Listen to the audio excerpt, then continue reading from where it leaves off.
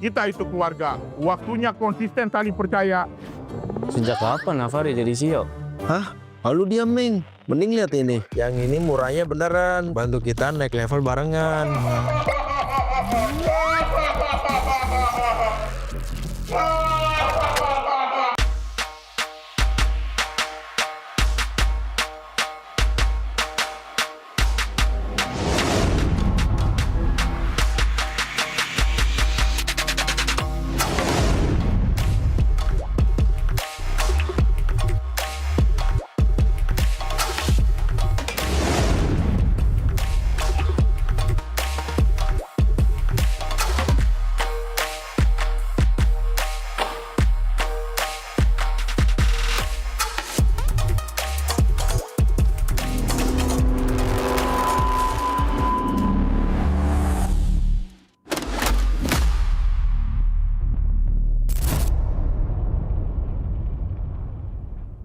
Tak ada hari tanpa mabar.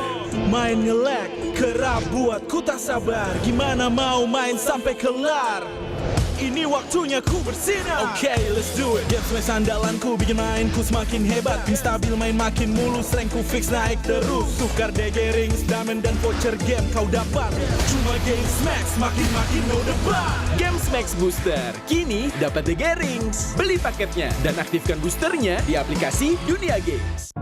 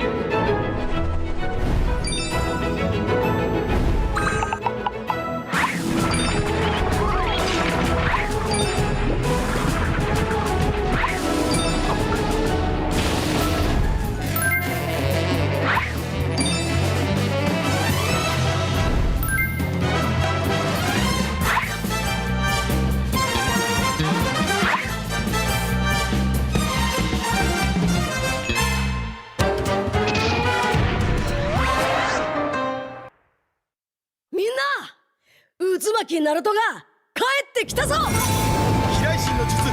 俺ってば父ちゃんを越す火影になる。愚かな子供騙しか。行くぜ。これが俺たちの力だってばよ。Pemain kunci dari region Filipina siap untuk membawakan permainan Philippines untuk mengguncang meta. Ancaman buat season ini ya sesuai dengan tracknya juga, sama ada tambahan player-player baru yang berkualitas ini. Seperti Dulu waktu di season 13 aku pernah bilang, setiap orang ada eranya, tapi setiap era ada oniknya. Dan masih sampai dengan sekarang. Going by the title of, King Phoenix, ever since, I was in PH, we all know. In Indonesia, it's been, Onyx. Dan apalagi kita melihat banyaknya veteran juga yang sudah mulai berpindah tim. Dan pasti kalau misalkan ada orang yang datang ke sini jauh-jauh dari negara mereka, harusnya mereka bakal bawa semangat baru buat timnya sih. Ini dia dari tim yang gagal di musim kemarin tanpa kemenangan, kembali dengan bergudang jawaban. Bakal jadi salah satu dark horse juga sih kayak season kemarin. Soalnya mereka ngambil player yang bagus sama coach-coach yang berpengalaman juga kan. Jadi pasti ada improve dari mereka. It's really something that, these players, these coaches really have to move past. Because it can't be, just on it. Somebody has to, challenge them for real this time. Sempat bongkar pasang role Navi. Mereka kembali ke posisi asal. Stabil, solid, percaya diri. Kalau dilihat dari track recordnya Yenot, ya kita lihat dia udah pernah juara dunia, terus udah bawa banyak piala buat Onyx PH sih. Banyak mungkin kultur atau nggak habit yang bagus buat Navi.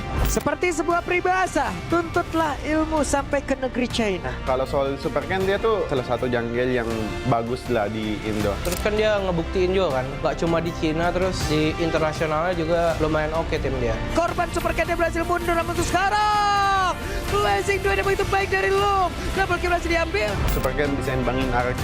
Selama ada KSQ di situ, dia pasti bisa nyatu anak-anaknya. Kebakar sih, kayak gue ngeliat kompetitif di Indonesia selama setahun ini kayak seru banget, jadi gue memutuskan buat balik ke Indonesia lagi.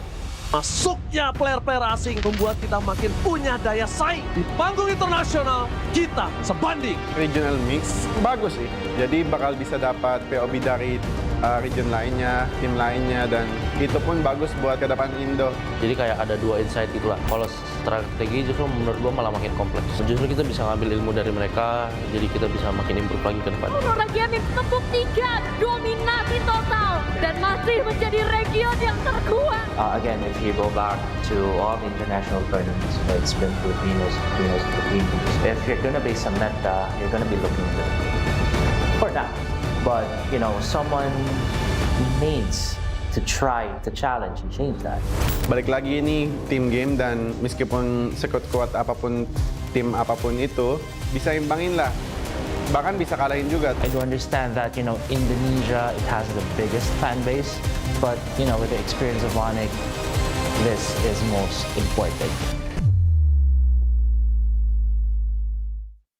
Kalau datengin player yang kuat kan pasti timnya bakal lebih kuat. Soalnya kan emang meta tabrak lagi populer sekarang. Kalau dipandang sebelah mata gameplaynya, sekarang semua patokan gameplaynya adalah ganyang-ganyang ala Altrigo. Dari sisi Indo sama PA, emang Indo kayak mungkin punya satu playstyle. Kayak contoh AE emang meta tabrak kan. Sekarang mungkin metanya lagi ganyang-ganyang, kita jangan males dan cuma jadi copycat. Jadi kita harus jadi yang kreator juga kalau bisa improvisasi kan. Altrigo menjadi salah satu pengubah gameplay dari Filipina yang mungkin bisa biasa bermain dengan santai, tapi sekarang berubah semenjak setelah bertemu dengan Altrigo. Dari keharusan meta ya mereka harus main barbar. Kalau nggak mereka pasti kalah sama tim yang barbar. Sebenarnya lebih kepilihan mereka sih mau main defensif atau main agresif, tapi kayak mereka ya gue lihat emang mulai mau main agresif. Kalau ngomongin soal meta yang kemarin di M7, secara nggak langsung Aurora Filipina itu juga pada follow temponya Altrigo. Indonesia teams really like to brawl. Yeah, like that. It's more entertaining, I think. And sometimes it's better than playing objective, just playing objective. It depends on the hero. Permainan yang baru, player yang baru, tapi bukan hanya player doang. Kita juga punya patch yang baru. Ya patch-nya bagus, menurut aku kayak mid masih bakal berubah. Mau juga nambah, bisa kayak di Higelu, kayak Marcel gitu-gitu kan nambah banget ya kan.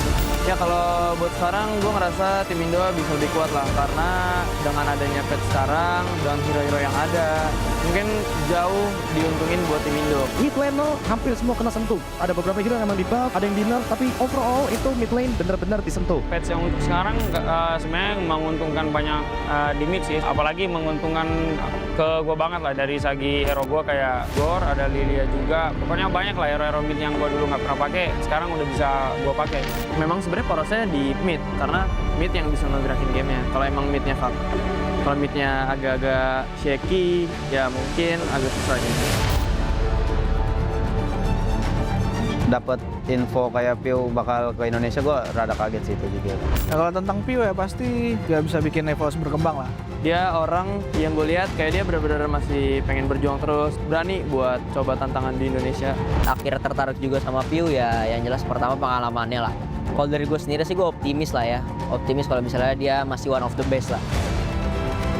I think Piu will be that top mid laner too in Indo. Because yeah, they have attributes that no one player can have, like shot caller, like some of mid laner cannot do that. So as a few, he can be a top mid laner. Kalau ngimbangin mid laner Indo, mungkin bisa kita lihat kalau dia berhadapan dengan Sun lah. Soalnya Sun lagi dudukin top 1 mid Indo kan sekarang. Mungkin Piu bisa jadi top mid laner jajaran MPL Indonesia. Tapi gua nggak bakal biarin itu terjadi.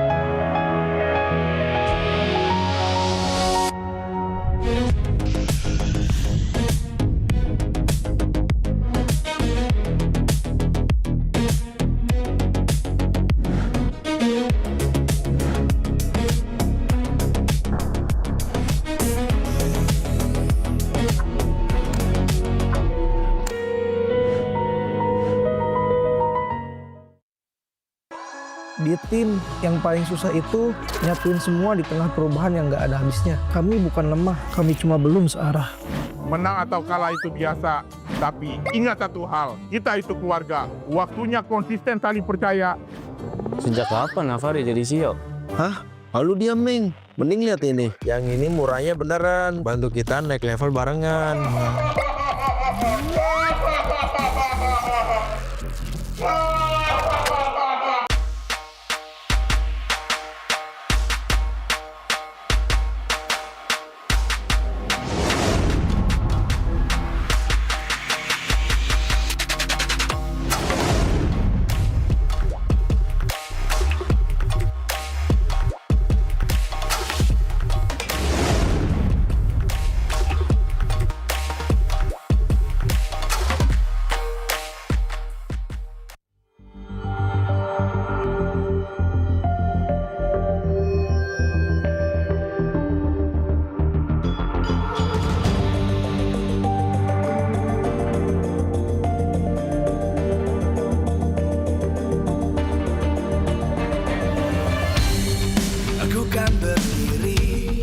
dan terus berlari, terus ke arah puncak tertinggi.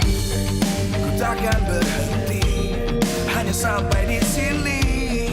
Kemenangan abadi menanti. You know we won't miss if we unite our focus. And if you haven't noticed, we all nyalakan apimu, hadapi semua tantangan, hadap semua serangan, jatuh bukan halangan. Bakar semangatmu, janganlah engkau menyerah. Kita kan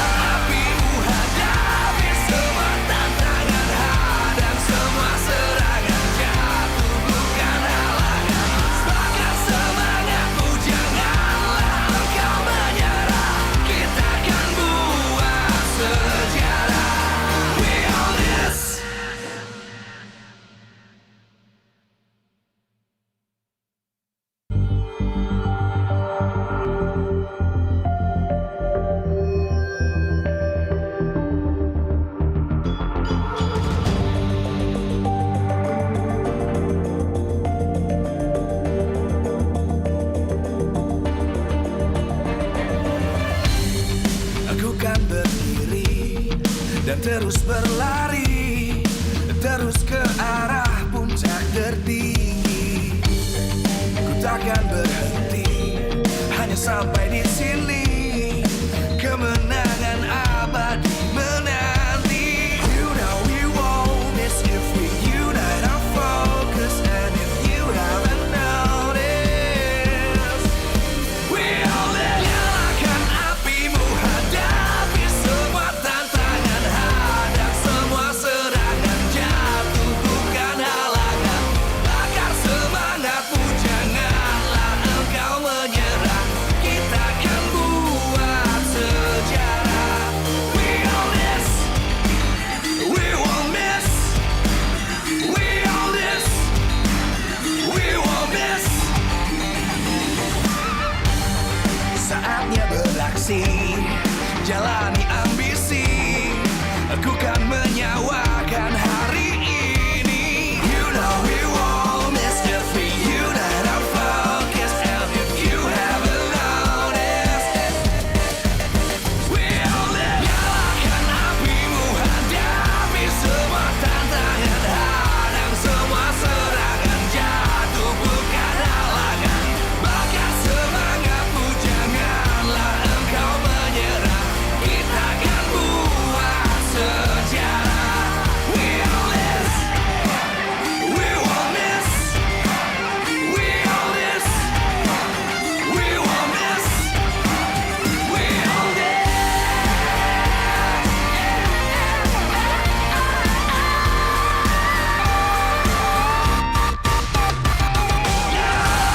Apimu, hadapi semua tantangan, hadang semua serangan.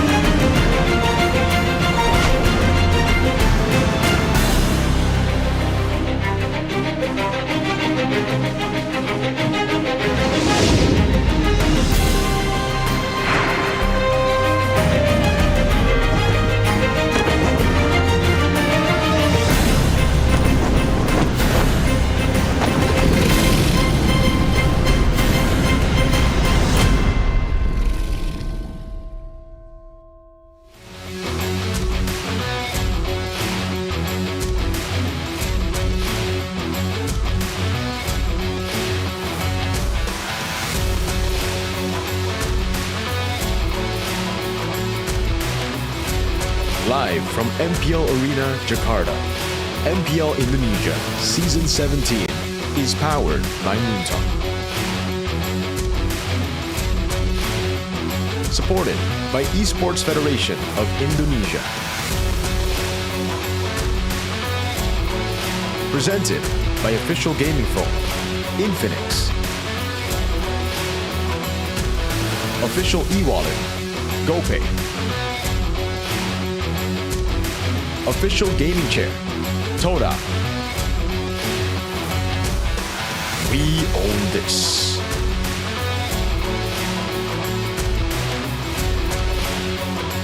ID ya, banyak orang nggak expect lah mereka bakalan bisa main baik lah di turnamen. Ya itu karena emang kita punya satu tujuan yang sama sih. Yap, salah satu tim yang memang dibicarakan akan terjadi kuda hitam. Kalau buat Dark Horse di season 17 ini ya banyak orang yang di awal juga bilang dari awal mungkin Dewa sih. Cuman kalau menurut gua sendiri yang paling mengejutkan selama 2 week awal tim Liquid ID sih. Kalau Dewa yang pasti lebih improve dari overall sih kalau gue lihat. Kayak terlihat banget, jadi mereka kayak benar niat banget satu tim. Dari Liquid ya mungkin mereka diremehin kan sama orang-orang. Jadi pas MPL mulai mereka pasti pengen ada hal yang pengen dibuktiin lah. Bagaimana mereka sekarang harusnya masuk ke dalam radar bahwa this is the real Dark Horse. Menurut saya yang lebih Dark Horse Liquid karena they got the momentum like when they champion, the amateur one. Patutlah berbangga dengan progres yang mereka bawakan, rookie-rookie yang hadir. Ya kalau menurut gua rookie udah pasti kayak panas banget lah, kayak pengen ngebuktiin diri sendiri kan. Jadi ya gue yakin mereka bisa melangkah jauh sih season ini. Season sekarang benar-benar mereka chemistry banget sih. Udah masuk semua gameplay mereka. Combo jalan, komunikasi jalan, objektif dapet juga, dah paket komplit lah mereka. Ada Liquid yang lagi mempertahankan win streak. Itu mungkin ada salah satu faktor bisa dapat ke sana. Menang, momentum kita jadi kayak lebih lepas mainnya, no pressure dan lain-lain. Momentum penting banget sih, itu bener-bener naikin PD banget soalnya. Apalagi lagi win streak kayak gitu kan, si Liquid menurut gua terlalu PD juga gak bagus juga. Tapi ini benar-benar mengagetkan juga untuk Liquid yang ternyata sanggup memainkan performa yang sangat konsisten. Konsistensi ya menurut gua ya lebih ke arah stabil aja sih. Maksudnya dia gameplaynya naik tapi nggak yang tinggi banget, cuman dia naik terus. Untuk bahasa konsisten itu kan stabil, tapi gue lebih mengejar ke improve-nya sih. Jadi untuk kedepannya kita bakal tetap improve terus, nggak yang sekedar konsisten dong. Banyak orang yang bertanya apakah sekarang masih eranya Onyx? Mau nggak mau, suka nggak suka, ini adalah game yang harus dikejar sama semua. Ya menurut gue ya Onyx, ya mereka tetap jaga apinya terus aja sih, makanya bisa sampai sekarang kayak gitu. Ya misalnya kan yang lama-lama siapa Keyboy, Gilang, Kairi, jadi pengen dapetin banget gitu. The Triple K is one of the motivation of the player in here in the Indonesia, like the players to beat, the players to copy, because the only thing that we can beat us is ourselves, not the other players. Onyx itu tim yang di atas lah. Kita tuh jadi pengen banget ngejar dia. Jadi kalau ngomongin PD atau enggak, kita bakal selalu PD. Karena kita pengen banget ngejar tim-tim kayak Onyx gitu. Rasa kayak udah menang-menang terus tuh bakalan naikin PD banget selama nggak asal syndrome ya. Konsisten. Jadi menurut gua selama belum banyak win streak, ya belum bisa dibilang kuda hitam sih.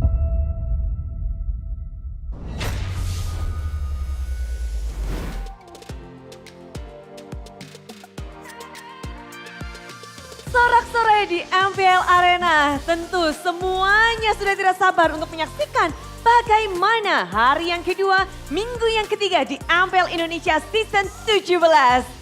Hari ini, di mana malam minggu, malam yang kita tunggu, 3 match akan berlangsung dalam Best of 3 Series. Tim-tim sedang saling mengejar satu sama lain, mencari poin demi poin untuk mereka bisa kantongi buat bekal menuju babak playoff. Dan minggu ketiga ini tentu saja banyak harapan karena kita tahu sendiri 2 tim yang sedang beradu mungkin sempat dipandang sebelah mata dengan Geek Fam yang lose streak di awal, tapi pada akhirnya mereka berhasil mendapatkan kemenangan. Sementara tim Liquid ID mereka sedang memegang momentum tanpa kekalahan match satu pun. Win streak mereka kantongi dan inilah dia pertempuran antara TLID dan juga Geek Fam. Boleh dibahas bahwa Geek Fam, The King Slayer, mereka pernah menyandang gelar yang begitu mengerikan dan begitu hebatnya. Bagaimana tidak, tim-tim yang berada di atas sempat mereka sikut, sempat mereka jegal. Namun kali ini di season 17, season yang sungguh berbeda dan fresh. Lawan mereka kali ini adalah tim dengan King Maharaja Kevin. Mereka memiliki kekuatan entah dari mana, dari awal hingga terakhir mengantongi poin kemenangan tanpa kekalahan match. Memang ada game yang mereka kehilangan, tapi dengan win streak seperti ini, hanya Onyx dan tim Liquid ID saja yang memiliki history baik di season 17 ini. Dan bagaimana kedua tim ini akan saling beradu untuk formula-formula, mereka saling terus kejar-kejaran, tapi inilah dia bagaimana Geek Fam dengan satu kemenangan terakhir membawa mereka menjadi momentum mereka untuk mendapatkan kemenangan dan bagaimana pertahanan tim Liquid ID untuk terus mendapatkan momentum yang baik pula.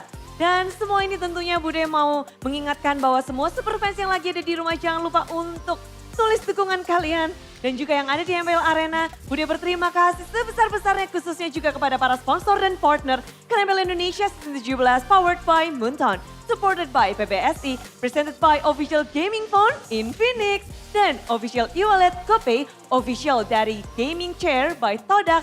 Tak lupa ada partner ini sports, ada Garnier, Bayu, Dunia Games, Gamesmax dan juga OnePlay. Ditambah supplier ada IndiHome, Indomaret, lalu Yummy Choice dan juga Aqua. Dan tentu saja Bude ingin ngetes juga bagaimana persatuan dari super fans untuk berseru We Own This. Selayaknya kita bersatu untuk mendukung tim, kita juga akan bersama-sama. Kalau Bude bilang MPL Indonesia Season 17, bersiaplah untuk We Own This karena itu akan bersama-sama membuka hari kita di hari yang kedua. Inilah dia hari kedua, minggu yang ketiga MPL Indonesia Season 17. We on this!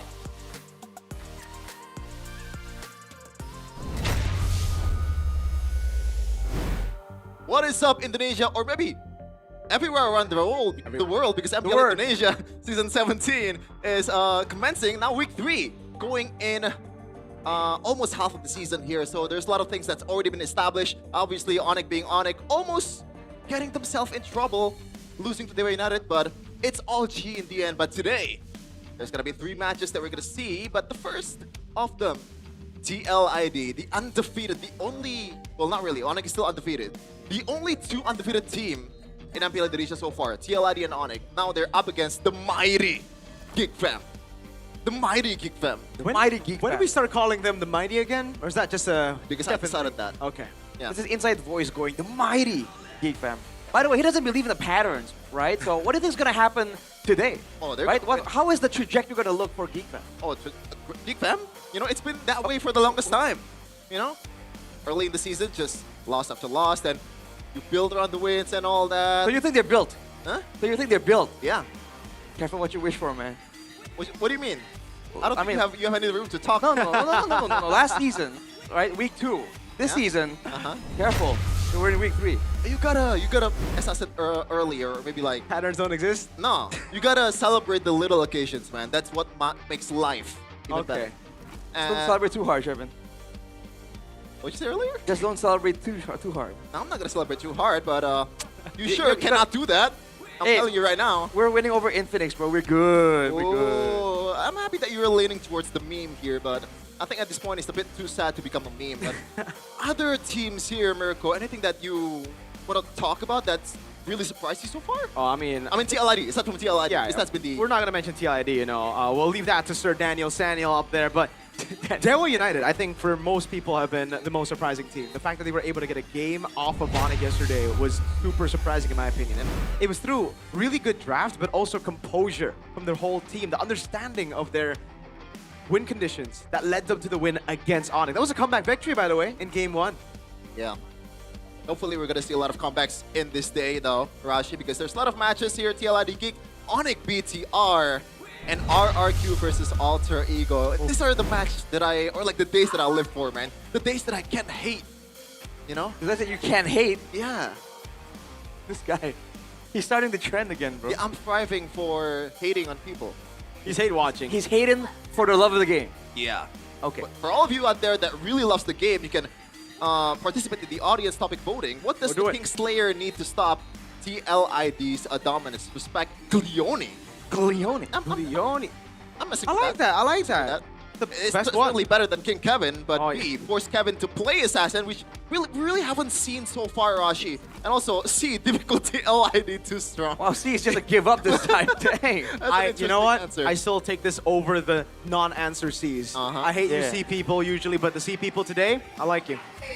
Okay. It's a statement, at least. Yeah. Now, I want to ask you, Rashi, because the Glione obviously has been dominant, but other than that, that one earlier, the B option, Kevin not playing Assassin so much in this season. Do you think that's a problem for you, TLID? I think it's too early to say. I don't think... The guy was known to play some Assassins, play aggressive last season, right? Even though he didn't really show up all that well. So, the fact that he's been playing fighters, I don't think it's enough to make a concrete assumption that he cannot play Assassins, right? That might be just something that they don't prefer, but doesn't mean they can't do it at all. But it could be a great start if you're really trying to figure out this team. Yeah, speaking of figuring things out here, Leone Drichel shades, especially Leone, of Witty and Yehezkiel, Mirko. Meanwhile, for Marcel, I don't know if you could call him the next Luke just yet, because we only have seen one game where, or like one match where he actually popped up. Yeah, that's true. I disagree though with the whole Leone Witty comparison, right? Like, yes, they're 2 rookies who... Leone isn't even a rookie, that's number 1. Yeah. But they're 2 new players in TLID who are doing really well right as they entered the team, right as they debuted with the team, right? But Witty did it in such a different way compared to Leone. Leone is very aggressive, very chaotic. Witty was calculated, he was calm, he was composed, he was called the Wise, you know? That's the moniker we gave him. Yehezkiel as well. Now, Yehezkiel for Drichel, I like that comparison. That's very similar. Both of them maybe the Ghost of Jakarta nickname isn't really for Yehezkiel, but it's for whoever stays as a mid laner in TL, because it really seems like whoever is in the mid lane, they ghost in the game and then they carry. You know? Makes sense, right? Because the Ghost is always staying at one place. He always haunts a single place. So maybe that in the gaming house, that mid laner Ghost is still staying there, Rashi. But I think most people kind of compares Leone and also Witty is because of the chip, maybe, or like the hero pull that it's been pulling off, except the glue. I think glue is a special case in this meta. Yeah, I mean, the glue is just so annoying in the hands of Leone. He just seems to do so much damage, and yet it's just difficult to try to shut him down anyways. And on top of that, the reason why, of course, is because everyone else on the team is just doing their own thing, carrying as well. So when Leone is taking away all the attention, everyone else is doing their own thing. And Drisha in particular, man, when I saw this guy build the Sky Piercer on the Yve, I knew this guy was something else. Did he? He did in one of those games. Oh, yeah. And we were like, what? He's got a Sky Piercer. I mean, yes, that swagger, exaggerated swagger of a teenage boy. Yep. Okay. Do you not know the reference? I don't think I do. I told you about the reference. It's the age. Okay, well, it's the age. It's just the age. Okay, the fact that TLID has been so dominant right now, I think it deserves some respect. And I want to talk about the heroes that needs to be respected aside from the glue, Rashi. Do you think that Chip is also in that category for TLID specifically? For Geek Fam, you mean? Like against TLID? Yeah, maybe Geek Fam has to ban the Chip. I think Geek Fam, they don't have to. It's not like they would lose for sure if they don't, but I think it's a good step just because they like to play the macro style, right? They want to play clean, and the chip is just one more factor that can allow TLID to make things more complicated, more confusing. And if you're gonna play clean against a team, I guess the chip is not worth the risk. Yeah, I think the only thing that I can compare Leone with Witty with is the fact that they're both really good at parties, you know, the chip parties. Witty, it was called the Witty party now. Leone, we're gonna have to figure out what we're gonna call that chip.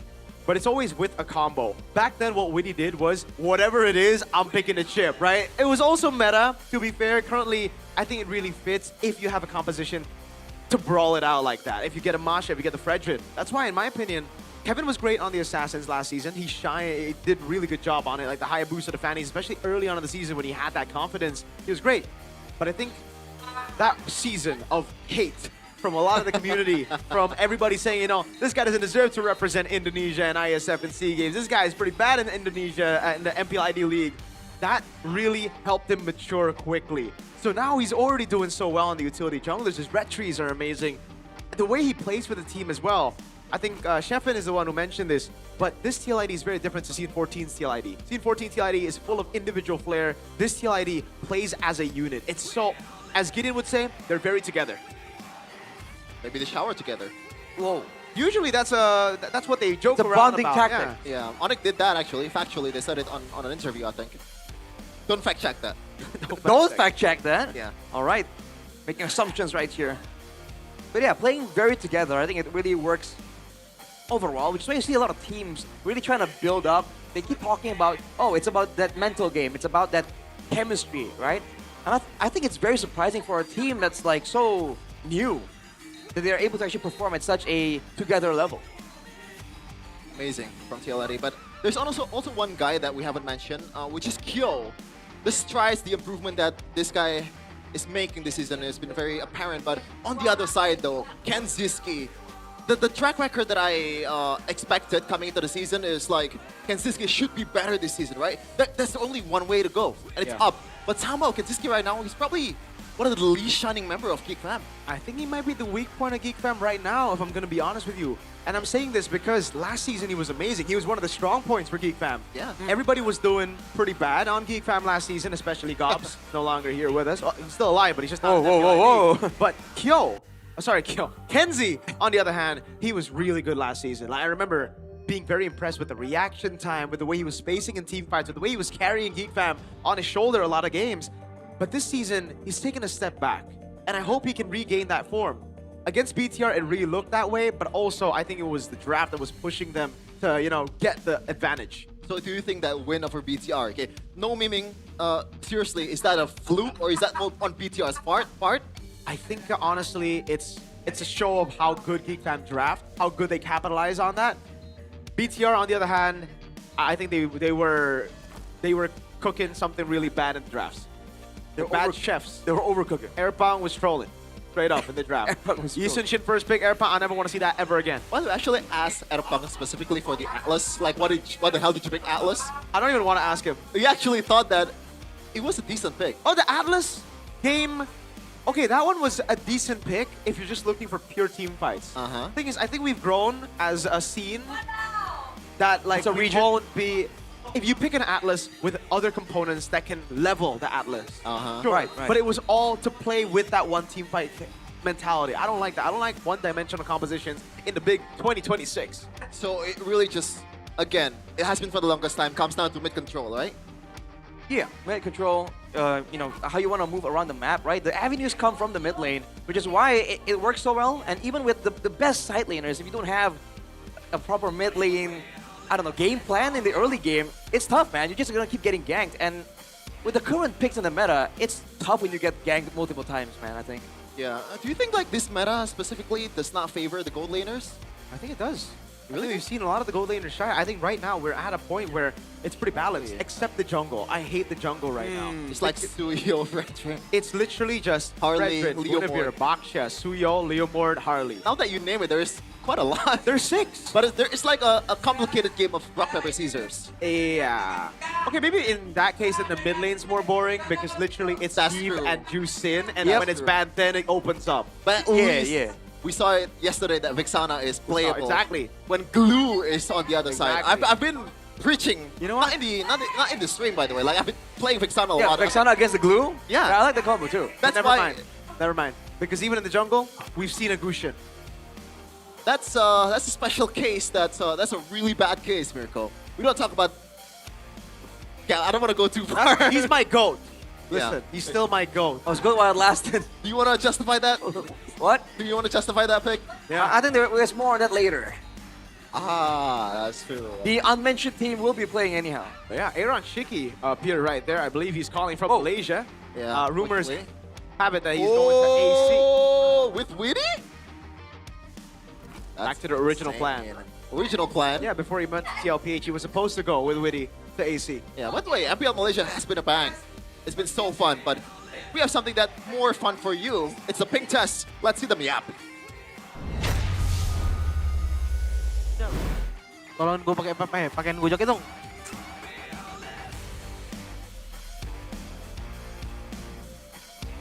Aduh, enak. Kenapa sih, Jo? Pakai jaket? Soalnya di pucuk, Cel. Dingin, Cel. Asli. Iya sih. Kemarin kita diprediksi si Maikit ST9, Jo. Oh iya? Iya. Ya, sekarang kan balik kan. Sekarang kita udah di atas. Yo, iya. Lawan si Aboy. Gue lawan si Aboy. Gak gimana-mana. Oh, gak gimana-mana. Iya. Main kayak biasanya aja. Main kayak biasa aja. Dari week kemarin. Chill, Yeah. enjoy. Chill, enjoy, confident. Confident. Itu nomor 1 berarti lu confident ya? Iya, pasti. Chill, confident. Enggak, lu mau pakai apa dah ntar lawan Aboy dah? Juxin lah pasti. Ibarat dia udah berseason main MPL, Cel. Ya gue gak peduli dia berapa season.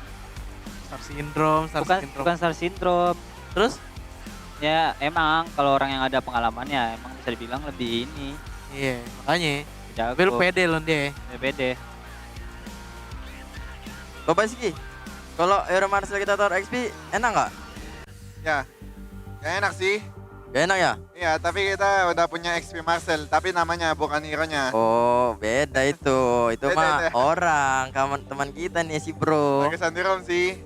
Gak bisa ya? Oh, boleh nih, gua pick nih nanti ya kalau di open ya. Tapi emang Marcel bisa pakai Marcel. Enggak sih, dia kering dia. Kurang ya dia Kering ya.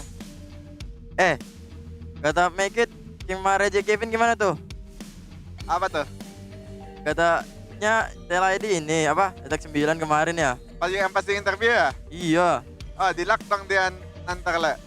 Gua sih nggak ikut-ikut ya. Make It ya. Nanti.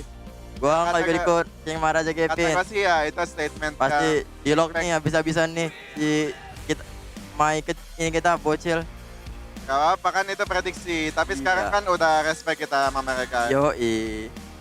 King Maharaja Kevin ini ya, jangan galak-galak ya. Sorry ya Mas Kevin ya, jangan ini ya. Jangan ini kita lah pokoknya. Kita pakai yang ini perm lo, yang cakep banget. Jangan gas kita terus ya. Kita anak baik kok. Kita mau poin juga loh. Iya, udah gak ada kalah sama sekali kan? Iya. Ya, jangan galak lagi. Kasih kita ya hari ini ya. Some interesting conversation there. Trichel giving the kingly treatment to His Majesty Kevin. Yep. As he should. As he should. That's the Joe. That's not just any other player, you know? That's the Joe. Man, he was so chill, Kevin. I like the difference between like the energy from both of them because like the Joe was like yeah, and then Drischel was like. We'll see them though in the stage. Surely TLID will not change the lineup, but we're going for the Geek Fam squad first. Still with the starting 5, Marcel Make-It's, a boy in the middle. The legend Beloyski and also Kensiski in the gold lane. Ladies and gentlemen, can the Kingslayers do what no other team have been able to do this season? Can they slay the Jotes? Please welcome up on stage with Marcel, possibly the new monster under Beloy, Geek Fam! Certainly an unpredictable turn of events for Geek Fam, but they are familiar with the situation. If there's a team to suddenly out of nowhere end this already surprising situation, Geek Fam will be that team. On the other side though, this is not gonna be an easy task. They are up against an immovable wall so far. No loss to us at all. Team Liquid ID with their starting 5. Aran, Kevin, Trichel, Leone, and also Kyo in the gold lane.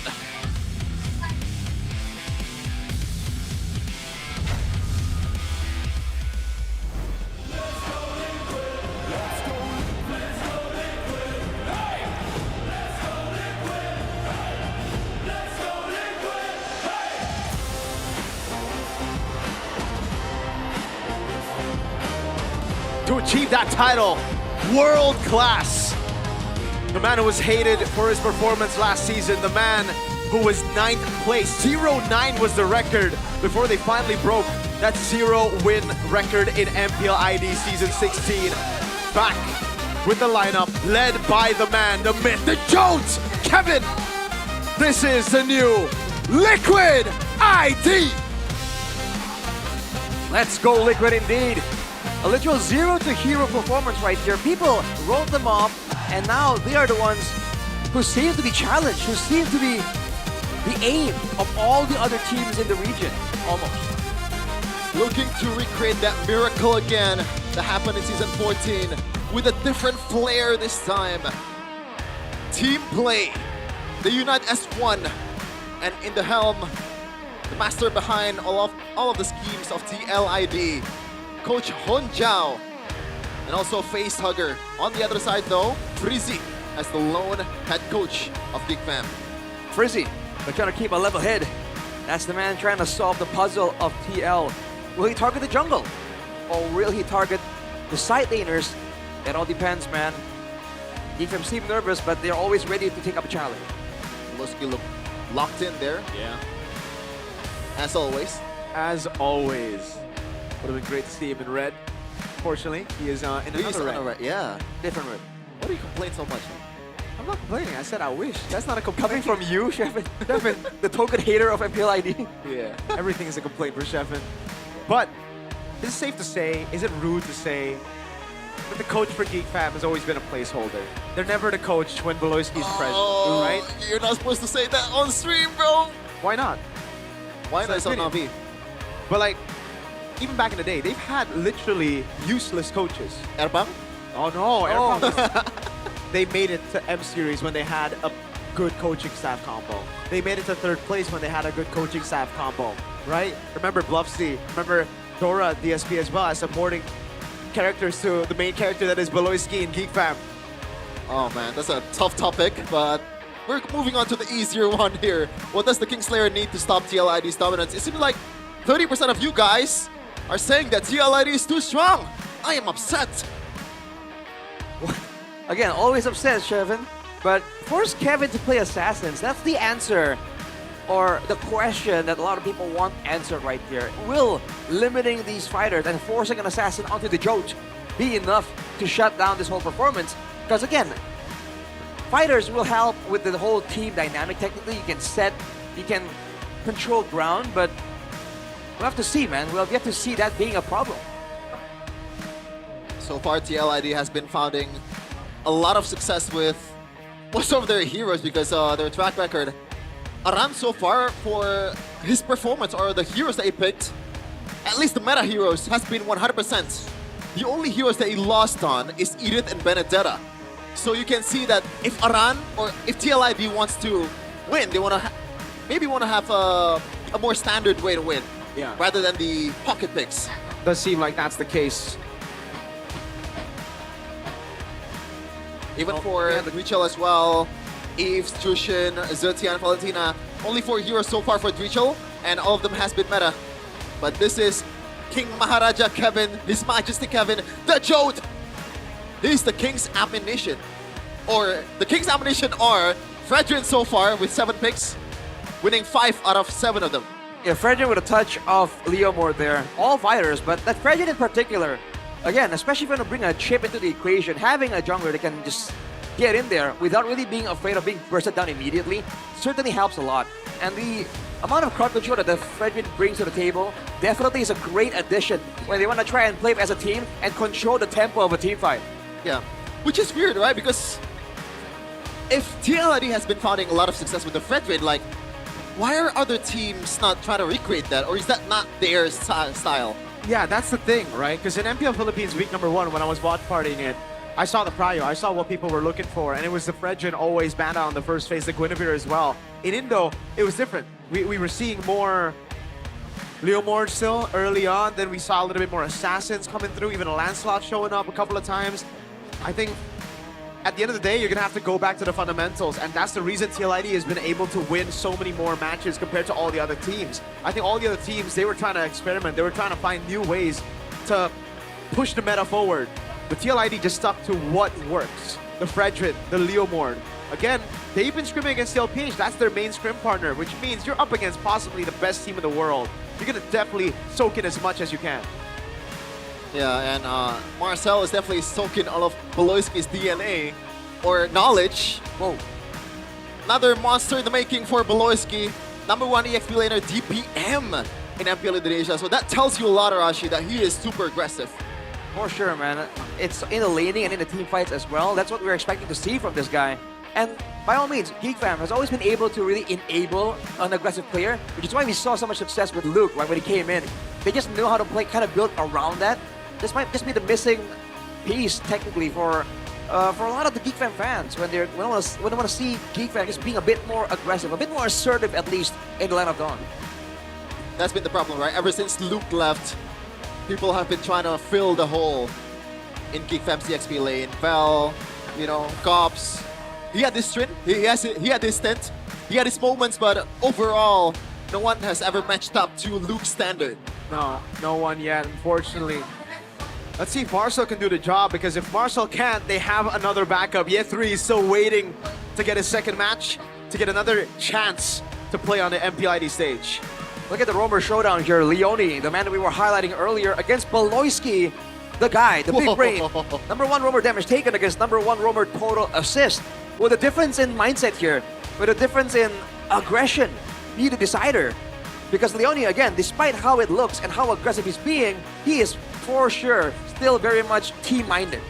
And he's only showing up when it really matters, right? That's why he's not really taking a lot of damage. Meanwhile, Beloyski, I think this stat kind of shows you how bad GeekFam was in their first match against EVOS. It was a Hilda game too, so it's gonna soak in a lot of damage. Oh, by the way, Coach Hanja on the other side, right? When we're talking about coaching staff, GeekFam again, a little bit more of a, you know, backseat, They take a backseat. Hanja, on the other hand, he's been impressive.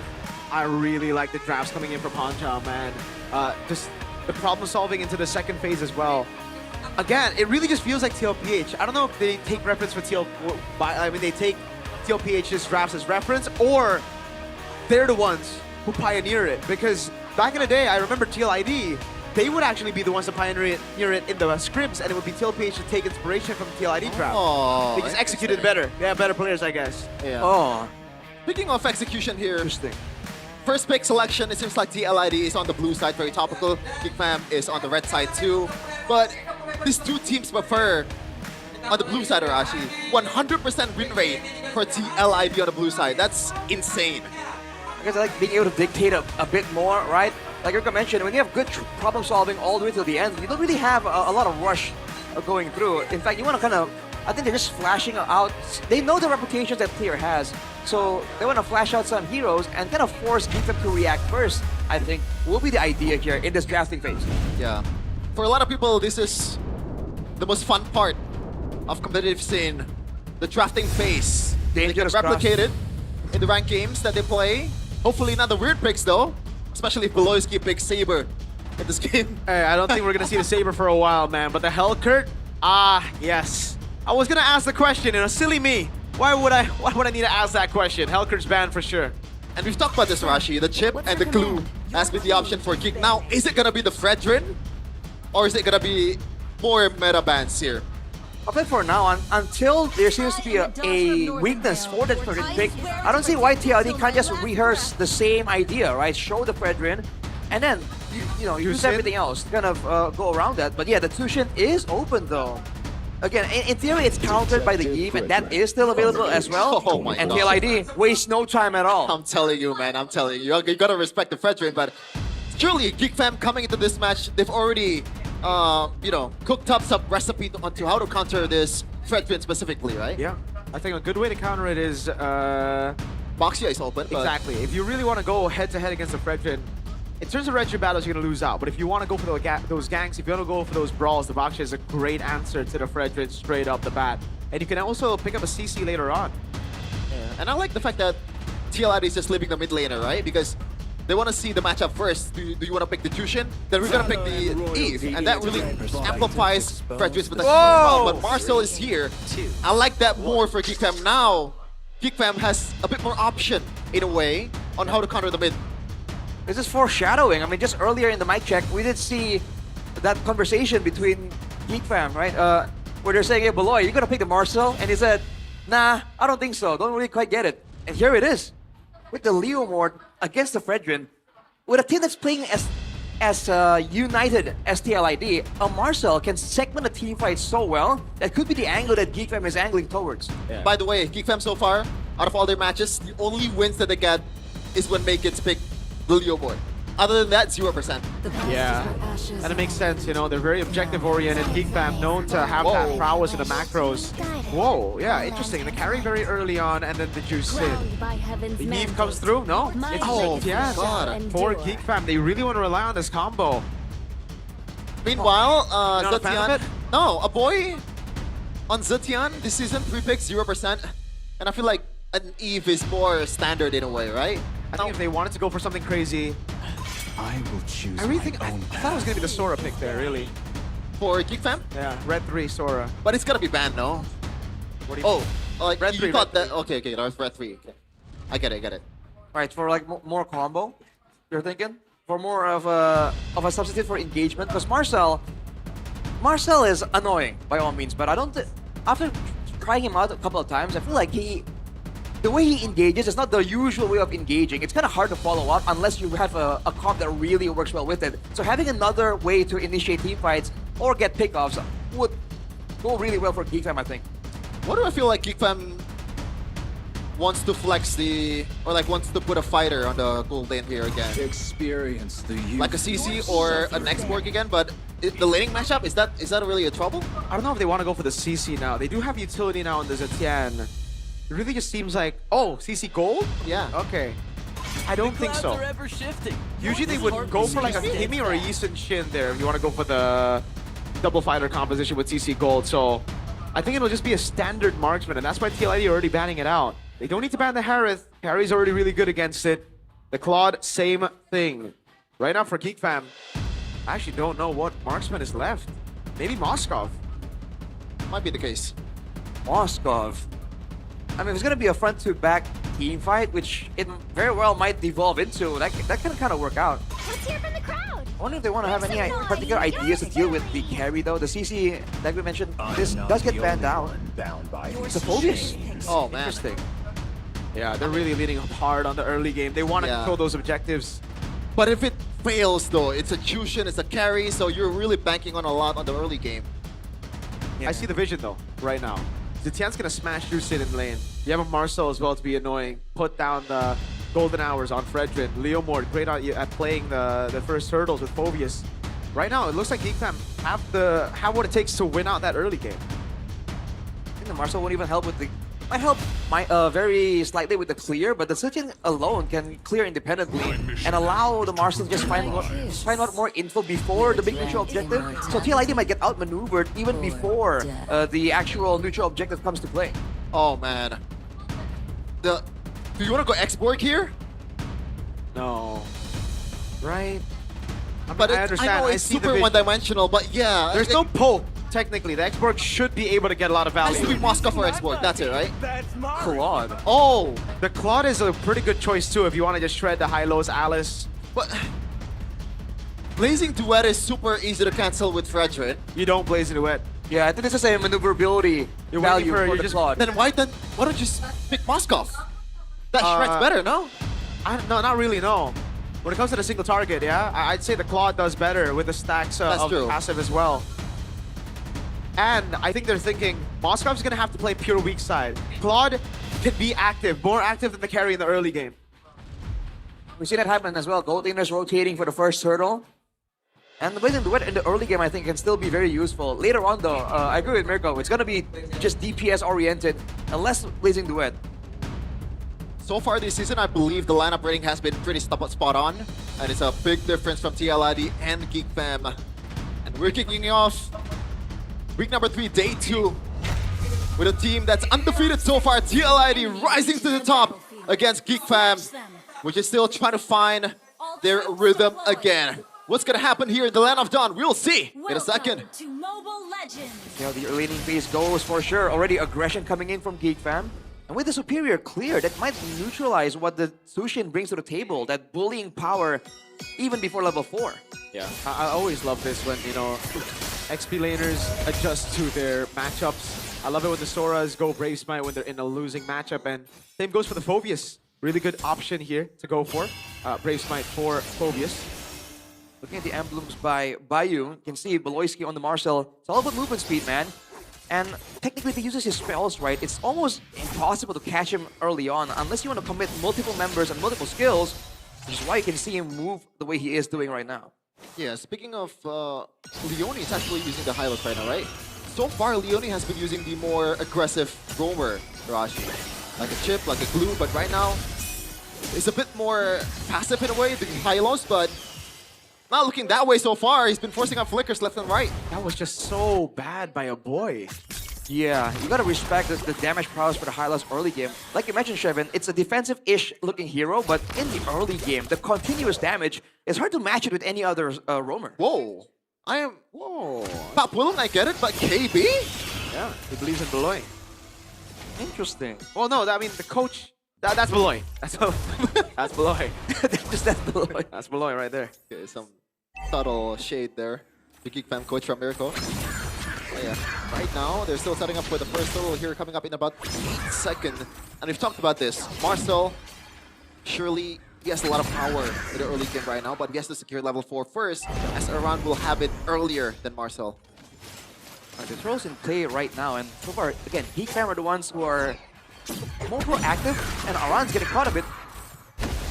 Yeah, they're split up. That's not good. So the Ruin is coming down as well, but the red tree goes over to Kevin. That's a pickup of main kids will try to run away with Barbiel. Dritchel, though, goes in with the Crimson Beacon. Marcel caught all alone, isolated, bonked down to the ground by the Jote. Oh, not good at all, not good at all. And I said it earlier, if it doesn't come true, the GeekFam's early dominance, then it gets harder and harder. And I think the run poke towards Beloyski and Marcel was huge. I don't want to see a boy on Zetian again. Telling you. I agree with you. But I don't think it's like, oh, a boy is so good at these movement heroes. Right now, I really feel like a boy just heavily misplaying the Zetian. He walked up against a Hylos and a Jusin when he could play the range game. And because of that, they lost the prio that they should have had in the mid lane. That's literally how they lost Turtle 1, in my opinion. You did see the TLID were the ones who actually got the jump onto GeekFam there, which is not what you were expecting. I think they really were looking for a big fight right there. And now look at Kevin. Ooh. Oh. as huge. The boy's passive is no longer there, so next objective, it's gonna be easier for the whole team of TLID to pounce on him. And the fact that he was pretty, you know, overextending in the first objective fight, that's not good at all. Yeah. All right. Back to the slow waiting game here for both teams, but when this happens, it just favors... There's a window for GeekFam to find more info right with Beloyski, but again, so far on the Marcel, he's harassing, he's getting some small damage off outside of the lane, but GeekFam has not been able to use that advantage to try and do anything, right? And in fact, when it transits into a gank, it's TLID that turns it around again and again. By the way, high cortisol gaming there from King Kevin. 157 compared to Makekids' 57.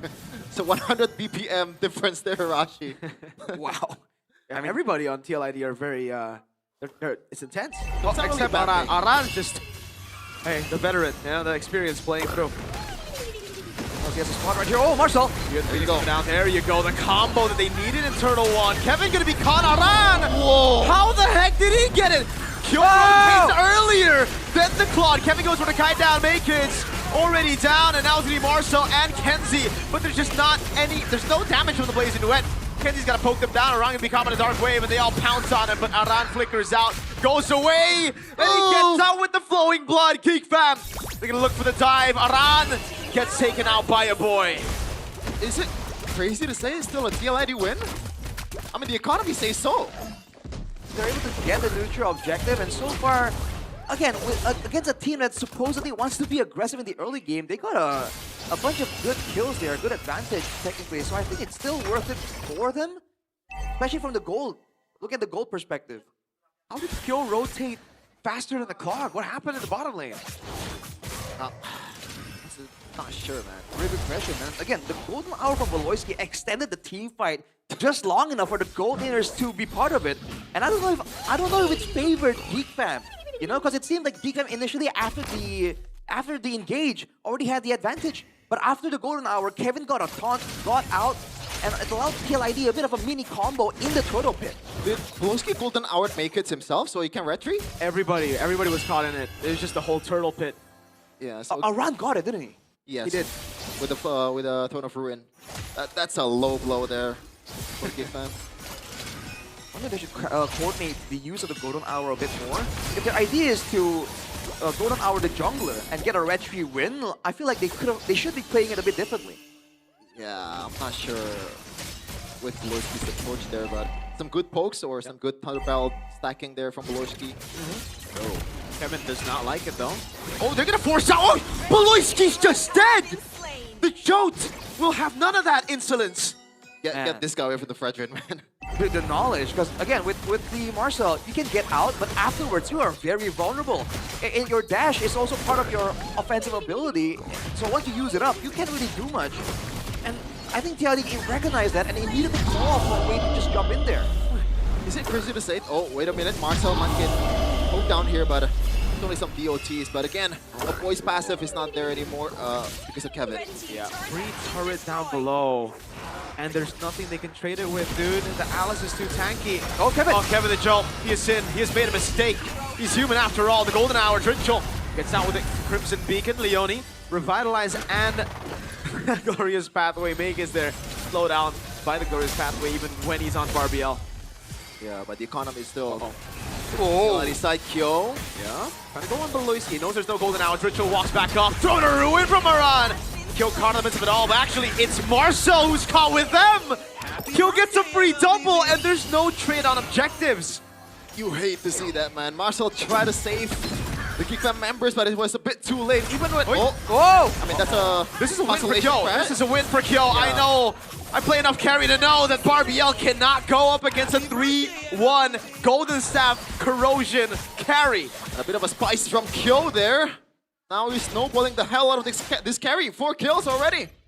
Man, it's already at 8 minutes. From here, GeekFam, they're trying to use a mid-game power spike, but they're losing out. They're just not getting the right fight that they require. And the fact that Kyo picked up 3 kills right there, that is just such a big deal. Because now Marcel and Makekids can no longer threaten Kyo at all. It has to be a full-on 5-man play. But if they focus too far on Kyo, Kevin can still make plays happen along with Aran. Yeah, we have two heroes that has mobility to get to the backline too. Wow. But I guess there's a lot of combos from Geek Fam, but the tankiness, the peel for Kyo is insane in this game. Bit of a Retry the minion. Unlucky. It happens. To the best of us, literally, to the jotes of the game. No, it's not a mistake. Calculative retry there. Right. Just want a bit more gold. The jote. Well, now the Lord is up, and T-Light, he has an angle to put it down. They have to carry. Lord, this is just beautiful, boys. He can go for the golden hour, but it won't really do anything. That's the thing about the carry, right? You can shred the Lord down so quickly. Great glorious pathway, by the way, from Leone. Yeah. Oh, they're doing everything so well. Kids walks up, but he actually pulls Ritual back, but Kevin's right there for the peel. Here the Phoenix stuns up Leone. Into the way Kyo is going to go in. The golden hour was a mistake, in my opinion, walking up that far. Throne of Ruin lands on nobody, but it doesn't need to land on anyone. They've already gotten what they wanted. The Lord is up in the bottom lane. They've killed some. Oh, Kevin steals away. Grand Theft Green Camp. Kevin, big bomb! Oh, I thought that was going to do way more damage. Kenzie able to BMI back. They still have a Lord to play with. Kyo out of mana. How do you salvage this situation? You gotta go for a proper combo. You have to try and get Kyo somehow. Because again, the later the game goes, they have Kenziski to fall back on, but Kyo is outdoing him at the moment. If they can disable Kyo somehow or zone him out of the fight, I think that's the only real angle they have at getting something. Like, Veloski might have to just golden hour him alone if that's even possible. Oh, Dritchel Sky Piercer. Oh, it's crazy to see that. The Marcel so far has been... Oh, going to ruin on 3. The golden hour already wasted. Just to get out. Is it crazy to think that the Marcel so far has been a negative impact for Geek Fam? Yeah. Maybe the comms earlier, the mic check was right rush. Yeah, foreshadowing, but in the other direction. Oh, no. Seems to be the situation here. Real-time victory rate by Infinix, 75 for TLID, no surprise there. As time goes on, the Pauldron right now is built for Kevin, for the Jote. So he is gonna be so sustainable with the Oracle on top of that. Even with the Brute Force, you can't even crowd control it for too long because the Brute Force lowers the amount of crowd control. That's why he's walking up like this. I'm so surprised that Kill went Wind of Nature. I felt like this was just gonna be a Melted Gun 4th item game. That's true, but I think he wants to eliminate any kind of like possibility of comeback from Geek Fam because the CCs are still there. But now, even though if the CC lands to Kyo, the damage is not going to be enough because the only magic damage available is a boy. There's no way a boy is bursting this carry. I mean, the Jote has a boy's number the whole time. Even in the previous team fight after the Lord take, he almost got one shot by the Jote, right? With a big Appraiser's Wrath. So a boy just can't really do much right here. A boy on Zetian is like cars on Uranus. You just don't pick it up for them. Oh, I don't know about that. It hasn't been working, so might be a fair point right there. And again, if Kevin can be dealt with, Aran can very easily get to a boy. And just showing the flowing blood immediately forces him to back away. Leone. Stunning Veloski up. Throne of Ruin catches 2. The Golden Hour stops the Infernal. Okay, Marcel doesn't go into the jump. Never mind, he just walked in there. But they baited out the Golden Hour now. They could go for... No, Revitalize still up. They're just gonna have to wait for these cycles of skills to be back up. Then they can go on Lord. But Geek Fam, whoa! In a true Geek Fam way, they're not afraid at all. I like it. I like this. While the resources are down, they're gonna make it work. But Kevin's too tanky. Just walks up. Crimson Beak coming down as well. No Golden Hour means that a boy and Beloy. Oh man, they're gonna have to burn those resources. No flicker for a boy. Leone has to go to his pathway back up. Marcel gonna go in. That's gonna go his pathway right in the choke point. Here the Phoenix and Beloy jumps in and kills. Gonna be caught. Oh, Marcel gets a massive shutdown, but Kevin gets a big bonk down as Dritchel gets a Sky Piercer. Stacks it on! Throne of Ruin on everybody. Kevin's still alive. Dritchel needs to get the Sky Piercer stack, but Kenzie's walking up and he gets a massive shutdown. Now it's just Aran up against Marcel and Kenzie. Does he have enough shred? Marcel with a walk back up in front of Pursuit, getting the Brave's Mind stacks. Aran caught alone, bounces back away. 4 for 3. The Kingslayer show signs of life. Geek Fam went for the Hail Mary, and it paid off. 2K gold lead staved off. Amazing. But what it was, 5K. Every stars was lining up towards that kill. What the heck? Oh, hold on now, Aran. Wait, no, they reset it. They didn't want to gamble it against Aran. They still want to gamble though. Oh, they are making, they're hesitating a bit. So Leone gets caught in the golden hour. Aran already with a Throne of Ruin. Lord's right there. Kyo gets knocked up. No way. The Lord's a paid actor. Leone down low. Makin's gonna go for the charge now. Blazing to it from Kenzie. Over on Trichel. And he gets the kill down. Kevin the Jote has fallen. And it's now just Kyo. I cannot believe what I'm seeing right now. They got everything. 2-team fight wins. The Lord. Literally everything that GeekFam wants. It looked so bad for GeekFam right there, but they were able to bait TLID into yet another fight. And now the Death Timers still taking so long. This is when they can equalize on the structural differences. They're pushing down every single lane, and unless TLID has 5 members, they can't really clear all that well. GeekFam might try to cycle to go for an end. They're at least going to base turret. But Kyo's trying to look for a flank. I was trying to go 1v1 against Maykids. He goes in on Maykids. Flicker in. That's a solo. Fury the Phoenix out of position. Lord of the mid lane taking the base turret down, and TLID stay in it. No end. I am still speechless, folks. GeekFam, how the hell did they pull it off? TLID, despite all of their advantages and how cleanly they've been executing, they have a wombo combo, but they funneled into a choke point there in the jungle, including Kyo. They went in so aggressively into the Fury of the Phoenix, the Dark Ways from Marcel, and I think they just paid the price for their arrogance. They really should not have gone for that at all. I can kind of see why though. There was a really good glorious pathway from Leone as well, right? It's literally in the middle of the hallway. Like, it covers literally all the grounds that TLID is trying to cover. But they're giving GeekFam exactly what they want. That's true. They don't need the wombo. They've been shredding down people. They've been positioning in such a way that Kyo gets 1v1s on a true damage late game carry. Right? There was no need for a big fight with that kind of chaos where we know GeekFam has always preferred.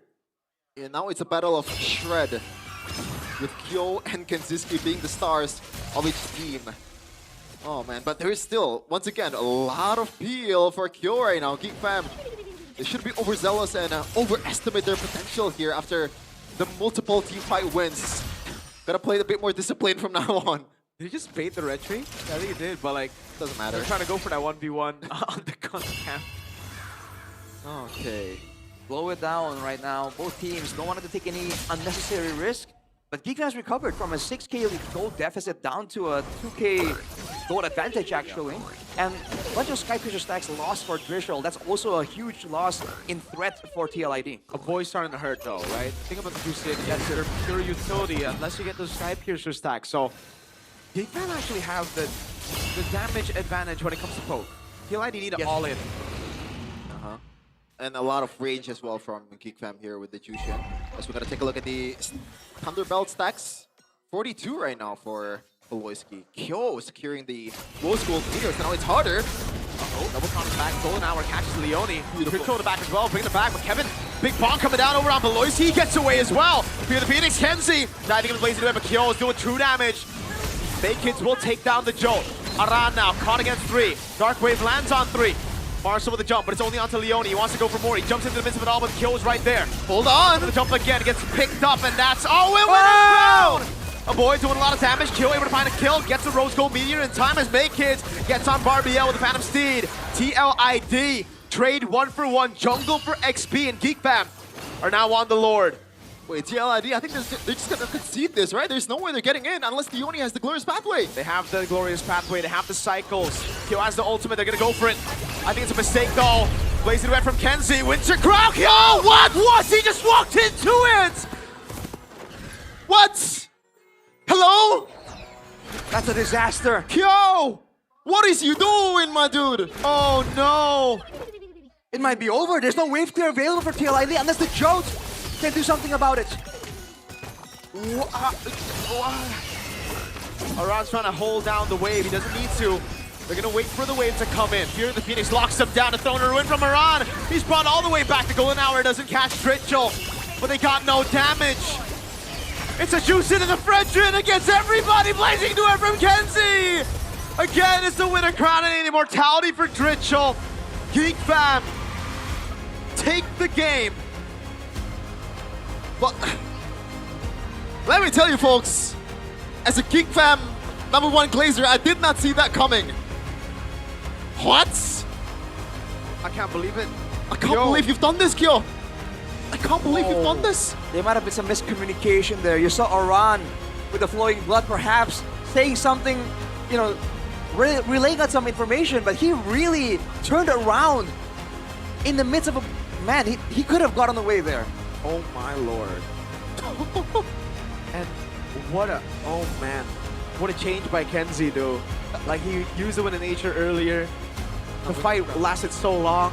He swapped it for the Immo, and then he swapped it again for Winter so that he could make that play, and it baited Kyo. Yeah. Oh my Kyo. He also forced out Kyo's flicker in that last fight too. That was a big moment. Wow. I mean, W Kenzie. this is a really Geek Fam way to turn things around, man. Is We've it mentioned- geekable? It's, Oh, no, we've it's mentioned geekable. before the match that Kenziski has been the weak point of Geek Fam, and Kyo has been playing amazing for TLID. Now it's like, I mean, it's still April, not the 1st of April. Yeah. There's no fools here, but Kenzie fooled all of us. He's back to season 16, bro. Oh no. At least this game, this is what we were expecting from Kenzie. Season 16 Kenzie. The guy was lifting Geek Fam up. Now he's doing it again. He's back. Oh man. What a show from Geek Fam though. It really is the old Geek Fam, man. It is. They botched the early game so hard. I didn't know But it they had a doesn't matter. chance. Getting a comeback in a chaotic Lord fight, that is just tried and true tested Geek Fam, dude. It's so Geek Fam, it's insane. Even then, we mentioned Beloski in the early game. What is this guy doing, man? Yes, that's always Zero always has five. been. Power Always spike. has been Beloski. That's true. He's back. What? We gotta hold off all the excitement hype. and adrenaline There- here because man. there's Ladies still, and gentlemen. you know, possibly 2 games, but hopefully 1 game if I am allowed to be biased here. But it's English broadcast, so who cares about being biased? Ladies and gentlemen, they just took down #2 in the standings TLID Game 1. Let me check a little. Oh, never mind. I thought, you know, not Joe's. Who's the guy's name again? Kevin, bro. Kevin. Joe. How did I forget? What happened? It's Kevin the Joe. I thought What Kevin's happened? Fredrin is still on 100%, but no, he came in with like 71% win rate, 5 out of 7, now 5 out of 8. So it seems like the Fredrin problem is still solvable in the hands of Mighty Geek Fam. Mighty Geek Fam. Mighty Geek Fam. Careful about that. Ladies and gentlemen, you heard it here first. Mighty Geek Fam. The Mighty Geek Fam. Mighty Geek Fam, look at this, man. Oh man, the gamble is just like, Dude, the Lord is a paid actor. Man, knocks up Kyo when he was trying to take the Lord for himself. That's crazy. And then, oh, Kenzie just did everything right in the late game. Like in the mid game, he was losing out to Kyo. Tempo was losing out. Laney was losing out. And then we saw him just pop off in late game, bro. did he not die at all? No, No. not a Oh single my time. Hero God. deaths, baby. This was a full Kenzie ski. Oh. Yeah. He pressed attack and it passed him to the nearest hero into the blazing duet. We can only guess, man. We can ask Kyo about it, The pain. you know, in the winning or the losers interview. But player of the game, presented by official gaming phone Infinix, with that thrill, also Master Assassin and Fighter Emblem Rashi. It seems like it's paying dividends. Even though it's not the 1v1, he's popping into the team fight. Master Assassin is a bit useless, but still. I mean, we talked about how the team fight is the angle that Geekam is looking for. But still, I don't think we expected it to go like this. Again, when they're clumped up like this, that's where the combo comes in. This was the earlier fight where I think more people got golden houred from Geek Fam than TLID, right? And from there, it's all downhill for Geek Fam. The 1v1s, the highlight moments for everyone on the side of TLID. But then this team fight, I think, was where it all changed. They ran in, they saw Beloyski, I think, is what who they were chasing. This was a Beloyski, like, E1 of the team fight, though. He flickered in and stunned Kyo. Yeah, and then the follow-up was just great.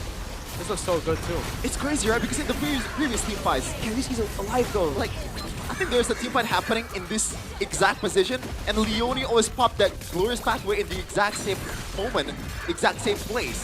It pays so much for TLID, but this time around, it baited Kyo into chasing everyone.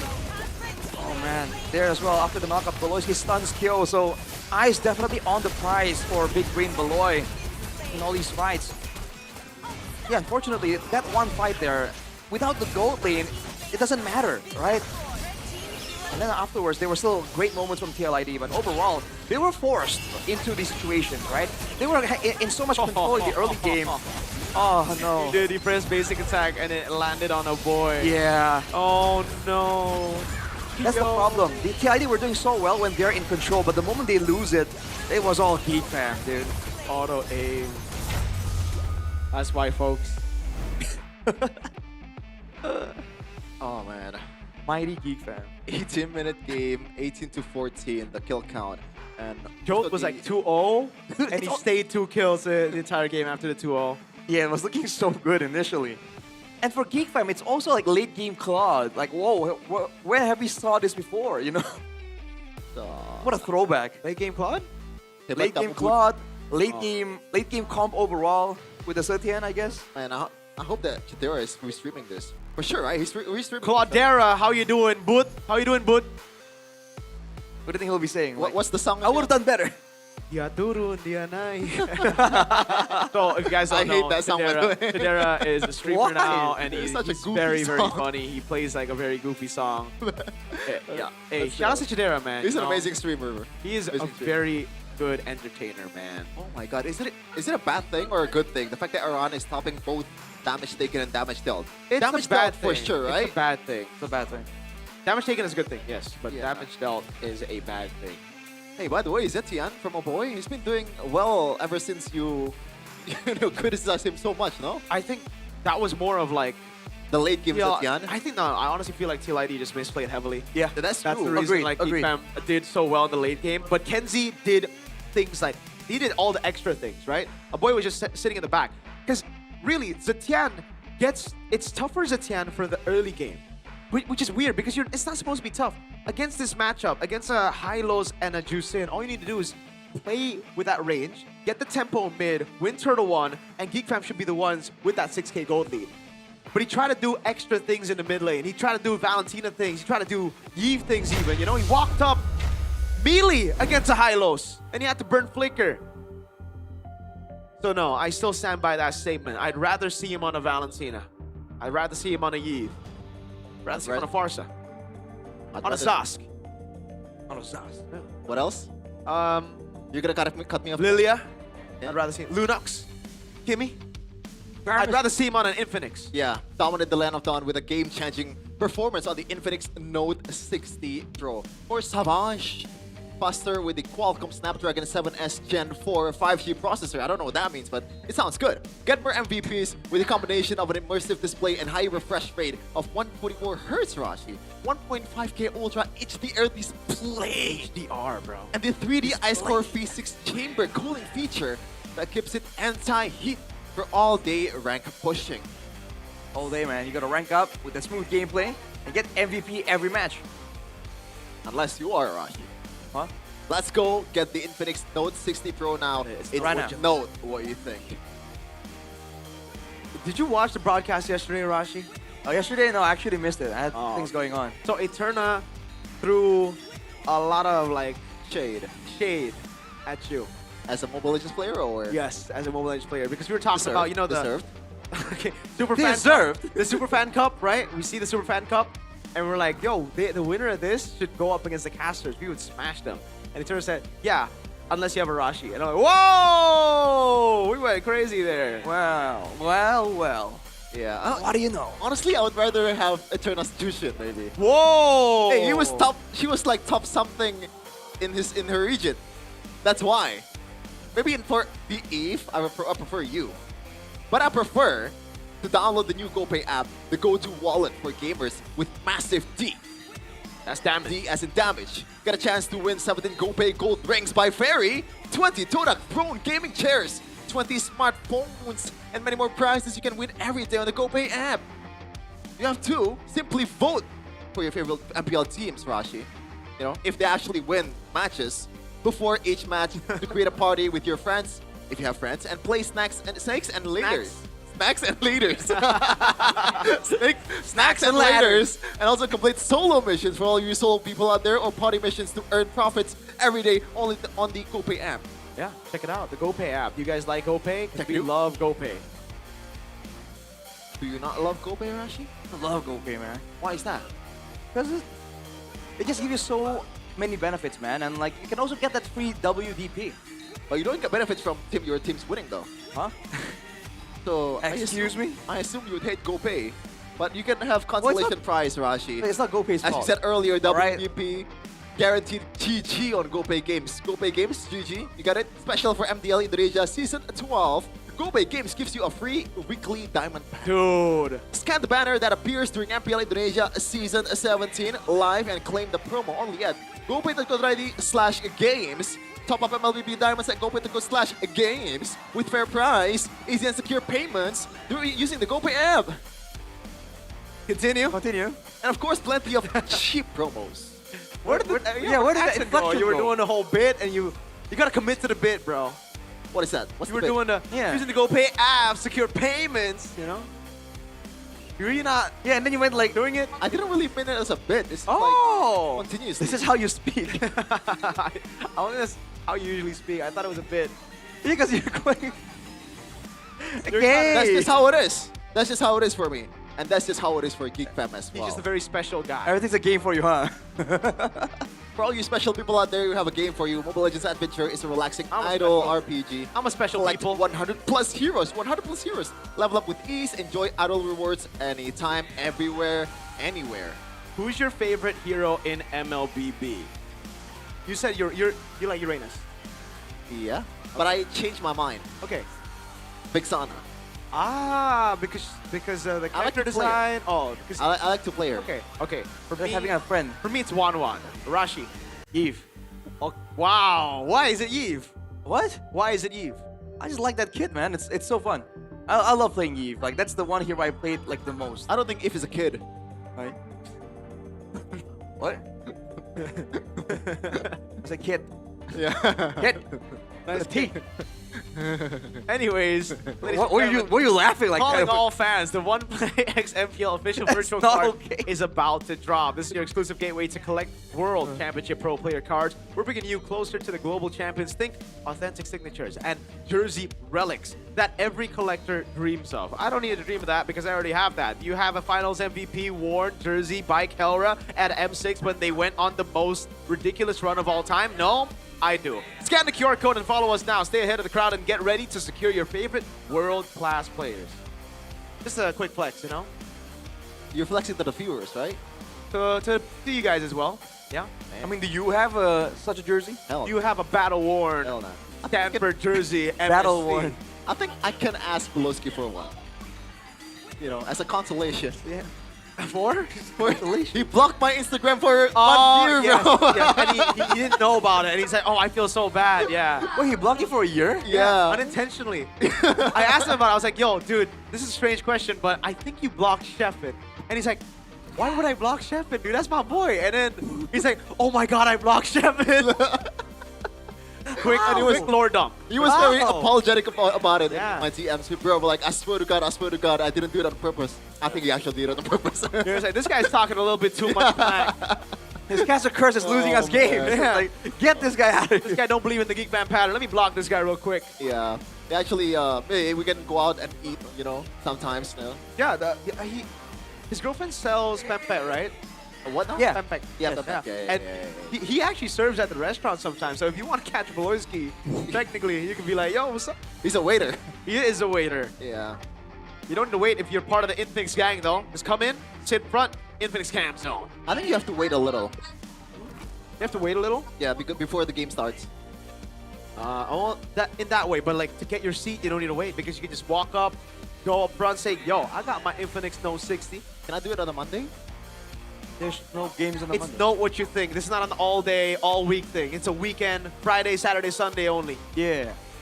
I'm not sure we're gonna be around on Monday, bro. Ah. What's up with you, Rashi? What's up with you on Monday? I won't be here. Really? Oh. Neither will you, by the way. Rest in peace. You don't know that. Maybe I sleep here. Maybe this is my home. Oh. Maybe MPL's my home. Lord Dump, if you've been to the arena, Mirko may or may not have stayed the night over. I mean, you are John MPL. John MPL. I'm John MPL ID. When I entered MPL ID, John MPL. you know, my first interview, they were like, "Yo, what's your name?" I told them my name is Moba. Mobile Moba? Legends Bang Bang Professional League Indonesia. You know, you're John MPL. Mr. Danson is John TLID. I think he's John Aura. This is TLID specifically. Well, TL, okay. John Aura. You know what? John Aura is actually. It's a cool name. It sounds good. It's a cool name, John Aura. If you're watching this, Mr. Daniel And Daniel. you're John Fam. You're John Aura. John Fam. Arashi's just Stormstar. Stormstar.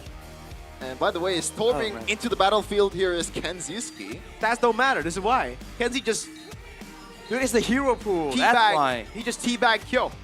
It's the hero pool, man. Hero I think pool. Kyo wins is game. actually the one that's teabagging Make-Its before. He was the one recalling. Kenziski didn't do that. Kenzie got revenge though. But he didn't teabag. He was dancing while frozen. That's like as disrespectful as you can get. With a crown, fool. With a crown, fool. Huh. Yes. Man. See, Cassacres always works, man. We were literally highlighting Kenziski, not so good. Counterspec and shows everyone, so we should do this more often. Kenzie, you're horrible. You can't win this game. That's what we gotta do, right? Rasha, you gotta stop yapping, man. Start the game already. Start the game. Casters, what are you doing? Start the game, Storm. Caster, What are you doing, Storm? Why is it the viewers are asking you to start the match. Stop yapping. You started. You're the one. You're the one who was colored. You're John RQ. John Hoshi. John Kingdom. John Kingdom. John Kingdom. John Kingdom sounds kind of wild. Oh man. Right. First pick selection though, it's gonna be Geek Fam. Yeah. So they don't think that earlier the draft was the winning formula. It was the execution. It is. They want a difference. Someone actually said in the comment section, I don't understand, I think they said. Yeah, That's we're usually- just chronically online. That's usually the normal experience, so don't worry about it. If you don't know what a scuba is, then you're not gonna get any of these jokes. If you don't get what we're talking about, then you are normal. You are the normal one. We are the weird ones here. We're Actually, pretty you know what? special. On the internet, you're not normal. On the internet, you're the minority because you should know these memes. Yeah. If you're on the internet, but if you just randomly, you know, go on YouTube, go on TikTok to watch MPL, then you won't understand. You should come to the arena then, because you're not online. You should also come to the arena to witness the first loss of TLID this season. Yeah, we just talking about Castle Curses, Kevin. I don't know if you want to be saying Yeah, I don't know. I don't know about that, Shepard. And by the way, the 100% win rate for TLID on the blue side is now 80%. No! The 100 gotta go. Well, technically yesterday, the 100 of Onyx also went away. Yes, sir. Broken Walls, though. That will be the next map. Broken Walls. It might favor Marcel, maybe? Ooh. It might favor Geek Fam, no? With how Beloski likes to maneuver and be sneaky. More avenues of approach. And already, same bans from game number 1. All very respectable there. Chip, Blue, Freya. Huh. Well, Kyo hasn't played any Fanny so far. Is Kyo playing a good Fanny in scrims? That's Kevin? Kevin! Oh my god. Bro, this guy! I'm sorry. I'm sorry you're back to the joke, please. Did you forget last season? Kevin was amazing on Fanny. Yeah. Is he? Yeah. Yeah, he was great. His Fanny is amazing. It just wasn't good enough. That was good enough, I'd say. It was good enough to win them games. And No, the team was... yeah, The fact that exactly. the Fanny is banned on the blue side though is make Kids' Fanny not good enough. No, they just want the Freya. Okay. That's the thing when you have Beloski though. You have one ban slot that like it's open because you have to ban the Helker, so something's gonna go. But they gotta. Whoa, that's an early phobia. They want to carry Red 3, I think. Interesting. A lot of purple here for TLID.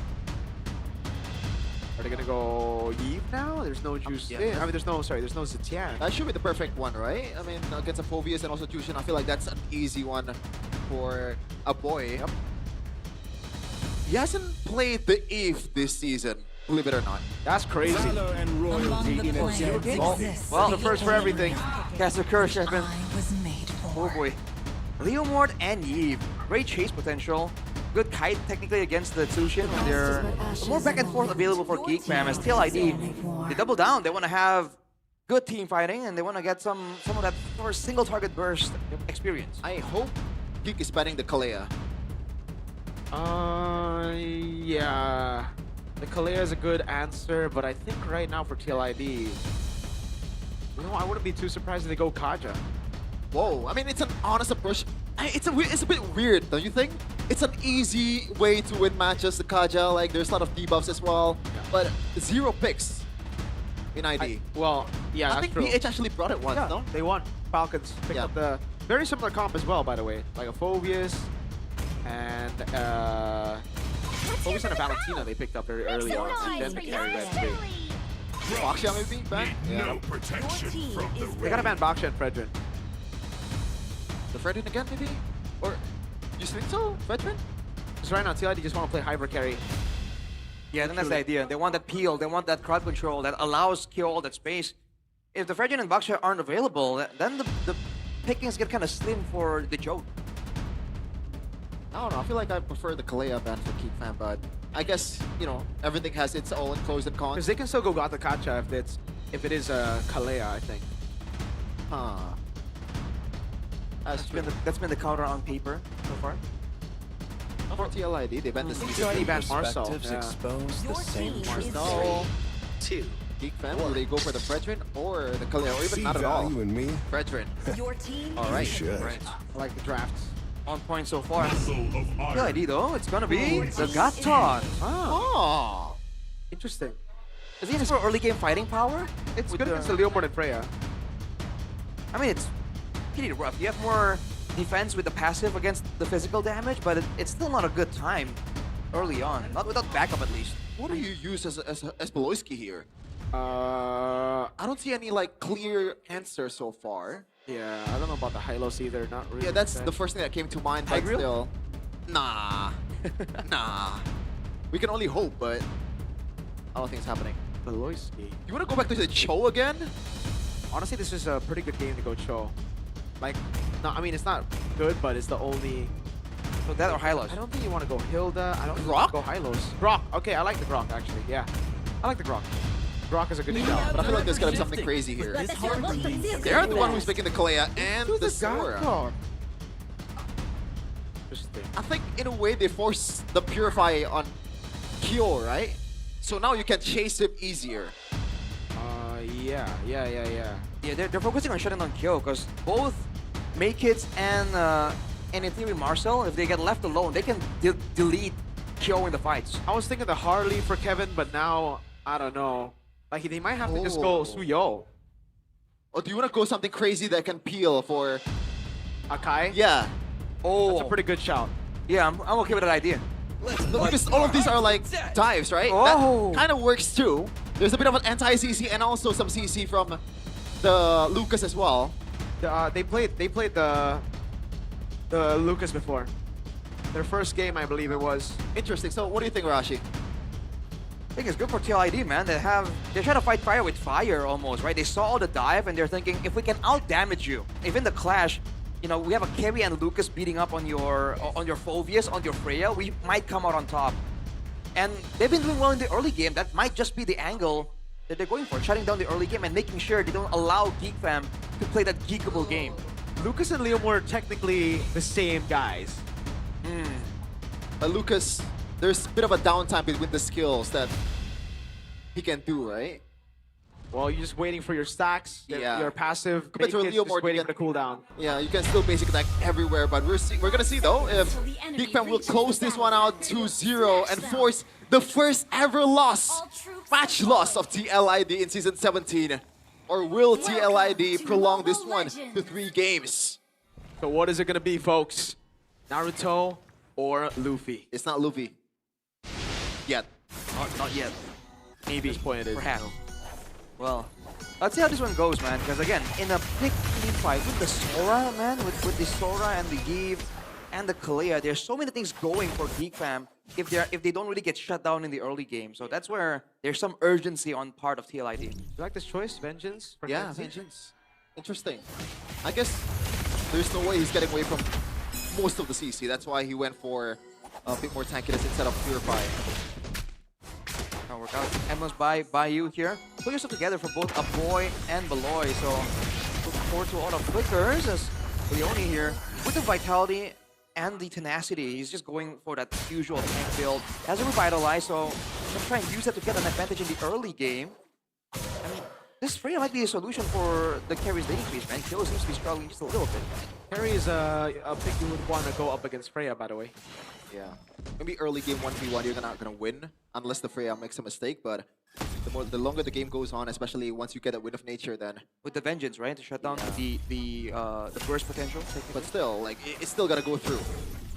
Surely. Yeah, it won't be as simple as without. I think Geek Fam actually having a lot of pressure in the mid lane so far, but not a lot of ganks just yet. So far, nothing happening in 2 minutes of action. Both teams are just still trying to get. Oh, that's a purify. That's huge. They really want to bully them. They really want to get that prio. Kenzie. But after the wave, they're gonna go for. Oh boy! Caught in the taunt, not enough damage, but they burn out the flicker again. So a boy is technically just out of the fight. That's even more huge for TLID. But Loyski playing a Kumar. Oh, he pulls it back.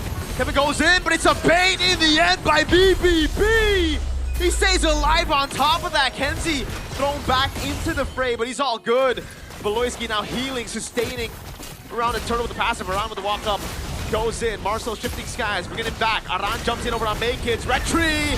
That's a win for Maykids as Dritchel goes over to Crimson Beacon. Aran, he's jumping around. Marcel goes to the skies. Dritchel with a Lantern Flare. Caught in the knockup of Marcel now. Picked up by Beloy. Geek Fam, 3-0 start. That's literally the perfect example of Rage Bait or subpar IQ from Beloyski. It turns out it is Rage Bait for sure. It's pretty high IQ too. Yeah. Right there, I think they went all in on that. They don't have flickers because they went for the purifies, but they were still getting caught by all the crowd control, and they couldn't get away once they were having a disadvantage in the fight. So Geek Fam now, with a 1.5k gold advantage, they're gonna try and do all the same thing. Oh man. I thought that the fact that they forced out the Purify from Kyo there, they were for sure gonna gank the gold lane instead of just taking the turtle, but no. Geek Fam got what they wanted, plus 3 kills as well. That was so clean though, the skill 2 and flicker. And a boy was super quick with it to punish too. Maybe he should have picked Geek I don't think so. Look at this lead, 3-0 with the Yeet. A lead early game for Geek Fam? That's crazy. Is this a fake video? Oh, they're just gonna go in on Leone, and he's not gonna be able to do anything about it. AOG cancel like one time. Wow, 4-0 for Geek Fam. This is uncanny. And now the Kalea is a huge problem because that's the main pick-off tool for Geek Fam, and TLID has no real answer to it. And Leone, even with the Revitalize, could not really like survive long enough. So now they're losing vision. Kyo. Walks up. This is just so annoying for Kyo when there's just another guy in this matchup. By the way, good patience still from Kyo to not pop the Purify right away, and Beloski does not have the ultimate either, so it's a good maneuver, and he gets the crab there. Geek Fam is still trying to keep just pulling Kyo out of his lane. Oh, Kevin! Oh my god! You got no ultimate, buddy, no rage! What? That's some Sora damage, dude. That was a ton of damage immediately. That's supposed to be a fighter. Yeah, oh, that's why Kevin is actually going for the Hunter Strike first. Valkyrie descend, the AOG coming down as well, but it actually whiffs. Could have been a really good one. Flicker out, free turtle though at the end of the day. Hello! Still waiting. Goes back onto Kyo. He's able to dash out. Now a boy with a rotation as well. Leone, no AOG.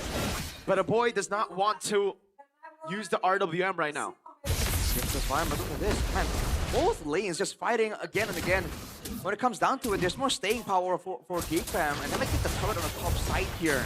They've been sending so much attention to that lane since the beginning of the game, and it's paying off. Oh my god. Instant Barbio. This is his jungle now. Dritchel, no Purify. Quick info from Beloyski. Yeah, and I think he can cycle his ultimate once the turtle comes up, and Dritchel cannot. Oh, there's actually enough of a downtime to get his Purify back, so they can still save it for the next turtle for Dritchel. What can they do with that Purify though? Because for now, like, there's no real threat yet for TLID, right? Even if anyone gets lifted up by Dritchel, I think Geek Fam might really have to tank it and allow Beloy to just heal up the main target and continue the fight. Pick up the, oh my god, the RWM is perfect. Oh boy, I love you on E, baby. That's gonna be Marcel with a walk up. Kenzie goes in as well. Leone with one of the shortest AOGs I've seen as Marcel goes to the skies and takes him down. Kevin, no ultimate, no Ninetales. Naruto with no Ninetales. You're literally just Sakura, bro. Gotta be honest with you, I was questioning the flicker positioning from a boy, but no. He calculated that. He knows that he is strong enough, tank enough to tank all the damage and also deals and punish them at the same time. And the whole team of Geek Fam just knows when to back up. 5k gold advantage now. PLID, they're slowly and surely losing ways to come back into the game. Even if they're going to bring it to the late game with a boy on the eve, it's going to be a result. Oh, Beloy! No Ninetales, you're so cooked. You got no chakra, brother. Oh, Leone, what? Huh? That was just an int. Now they go all in. RWM from a boy. Sora! That's Marcel with a bring back around. Able to pick up the kill. Marcel picked up kill, gets a shutdown. Geek Fam. They're still up ahead. They're still 5k ahead. Yeah, with the Holy Shield down, I guess I'm calling that a W for Geek Fam. It's a W, but there was a shutdown given to Kyo. Not ideal, but by all means, the gold lead has still been extended by Geek Fam. It might reach a 6k once they're done with a turtle and pushing out the other lanes. It's not the worst thing for PLID, but they certainly want to be doing a bit more. But that was the best they could do. Perfect turtle. Yeah. This is a more stomp than game number 1, though. Under 8 minutes, 6k gold lead for Geek Fam, and a boy is already having that divine glaive. So everyone in the front line is on the table for this game. He's gonna pull the trigger on literally Leone and Aran. Not a single person has magic resistance items just yet, so he's doing true damage straight through the front line of PLID. Leone in particular, though, on the Gato, you're seeing, I guess, that aggressive nature, wanting to kind of turn things around and fight it back, but in this situation, it's making him look like he's making some really weird decisions. Okay, folks, I'm gonna throw something out there. A question. Is Leone a glue merchant? And a chip merchant. I was questioning the same thing. That's literally what I want to say as well, Miracle, before you said it. Oh no. Leone. Good chip. Leone. Leo? No, it doesn't work. Loop. Beloy. Oh! Goes in onto Leone. Oh, that's a big combo coming down. Around in the back line as well. Valkyrie Descento. Kyo's actually free hitting. Aran's doing so much in the back, but he's all alone, and there's not much he can do. Kenzie!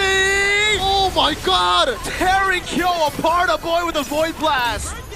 That is unfair. I thought there was a mistake from Geek Fam, but they were so far ahead. They can tank anything and everything. It might be over. Yeah. Oh no. Richo in the mid lane. That's the Phantom Siege. Richo bursts it down. Kevin bursts it down. Geek Fam get an upset 2-0 victory against a TLID that were on a win streak. And all that took is only under 9 minutes. What the heck is this team? The mighty Geek Fam has done it again. There were doubters. There were people who said it was impossible, but they somehow always find a way. The good old Geek Fam that the Geek Fam unity have been waiting for. You can see some smiles from Frizzy. And Honchao is a bit shocked after that performance. I mean, at that point, when they were down 6k in 8 minutes, you kind of expect that TLID will blow that one, but not in this way, man. Under 9 minutes. This surely is the fastest game in Season 17 so far, right? Yes. Not even close. Man, Geek Fam, every time they are better as the underdogs. They're better as a team that no one expects.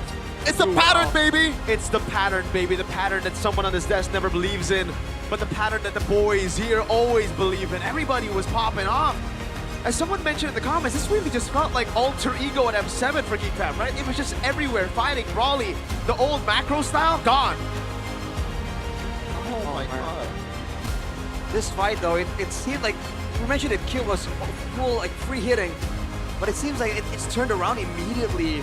Mackenzie with that dive, dude. And we're gonna see them in the stage for the second time this season. Geek Fam with Bude Clara Musar. The King Slayer. Mereka menghabisi dengan sadis. The Dan Geek inilah Slayer kemenangan 2-0 yang begitu bersih was slaughtering TLID 2-0.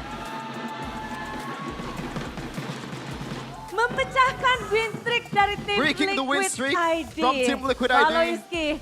Loiski. Ini langsung aja, Loy. Let's get it straight away. Game secepat ini This fast of a game. Seperti ini. And like this as Soalnya well. mereka kan banyak ini kan, comeback kan. Jadi They come back a gua lot. selalu bilang, ingatin mereka, respect carry kyo, udah gitu. Jadi kita Which is- cepatin sebisanya. Keep respecting Okay. Cepatnya Ghost lah. carry, so we want to end it as soon as possible. Kalian memecahkan rekor juga, ini game tercepat. Belum And sampai this is the 9 menit, fastest game belum ketemu Lord, in T17. belum ada siapa-siapa. There's no lore, there's no Kok bisa? anything. How the hell did Iya, you do kok that? bisa ya? Kok bisa? I don't even know. Gak tahu juga, Bude.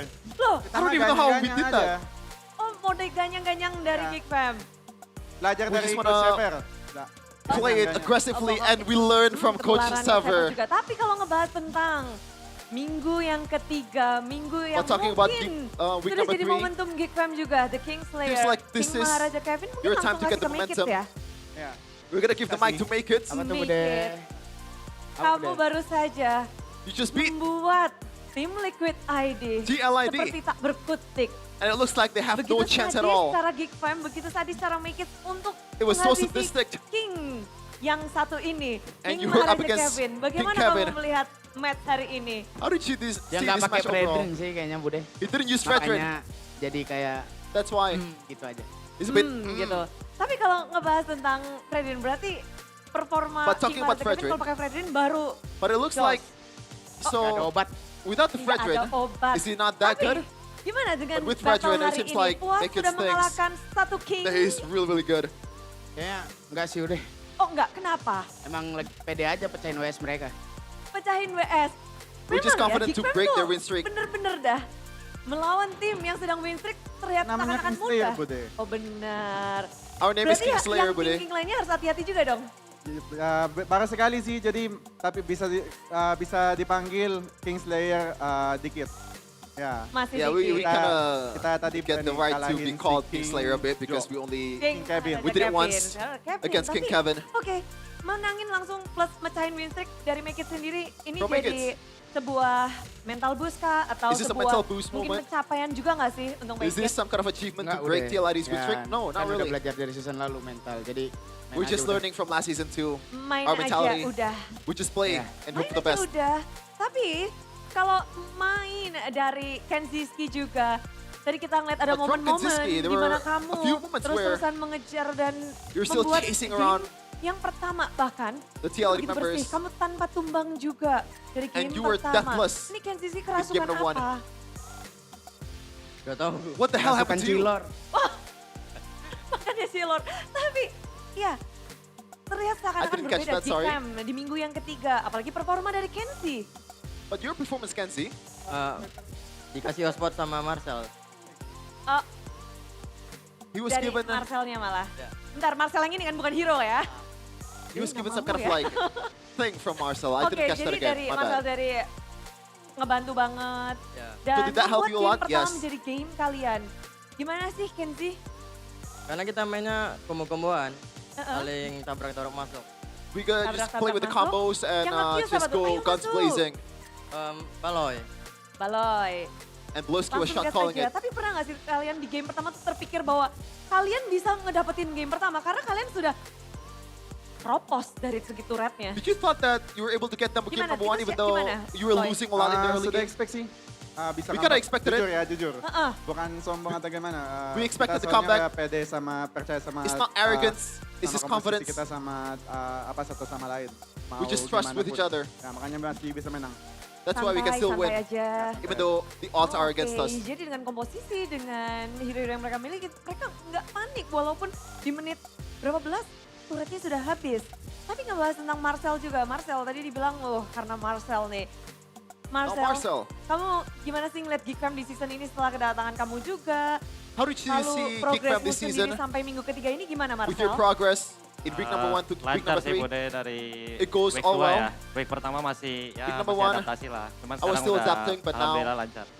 thank God Mulai ngedapetin it's going momentum, well. mulai ngedapetin kemenangan, jadi nagih kah? Ya, jadi naik. Is it addicting mental. getting these victories? Jadi Yes. naik mentalnya. Tapi, You got a lot of kamu mental tim boost. Liquid ID yang belum pernah kalah. But Untuk against Team Marcel Liquid sendiri, ID ada that nggak never sih lost ingin, so far this Ayo season, kita pecahin atau apa is yang there kind kalian of like diskusikan feeling sebelum where pertarungan? you feel like we want to break the Ya, streak? pas semalam sebelum match lawan Liquid, Yes, aku before bilang this gini, night, I said, ayo pecahin WS-nya. let's go break this win Tapi streak of memecahkan Liquid. dengan secepat ini, But you broke the streak. 2-0, in this Terlihat begitu festival mudah fashion, buat kalian. 2-0. Apa yang kalian lakukan?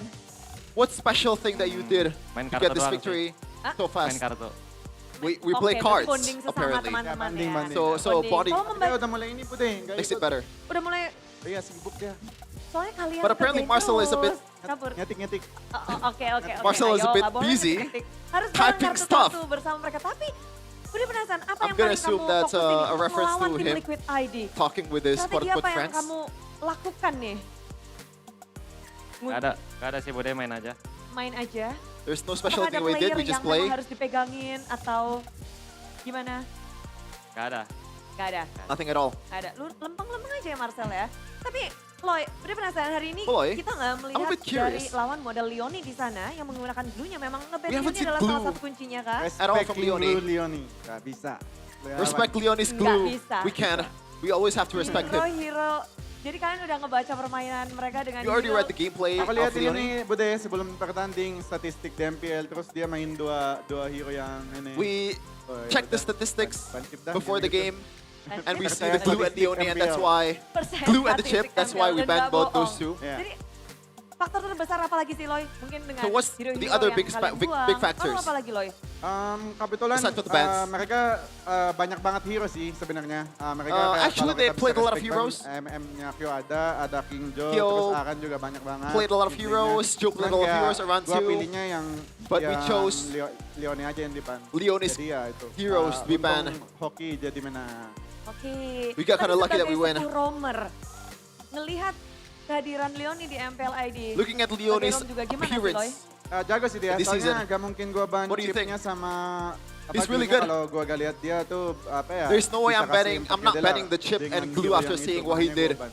earlier this Ini season. impact besar didapatkan dan membuat Aboy dari season 7 di Aboy, MPL Indonesia. ever Ini since udah season lama 7 banget kita in nggak MPL ngeliat ID, game secepat ini. we've never seen this Memecahkan kind of rekor game game tercepat. Begitu cepatnya. Tadi ingat berapa menit? under 9 minutes. 8 Did you menit know kayaknya. Iya, nggak how sampai many minutes? 9 menit. How many minutes it takes for you guys to Kamu win pernah the game? merasakan game secepat ini? It's about 8 minutes, right? Kita hard game mulu soalnya kalau main. No, not really. We haven't Yeah. felt this Dan kind of ini game, benar-benar game before. It's always hard Terjadi games di for us. tangan kalian. Dari Aboy sendiri, apa yang membuat ini bisa secepat itu? Mungkin What did you do to comms make it kita this fast? jalan aja sih. Our comms was pretty Mungkin, good, tapi kita nggak lihat kalau udah menit gitu sih nggak lihat. but we Kita didn't fokus really main pay aja. attention to the minutes. Nggak lihat, oke. Tapi benar-benar di season ini, di But this bawah season, menit 9, under 9 minutes, apa rahasia untuk nge-end secepat itu? What was Banyak yang the kepo kayaknya. recipe. Main aja pasif turretnya. Just get the third passive away Iya, game as fast as tercepat possible. di season ini. Betul, karena game tercepat di season ini. Aboy, ada yang pengen kamu sampaikan nggak sih untuk tim Liquid?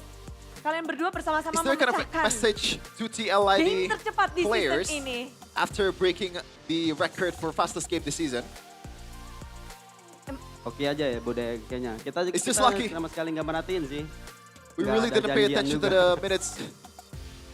Di scrim soalnya kita yang digituin terus. Kaget di turnamen kita yang In gituin. scrims, we got gapped so hard. Jadi kalian Enemies malah di ended the game games hasilnya kalah cepat. against us Kasihan super kita, fast. Oh, And it's surprising that, bener juga. you know, Tapi berbeda, now Pak. in the Di panggung MPL, ini we are berbeda. the ones who's doing it. Iya sih, mungkin karena si Marcel apa ya? Maybe because Marcel. Malam soalnya si Marcel udah rehearsal Bude. Seems like- rehearsal kayak gimana interview gua ini dia briefing. Last Gua night. bilang sama dia kalau dia nggak jawab bagus, gua gak kasih main. Last night, Marcel was saying something along the lines of, pengen menang dia. or I was saying something like, you know, if the interview answers are not good, he's not going to be playing again. Penasaran, Richel sebagai lawan kalian.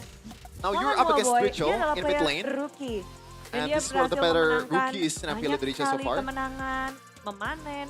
Akhirnya kamu melawan sosok rookie anyar di MPL Indonesia. You're up against Aboy the gimana new sebagai up-and-coming seorang rookie sepuh di mid lane? in TLID. Jago kind of- sih Bude, cuman kita ospek dulu aja sama yang player sepuh. We just give them a bit of a Ospek apa tadi, welcome to MPL Aboy? moment here. Ya, As the mungkin, veterans. Ya kita lebih pressure aja dianya. We just give them, Pressure saja. we Dan pressure them a lot. memang Or pressure jam terbang Richel itu especially a nggak bohong lot. ya Aboy ya.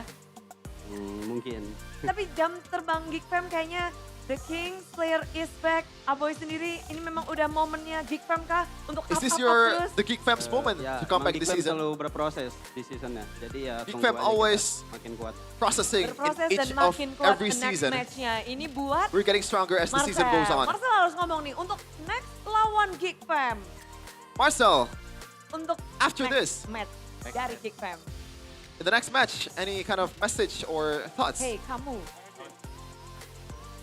Siap-siap aja RRQ 2-0 juga. Oh, get ready, RQ. We're gonna 2-0 you. Wow, jadi itu That's tadi ya. Marcel, not me, by the way. Dan tentunya next match. Marcel, get ready for your dari social Geek media to get Fam. flooded Akan by a lot of kesesuai, comments. Tapi kali ini, Geek Wow. Community, sambutlah The King Slayer. And Geek di Community, Geek give it up Fam. to the King Slayers Geek Fam, the best in the world.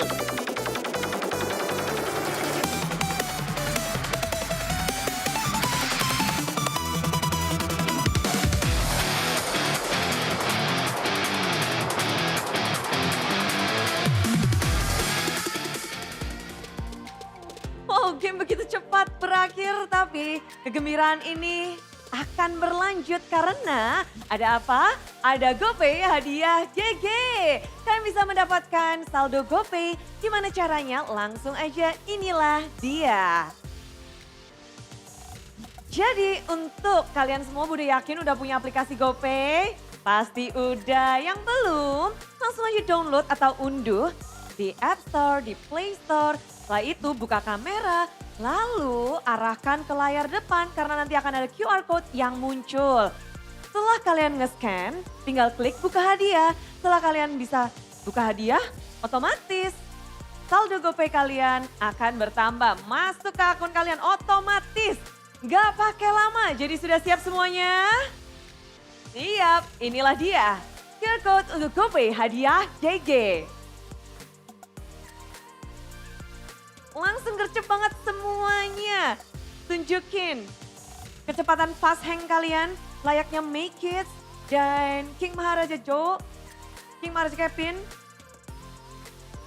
Make It juga menunjukkan tadi nggak sempat ketemu Lord, tapi kita tahu kalian sempat banget untuk ngedapetin GoPay ini. Congratulations buat yang sudah mendapatkan GoPay.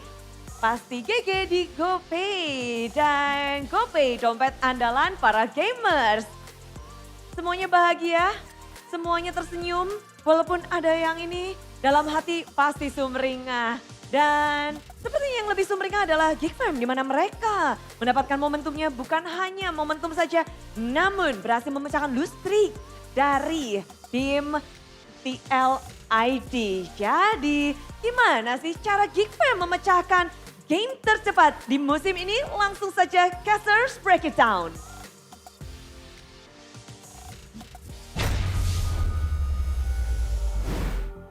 So it's all about the pattern, man. It's all about the process, as a boy put it that way. You know, you always have to believe in the pattern. And TLID, you know what that stands for? This loss is due. This loss is due? Dang, what do you mean? Are you calling them frauds? Yeah, against Geek Fam at least.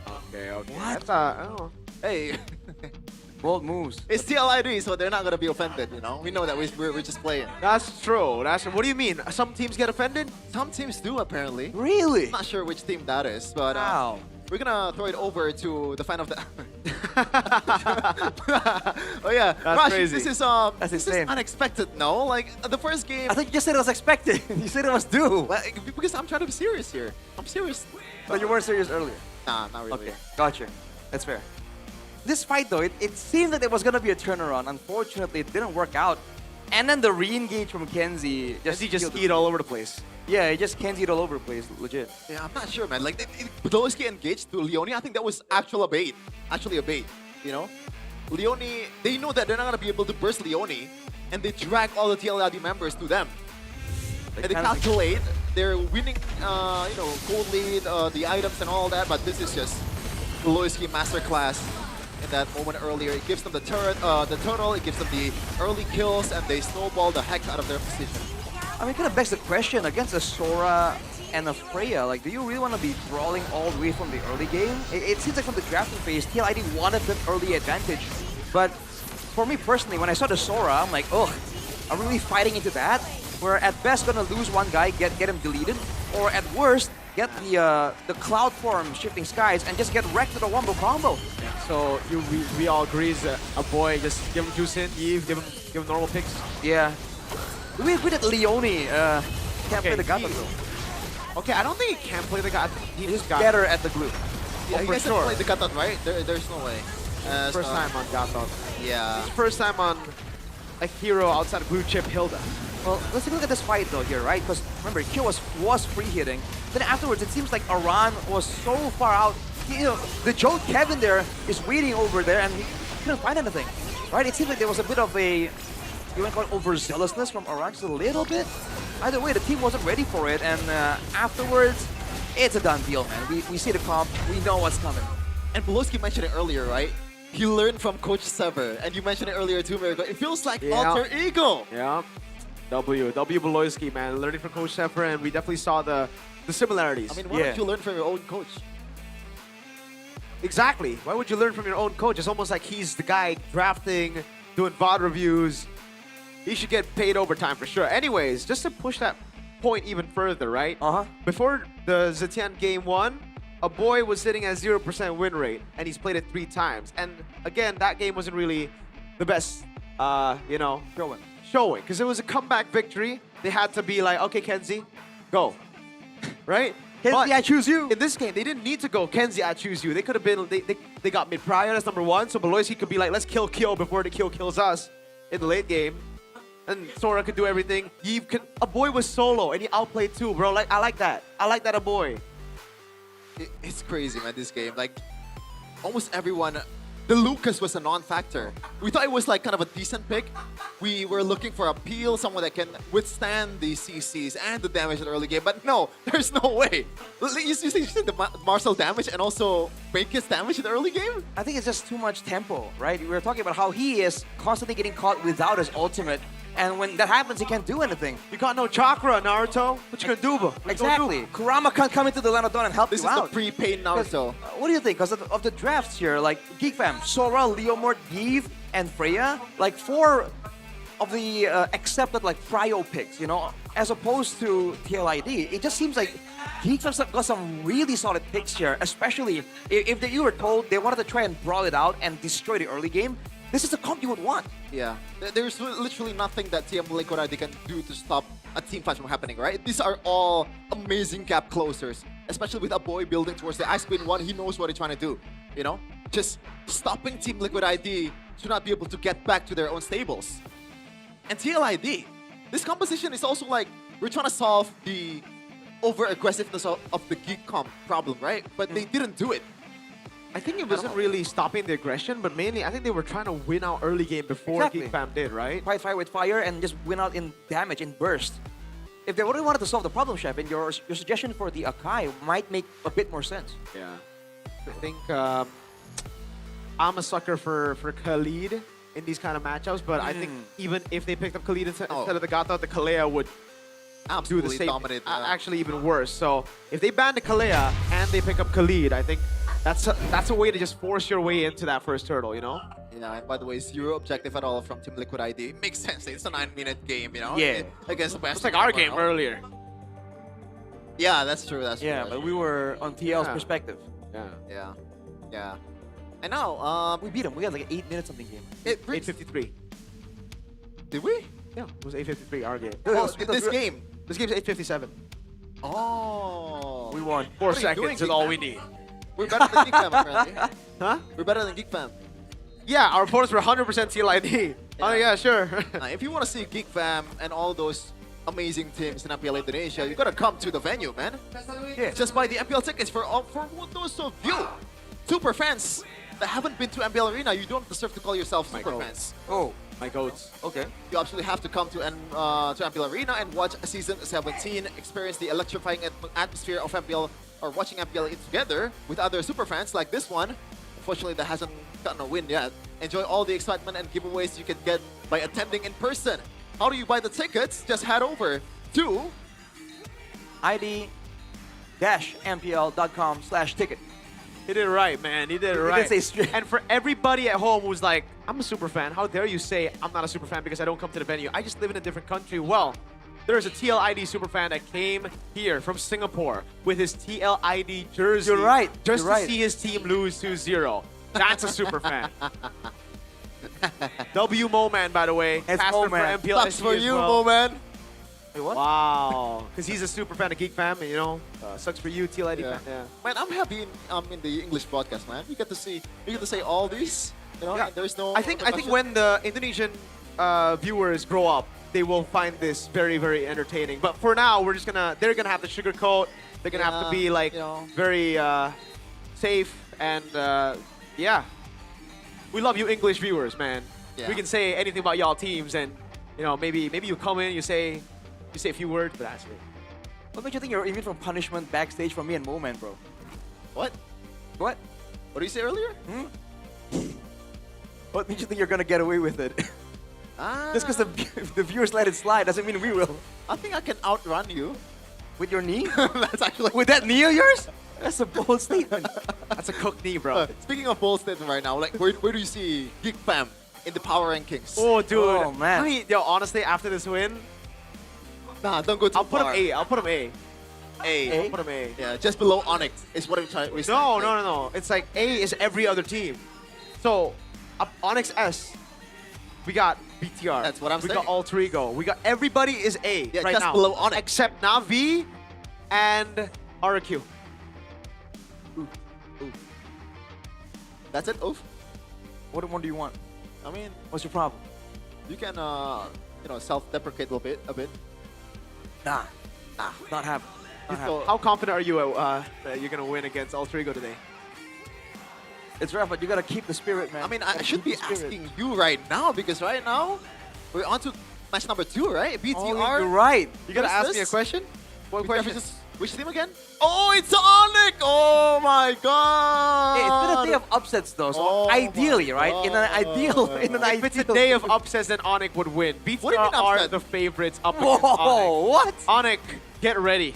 What do you mean upset? We saw this coming. Geek Fam dominating. Exactly. Bloody. And I'm gonna That is see not what you were saying. all of us earlier in the talent are seeing the same thing. Type 1 in the chat if you think BTR are going to smash Onyx in match number 2. Type 2 if you think BTR are going to get a 2-1 victory against Onyx in match number 2. Type 3 if you think BTR will win in any way, shape, or form against Onyx today. Type There are 4 no other options. if you think this guy is delusional and needs to get checked in the mental hospital. If you say that, then you need to get checked because there's no way that's delusion. That is 100% facts. And if you guys don't know who's gonna win, right? You pick option C. There's always option C to fall back. It's number C right now. It's number C. Number Gunny C. said number C. Number C. Number C. Oh yeah, after this, it's gonna be kind of match. I shouldn't say that. This I should guy. be hyping it up. BTR versus Onyx. So we don't really know what's gonna happen. BTR's gonna win. Tune in to the next match I believe. after this break. I believe.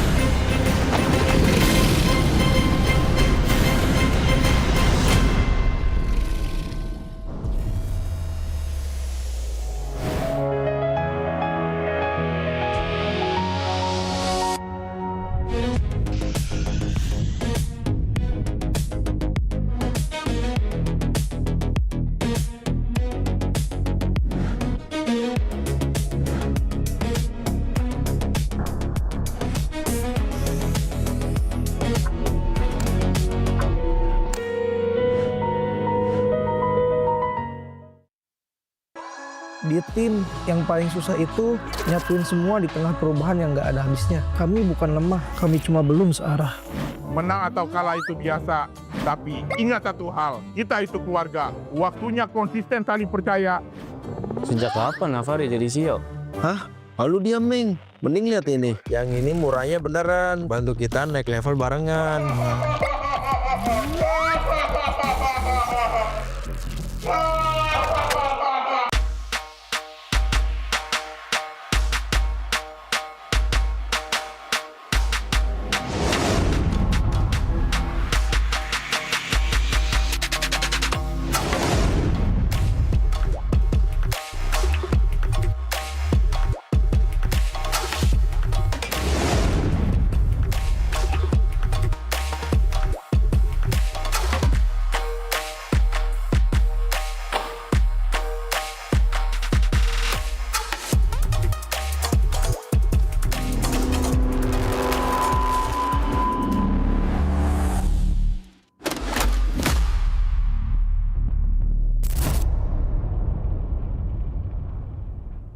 Tak ada hari tanpa mabar. Main nge-lag, kerap buat ku tak sabar. Gimana mau main sampai kelar? Ini waktunya ku bersinar. Okay, let's do it. Game smash andalanku bikin mainku semakin hebat. Tim stabil main makin mulus, rankku fix naik terus. Tukar DG rings, diamond dan voucher game kau dapat. Cuma Game Max makin no debat. Game Max Booster kini dapat DG rings. Beli paketnya dan aktifkan boosternya di aplikasi Dunia Games.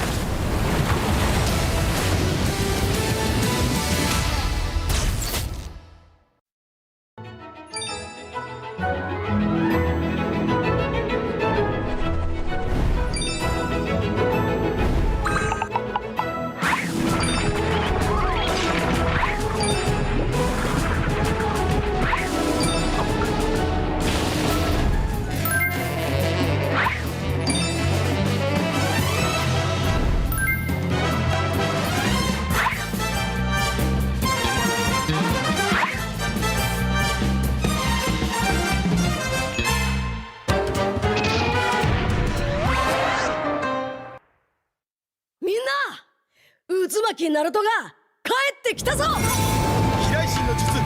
俺ってば父ちゃんを越す火影になる。愚かな子供騙しか。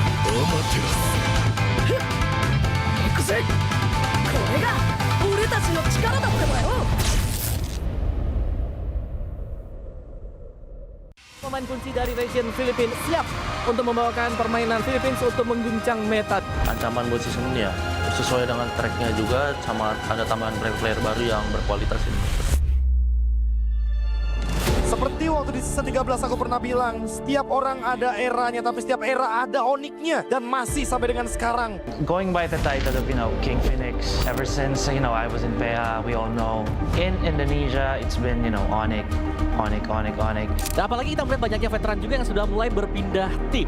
Dan pasti kalau misalkan ada orang yang datang ke sini jauh-jauh dari negara mereka, harusnya mereka bakal bawa semangat baru buat timnya sih.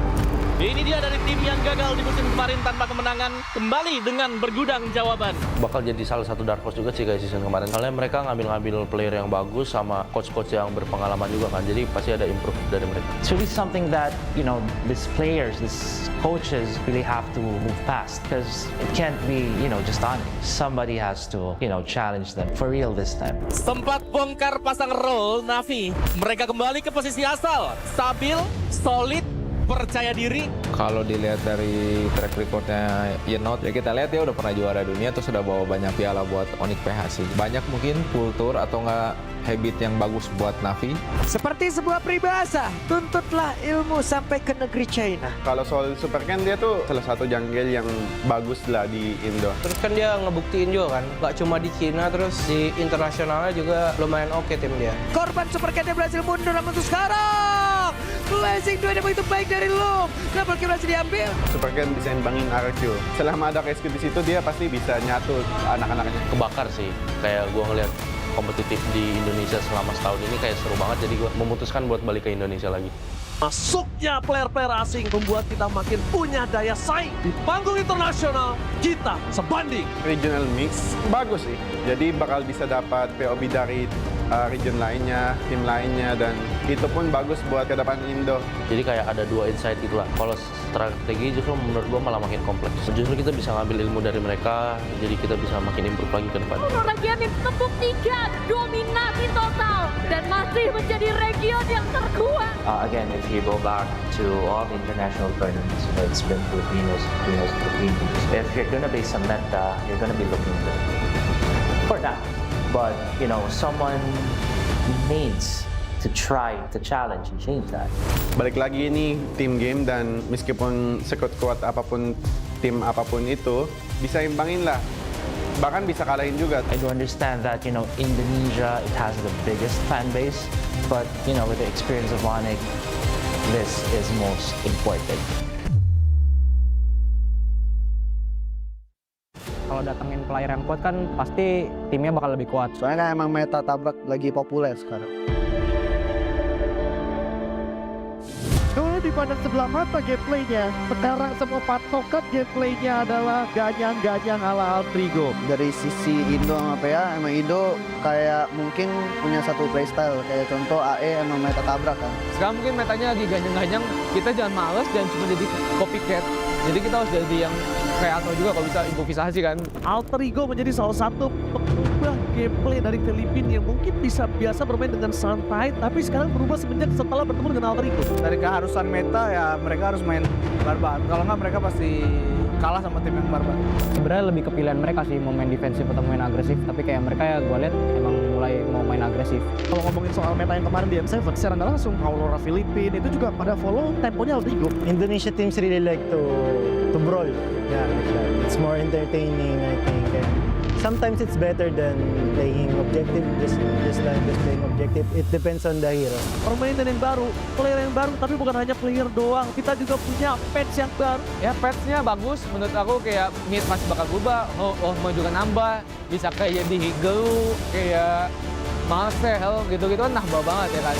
Ya kalau buat sekarang gue ngerasa tim Indo bisa lebih kuat lah, karena dengan adanya patch sekarang, dengan hero-hero yang ada, mungkin jauh diuntungin buat tim Indo. Mid lane hampir semua kena sentuh. Ada beberapa hero yang emang di buff, ada yang di nerf, tapi overall itu mid lane benar-benar disentuh. Patch yang untuk sekarang sebenarnya menguntungkan banyak di mid sih, apalagi menguntungkan ke gue banget lah dari segi hero gue kayak Gor, ada Lilia juga. Pokoknya banyak lah hero-hero mid yang gue dulu nggak pernah pakai, sekarang udah bisa gue pakai. Memang sebenarnya porosnya di mid, karena mid yang bisa ngegerakin gamenya. Kalau emang midnya fuck, kalau midnya agak-agak shaky, ya mungkin agak susah gitu. dapat info kayak Piu bakal ke Indonesia, gue rada kaget sih itu juga. Nah, kalau tentang Piu ya pasti dia bisa bikin Evos berkembang lah. Dia orang yang gue lihat kayak dia benar-benar masih pengen berjuang terus, berani buat coba tantangan di Indonesia. Akhirnya tertarik juga sama Piu ya, yang jelas pertama pengalamannya lah. Kalau dari gue sendiri sih gue optimis lah ya, optimis kalau misalnya dia masih one of the best lah. I think Piu will be that top mid laner too in Indo. Because yeah, he have attributes that no one player can have, like shot caller, like some of mid laner cannot do that. So as a few, he can be a top mid laner. Kalau ngimbangin mid laner Indo, mungkin bisa kita lihat kalau dia berhadapan dengan Sun lah. Soalnya Sun lagi dudukin top 1 mid Indo kan sekarang. Mungkin Piu bisa jadi top mid laner jajaran MPL Indonesia. Tapi gua nggak bakal biarin itu terjadi.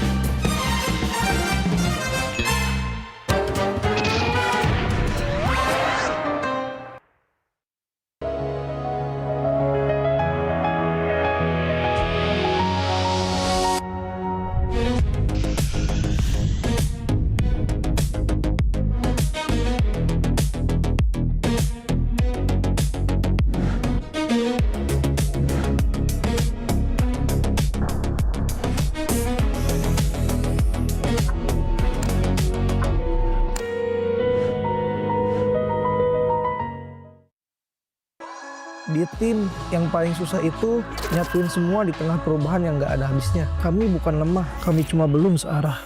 Menang atau kalah itu biasa, tapi ingat satu hal, kita itu keluarga. Waktunya konsisten saling percaya. Sejak kapan Navari jadi CEO? Hah? Lalu dia Ming, mending lihat ini. Yang ini murahnya beneran, bantu kita naik level barengan.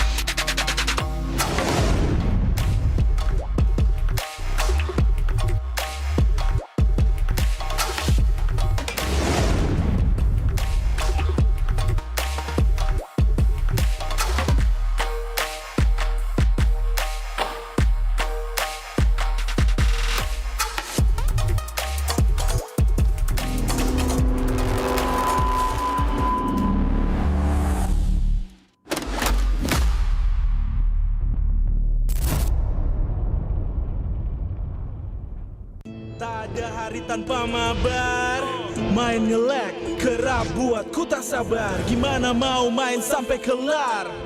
Ini waktunya ku bersinar. Okay, let's do it. Game smash andalanku bikin mainku semakin hebat. Pin stabil main makin mulus, rankku fix naik terus. Tukar DG rings, diamond dan voucher game kau dapat. Cuma Game Smash makin no debat. Game Max Booster kini dapat DG Rings. Beli paketnya dan aktifkan boosternya di aplikasi Dunia Games.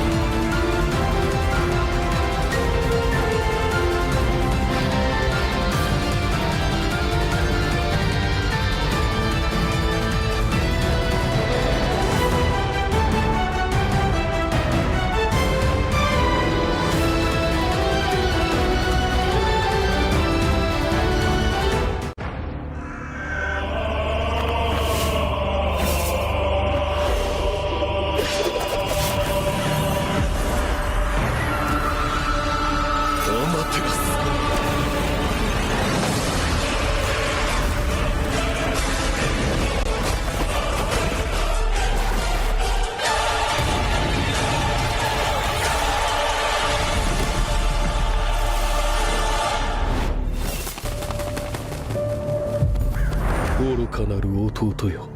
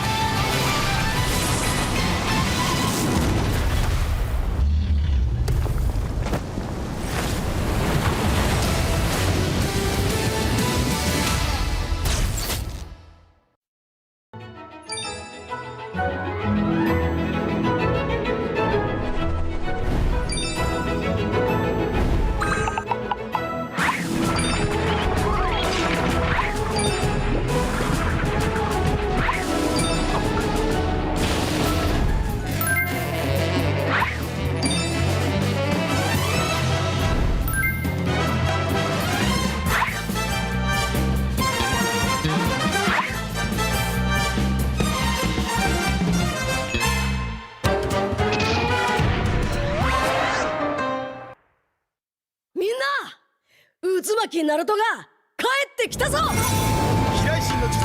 俺ってば父ちゃんを越す火影になる。愚かな子供騙しか。頑張ってふっ行くぜ。これが俺たちの力だってばよ。Pemain kunci dari region Filipina siap untuk membawakan permainan Philippines untuk mengguncang meta. Ancaman buat season ini ya sesuai dengan tracknya juga, sama ada tambahan player baru yang berkualitas ini. Seperti waktu di season 13 aku pernah bilang, setiap orang ada eranya, tapi setiap era ada oniknya, dan masih sampai dengan sekarang. Going by the title of, King Infinix, ever since, I was in PH, we all know. In Indonesia, it's been, Onyx. Dan apalagi kita melihat banyaknya veteran juga yang sudah mulai berpindah tim. Dan pasti kalau misalkan ada orang yang datang ke sini jauh-jauh dari negara mereka, harusnya mereka bakal bawa semangat baru buat timnya sih. Ini dia dari tim yang gagal di musim kemarin tanpa kemenangan, kembali dengan bergudang jawaban. Bakal jadi salah satu dark horse juga sih kayak season kemarin. Soalnya mereka ngambil player yang bagus sama coach-coach yang berpengalaman juga kan. Jadi pasti ada improve dari mereka. It's really something that, these players, these coaches really have to move past. Because it can't be, just on. Somebody has to, challenge them for real this time. Sempat bongkar pasang role Navi. Mereka kembali ke posisi asal. Stabil, solid, percaya diri. Kalau dilihat dari track recordnya Yenot, ya kita lihat dia udah pernah juara dunia, terus sudah bawa banyak piala buat Onyx PH sih. Banyak mungkin kultur atau nggak habit yang bagus buat Navi. Seperti sebuah peribahasa, tuntutlah ilmu sampai ke negeri China. Kalau soal Super Ken, dia tuh salah satu jungle yang bagus lah di Indo. Terus kan dia ngebuktiin juga kan, gak cuma di Cina, terus di internasionalnya juga lumayan oke tim dia. Korban Super Ken yang berhasil mundur, namun untuk sekarang Blazing 2 yang begitu baik dari Loom. Double kill berhasil diambil. Super Ken bisa imbangin RQ. Selama ada KSQ di situ, dia pasti bisa nyatu anak-anaknya. Kebakar sih, kayak gue ngeliat kompetitif di Indonesia selama setahun ini kayak seru banget, jadi gue memutuskan buat balik ke Indonesia lagi. Masuknya player-player asing membuat kita makin punya daya saing. Di panggung internasional, kita sebanding. Regional mix bagus sih, jadi bakal bisa dapat POB dari region lainnya, tim lainnya, dan itu pun bagus buat ke depan Indo. Jadi kayak ada dua insight itulah. Kalau strategi justru menurut gue malah makin kompleks. Justru kita bisa ngambil ilmu dari mereka, jadi kita bisa makin improve lagi ke depan. Region membuktikan dominasi total dan masih menjadi region yang terkuat. Again, if you go back to all the international tournaments, it's been Filipinos. If you're gonna base on meta, you're gonna be looking good for that. But, someone needs to try to challenge and change that. Balik lagi ini tim game, dan meskipun sekuat-kuat apapun tim apapun itu, bisa imbangin lah. Bahkan bisa kalahin juga. I do understand that, Indonesia, it has the biggest fan base.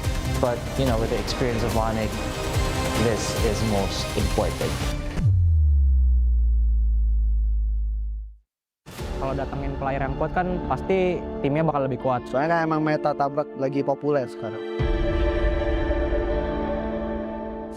Kalau di dipandang sebelah mata gameplaynya. Sekarang semua patokan gameplaynya adalah ganyang-ganyang ala Altrigo. Dari sisi Indo sama PA, emang Indo kayak mungkin punya satu playstyle. Kayak contoh AE emang meta tabrak kan. Sekarang mungkin metanya lagi ganyang-ganyang, kita jangan males dan cuma jadi copycat. Jadi kita harus jadi yang kreator juga kalau bisa improvisasi kan. Altrigo menjadi salah satu pengubah gameplay dari Filipina yang mungkin bisa biasa bermain dengan santai, tapi sekarang berubah semenjak setelah bertemu dengan Altrigo. Dari keharusan meta ya mereka harus main barbar. Kalau nggak mereka pasti kalah sama tim yang barbar. Sebenarnya lebih kepilihan mereka sih mau main defensif atau main agresif, tapi kayak mereka ya gue lihat emang mulai mau main agresif. Kalau ngomongin soal meta yang kemarin di M7, secara nggak langsung Aurora Filipina itu juga pada follow temponya Altrigo. Indonesia teams really like to brawl. Yeah, like that. It's more entertaining, I think. And sometimes it's better than playing objective, just playing objective. It depends on the hero. Permainan yang baru, player yang baru, tapi bukan hanya player doang. Kita juga punya patch yang baru. Ya patch-nya bagus, menurut aku kayak mid masih bakal berubah. Mau juga nambah, bisa kayak di Higelu, kayak Marcel gitu-gitu kan nambah banget ya kan. Ya kalau buat sekarang gue ngerasa tim Indo bisa lebih kuat lah, karena dengan adanya patch sekarang dan hero-hero yang ada mungkin jauh diuntungin buat tim Indo. Mid lane hampir semua kena sentuh. Ada beberapa hero yang emang di buff, ada yang di nerf, tapi overall itu mid lane benar-benar disentuh. Patch yang untuk sekarang sebenarnya menguntungkan banyak di mid sih, apalagi menguntungkan ke gue banget lah dari segi hero gue kayak Gor, ada Lilia juga. Pokoknya banyak lah hero-hero mid yang gue dulu nggak pernah pakai, sekarang udah bisa gue pakai. Memang sebenarnya porosnya di mid, karena mid yang bisa ngegerakin gamenya. Kalau emang midnya fuck, kalau midnya agak-agak shaky, ya mungkin agak susah gitu. Dapat info kayak Pio bakal ke Indonesia, gue rada kaget sih itu juga. Nah, kalau tentang Pio ya pasti dia bisa bikin EVOS berkembang lah. Dia orang yang gue lihat kayak dia benar-benar masih pengen berjuang terus, berani buat coba tantangan di Indonesia. Akhirnya tertarik juga sama Pio ya, yang jelas pertama pengalamannya lah.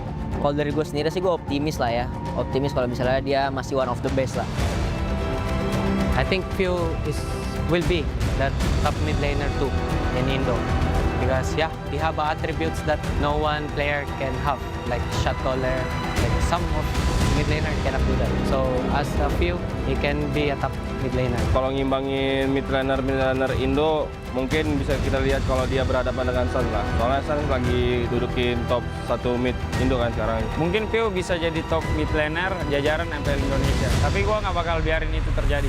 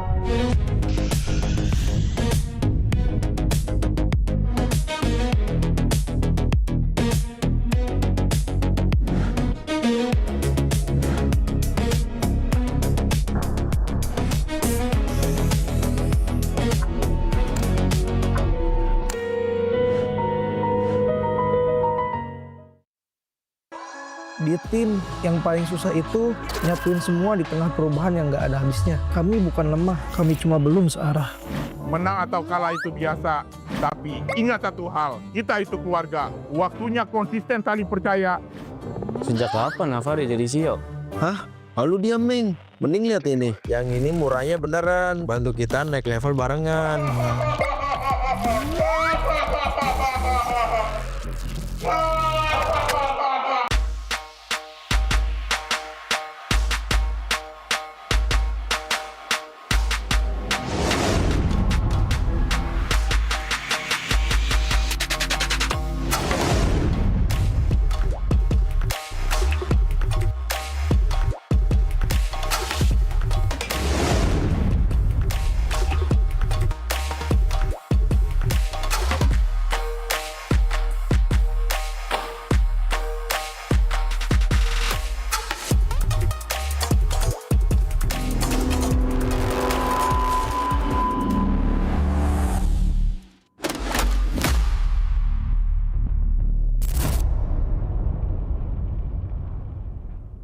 Tak ada hari tanpa mabar.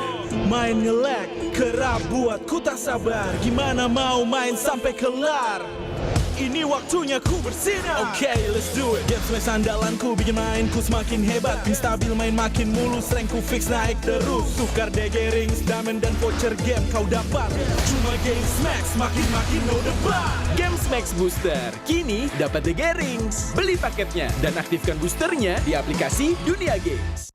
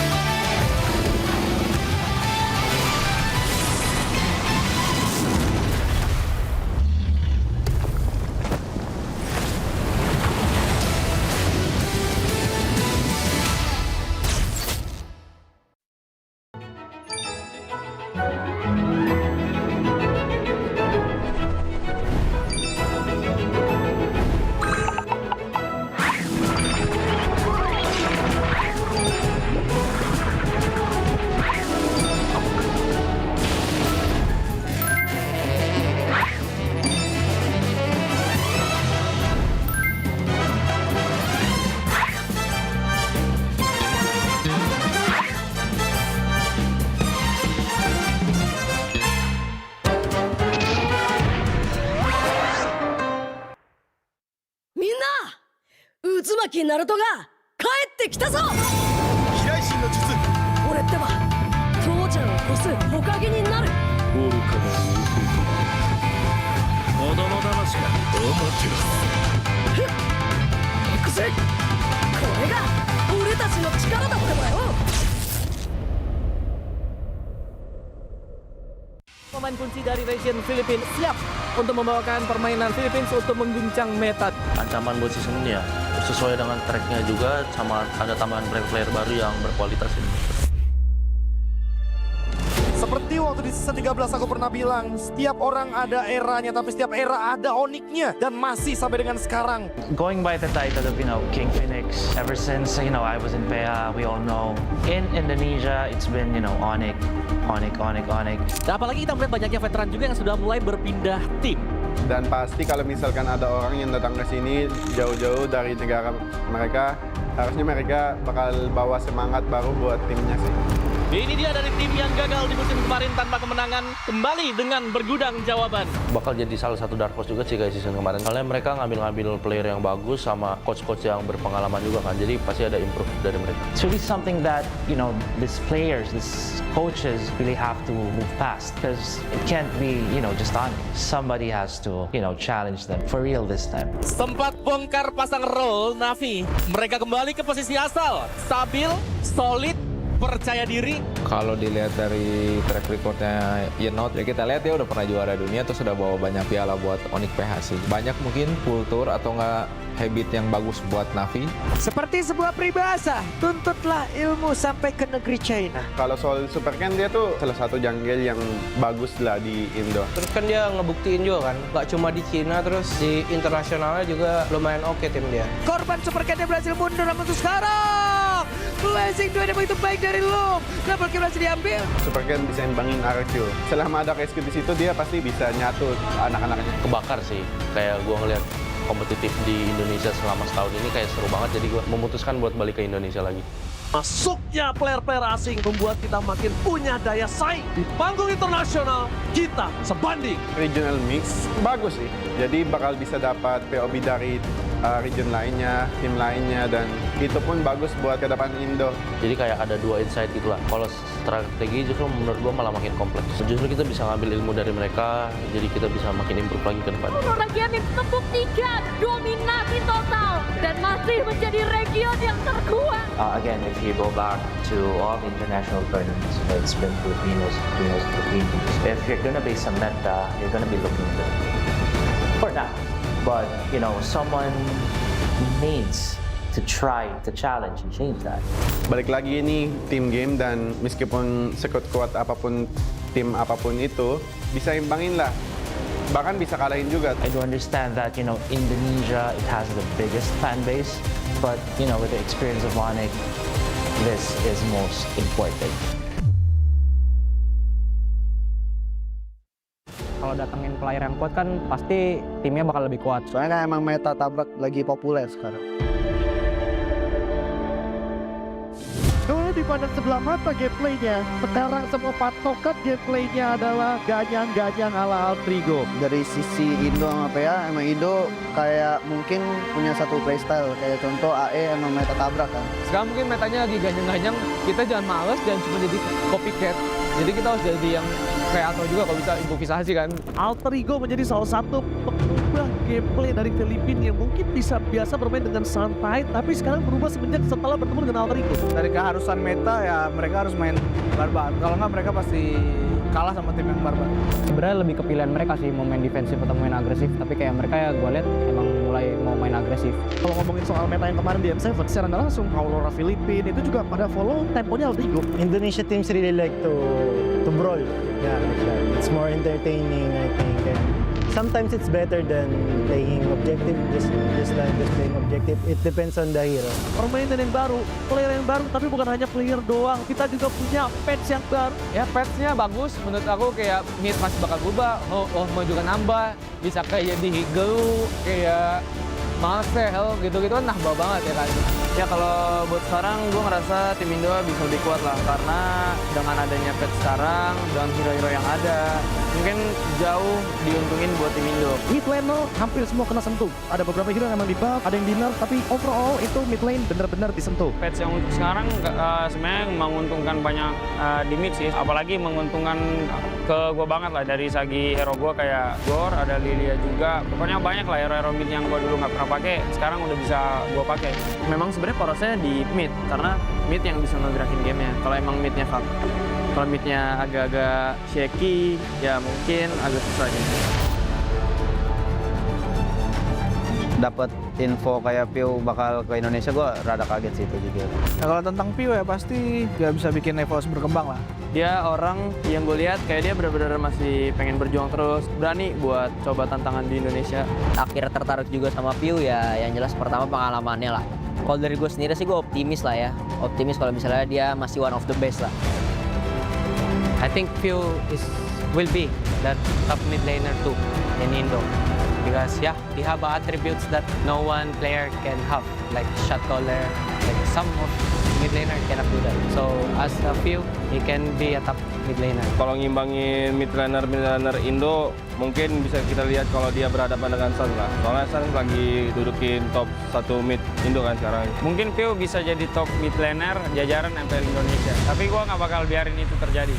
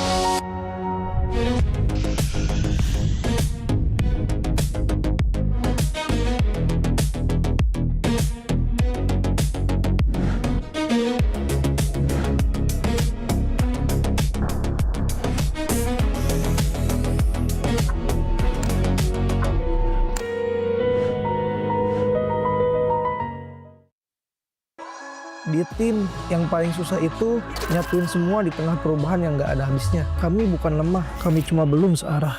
Menang atau kalah itu biasa, tapi ingat satu hal, kita itu keluarga. Waktunya konsisten saling percaya. Sejak kapan Navari jadi CEO? Hah? Lalu diam, Ming. Mending lihat ini. Yang ini murahnya beneran. Bantu kita naik level barengan.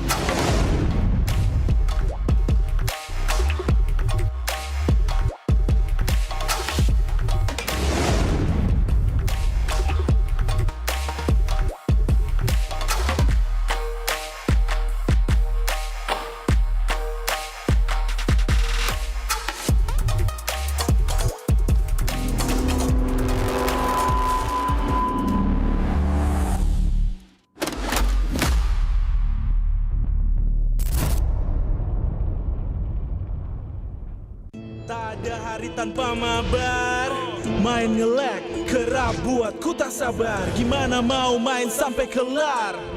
Ini waktunya ku bersinar. Okay, let's do it. Game smash andalanku bikin mainku semakin hebat. Tim stabil main makin mulus, rankku fix naik terus. Tukar DG rings, diamond dan voucher game kau dapat. Cuma Game Max makin no debat. Games Max Booster, kini dapat DG Rings. Beli paketnya dan aktifkan boosternya di aplikasi Dunia Games.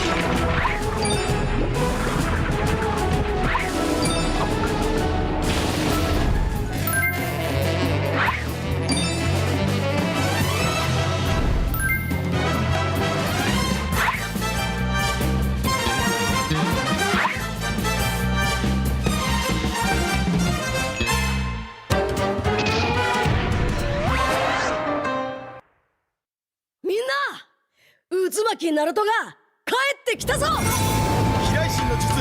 俺ってば父ちゃんを越す火影になる。愚かな子供騙しか。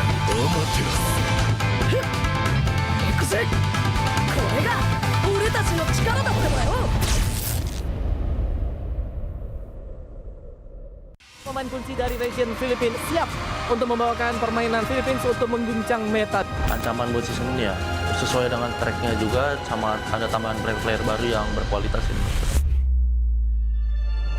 Seperti waktu di season 13 aku pernah bilang, setiap orang ada eranya, tapi setiap era ada oniknya. Dan masih sampai dengan sekarang. Going by the title of, King Infinix, ever since, I was in PEA, we all know. In Indonesia, it's been, Onyx. Dan apalagi kita melihat banyaknya veteran juga yang sudah mulai berpindah tim.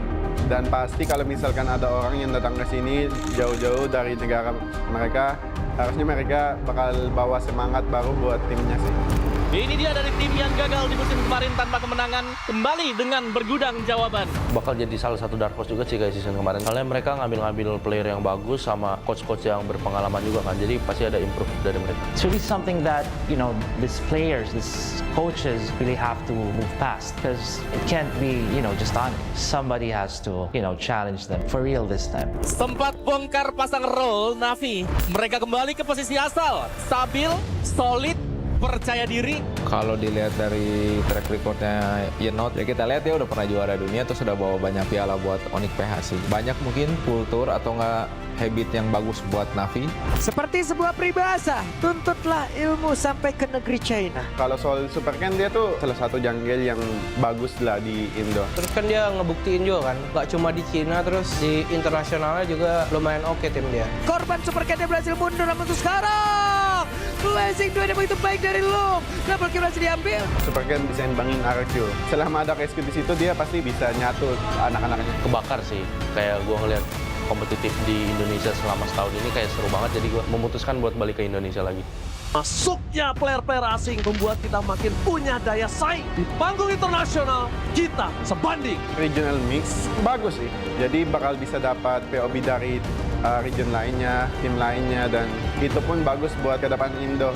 Jadi kayak ada dua insight gitu lah. Kalau strategi justru menurut gue malah makin kompleks. Justru kita bisa ngambil ilmu dari mereka, jadi kita bisa makin improve lagi ke depan. Region membuktikan dominasi total dan masih menjadi region yang terkuat. Again, if you go back to all the international tournaments, it's been Filipinos. If you're gonna base a meta, you're gonna be looking good for that. But, someone needs to try to challenge and change that. Balik lagi ini team game, dan meskipun sekuat-kuat apapun tim apapun itu, bisa imbangin lah. Bahkan bisa kalahin juga. I do understand that, Indonesia, it has the biggest fan base, but, with the experience of Onyx, this is most important. Kalau datengin player yang kuat kan pasti timnya bakal lebih kuat. Soalnya kan emang meta tabrak lagi populer sekarang. Dulu dipandang sebelah mata gameplaynya, sekarang semua patokan gameplaynya adalah ganyang-ganyang ala Altrigo. Dari sisi Indo sama PEA, emang Indo kayak mungkin punya satu playstyle. Kayak contoh AE emang meta tabrak kan. Sekarang mungkin metanya lagi ganyang-ganyang, kita jangan males dan cuma jadi copycat. Jadi kita harus jadi yang kreator juga kalau bisa improvisasi kan. Alter Ego menjadi salah satu pengubah gameplay dari Filipina yang mungkin bisa biasa bermain dengan santai, tapi sekarang berubah semenjak setelah bertemu dengan Alter Ego. Dari keharusan meta ya mereka harus main barbar. Kalau nggak mereka pasti kalah sama tim yang barbar. Sebenarnya lebih ke pilihan mereka sih mau main defensif atau main agresif, tapi kayak mereka ya gue lihat emang mulai mau main agresif. Kalau ngomongin soal meta yang kemarin di M7, secara nggak langsung Aurora Filipina itu juga pada follow temponya Alter Ego. Indonesia teams really like to brawl. Yeah, like that. It's more entertaining, I think. And sometimes it's better than playing objective, just playing objective. It depends on the hero. Permainan yang baru, player yang baru, tapi bukan hanya player doang. Kita juga punya patch yang baru. Ya patchnya bagus, menurut aku kayak mid masih bakal berubah. Mau juga nambah, bisa kayak di Higel, kayak Marcel gitu-gitu kan nambah banget ya kan.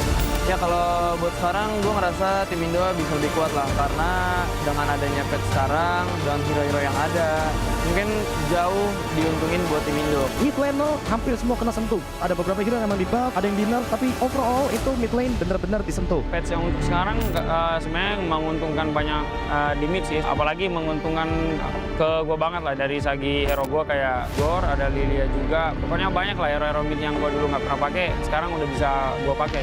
Memang sebenarnya porosnya di mid, karena mid yang bisa ngegerakin gamenya. Kalau emang midnya fuck, kalau midnya agak-agak shaky, ya mungkin agak susah gitu. dapat info kayak Piu bakal ke Indonesia, gue rada kaget sih itu juga. Nah, kalau tentang Piu ya pasti dia bisa bikin Evo's berkembang lah. Dia orang yang gue lihat kayak dia benar-benar masih pengen berjuang terus, berani buat coba tantangan di Indonesia. Akhirnya tertarik juga sama Piu ya, yang jelas pertama pengalamannya lah. Kalau dari gue sendiri sih gue optimis lah ya, optimis kalau misalnya dia masih one of the best lah. I think Piu will be that top mid laner too in Indo. Because yeah, he have attributes that no one player can have, like shot caller, like some of mid laner cannot do that. So as a few, he can be a top mid laner. Kalau ngimbangin mid laner Indo, mungkin bisa kita lihat kalau dia berhadapan dengan Sun lah. Soalnya Sun lagi dudukin top 1 mid Indo kan sekarang. Mungkin Pio bisa jadi top mid laner jajaran MPL Indonesia. Tapi gua nggak bakal biarin itu terjadi.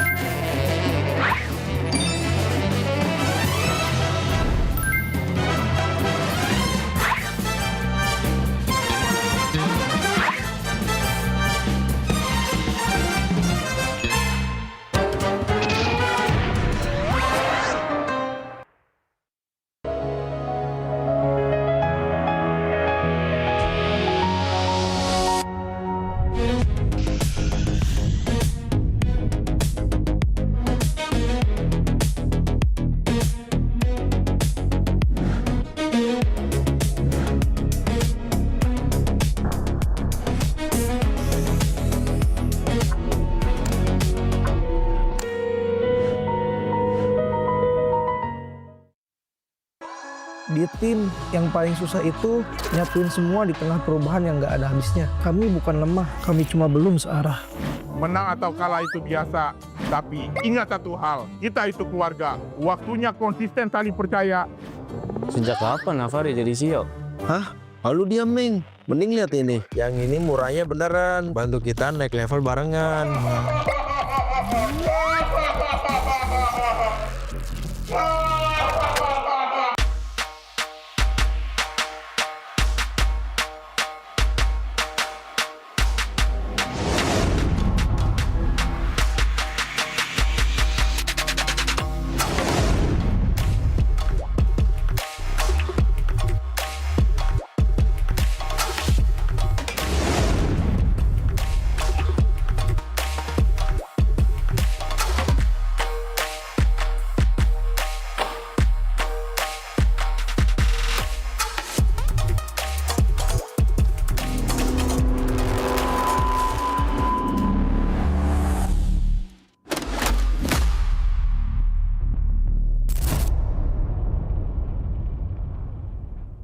Tak ada hari tanpa mabar, main nge-lag, kerap buat ku tak sabar. Gimana mau main sampai kelar? Ini waktunya ku bersinar. Okay, let's do it. Game smash andalanku bikin mainku semakin hebat. Pin stabil main makin mulus, rankku fix naik terus. Tukar DG rings, diamond dan voucher game kau dapat. Cuma Game Smash makin no debat. Game Smash Booster kini dapat DG Rings. Beli paketnya dan aktifkan boosternya di aplikasi Dunia Games.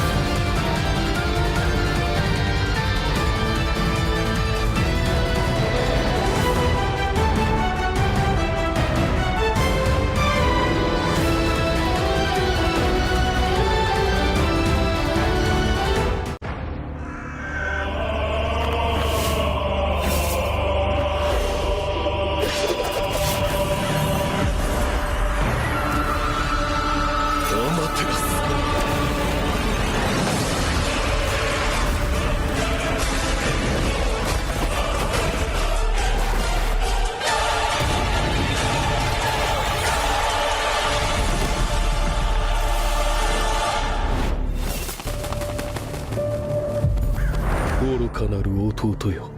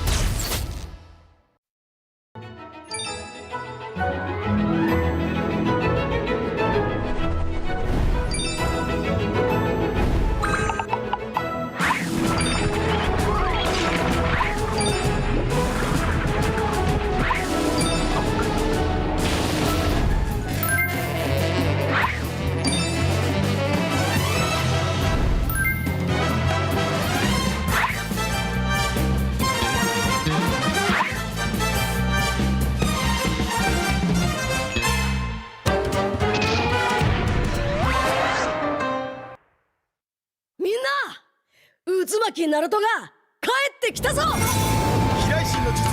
俺ってば父ちゃんを越す火影になる。愚かなる弟。子供騙しか。お待てろ。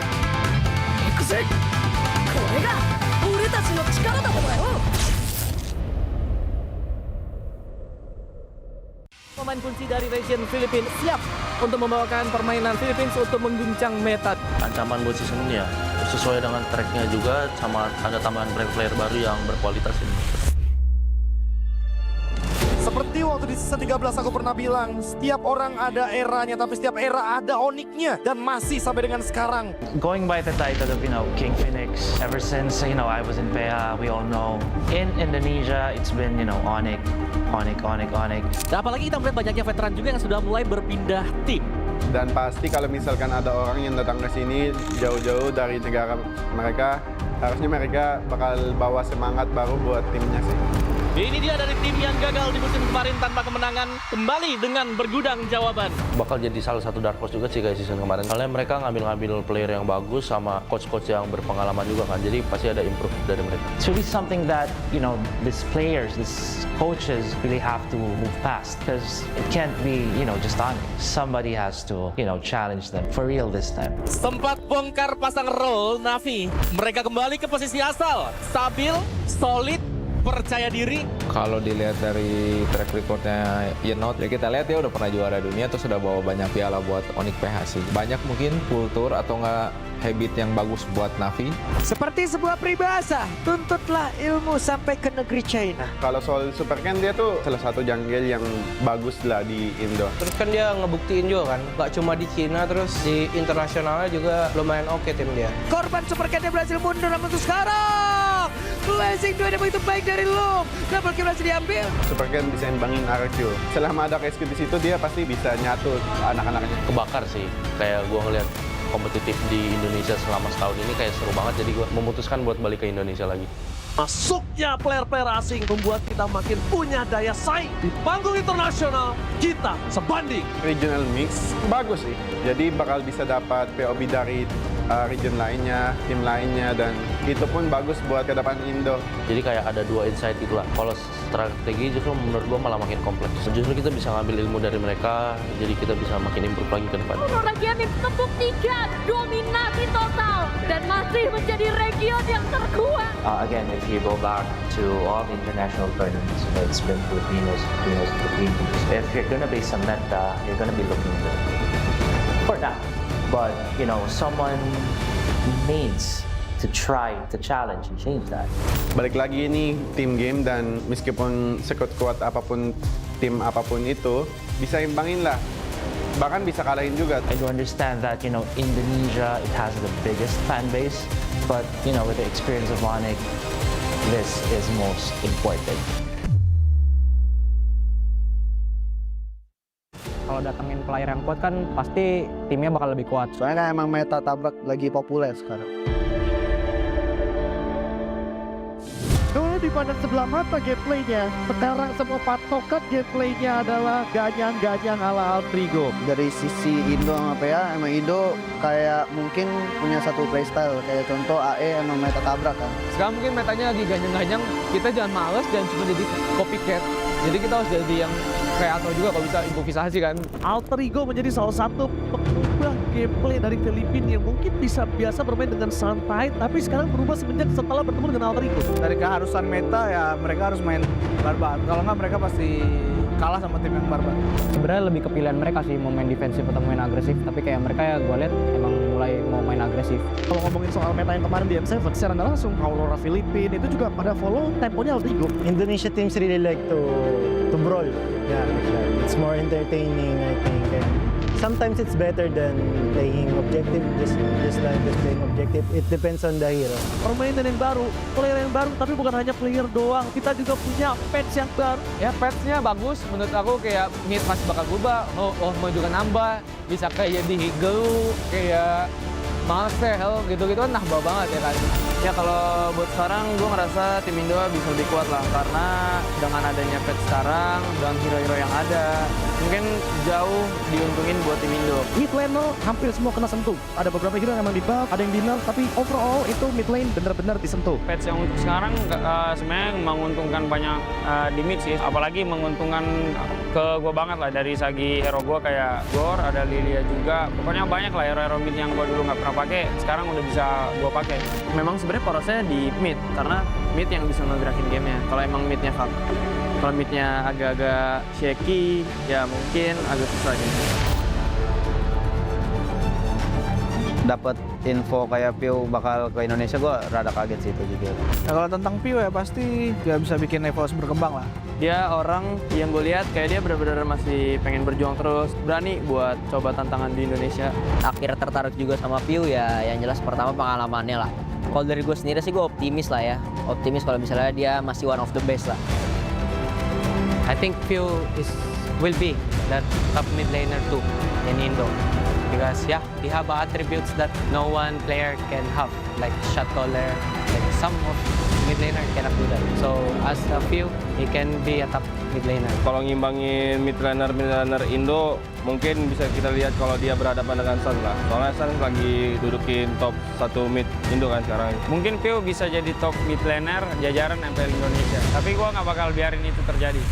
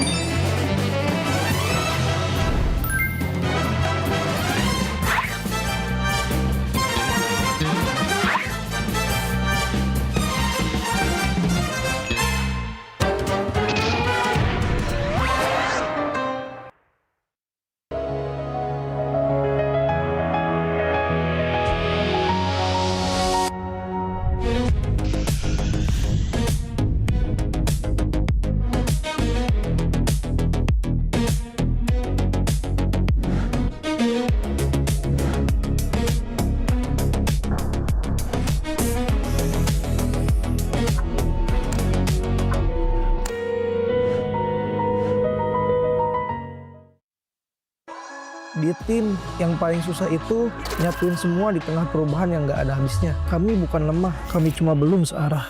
Menang atau kalah itu biasa, tapi ingat satu hal, kita itu keluarga. Waktunya konsisten saling percaya. Sejak kapan Navari jadi CEO? Hah? Lalu dia Ming. Mending lihat ini. Yang ini murahnya beneran. Bantu kita naik level barengan.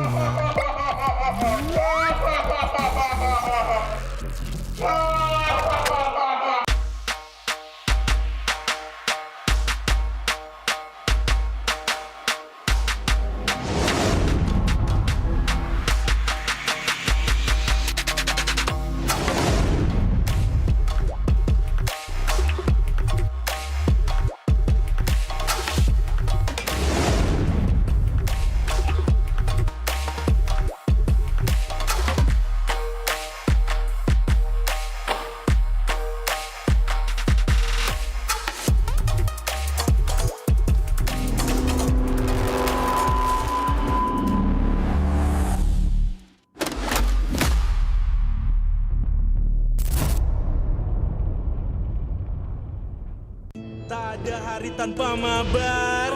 Main nge-lag, kerap buatku tak sabar. Gimana mau main sampai kelar? Ini waktunya ku bersinar. Okay, let's do it. Game smash andalanku bikin mainku semakin hebat. Pin stabil main makin mulus, rankku fix naik terus. Tukar DG rings, diamond dan voucher game kau dapat. Cuma game smash makin no debat. Game Max Booster kini dapat DG Rings. Beli paketnya dan aktifkan boosternya di aplikasi Dunia Games.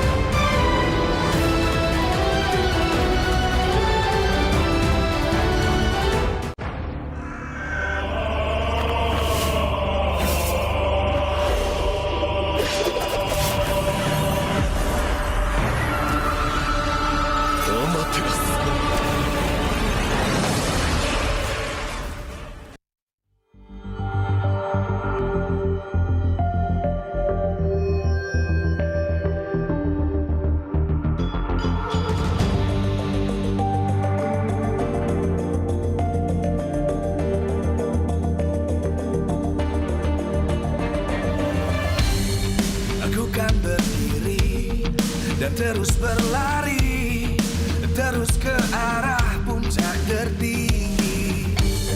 Ku takkan berhenti, hanya sampai di sini.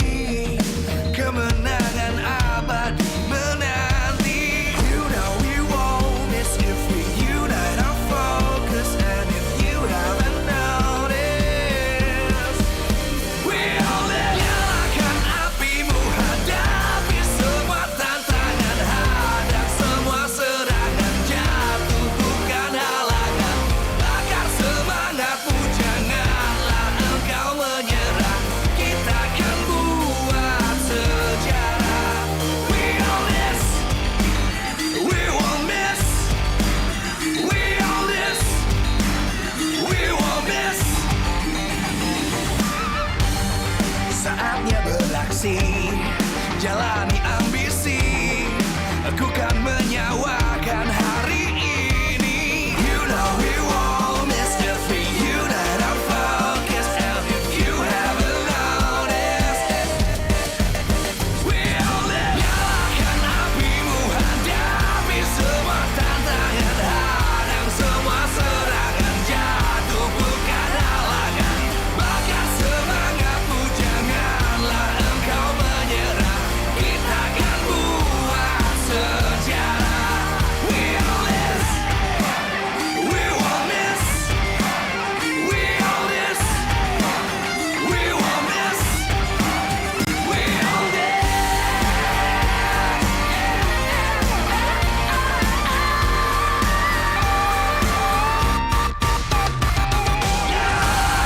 Apimu, hadapi semua tantangan, hadang semua serangan, jatuh bukan halangan, bakar semangatmu, janganlah engkau menyerah, kita akan buat sejarah. We all this.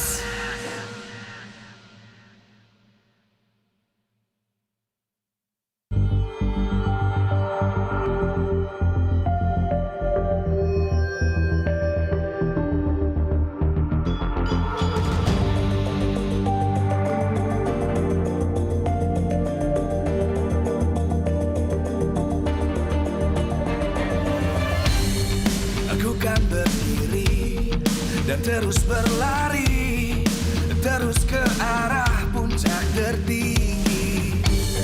Ku takkan berhenti, hanya sampai di sini. Kemenangan abadi menanti. You know we won't miss if we unite our focus. And if you haven't noticed, we all live. Nyalakan apimu, hadapi semua tantangan, hadang semua serangan, jatuh bukan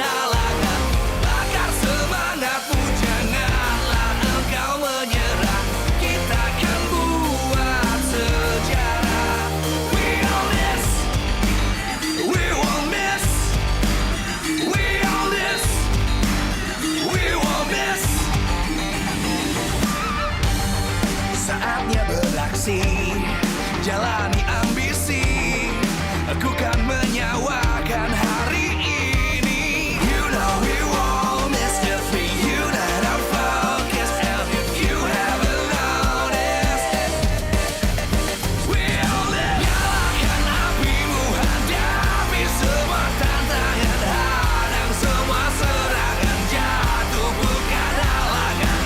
Bakar semangatmu, janganlah engkau menyerah. Kita akan buat sejarah. We all this, we won't miss. We all this, we won't miss. We all this.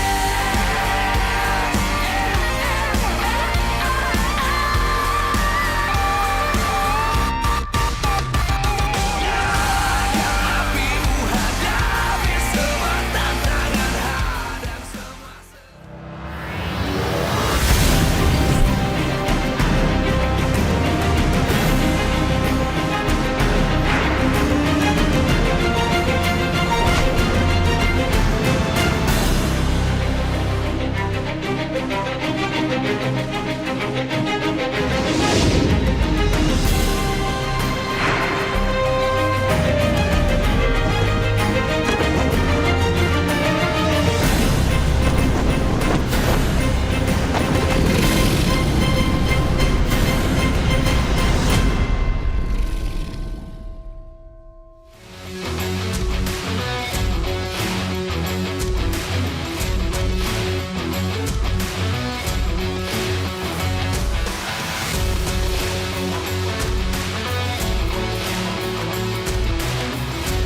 Live from MPL Arena, Jakarta, MPL Indonesia Season 17 is powered by Moontalk. Supported by Esports Federation of Indonesia. Presented by official gaming phone, Infinix. Official e-wallet, GoPay. Official gaming chair, Toda. We own this.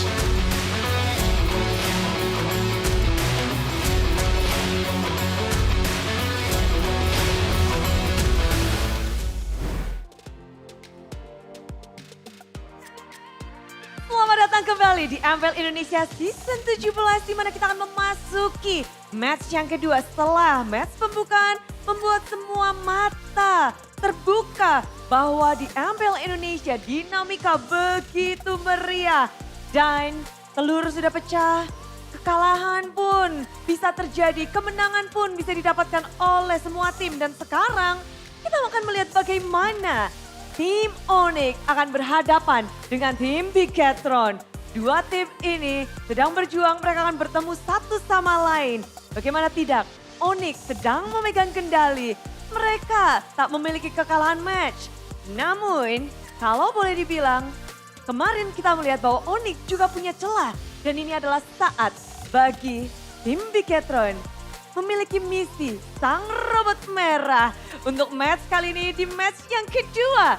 Bagaimana tidak? Mereka pernah memecahkan win streak dari Onyx di musim lalu. Dan musim ini mungkin bisa jadi sebuah kesempatan bagi sang robot merah untuk menghentikan dominasi sang Raja Langit. Sebuah misi untuk membuktikan diri bagaimana kekuatan mereka di regular season ini. Dari setiap playernya sendiri, kita akan melihat bagaimana battle dari setiap laningnya. Pertemuan gold lane yang tak akan kita bisa hindarkan, di mana Kelra akan berhadapan dengan Eman. Ditambah lagi, kedua jungler ini akan saling berhadapan satu sama lain.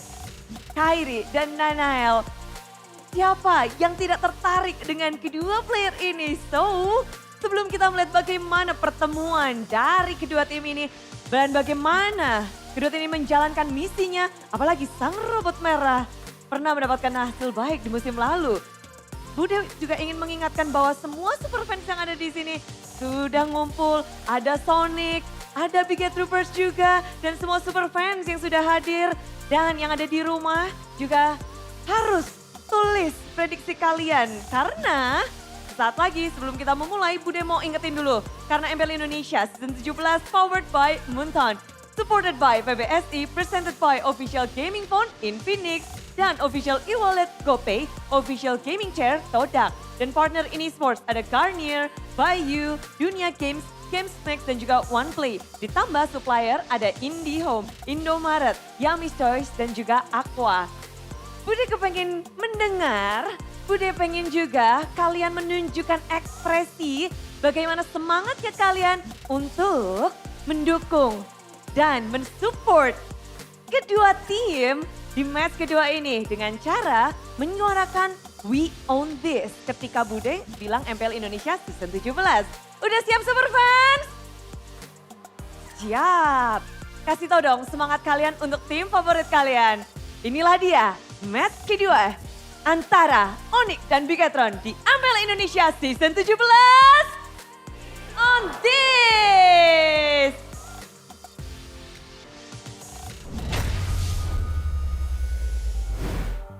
Game 2 is about, or match 2 is about to be underway. Welcome to the slaughterhouse of Bigatron stream here with Mirko, Rashi, and Sheffin. Bro, mac and cheese combo back at it again. We gotta be honest sometimes, Rashi, okay? You're overselling it. Overselling it? How do you know it's gonna be a slaughter, man? Do you not know about it? It could be close, could be close. Let's ask the guy in, the most relevant guy here. Like, what do you think is gonna happen? Most relevant? What does that mean? The one that, you're the fan of Bigatron right now. We're not really the fan of... Interesting choice of words. That's all we're saying. Like, English caster, by the way. I'm struggling to find the right word. What do I think about Bigatron versus Onyx? Yeah? Realistically, or maybe okay, we'll get the subjective opinion out of the way. Bigatron are gonna win this one, all right? Bigatron do well when a lot of people don't count them in, especially in the regular season. That's where they usually shine. Now, objectively, they're gonna smash Onyx, bro. All right, Onyx, you've been good, man. Kelra, I can't. Onyx, you've been good, but Bigatron, I think, have the tools to make it close. Realistically, that's where I'm gonna put it. Make it close. I mean, we can ask the audience here with audience topic voting by Infinix. What does BTR need to do to win against Onyx? M1 plays unique heroes, not really locks down his movements. Maybe that's, in the table, but easier said than done. Play with comfort picks. Now, this might be the most realistic one out of all of them, especially if they're not shying away from your favorite pick right now, Rashi, Jushin. My favorite pick? Yeah, you're forced to play those. Well, I mean, it's just such a great hero, man. And I think comfort picks in a sense that it has to be heroes that suits their personality, I think. It doesn't have to be specific heroes per se, but for example, for Moreno, you want to give him some like damage dealer, Just like a boy. For instance, something with like outplay potential. For Eman, you want that like late game carry possibility, stuff like that. You know what I mean? Doesn't have to be specific heroes, specific kinds of heroes. I know what you mean, Pop. Yeah, you know what I mean, Pop. Yeah, I know what you mean, Pop. But yeah, I mean, realistically, if we're being serious, last season, the last match that Onyx played against Bigatron, Bigatron actually smacked them 2-0, and it was through some of the better draft of Push Bam back then. Yeah, Bam and Erpang, obviously, right? Yeah. Erpang's still in the lineup right now. I honestly feel, again, when it comes to lineups, Bigatron have a very good lineup. The fact that they kept the lineup, I really like. They swapped out the coaching staff. Now that, we'll see whether or not it works out. Because when they've been good, Bigatron have been amazing. But when they've been bad, they've been pretty darn bad. And we'll see something from Savero here. Let's see what he thinks about MPL Indonesia. I can adapt because my team also helped me for learn Tagalog comms, so we can play as a team. I think the culture and environment similar like Indo, so I just need to adjust to gameplay and team play. For me, it's like challenging for me to improve myself and prove to all of the fans. The strong of Kera, I think he can play both MM, but he like super good when playing marksman. And Eman, I think is flexible.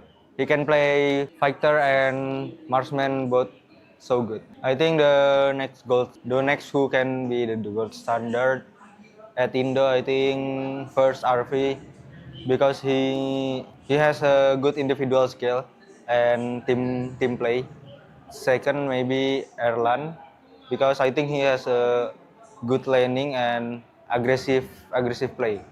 And the third is maybe because he has a good laning too and aggressive. Play for Sonic's ID and Philippines. Thank you for the support. Please keep support me and I will do my best. Good luck buat teman-teman gue di Onyx ID. Gue yakin kalian masih bisa juara buat season ini. Kasih gameplay, kasih yang terbaik di setiap match ya. That is Mr. Savero. Savero. Doing pretty good in the last match that they played. Yeah. They smacked Falcons. Not Falcons. Who was it? AP brand. AP brand. AP brand. Oh, no more Falcons? Falcons is their own team. Oh, yeah, you're right. Oh, man. Yeah. I'm getting old, just like you, Rashi. Wow, catching strays for no reason. You should have just said No, getting Arashi. It's not a stray. I was shooting right at you, bro. Come on. That wasn't the main talk though. So like, okay.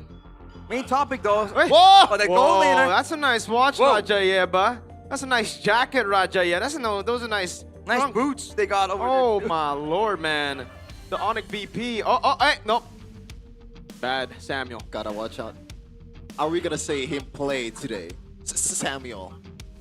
I hope he plays today. Yeah, it's against Bigatron. Even Geekfam wins against Bigatron, man. Like everybody can exactly. win I agree. against Bigatron. No, They should deploy. The mighty Bigatron. They should deploy Yeb. honestly, I Bigatron, would easy. still take on. They should deploy their manager, Paddington, as well. And CW. Okay, CW's probably they'll probably smash BTR still. Yeah.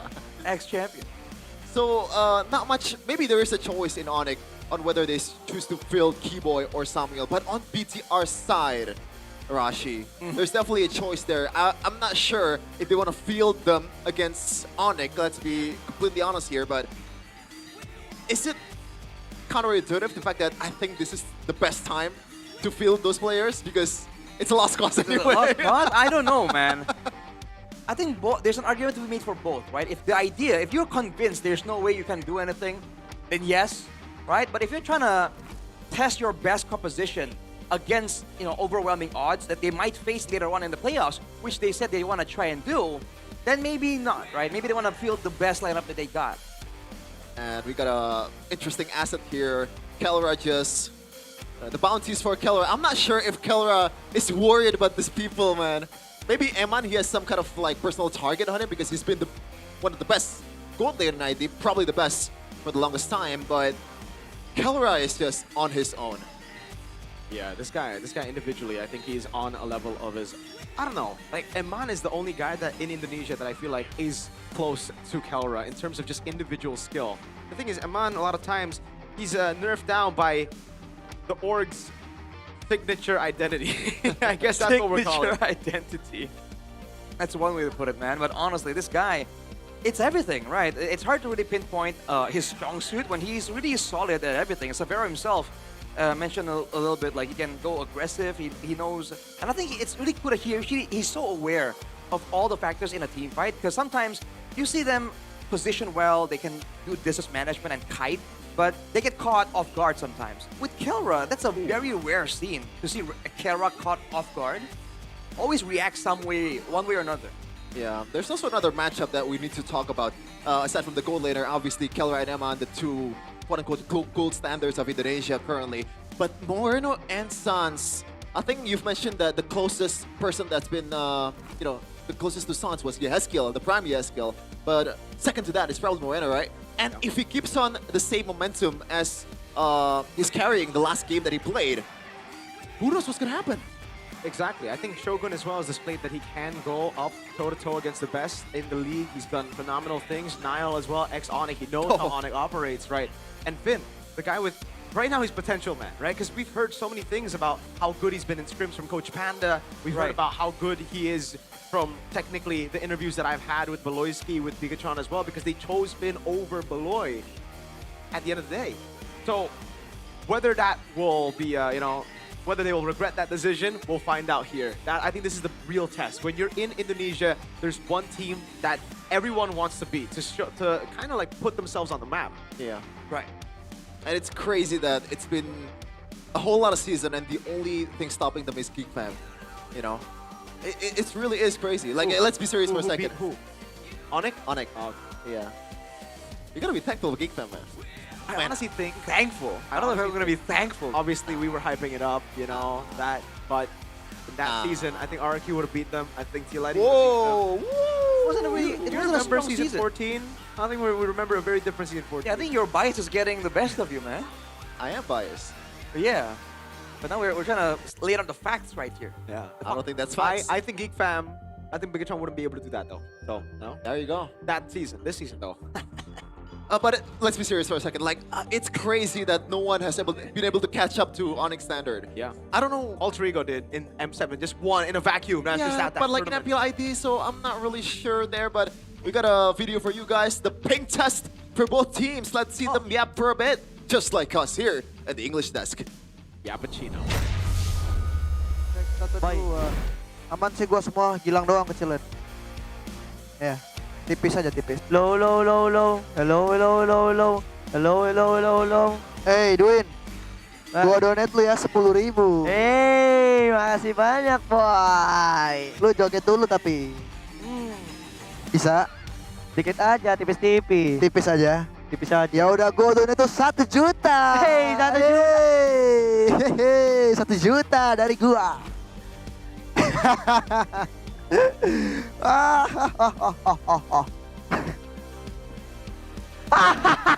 Aman banget, aman banget. Makasih Bangki boy. Aman banget Mas ya, aman banyak Bangki boy. Aman banget. Buy one aja kita, buy one. Nanti lu kalah lagi. Mas ya. Kayak gini berlagi. Man. Hai, good. Pernah lawan orang aman di WA man. Karena dong sering dulu. Sering.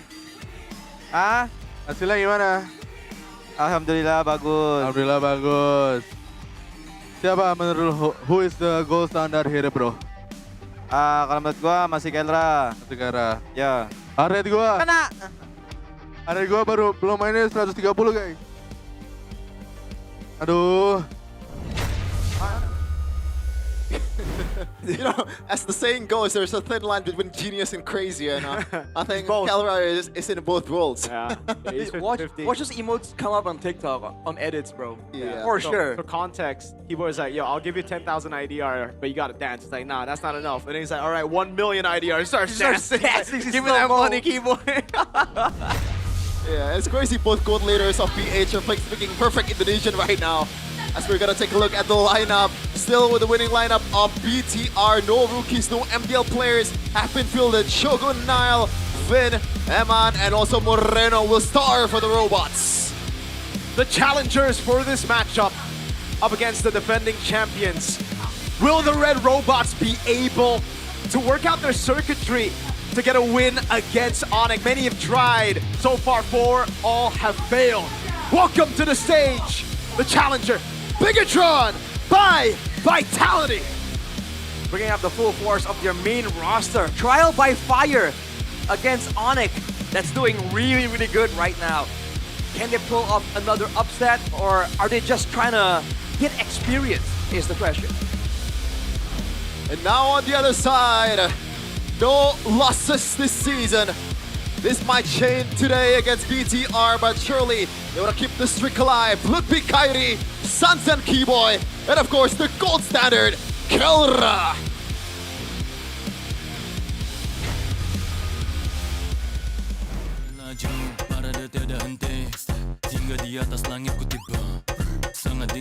To be the best,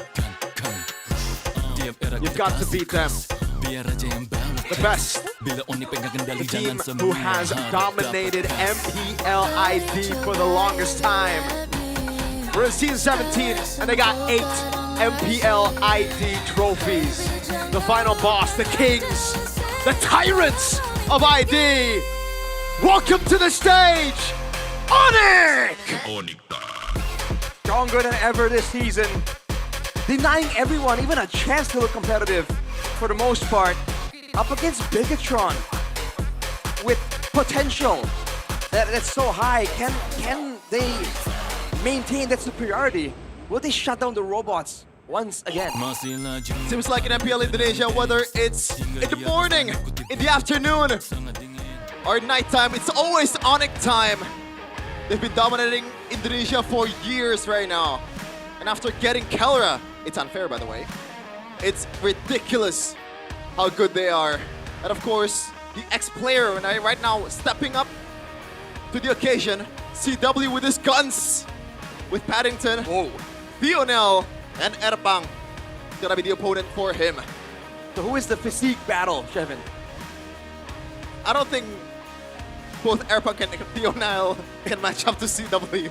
So off the bat, CW been in the gym. They have to bank on that mental advantage here for Bigatron. CW's been on that King Kong arc. Hey, I get an idea for you guys, MPL. To decide which is blue side or red side, just battle it out in the octagon for the coaches. We know who's gonna win that one. Who is it? Make a wild guess. I have to go through all the coaches. Exactly. I don't know, actually. I actually don't know either. I was just trying to get an answer from you. Make it easier. No, we have an answer here from the audience. What does BTR need to do to win against Onyx? M1 plays Unique Hero. Seems like that's the unpopular choice here. Lock Sansa's movements and C. For number C. Number C. With Comfort picks Arashi. You agree with this? Like we said earlier, man, the same kind of heroes. Although, again, some of the heroes that Bigatron likes to use, they are quote-unquote comfort picks, require a high degree of execution. Against a team like Onyx, that's a lot easier said than done. So that's a risk that Bigatron will be taking if they want to get Bigatron and their main roster on their comfort picks against a team like this, which will be a huge blow mentally if they do get crushed. So far, BTR has picked more heroes than Onyx. Yep.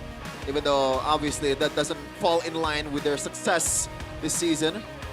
Still a pretty tough road for the Red Robot so far. But for Onyx, it's always has been.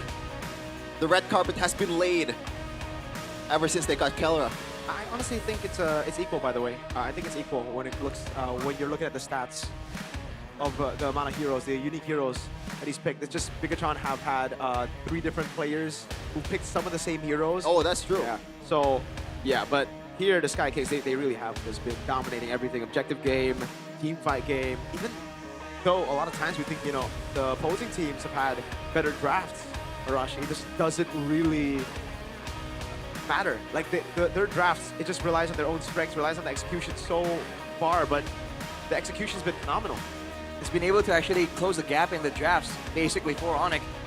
And that's the crazy part, man. So they know, even when they have the winning composition or the losing composition, they know how to get the best out of it. And number one in the Lord control, that's the big one, of course. When the games get any longer than an early game stop, it becomes a Lord game for the most part in MPL. And when Onyx is number one, that's definitely a big concern for Bigatron. Who's 9th, Arashi? Who's 9th? Oh, I don't know. Take a wild guess. That's crazy, by the way. You see the clip? What clip? Of Nafari saying that a certain team has not taken a single Lord this season. I did not know of that stat. I was not aware of that stat. When you brought it up, I was like, wait, you're right. 0 Lords. That might be actually like, I don't think we've had a single team go 0 Lords. At least like for the teams who've gone 0, even 0-16 Aldo with LB. They didn't go 0 Lords, I think, the first 3 matches. But I don't know. We gotta double check. Right. It's only week 3, but again, well, everything that's done in these early weeks for any team will have big impact towards the late stages. Chasing the gold standard right here, Terra against Iman. Man, number 1 in gold laner average kills and average assists. And Iman, number 3 and 6 actually. But for the most part, again, when he gets going though, you can't underestimate Iman still. Yeah. I think especially for this matchup, you know, stats don't matter. It really comes down to how they play in the game, what drafts come up. And I hope that doesn't happen, by the way. Iman, I really hope you don't move to Geek Fam next season. But it does look like you're part of Geek Fam right now, so I don't know if I want to call you my GOAT, you know? Dang. No, I'm joking. He's still my GOAT. He'll always be my GOAT. If you're ex-BTR, whether you're in BTR, ex-BTR, even if you just praise BTR, not really. No, you're not my GOAT if you just praise BTR. Never mind. There's a line here, folks. There's a line, and that line Iman wants to cross. The line of whether or not you can beat the gold standard, the god in the gold lane, the man, the myth, the legend, the guy who dances for 1 million IDR from P-Boy. I believe he did mention earlier in the mic check that he was asked earlier, right, about like how do you feel about this this matchup, and he was like, I've done it. I faced him a lot of times before. Oh wait, hold on. Sorry, Rashi. Onyx are on blue side. This is the only side they have lost so far. Yep, but odds are in our favor. Odds are in 12.5%. Odds are in our favor. It's one of 8, Mirko. But yeah, I think Onyx so far I'll has take those odds.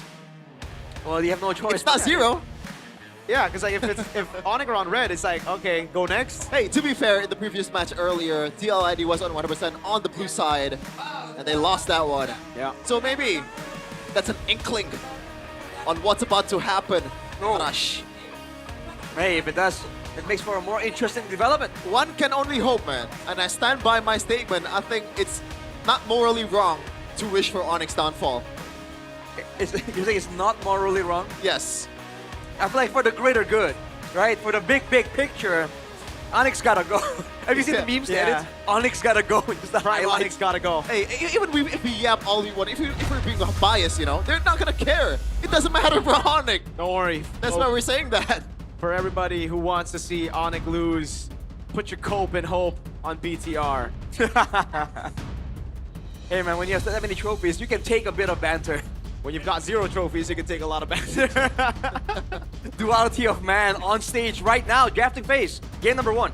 Started by official gaming phone Infinix. So the Guinevere and also that is interesting. That last band is gonna be the Grok, which we don't really see very often. But I guess Finn is a bit known for his Grok too. But on the other side, Mirko, is that the one that you're all manning?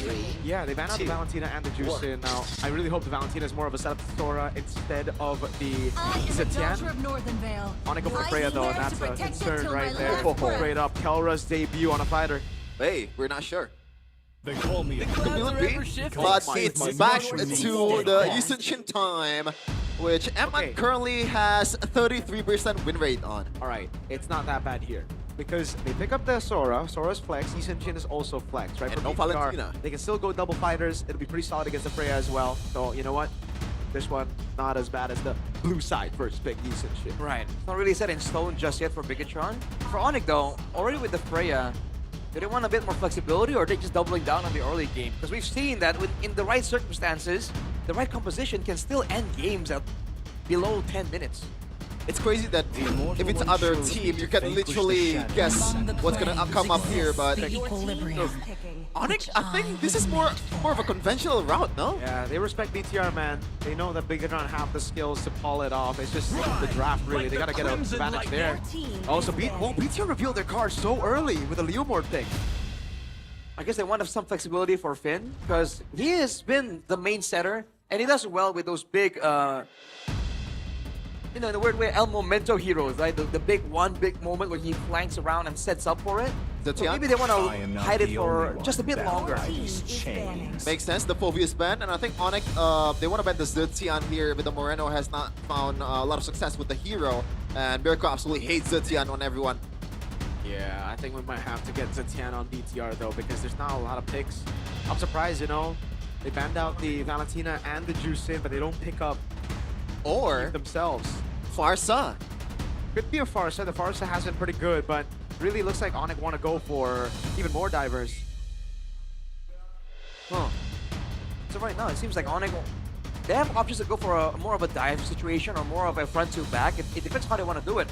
As of right now, if they go for a front to back, I think it's a bit risky with the 3 dive heroes of Bigatron. So front control, oh my god, is something they want to try and get and avoid giving to Bigatron.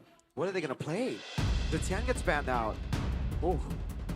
All right. I mean, Farsa, if Farsa is not banned, then it's gotta be the Farsa, no? It has to be Farsa if it's not banned, yeah. But if it's banned, the cards are quite low here. I think BTR need to ban out the Arlen, no?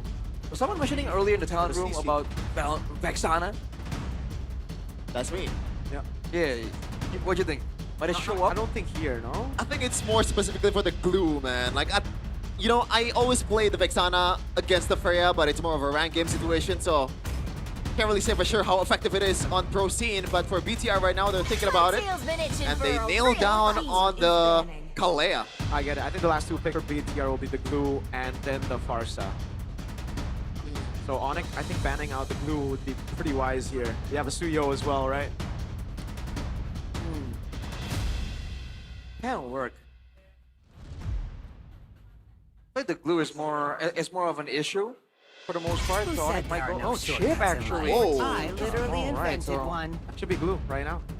Yeah, completely forgot about that. So yeah, I guess there's no other way, right? You gotta pick those 2. Yep. Now for Onyx, they're still lacking in roamer and side laners, whether it's gonna be the EXP or the gold. But at this point, I think I'm leaning towards Kelra using the Freya because they already picked a Suyo. They need a bit more tankiness up front. Agreed. Or just pick the CC. It's not bad, right? Got Yeb's wife in the building. Hard. Aww. Yeb's daughter as well. With the ear protection. Aww. That's a W right there. Like, esports arenas can be very loud. You have to be, I mean, you gotta be careful. And it's gonna be louder if Moreno plays those kind of Farsight game that we've seen in the last match. Onyx. Glue. Well, no. Couldn't Onyx go for a glue here then? I don't think it'll. Well, that's true. It would zone. It would stop the Leomord. It would zone out the Farsa. That's why I thought the glue will be picked up first by BTR. Yeah. I would go glue and CC maybe. Yeah, but is there other EXP laner that's good for Ludwig? Alice and Tyso is the answer. So the Alice will get value against the glue if they do end up picking it up. Like a preemptive counter almost. But I still think the glue is great. You can just play around it, you know. Just don't use the pass as much. Is Esmeralda that bad here? Where? Wait, no, never mind. I thought okay. they like the roam. I thought they like the side laner. Esmeralda roam? Nah, it's gotta be the glue. There's no other choice here. I don't know, man. Bigatron, you never know. I mean, if we're talking about Vin, usually he likes the Badang, but come on, man. He played an Atlas once. Nah, don't go for that. Wait, you know what? Spicy. Honestly, it's not that bad. You have the Shifting Skies, you have the Mount Shocker, you have a lot of combos here. Gato Kancha. Alright, against the Freya, I can see it, but then the Eve just gets so much free pass, basically, right? But if you're picking a glue, isn't it gonna be a free pass for the Eve anyway? Not really, because you just go for the Mount easily on anybody, right? I think when it comes down to it, when you have a Sora, the Eve is gonna have a hard time regardless. That's what we've seen previously, at least. You know, at level 4, the Sora can one-shot at Eve so easily. So we'll see how Sans deals with that. I'm excited for this matchup. Yeah, I think BTR drafted quite of a solid composition, but Onyx is still Onyx. Yeah. And it's Kelra on the Freya. At the end of the day, you're gonna have to out-execute Onyx. There's no other way to it. Even if you have a better draft, it doesn't matter. 8.1 against 4.9. That's a lot of difference for Ashi, but we're gonna see if Onyx will be able to utilize that to the fullest against the Red Robots. The undefeated Onyx against Bigatron that's still trying to find their form. Here we go, ladies and gentlemen. Welcome to the Land of Dawn for game number 1. Yeah, this one plays out, man. It's a bit of an old school throwback. Got on high loss, Yi Farsa. So mid lane is definitely going to be interesting, but later on, I think it's a race to level 4, and then from there, I feel like Bigatron has the bigger, meaner ultimates, technically. So we'll see how Onyx wants to tempo around that. Whoa! Playing with fire there, Niall, but I guess the calculation pays off. That was a clincher. The Cold-Blooded Jungler is his nickname, you know? Definitely fitting that. Emblems by you. Moreno with the Bargain Hunter still, so no concern for his own safety for the most part. Gonna outmaneuver around that. Sans did no pulling stuff together. He wants to inspire instead. More mana, more spam on the spells. Might help with the mid lane 2v2 actually. That could be the angle. Yeah, and Kelra on the Festival of Blood, so expect Kelra to clear this one quite quick, then go on and test the first turtle. Ooh. Because he wants to be as effective as possible right from the get-go. So it's Master Assassin for Aman, no Master Assassin for Freya. For Kelra, it's a Festival of Blood. Yep. Sustain versus like leaning advantage, I guess. Yeah. We'll see how that impacts like later on when the laning phase pays dividends. Right now, it's still pretty even for both teams. You can see how they're playing though. It's a bit more attentive than like there's no decisive big moves just yet. Level 4 should change that. Yeah, Kelra, by the way, prioritizing that warrior boots very early on so he can work it faster. Kyrie evades the potential taunt from Finn as both teams try to establish their position here. And Kelra is already level 4. Yeah, he's gonna join the team fight for sure. Cast clear from Onyx here, but Finn goes in, able to find a taunt. Sans with the flicker out. Keyboy not caught in a bad spot. That's with the RWM. About to descend as well. Now still there. It seems like the turtle has been reset a bit. Yeah, but BTR no don't have ults. Yeah, no more, especially for Nile. Like, they cannot go in here. Finn, but coming down. Finn is right there. Iman on the back line. Get him out of Shocker. Shogun straight out to Kai. He still gets a retreat, but he's going to be down. First blood for Shogun. Another kill coming down there as Keyboy gets taken now, but it's a trade over as Lutpi jumps to the midst of it all now. Thrown a ruin with the flicker, but Iman reads it out, and Lutpi is trying to bounce away. Moreno's right there to pick up the kill. And it's 3-1. Some back and forth here with Onyx and BTR, and economy-wise, BTR is winning. Rashi.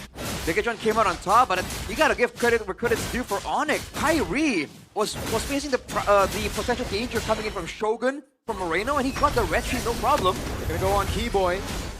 It's now on the Phantom Steed, bringing Keyboy back. Might be forcing out a glorious pathway here, and it was a glorious pathway. Hold on, Lutpi gets back to lane safely.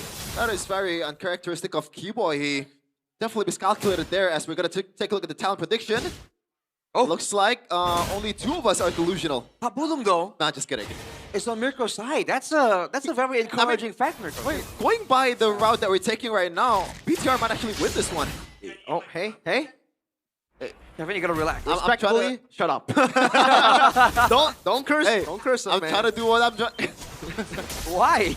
I thought you said it's morally, it's morally right to wish for Onyx downfall. Yeah, but what we think is not always what actually gonna happen. All right, that's fair. Well, this early game is going great for Bigatron, mainly because of that Sora presence, man. You're reminded how strong of a pick it really is. Lutpi can disrupt and heal up in the backline, but right now, Shogun can just assassinate Kyrie or even a problem. Whoa! But the airstrike, Lutpi's gonna be taken low. Shogun's gonna go for the kill, I think, here. Yeah, goes with Shifting Skies. Killing spree for Shogun on this Sora. Man, the game just moves on a different level when Moreno is on a Farsa, man. That's why I really prefer the Farsa ban on Red 5 or Blue 5 rather than the chip. Definitely kind of activates the kill pressure for Bigatron. Especially if Nile wants to play with the hot-blooded style, try to get some more kills. Seems to be eyeing a chance to invade right there, but to call it off, moving towards the turtle. Moreno picked up the arcane boots to further boost his damage towards the frontliners of Onyx. They're gonna establish position here. Nile's gonna be a bit late with the Steed. That's a stun over on Finn. He's gonna go in. Iman now with a Mana Shocker, looking for the flank in the back line. Sans and Kyrie positioning well. Throwing a ruin the flicker. Moreno respecting Nile, winning the retreat battle. Finn's still alive, and they're bringing them out of the RWM. Shogun with the flank now. Lutpi trying to run away. Shogun goes to the air, stunning all of them. Nile walks up, and it's Shogun with a mega kill. He's gonna be shot down with a turret a bit. Nile caught against Kyrie. He's gonna jump in with a Soul Sever, able to find the kill, and that is a 3-for-2 in the end. And the first item, Sky Piercer for Kyrie. He is confident he's gonna get some kills. He didn't get any stacks of the team fight though, but now it's gonna be a bit. Bigatron has to be a bit more careful giving some of the kills up. But that's again the Sora power, man. Alone against 3 members, he almost one-shot stuns along with his teammates. That's something that Onyx has to kind of solve here. They can't really expect the backline to survive against Shogun alone, especially now that he's 4-0. Oh man, I didn't really see exactly what happened, but was that an overextension from Nile earlier? No, I think he ran out of the Phantom Steed. Harry punished him. Seems to be the case there. Apparently with the calculations. So far, again, all things considered, 5 kills down. 2k gold lead for Bigatron isn't the worst thing. Onyx has handled more before, but I think they're really banking on Kelra somehow. Yeah, and initially I think Kelra is supposed to have the advantage, right? In the first turtle fight, in the second turtle fight, but so far Onyx has not been utilizing that properly, and that's thanks to pretty much the aggressiveness of this mid duo and also Moreno. Cheeky retry from Kai. Smooth Criminal gets out of there. Moments like that allows the gold lead to kind of shrink even more actually for Onyx, but look at this. Shifting Skies brings Keyboy back. That's going to pull back as well. Over with the Phantom Steed. That's 4 ultimates. Even Iman popping it just for vision. Yeah, and there's no way. I mean, Onyx, if they can actually contest this one, it's a loot. Is it for vision, also for the extra assist gold? Oh, AOG! Yeah. Straight just to go for the siege up top. They get control of it. They take the turret as well. Amazing from Finn there. Just to get Kelra away, but there's some retaliation in the bottom lane, but Nile will surely take this one even without the retribution. Remember that Onyx is willing to give up turtles if it doesn't really benefit their team. Nile? He's trying to bring Keyboy back, and he does. Into the feather airstrike. Oh, almost a kill with the lethal ignition too. Not quite enough damage. Only a going one on Moreno. Eman, 1v1. Great stun there, but Kelra's gonna move forward. Finn's waiting in the corner, able to go for the taunt. Now Eman with the follow-up. Kelra's still gonna go in. He's still flickers in as well against 3. He chases Eman down. Now does not have the ultimate. He's gonna go in, and now it's Kelra who's looking for it. A taunt coming down with a revitalize as well from Finn, but Kelra, wow, just keeps on swinging that sword.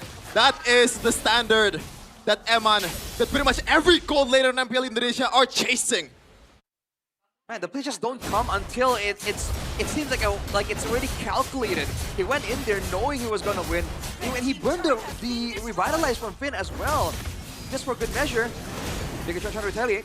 Bringing Keyboy back again, trying to beat on the revitalize. Another airstrike coming down. Keyboy's playing into it, throwing a ruin. Moreno able to get out the AOG defensively as Nile gets cooked by Kai with the Queller. And as you said, Arashi, Onyx has come back from a worse situation. This is definitely still Onyx's game to lose if we're going by the track record. That's why it's scary. Bigatron initiated that play, and Onyx were responding, and they kind of got the better of Bigatron. Totally down to below 1k. Ice Queen Swans on Sun. Very early, that's a double 1 combo. So Bigatron can't move around in the fights as well as they have been. It stacks up really quick. The gold lead right now has not shifted to Onyx just yet, but they really stave it off to under 1k. It's practically nothing so far. And with Kelra going crazy right now, and he's waiting for that next flicker that he has, should be able to make a lot of difference in the next team fight. Kyrie's 2 levels ahead of Nile now. That is back quite a bit. Bit of a waiting game right there. It's almost like for Bigatron, they're relying on Shogun, and for Onyx, they're relying on Kelra, and both of them requires multiple members to really take out. And Finn can't really initiate a big catch the same way as a Keyboy can. Okay. All the resources are intact for Keyboy, so he can take a lot of beating here, even though he's on half HP. He's gonna go back to full here, and Onyx should be able to get some kind of vision, but Shogun setting up a flank. Dominance, Ice, and Radiant Armor for Finn's completed, so he's going to be a lot more tanky for this fight, especially if it goes long term. Well, look at this though. Taunt lands over on Keyboy. Feathered airstrike as well with more poke from Eman. The killing spree even Brock and Nile gonna go in. Over on Keyboy he goes. That's gonna be the kill. First kill of the game as P is able to get back. Nile now jumping. That's gonna be a massive shifting skies with a revitalize as well. Kelra force back. That's Eman with Eman shocker now, but he's gonna be caught. Has a flicker to get out. AOG defensively to defend and to peel for Eman as Shogun. Goes back, throwing a ruin in the flicker from Lutpi! And that's a shutdown for Kai with a Sky Piercer. Sounds on the chase, but Lutpi will fall to Eman. 3v4. They're down 1 member, but somehow BTR was dancing to Onyx tune. I don't know if they would take the objective here, but Kyrie will contest this one with no retribution. Yep. That's a lot of win from Onyx. Just a threat of Onyx following up on that is enough to push Nile away. Now we're back to the previous situation, but Kyrie has taken some moments here to push down the bottom wave. Whoa, whoa, whoa! Whoa! A risky move. Kelra's reaction time is quick.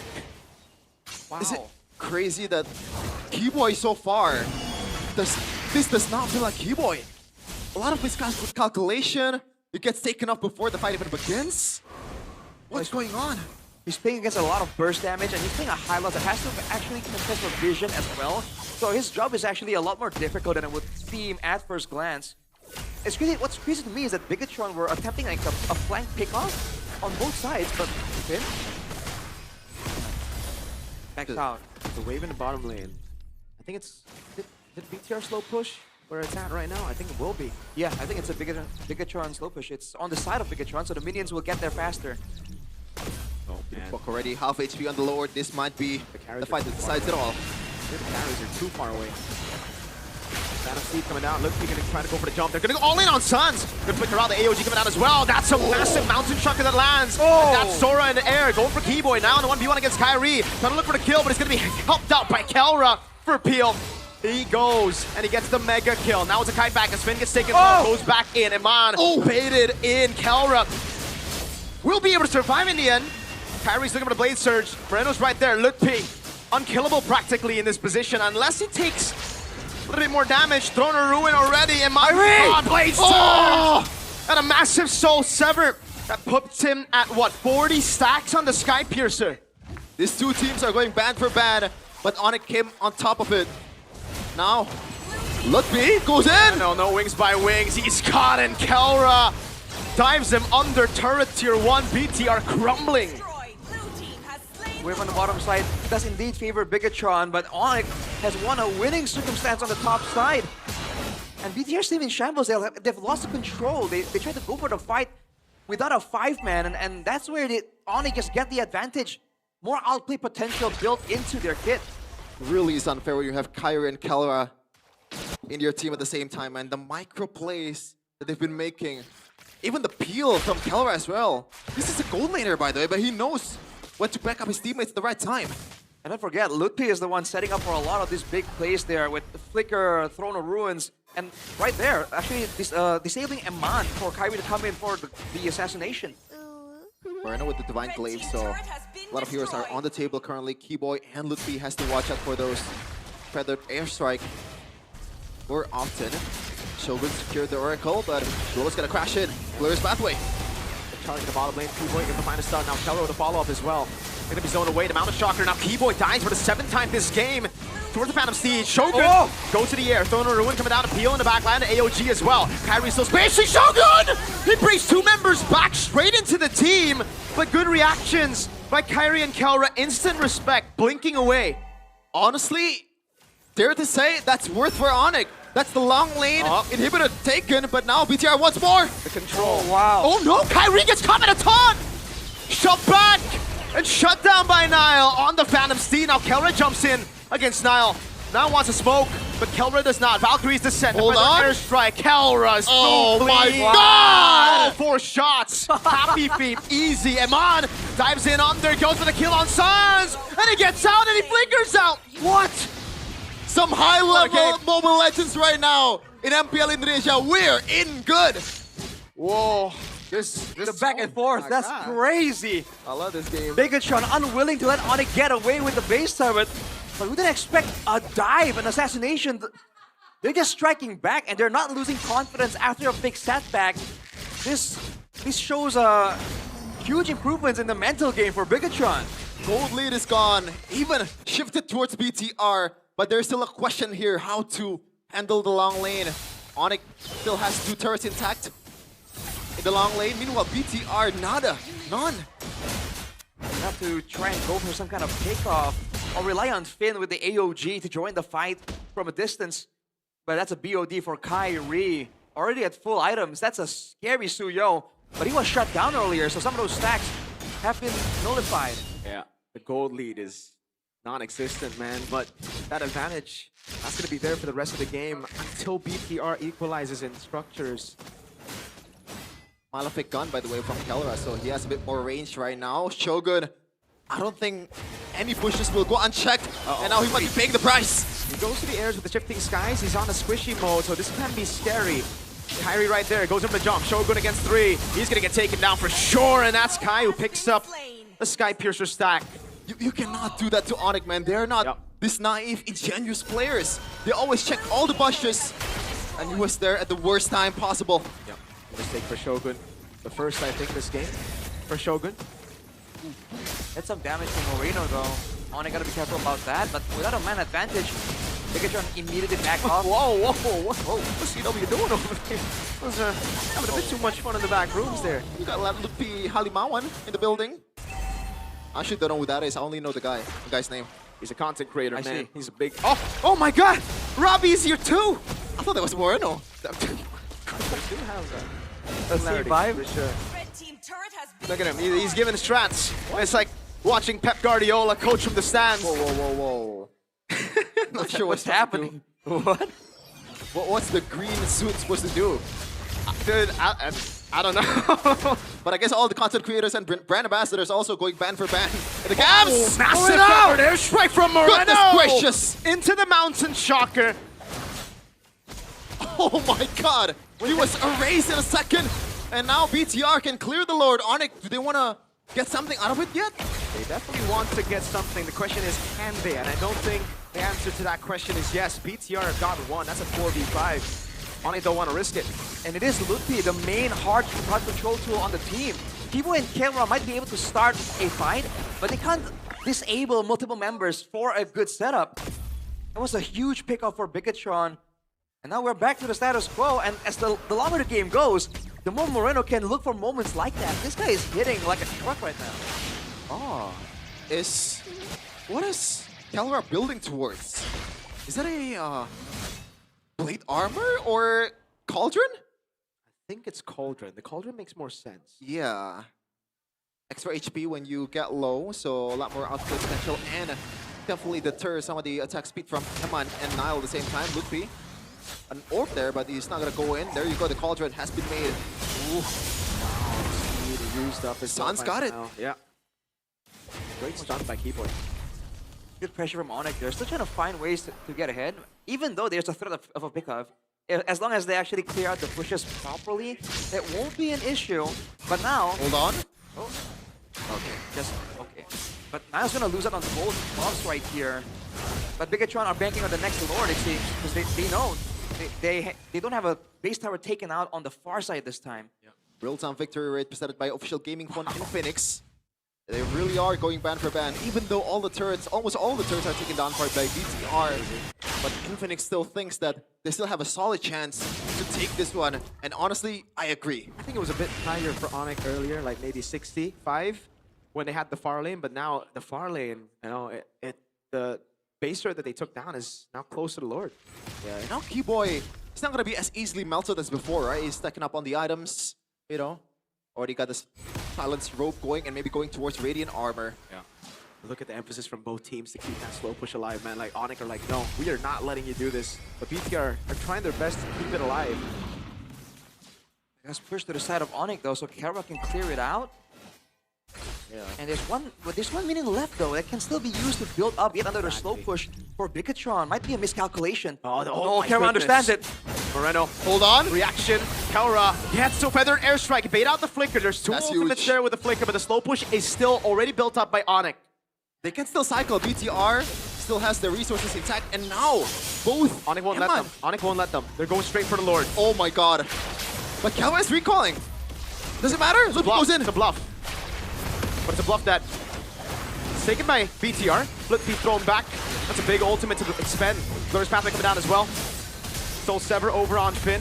The Glorious Pathway and a flicker from Kelra down. Those are the big resources that'll be down for a bit. That slow push is still good for Onyx. The problem solving on the fly from Onyx is ridiculous. That's great. Moreno on a journey to clear the top side still.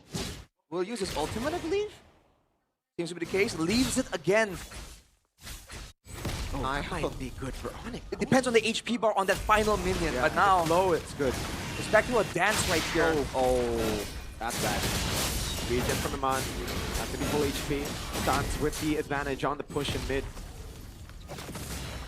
Slow push up top. It's good for BTR. It's building up. That's why they want to regain control over this Lord, but Finn's going to be chunked down by Sans. Want the AOG? Glorious Pathway. They're going to try to force out this immortality. But the airstrike coming down as well. Keyboy going to be taken low. That's an AOG to get him out. So it is just trades on these ultimates. Wave up top still building for BTR. Back again to equal position. On Shocker by Eman. Still poking each other. But the long lane is building towards BTR. Yeah. Man, my eyes are glued on Shogun and his flicker, man. He has one chance to make something big happen. One shot. For both these teams, it's really just one shot, but the advantage now lies for BTR as some people are going to have to be sent up top, or that's a free tier 2, or they're going to gamble at BTR, yep. They notice a recall. This is the fight. They hold the Lord. Straight up, the aggro. Not going to give Onyx that control. Wave up top, so BTR is still playing this Lord dance. Fantastic by both teams. Onyx still heading away. Oh, resetting now. Shogun get the poke down. Shifting Skies only lands on Keyboy. Oh! And get a knock up on 2. They've had airstrike doing a lot of damage on Kai, but they've been in so many ultimates. Look P now pops in to throw to ruin. Goes to the skies. Kai able to pick up a kill. It's Look P for the price of Shogun. Both XPs. Kelra in the back line going in! And he's shredding through these boys! Moreno caught Kai! Goes on a killing spree. Niles next, and Kelra gets him down. Immortality for Finn is out. The long game of MLBB is won out by Onyx in the end. That's a wipeout. As the curtain about to fall, Onyx has orchestrated the perfect Tunoma. Kelra being the main perpetrator. What the heck is this team? What the heck is Kellera?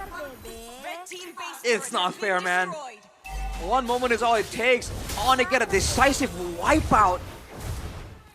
And that will be game number 1. After all that effort, after all the good work that Big Agent has done, wow, they make it seem irrelevant. The nightmare of the past. We were once in fear of the KK connection, only just a different one. Still 2 Filipinos. Back then it was King Kong and Kellera. This season, it really feels like it's gonna be Kyrie and Kellera. Add Keyboy to the mix and you have a big problem, man. Dude, let's get it again. Let's go back to the game like no more. Oh my god. No breaks. Finally some good freaking MLBB. Yeah, that's a good one right there. That was a good game of MLBB, man. Onyx took their time with that as well. They wanted to put in not just the damage in game, but some emotional damage. Wait, some mental damage. Did Sans chew an L on the RWM? I believe so. They were just in the fountain. Purely, they're on their villain arc for sure, Onyx, man. Oh man. Too easy. Too easy. This was the fight. They tried to go all in for Keyboy and it did not pay out at all, man. Kellera just came in there swinging. Yeah. And it was beautiful. Against So the well doubts timed. of a lot of people, right? Fighter gold. How's Kellera gonna do? We found out. He is the gold standard. Doesn't matter the hero, man. This is the strength of Kellera, man. Like, no shot to CW. We're not getting this plays from him. He's gonna play a bit more conservatively, and that's just his style. Savero, there's potential of him doing that, but we're not seeing anyone. We're not seeing Oh Savero, we're my not seeing God. Skylar, we're not seeing CW, we're not seeing any Onyx gold laner, past or present, do what Kellera does in game, bro. But, you know, being honest, being completely serious for a second, hats off to Bigatron, man. That was a great fight, and hopefully we get another one at that. I hope they make it 3 games, you know. I wanna get 3 games of that. That was beautiful MLBB. I hope that game 1 didn't exhaust them too much. I hope they're not fatigued out of That's that the game. concern. That's a That's big the concern concern. because it was emotional damage. Look at that L that Sans drew with his RWM, right? I thought after seeing more ways to flame. More ways. After seeing Onyx dominating all the season of MPL Indonesia, I thought I'm gonna feel a bit blasé about all the things that they pull off. You know, but it always amazes me. It doesn't matter how many times they do it. Again, credit to Bigatron because unless Bigatron puts up that big of a fight, we wouldn't see the vision game. We wouldn't see the battle. Takes 2 to tango. For slow push. When have you seen that in MPL Idea? Not in a long time, if ever. No. 2 teams duking it out, just knowing that that 1 minion is gonna change everything in like a minute or 2. Dude, it's so good. It was good. It was good. That was those were one of the games that, you know, you don't feel like you're casting. It doesn't feel like you're you're working. It just feels like you're there with the boys, enjoying the moment, man. I think I feel some kind of like certain duality. Sometimes I just want to be a fan, just jumping around, watching the match, but at the same time, being, you know, probably asleep. Literally the witness of this amazing of a game and being a part of it is like, I wouldn't trade for any of it. That was a beautiful game, man. Really. Even the pick off by Moreno, don't forget, like Bigatron had great moments in this game too. Oh yeah, for sure. But committing onto Keyboy when he had an Athena, by the way. I don't know if he had it the whole time, but that definitely made it so that Bigatron couldn't pick him off. And that was the big thing. They tried to go all in and they could not get the man advantage. And then from there, it's just chase. And Onyx had Bigatron's number, man. Yeah, and that... With the shades! MVP presented by official gaming phone Infinix. The man with infinity potential, Kellera. Is it even potential at this point? It's realized, actuated potential. What can this guy not do, man? Here are the highlights presented by the official gaming phone Infinix. Early on, where did he still get that? He still thought it was against the... was on purple. Insane, dude. Against the Sora, the Farsa. Eman too, they were great moments, but man, he got overshadowed when you're against Kellera. He just shines so much more. Dude, look at the individual moments. They're like, oh my goodness. And Lutfi, what a set here. Yeah. This turned the game around. You know, I think at this point BTR were still leading, right? Yeah, they were. They were still leading at this point. It was a very small lead, but that was when they were still leading. Yeah, the frontliners are always going to be the unsung heroes. Yes, B-Boy could have played a better game, but in the later part of the game, it becomes a battle between B-Boy and Finn on how to not get poked until you are super, super low, and also at the same time knowing when to back off and also knowing when to pull the trigger. So it's really, really a hard job for these frontliners, man. I think at 12 minutes there, that's the fight that really made things go out of control for Bigatron. Before that, it was still somewhat calculated, but afterwards, they just had to take crazy risks in order to win the game.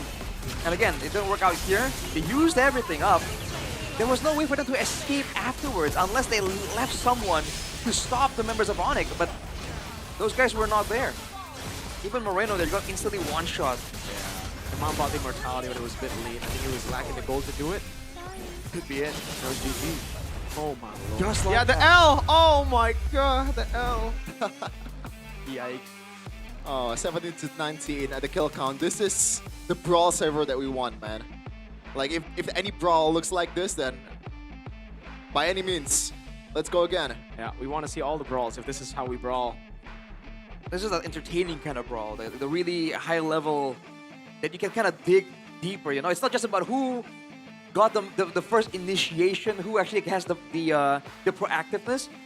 There's so many things you can break down in the middle of the fights too. Top tier, man.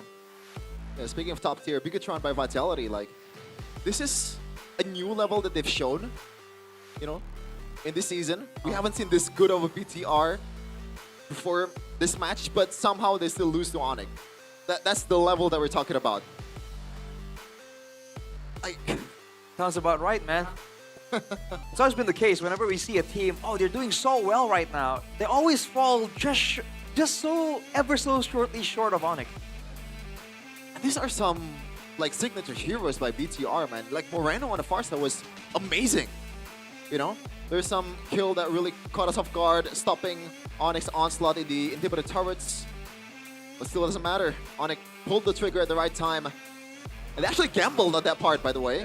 Yeah. It was a gamble by both teams, right? At that point, there was no real guarantee. The only guarantee is, I guess, your belief in yourself. Your belief in being able to make those plays. And Kelra, he believed in himself. I mean, why wouldn't you? Whoa, this is on 71% across everyone? the board. What? Is that a mistake or is that real? Wow, all of them have 12? 7 and 9 Yeah, for... all of them have 12 kills. Or, I'm sorry, 12K KA. That's true. Yeah. What, this is crazy. What? That's crazy. Is it intense? Huh? That is crazy. I've never seen that. No. I've seen all 100, I've seen all 0, but a specific number, like 71%, no. Dang. That's so crazy. What? I wonder what are the chances of that happening, actually. Boy, I'm kind of caught off guard. Like, what do you... Wait, what? Yeah, it's just how it is. It was just perfect. 12 KA on everyone. Just the way they executed it. I don't know if that's perfect. Is that a sign that the right Onyx word, just... but what? I don't know if perfect is the right word, but yeah. Look at this. This is a sign that they're just that in sync, that mechanical. A good mix of solo kills, a good mix of solo plays, team fights. If it's 100%, it's like... This is a statistical outlier for me. At least for me. Yeah, of course. You must be fun at parties, Sherman. Yeah, like I'm a stat guy, but Stating the obvious. You're a stat guy. Yeah. Since when? But as a stat guy, there's one phone that I really like to use because I know, based on statistics, based on performance, it is the #1 in the business. Exclusive deal for MPL fans only during match period. You know, this match is really hitting up. That's definitely true. But don't just focus on the game or the war because there's an opportunity for that you shouldn't skip. We got Infinix. You know? We also got Eterna, who's side reporting. Oh, is she? Yep.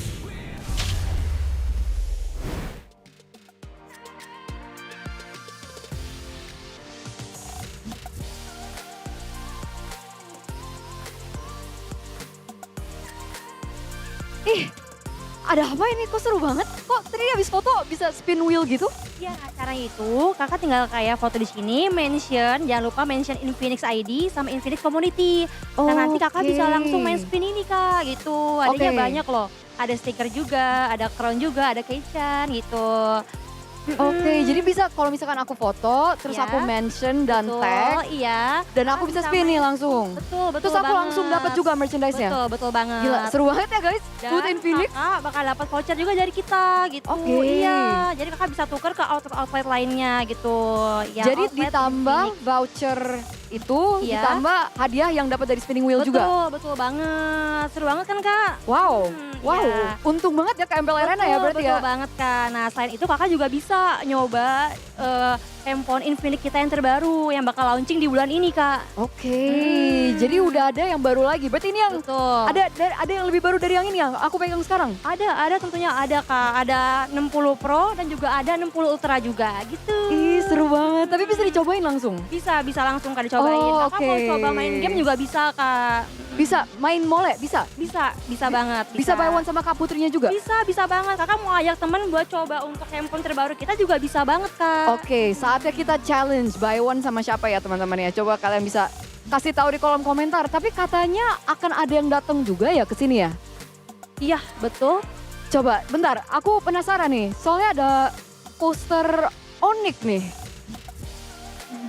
Kenapa nih dengan poster Onyx ini? Nah nanti tuh kakak bakal kayak kesempatan untuk foto dengan ini Onyx. Nah nanti bakal diinfokan lewat ini kak WhatsApp channel dari Infinix kita gitu. Oh oke, gila seru banget teman-teman. Jadi ini bersama Kak Putri ya. Betul. Ada Kak Putri sama Kak Rida. Iya. Oke, kalau gitu teman-teman, jadi buat kalian ya yang penasaran MPL Arena tuh ada keseruan apa aja sih guys? Di sini banyak banget activity, termasuk yang ada di booth Infinix ini. Jadi kan ada kesempatan dapat merchandise, mencoba produk baru dari Infinix Iya, juga, betul banget. bahkan foto dan bertemu sama player favorit kalian. So with that, we'll see you di MPL Arena. Ayo ke sini.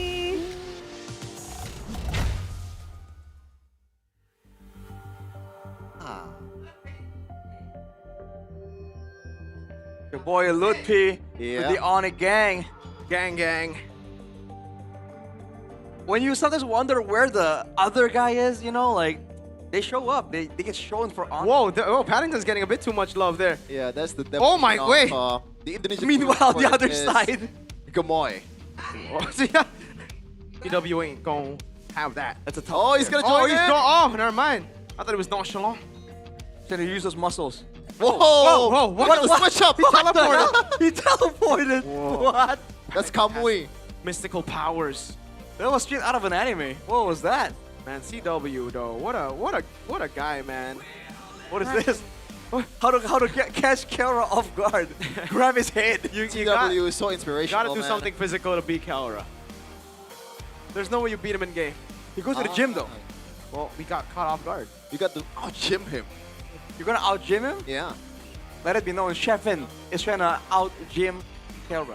Nah, I'm the nerd, man. I'm the nerd, man. I'm just holding on to my Infinix. Here, hold on to your Infinix.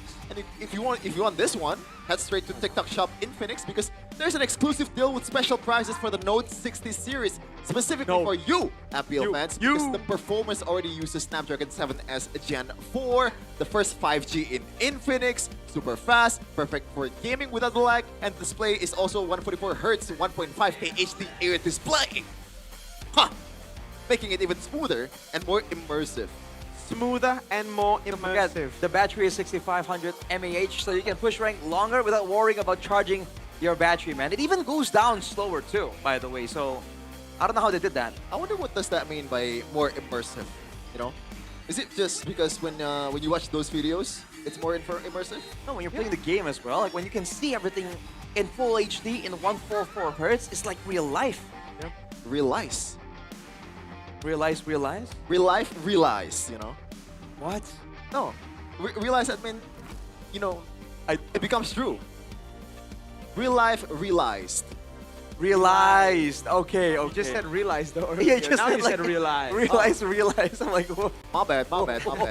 It's okay. You know, you're doing a lot of talking. Maybe you should join the MPL talk. I don't know about that, man. I like to yap, but not that kind of yap. You know, for all of you Mobile Legends scene lovers, don't miss this one because every Tuesday at 21 p.m. there will be a heated discussion, deep insights, and exciting stories straight from the people behind the scenes of MPL Indonesia, together with Professor KB, Coach Age, Coach Navari, Abang Lord, even Nevin will break down the meta, discuss crucial moments, and even spill things you might have never heard before. Whoa! Just like RQ, never gotten a Lord so far this season. So Yeah, go that ahead was and from mark your calendar, turn on your notifications, and make sure you watch MPL Talk Indonesia unless you are this kind of fan on Todak Gaming YouTube, cultured by Todak. I think they should invite a Rashi. They should invite a Rashi. I mean, he's gonna get bullied. What? You're the only guy that's trying to bully, dude. Like, you gotta cut it out. You get bullied a lot by Mas Bayu. Who? Bayu. Who's Mas Bayu? Bayu, a unique provider that's actually real. And you can really feel it when gaming. You can feel it. Strong telecom cell signal, no lag, no drama, full 24-hour internet data, push rank anytime number that stays active forever. Active forever. Play non-stop without interruption, even from your parents. Nah, not really. Whoa. I'm still gonna interrupt. Yeah, they're probably still gonna ask you to pause the game. Yeah. But hey, at least you'll be connected, you know? You won't have any of those spikes. You know, buy some salt from the nearest store. Buy some buy gas. something, get something. They'll tell you to uninstall the internet. Uninstall the internet? Yeah, like delete the internet off your phone. Doesn't work like that. I don't think I've never had that. Yeah. Really? Yeah. That's only in Delete your the household? in my household, that was a thing. Wow. Delete the internet? You're always on the internet. We're gonna delete it off your device. And I'm like, yeah, I don't know about that. Is that from Mistress Maslimta? Mistress Muslim? Mrs.? Mrs. Mrs. Yeah, that was a weird one. Yeah, it was from my mom. Shout out my mom. Shout outs. Biden Muslim's mom. Yes, sir. We just doxed him. I mean, legally. We're all casters. We have. What are you trying to say, our names Chahyo, are- Bimo, Mega, and Toro? Yeah. When we got our, you got our full name up in the Liquipedia or Yeah, like literally everywhere. anywhere. By the way, that second pick win rate is still staying 100%. Yeah, Well, and what- they're staying at first pick. Okay, so Bigatron are staying on red. That's the thing. Okay. Interesting.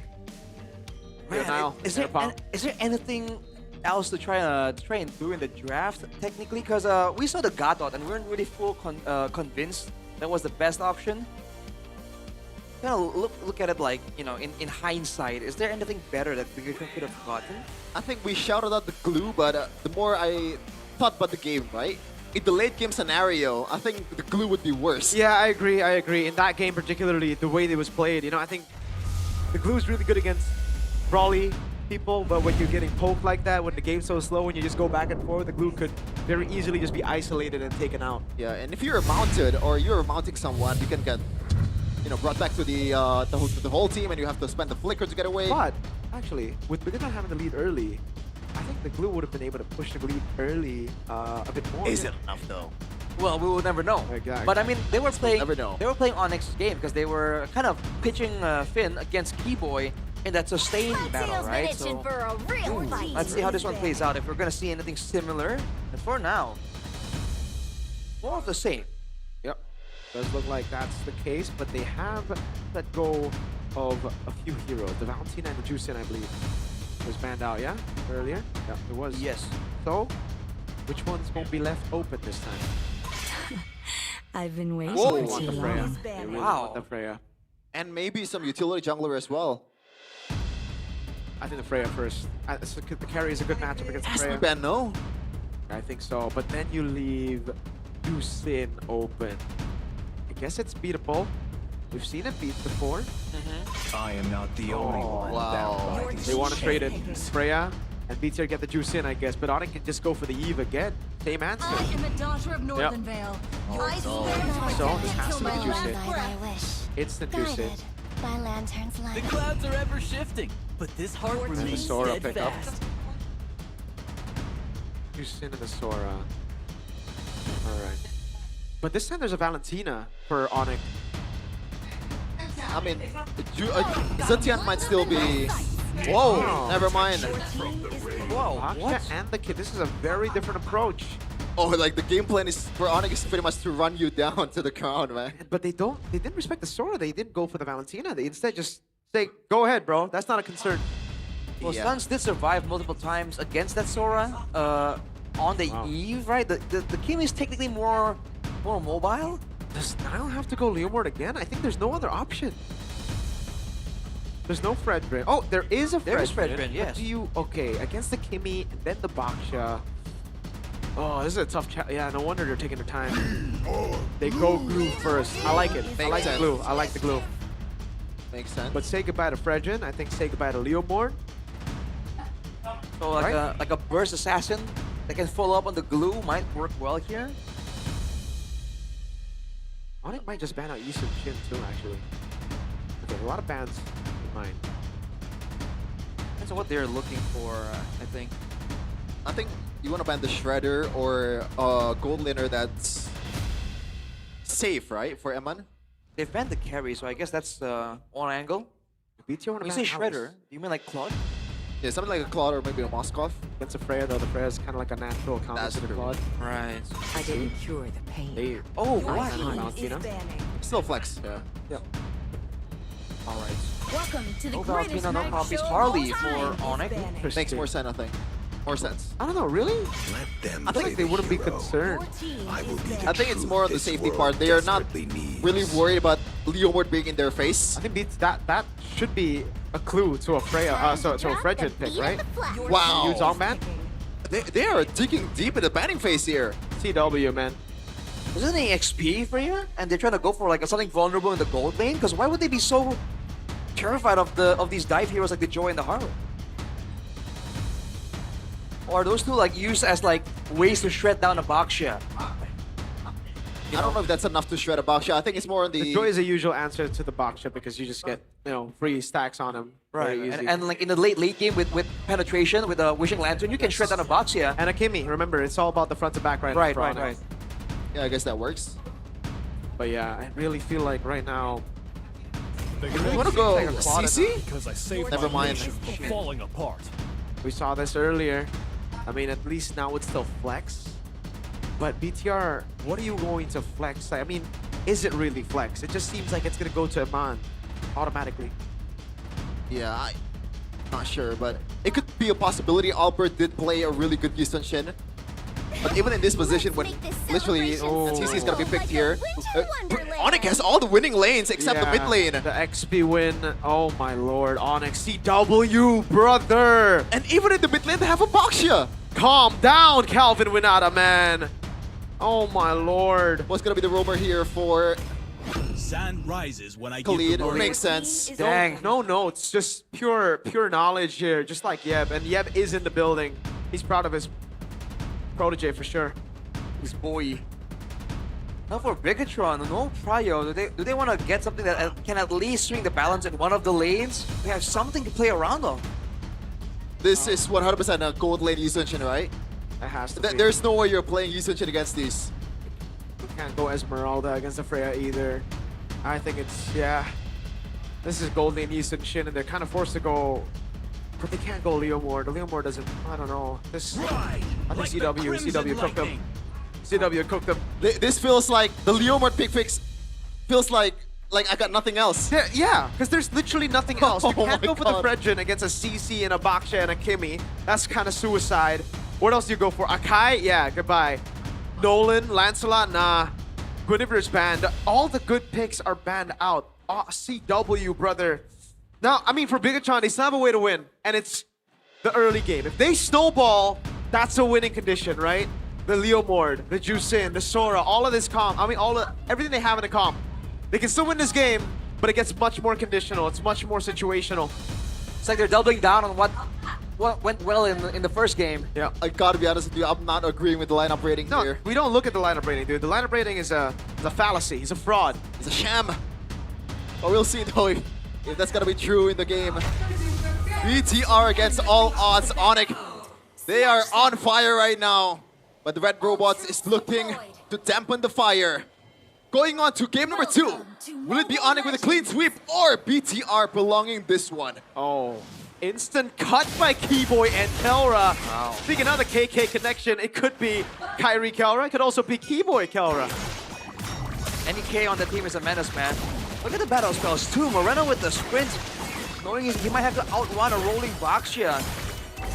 Or a lot of slows. Wait, Kelra! Oh my lord, they're taking away the jungle early. They know of Sorry, BTR's snowball threat, so they're taking it away early. Oh, and Kai gets it too. No level 4 for Nile. At least he's going to take the long way to get level 4. Let it go again. Kyrie's trying to take the camp. Yeah, they're really trying to utilize this prio, man. And they're already on it. Now still on the orange buff. He might not be level 4 for Turtle. Kyrie's taking it. God. They're so Say goodbye to the first objective, BTR, and they have a losing lane down bottom too. They got to get this XP crab. Now that's the only thing that can save him. Man, yeah, that was ridiculous. Yeah, dude. they're trying to leash it for him. Okay, he gets it. He gets it. There's. I don't think he gets 4 though. Might not have 4. They might have to go for. They might have to relinquish the first turtle. If things go like this. Kyrie comes in. No way. Okay. Oh, this might be a mistake by Kai though. He's lost a bit of tempo there. But still, there's a lot of camps for Kyrie. Yeah, he's still got 3 camps. Never mind. Kelra is rotating. It's insane how Onyx used the prio like that. Like, not only they have the Khalid, they have the Kimi as well. Just keep clearing. Dude, look at now. He's nothing to do. He's got nothing to do. He's just walking with the team. Man, there's nothing they can do. It's a cut battle in the gold lane. And Man's trying to do a bit of the same thing. Okay. At least he can rotate now, but we'll see. Yeah. Almost level 5 for Kyrie. Oh my lord. Kelra. Not picked up just yet. Oh, Keyboard all the way in the back line. Yeah, traction pulls. Keyboard trying to split them up in the back. And it's so bad because Beacon's already wants baited to out fight. now. They go in all the way. Bad descent coming down for Kelra. Great balance shocker Finn with the all in the back, but the red tree goes over to Kai. That's going to be Amana Moreno kiting away. And that's the first neutral objective. Shogun now goes on to Lutpi, goes to the sun as well. They want to go for the all. Finally won't be able to find it.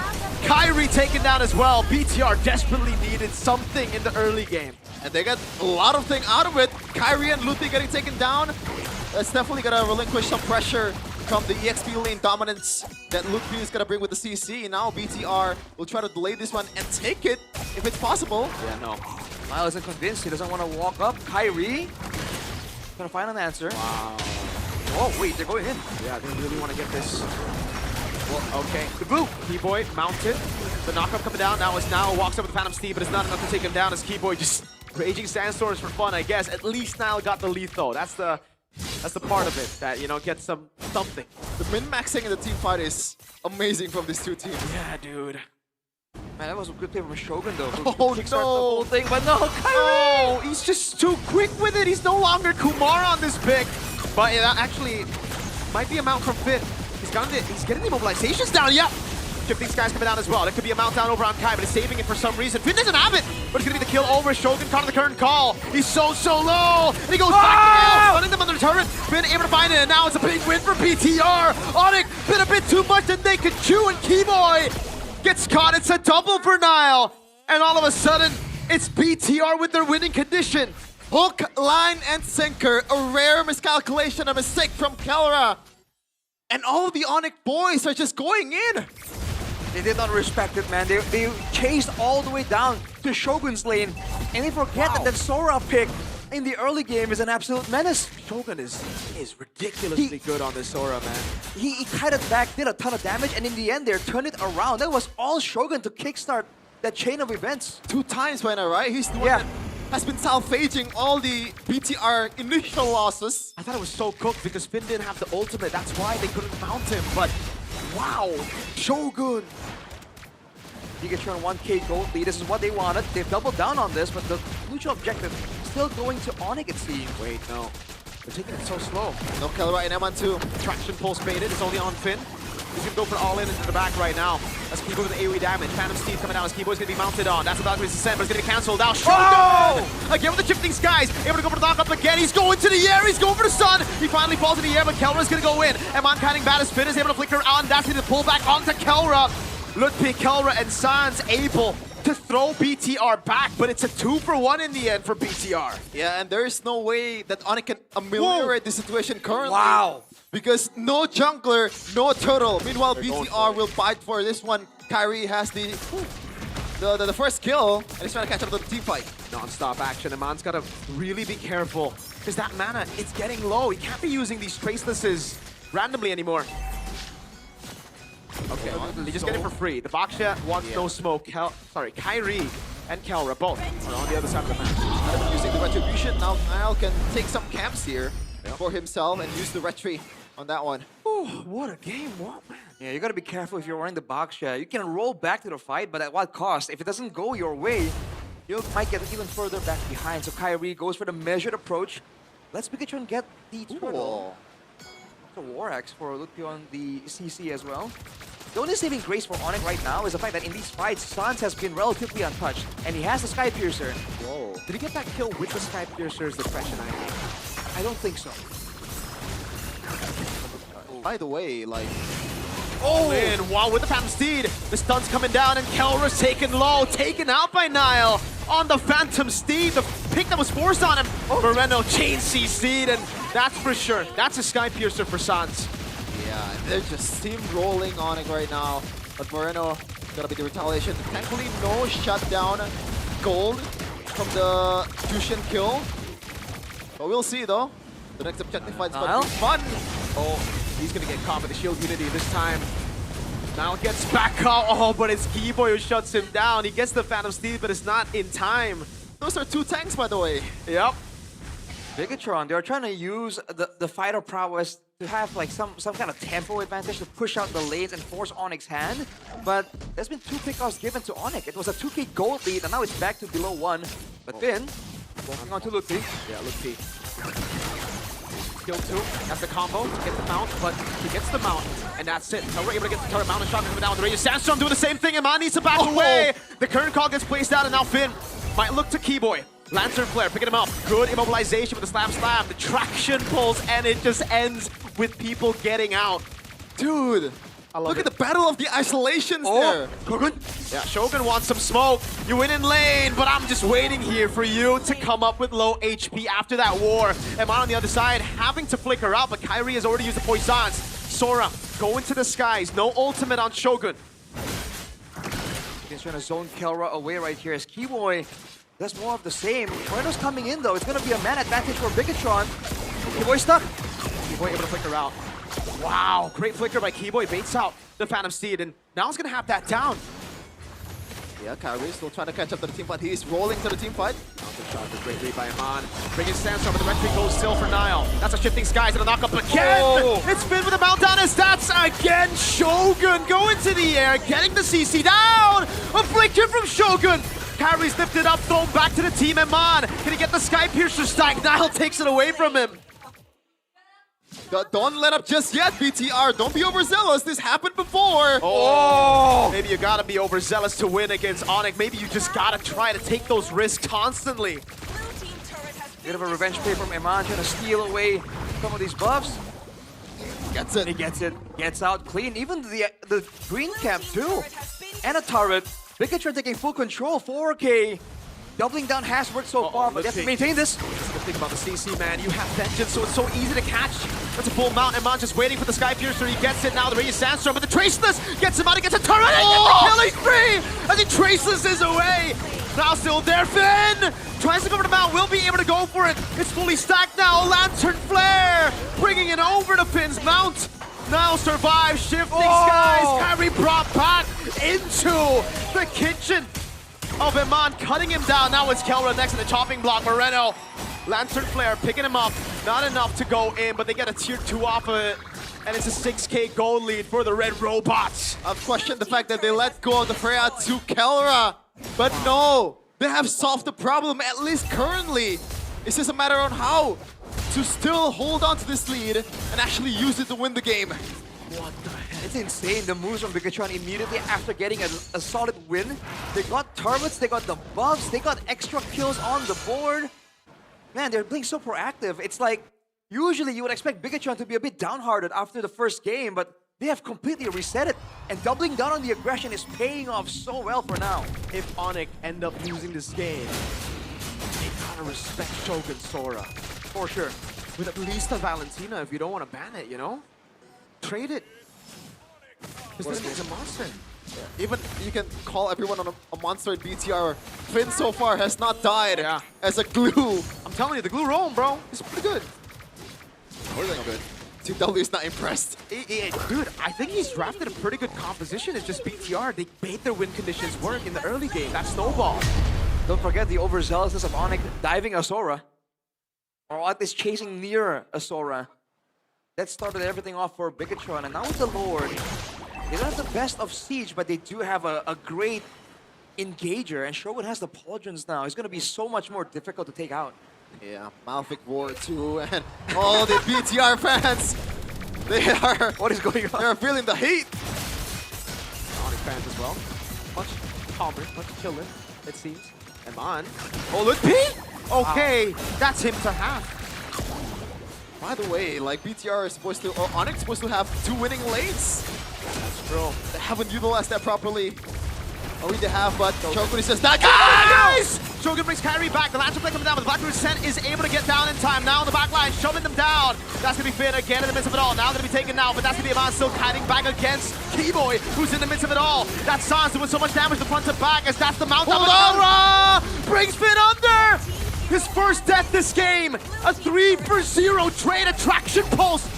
And the mobilization field catching him on, but he's able to get away. Now, can all of them get away is the question. Kyrie with the shield unity. He jumps back in, or jumps back out rather.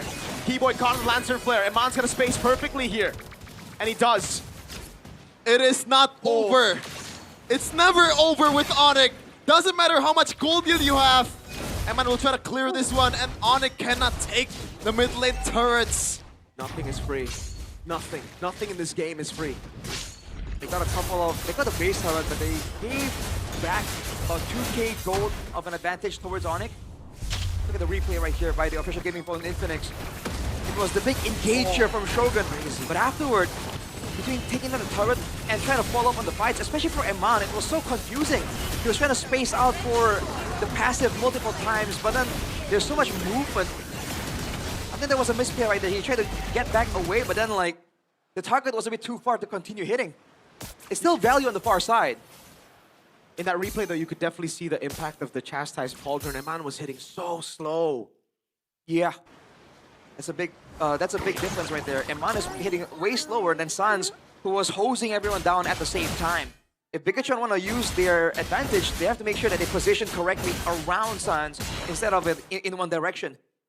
But they might just play the macro game and avoid a big team fight altogether. Try to get a guaranteed man advantage.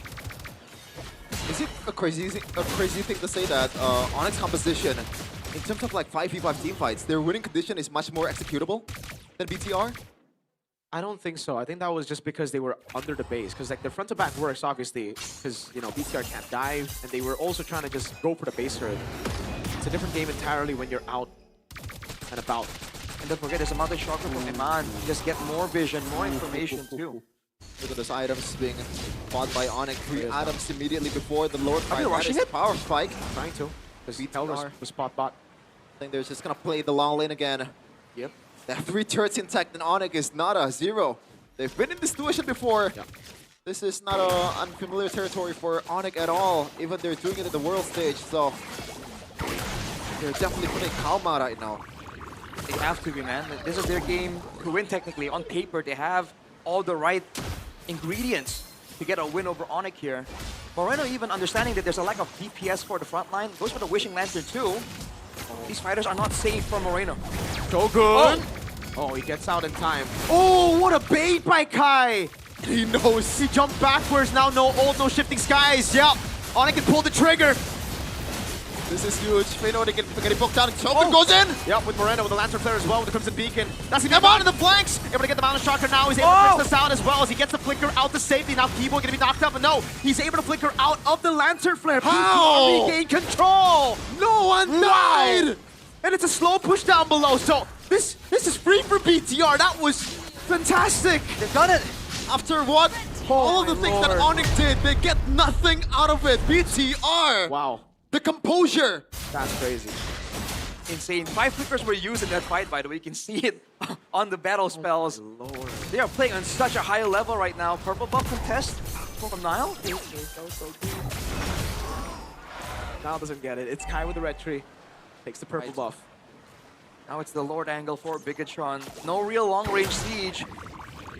Relying fully on burst, BOD on Eman just to seal the deal even more. Eyes on Eman though, Rashi. 70 seconds, no flicker. Shogun as well, doesn't have that engage for 60. But thankfully for BTR, this should be an easy lane to manage. The mid lane is gonna crash a bit later here, but Lord is gonna crash down towards the bottom lane. BTR is eyeing on the top lane turrets. All good. Maybe he can. The Onyx front to back is a bit too much. for the top lane at least. Now, Lord already down. Oh my lord, Onyx are doing such a good job defending as well. They don't lose a single base turret. That is insane. Wow. One more wave though. I don't think they can do much. No Phantom Seed for Niall. And again, no Flicker for Shogun. They can't threaten any of the backliners. It's just a slow siege. Shogun wants to go for the Shifting Skies. He's going to be a poke. Oh, the current call! Shifting Skies! Oh, Shogun! Into the mountain chugga they go! And on the back line, Kelra's trying to jump in over. Niall gets the Phantom Seed, but now needs to run away. As Moreno tries to pick him up. That's a mount down coming in from Finn, bringing him back into everybody. Iman gets a double! 2 for 1, only Shogun down. But Sans and Kelra are still alive. Bad advantage, but they still cannot get the turret. Oh, one wave up top. They should be able to get this one, right? Phantom Seed, come back up. Now wants to go in. They need to go for the hits onto the turret. Kelra spacing away. They clear out the lane. Niall! How? Oh, how did they keep the 2 base turrets alive? Onyx, my goodness gracious. It's so weird, right? Usually when you're playing a game of Mobile Legends, the biggest threat is the Lord. They let the Lord crash into the base. Because they know they got good clear. That's it, man. And they know they can punish Bigatron if they walk up without the flickers. For Eman and Shogun, yes, the flickers are a way to make plays aggressively, but also defensively. Because they're respecting Onyx's potential to counter-engage and punish them, and mounting come back without the battle spells. That's why Bigatron are just banking on the next Lord. We know this by GoPay. In all of Onyx matches in Season 17, Freya has always been banned by their opponents or prioritized as the first pick. Only in this match, Onyx finally managed to secure a Freya. In the previous game, it was so good. But in this game, 0 kills for Kelra. She's not allowed the same degree of freedom. And there's just not as much vulnerable targets. Finn? Oh, he's good. Or now.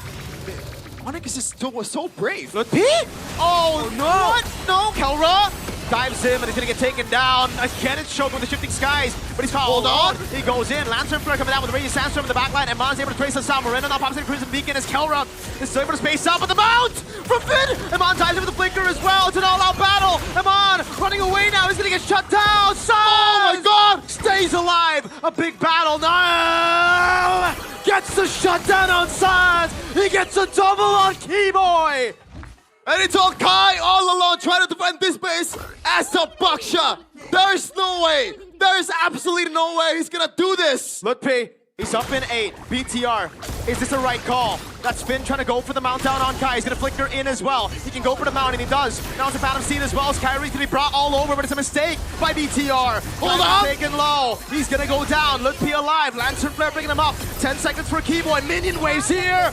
BTR made the right call! And Niall will get some of that revenge with the recalls. We're going to a Game 3. They are not short on spice.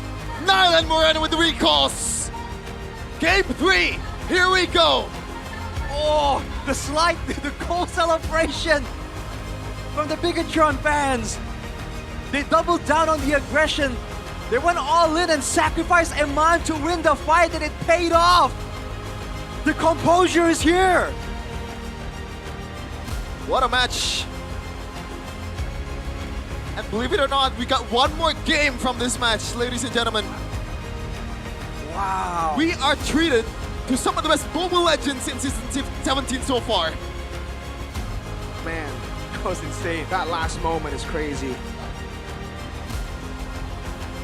Holy moly. That last moment, bro. Like, Lantern Flare picked up Kyrie, but I think it was Finn who brought him under the other side of the base turret. I thought that would have been enough for Kyrie to survive. But this is just like incredibly questionable for Luke P, man. Yeah, I don't know what Luke P was doing here. The fact that Onyx was able to make it super close when they're a man down, you know, one of their main damage dealer is gone, and that's the Shredder for Finn, for Niall. But they made it super close. But they were able to make sure that Sans burnt the flicker for Niall to go for the chase. As long as Sans gets taken out, I think that was the main goal, and Bigatron found it. Do you know what that reminded me of? That Sutsujin bush check in that exact Y bush. Oh. It feels so it feels so naive. Even after all the things that's happening in the game, you should be able to lock yourself, lock into the maximum level, right? Yeah. It's just so weird. So back-to-back, Onyx have dropped games against Dewa yesterday and against BTR today. And thankfully, I don't think it's because of Onyx playing bad. That Lut P, but it's that's just the only, one yeah, moment, sure. I don't know though. This game, I feel like Lut P could have done so much better. He was in a winning lane, but he was constantly losing to Shogun. This game, That's true. I was not a, because I think if Lut P, I don't know, I'm not a fan of the performance in this game particularly. Then again, right, there wasn't a lot of like big 1v1s in the lane. Shogun was just going somewhere else. And the one he actually found Lutpi and there was a 1v1, Lutpi was at a quarter HP and it was rotating to the mid lane too. So Shogun was just outmaneuvering, man. The guy, he sees things for sure, man. Like those engages, some of those looked really sketchy initially, but then it worked out. Yeah, sure. And to be fair, Shogun always came in late in the first 2 fights that he participated in, right? So Lutpi already made the difference with his CC. But Shogun is just salvaging everything for BTR, making a better position, even though they lose out on the turtle, they lose out on a lot of stuff, but the trade kills that this man has been able to secure is insane. Oh man, that's just so good. And this by Nile, man. Oh my goodness. That was close. Getting on his mount right on time, but hey. You know what would have been an interesting hypotheticals? What if that Sky Piercer is an Ice Queen wand in that moment? Would it be a Nile win still? Ice Queen 1 was what? If the Sky Piercer was an Ice Queen, would he be able to kite back away and yeah, in that away? situation that would have been better, but in all the other situations, the Sky Piercer was necessary. But in a perfect situation, there should be a swap there. Oh, I don't know about Sky that. Piercer, Ice Queen, like during the fight? When he got chased down. I know that it's asking too much, but yeah. There you go, 1v1, 1v1, bro. Just deletes him. This one doesn't, that one was like, I know, but Shogun understands it. He looks for those unfair 1v1s. But afterwards, the pressure, man, even here, it looked like a mistake, honestly. Eman was tanking turret a bit too long. But from here, like they get extra kills, they take back all the stolen buffs from the early game. You know, like the tempo Bigatron is just so good. Yeah. Oh man, what a set. But yeah, it's a miscoordination as Arashi mentioned. I think if he actually used the shifted skies, no, like here, right here, come on. He's gonna secure kill of the Keyboy. Look at how slow he's attacking because of Kelra. Cast as Baldwin. He's gonna trace it away and finish off Kelra with the range basic attack. But he got out. Yeah. Man. Again, credit to Onyx as well though, because against a team like this, with a Sushin, it's so dangerous to even walk up at all and get chased down. As you can see here, they for sure didn't really want. Well, I say that, but no, they actually went all in and tried to win the fight based on execution. It just didn't work out. The gold difference too, right? It was at a 5k gold difference at this point before the fight begun. Shows you again that like great teams understand how to really abuse that gold difference. I think at this point it was kind of relevant already. It was just that base turret in the bottom lane. 25 to 11, 25 kills in 90 minutes. MPL ID style, Bigatron by Vitality. See, like when things click for BTR, they really feel like an S tier team, man. Like, the same problem is just existing over and over again in every season. Like when it's playoffs time, they just what happened? So the only time Onyx have lost games have been when Baksha gets picked out. Wait a second. Is this pick just cursed? Reverse Super Ken. Yeah. It's not a done deal. Yeah. It's no deal when Kyrie picks it up. It's also the... Oh, wait. You were foreshadowing it when you said, like, he's no longer Kumar. Yeah. You know, he's gonna do great on the box, yeah. And then he just immediately got shut down after the fight, after overchasing. Look at... Yikes. Moreno's KDA. That's insane. 120. The Chushin experience. With the sprint, by the way, again, it kind of worked out. There wasn't a lot of big surprise flickers as a result, but again, the moments Bigatron really have an advantage, the Sprint Crimson Beacon combo, you are just zooming. And you can guarantee at least 1 or 2 lifts with the Lantern Flare. And Rapid Boots and Ice Queen 1, like, Yep. pretty much almost impossible to catch, especially guys like Sans, right? There's no way. Like, I mean, Sans' job is supposed to melt on the front line, so I get it, but still. Freya cannot get close. Exactly, in the same vein, Kelra can't chase him. There's just too much CC, yeah, for the Freya. That too. Unfortunately. I thought some of the CC would be relieved by, again, Kyrie and Lutpi. Even Keyboy, but no, obviously not. The only thing that maybe could have gone better in a full-on fight is if Onyx got like a flank angle. Remember in the earlier fights when Keyboy were behind them, there was a bit of, you know, a bit of trouble there. You can see Bigatron were really bothered by it. But in the late game, again, with the base turret, with the Mountain Shocker available, asking for someone to get behind Bigatron it's just too much. Man, I'm just like, I don't want to analyze the game. Let's just go on game 3 right away, right now. I think I just want to be a fan from now on. Well, we could just tell you the stats here. 2 turtles for Bigatron, 2 lords by Bigatron. Onyx only secured 1 turret, which is insane. It really didn't feel like that at all. No lords too. Ooh. They have an incredible fighting chance in the late game. Even, like, I was questioning the fact that they were so far from their own base, but it ended up being a super close team fight. And at that point, Lutpi was a no factor. Like, it was a 4v5 outside of your base when you were on a losing position and you made it that close with 1 turret secured. How is that possible? He did tank up the damage with the Vengeance, I believe, in that fight. But unfortunately for Onyx, Bigatron, they didn't have a lot of like skills or ultis that are really on that long of cooldown. They have a continuous fighting type of composition. So even if they spent some skills on Lutpi, they were still ready for the big fight. Look at the damage dealt from Moreno. Woo! 90k on the Sushin. That is Kyrie being dropped on his teammates, by the way, with a Wishing Lantern. If you saw, every time Kyrie got tossed over onto Kelra, onto Sans, they were like 4 Wishing Lantern procs just flying out, dealing max HP damage.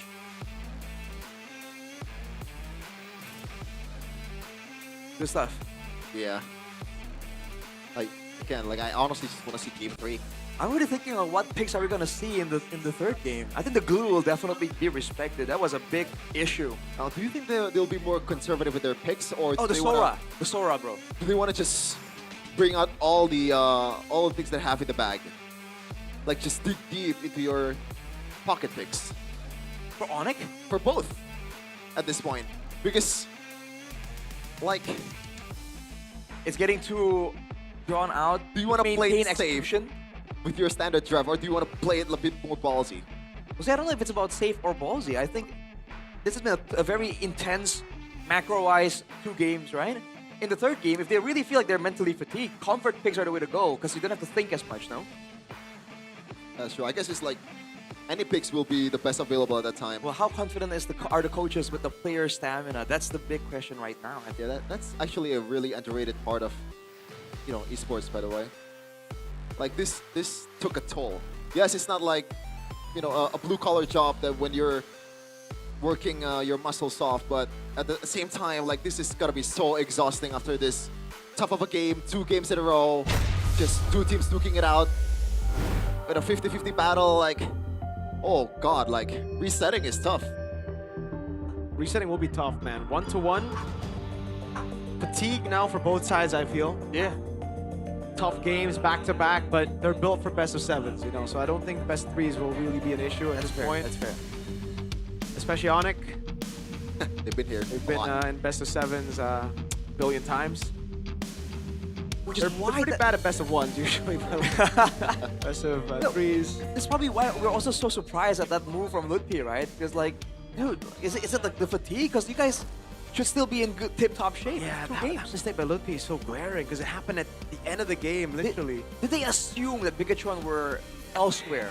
That's why they were so bold and just walking in like that. If you want to cope, you know? Do you think that they're gambling on the fact that they have the Vengeance? They want to, you know, bait out all the resources? No way. Again, we covered that, right? He gets bursted down way too quick, even with Vengeance. Oh, man. So many questions. It really is, but I think it's gonna be answered in game number 3 after this, man. Eterna is, you know, somewhere side reporting. He's here. Oh, right there. Oh yeah, Eterna's here. Can we just throw it right now? It's an audience type of segment. An MPL date segment for sure. Gonna try to look for MPL dates. Hopefully you get one, Arashi. What? A date, an MPL date.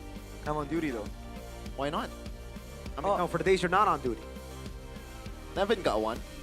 Yeah, I was about to say, Nevin got one on desk. That was an interesting one. That's true. Maybe it's time for you, Rashi. Yeah. Maybe Well, it's time for you. Hold up. Let's not get ahead of ourselves here. Why not? What do you mean, why not? Navi's coach. Why not? You're right. Like Coach Ryan. What? Oh, Coach Right. Coach Hey, what? Right. So, MPL date, Arashi? Who you wanna date? I don't know. They can't come in here prepared for this. The heck? I don't know. Shoot your shot, you know? You miss all the shots you don't take, bro. You gotta move like Bigatron. Take your shot. Exactly. Finally, we're ready to throw it to Eterna. What's up, Eterna? Was good. What's up? Terima kasih casters Eterna di sini di MPL Arena karena di sini untuk match kedua kita 1-1 untuk kedua tim. Jadi sebelum kita mulai, sebelum kita interview teman-teman yang ada di MPL Arena, kita coba denger suara-suara dari teman-teman dulu kali ya. Kalau saya bilang MPL Arena, jawabnya we own this ya. Paham nggak we own this ya? Sama-sama ya. MPL Arena. Itu loh, we own this. Oke, kira-kira siapa ya yang mau Eterna ajak ngobrol sekarang ya? Bentar ya. Halo Kak, boleh ngobrol sebentar? Boleh berdiri bareng aku? Kayak datang sendiri apa berdua nih? Oh berdua, boleh kakaknya ikut juga? Hah, dia aja? Nggak mau ditemenin? Oke, namanya siapa nih Kak? Arifin namanya. Arifin, kalau Arifin lagi bareng siapa nih? Tunangan. Tunangan? Namanya tunangan? Namanya Sasa. Oh kirain namanya tunangan guys. Sasa ya. Udah tunangan berapa lama nih Kak? 1 tahun. 1 tahun? Iya 1 tahun. 1 tahun, kapan nih nikahnya nih? 2 minggu lagi. 2 minggu lagi, congratulations, kita doakan yang terbaik ya. Untuk Kak Sasa juga. Kita mau cek chemistry level nih, kebetulan nih sebelum nikah ya kan. Coba kasih tunjuk pose terbaik, bisa nggak? Bisa. Bisa ya. Mau bisik-bisikan dulu nggak biar kompak? Oke, kita coba love meter. Admin love meternya di mana? Here we go. Kita cek chemistry. Oke. Cepet gimana tadi? Ih malu-malu, Kak Sasanya malu-malu. Apipi. Sampai voice crack aku iri banget ini. Ih hampir full. Oh udah full ini. Oh belum full. Harus ngapain lagi? Mungkin lebih dekat. Pipi ke pipi. Kayak gini Ki. Masa aku praktekin kan nggak mungkin ya. Nanti Kak Sasanya marah. Ya kan? Bisa coba. Oke ayo 1, 2. Abibi. Lucu banget, yeay kita tepuk tangan buat kakak-kakak ini. Aku yakin banget Pak Pulung tuh iri di sebelah sana. Iya, mau ada omongan nggak ke Pak Pulung? Terus dukung Onik aja. Terus dukung Onik aja, kirain mau semoga Pak Pulung cepet dapet jodoh gitu. Amin. Semoga cepat dapat jodoh Pak Pulung. Dan semangat terus untuk casternya. Terima kasih. Oke silakan duduk kembali. Good luck ya, semangat. Kita doain yang terbaik. 2 minggu lagi loh nikah loh guys. When ya. Kita coba lihat ada pasangan lagi nggak ya di sini. Ini kayaknya berdua nih. Permisi. Halo Kak. Boleh ngobrol sebentar? Oke, ayo sini.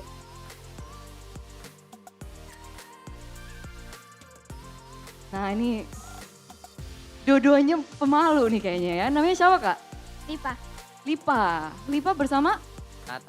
Nata, Lipa dan Nata. Lipa dan Nata apa nih? Pacaran, tunangan juga atau udah nikah jangan-jangan? Pacaran. Pacaran, udah berapa lama? Setahun. Udah setahun pacaran. Dari setahun berarti udah nonton MPL bareng lama atau gimana? Baru kemarin sih sempetan tahun kemarin. Oh, setahun kemarin sempat kesini berdua juga. Ya. Oh, oke. Di sini dukung Onik. Onik. Oke, kamu juga dukung Onik? Ya, Onik. Oh, Onik juga berdua. Kamu dukung Onik kenapa? Apa? Dukung Onik ya kenapa? Karena ada kayu. Karena ada kamu nggak cemburu? Dia bilang gitu enggak? Sebenarnya cemburu, cuman ya udah. Sebenarnya cemburu, tapi ya udah. Tapi nggak apa-apa lah ya. Udah dimengerti lah ya. Oke, kita coba cek love meter. Kalian mau ngobrol dulu kayak mereka tadi diskusi dulu mungkin untuk cek chemistry love meter? Kayak mereka lagi ngobrol dulu ya. Udah siap? Udah siap, oke. Oke, Mimin, boleh love meternya Mimin? Kita cek chemistry. Lipi dan Nata ya. 3, 2, 1, mana nih? Oh, Afifi. Gemes banget. Dapat banget sih chemistry-nya. Aku pun merasakan gitu, chemistry setahun pacaran teman-teman ya. Sampai mentok loh itu love meter ya. Udah mentok itu. Congratulations loh, jarang loh ada yang mentok loh. Gila, ada mau ngomong ke siapa? Mungkin ke pasangannya atau mau ke Kyrie aja sekalian? Kyrie. Semangat ya, semoga match 3 nanti menang. Pokoknya kasih yang terbaik buat Sonic. Kasih yang terbaik buat Sonic. Kamu mau gak sama ke Kyrie gitu kayak, nggak usah lah ganteng-ganteng, ntar aku cemburu gitu nggak ada yang mau dikasih tahu? Gak ada sih, pengen foto sama Kyrie. Oke, berdua kayaknya pengen foto sama Kyrie ya. Oke, kalau gitu thank you once again. Boleh silakan duduk kembali. Terima kasih teman-teman. Seru banget ya MPL Arena ya. Nanti nextnya semoga kita bisa ngeliat Pak Pulung ya duduk di sini bersama pasangannya gitu. Kayak lucu. Tapi teman-teman jangan kemana-mana karena sebenarnya aku mendengar ada surprise nih dari Bude. Jadi coba kita cek. Cek. Bude, you there?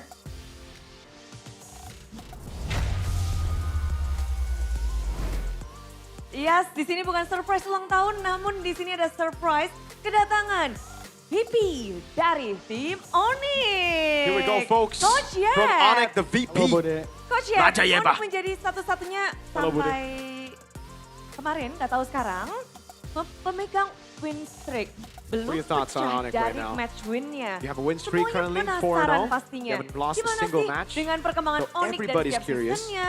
Kita ngeliat ada What's the pergantian development like for Onyx, every single pelatih, season? coaching staff, jajaran coaching staff dari era Coach The Yep coaching yang dulu staff, Coach you know, Yep, from your sekarang era VP Yep, to lalu now. Coach Adi dan sekarang Adi, cewek. to now CW. Namun masih sangat-sangat But it's kuat always so dari consistent. Onyx-nya. You guys are Gimana always so Coach Yep? good.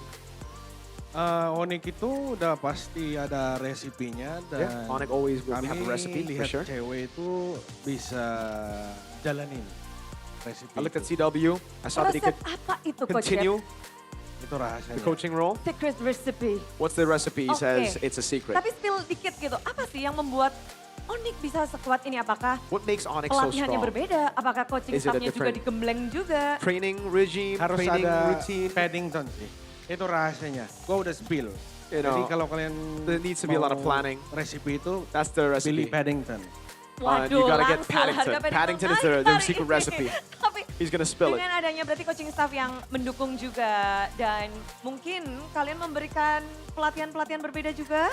So are there any Iya, unique dan ways you itu train your diturunkan players? dari Coach Yep ke Like Coach from Adi, you Coach to Adi ke Adi to CW, cewek maybe berarti. you. Betul. Betul. Nah, Okay, yes. kalau kita ngebahas tentang cewek, wah So Bude there's a punya culture that was list built by Yeb, dari thrown over to Adi, prestasi thrown over to CW. cewek. Dulu pada So saat let's look at menjadi the gold lane, achievements dia adalah for top lane CW top when he di was part of the Indonesia. gold Setuju nggak, lane Coach and the Yep? team. Setuju. Setuju, karena dia pernah ngedapetin Rising Star di season He's 5. really good. Got Lalu Rising Star pemenang in 2 kali season 5. final MVP.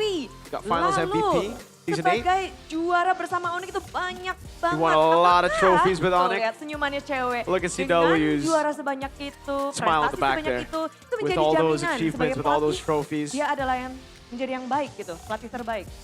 You think he's gonna be the best coach for Onyx? Sebenarnya prestasi cewek itu ya When it comes to pasti achievements. rame kan. Dan Yeah, I mean, he has a lot of kami tahu dia achievements. pintar banget. We know he's dan super smart. Gua berharap prestasi We hope that gua dan Adi me dia bisa and Adi's lewatin. achievements, we hope Jadi that masih butuh CW will pembuktian surpass ya us. untuk melewati prestasi Coach Iya, Yep dan Adi. sebagai coach. So as a Ya. coach, I hope Dan he kami lihat surpasses me potensinya cewek ya, and Adi. And I think, Bisa. I mean, Udah just looking at the kelihatan guy, belum nih? he can do it. He Udah can surpass me and ngelangkahin Adi. Atau ngelangkahin Dari standing MPL 17 ya. From the standings of udah MPL kelihatan. season 17, I think it's already very visible. I think it's already masih very, belum pecah sampai very good proof that he kemarin. can be Hari better ini than me and Adi. agak sedikit khawatir nggak Coach Yep bisa terpecahkan deh? Are you worried that BTR might be able to crack that win streak? Mikir pecah, menang atau kalah. I mean, we don't really care about winning or Anak-anak ini losing. kasih yang terbaik ya. These guys are giving their best, so we're going to be happy either way. Ada anak baru di So you Onyx have a Indonesia. new Ada Kelra yang muncul. player. You got dan Kelra, semuanya obviously. pasti penasaran.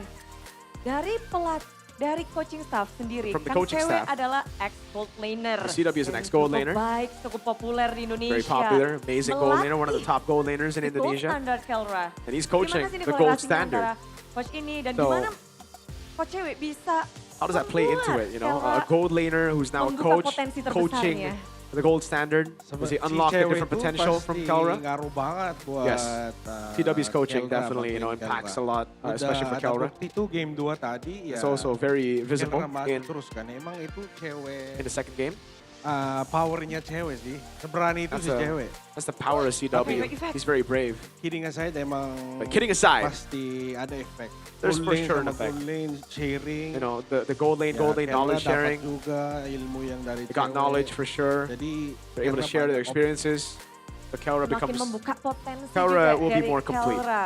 Dan 3 minggu ini udah kelihatan belum Kelra beda the last sama 3 yang weeks. pas Do you di think Kelra has improved? Do you think Philippines. Kelra is Ada improvement lah. has changed from when he was in the Udah terlihat Philippines? Yes, improvement. there Tapi is there's an improvement for sure. pertanyaan dari segi coaching staff nih, kan Coach Yep terus memantau. When it comes to the Budi coaching juga staff, lihat, because you know Mas you're Sonic obviously juga tahu, supervising Coach the Yep tuh coaching staff, you're supervising the team as a VP. mantengin terus. You Ke keep belakang on, juga you know, melihat supervising them. You bagaimana keep your eyes on them. Gaya pelatihan dari Coach How's the Cewek coaching sendiri. style for CW? You know, tell us a little bit Gimana more tuh about gaya that. pelatihan dari Coach Cewek? Kalau season ini lebih ke This season? saya bantu coaching staff. I'm helping the coaching Jadi kalau staff. dulu saya bantu anak-anak Back lebih in the banyak, day, sekarang lebih I ikut. help the players more. Makanya gua But tetap this ikut season, terus. I help the Sebenarnya coaching season staff. lalu semua season saya datang terus. Last season, Pokoknya pantengin terus. every season, I Memantau always terus supervise them. I dan- always, you know, look out for them. Tapi nurun gak sih Coach Yep, dari Coach Yep pembawaannya ke Coach Cewek juga? The Do you think it's vibe. do you think you know, Yeah, have yeah. laid down the foundation? You think CW is doing the same Yeah. thing you did? Yes, for sure. What is the most important thing that you say to apa sih kayak ke cewek misal kayak kamu ini gini. Ini dari awal season, jadi saya kasih From the beginning of the season. apa ya, advice lah. I always give CW tentang advice coaching. about coaching, Tapi gue pengen dia punya stylenya sendiri. but I want him to have his own style. Jadi dengerin guidance. So he gua, listens to the guidance from tapi me, ya, but I want him to keep lanjutin his style, yang his dia- personality, menurut dia bagus. his graft, you know, Iya, his bagus. his Karena own mind. He sekarang needs to trust in himself as well. Cewek sebagai coach bukan asisten coach seperti The musim CW lalu. as a coach this Tanggung time, jawab as a lebih head besar coach, no untuk longer season assistant ini. coach. Tapi But dari coach Yep sendiri, dari VP Yep, From sorry, VP dari Yep. VP Yep, VP Coach Yep, VP coach, yeah. kira-kira di season ini akankah ada cewek di EWC? Do you think this season we'll see Ada cewek CW di EWC. at EWC? Semoga amin. Hopefully, yeah. Semoga amin. Harapan terbesar pastinya untuk Yeah. Coach Yep ya. Yeah, it's gonna Goals be terbesar obviously dari the hopes Coach Yep for untuk you. cewek. Betul. It's the goal for Cewek you. di EWC. Oke. So thank you Coach Yep. Thank you, Coach Yep. juga, Bude. Nanti kita ngobrol-ngobrol lagi, tapi kita masih mau tahu bagaimana kedua tim akan beradu kembali untuk game yang ketiga. Game penentuan, akankah Onyx bisa mempertahankan dominasi mereka atau di sini Bigetron yang akan bisa menyelesaikan misinya. Langsung saja caster, monggo.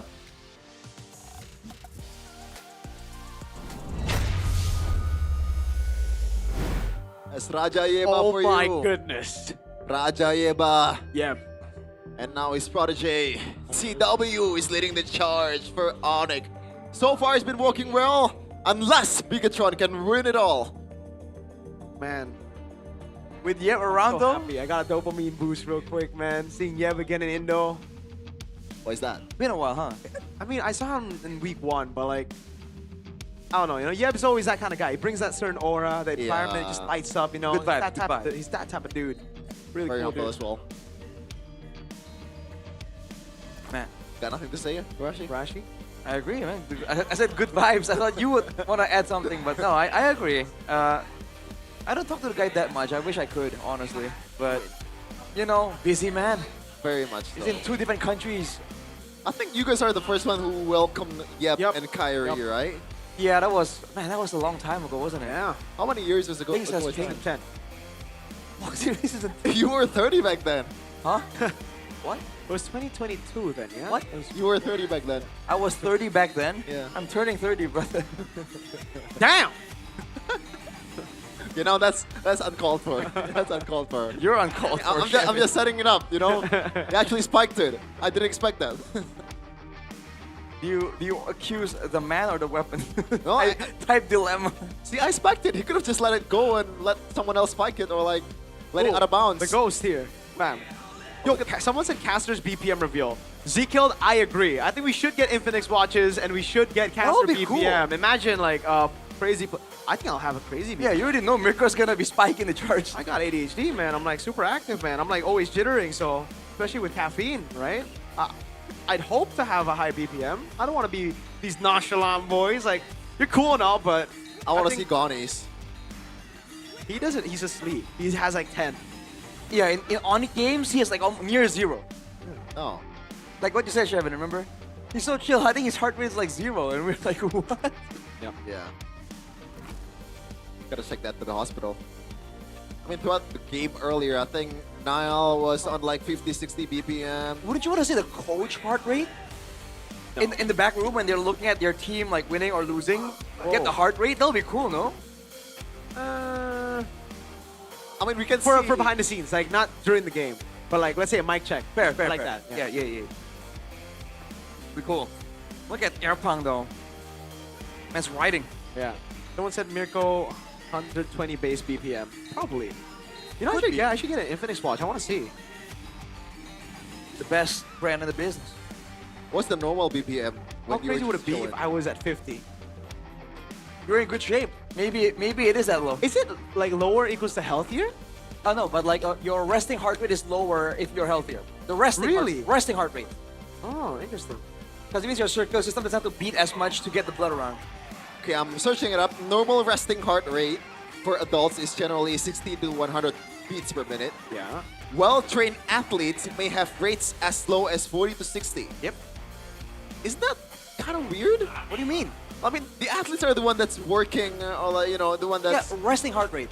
Yeah. So you trade those moments to a lower resting heart rate. Is that the logic there, or? So if your cardiovascular system is healthy, you don't have to beat as much to get the blood flowing. Ah, I because get it. It's stronger because they're used to like the movement. But when they're actually moving, it might spike up even higher. But 40 to 60 BPM for non-athletes, that's concerning, right? 40 to 60 BPM for non-athletes.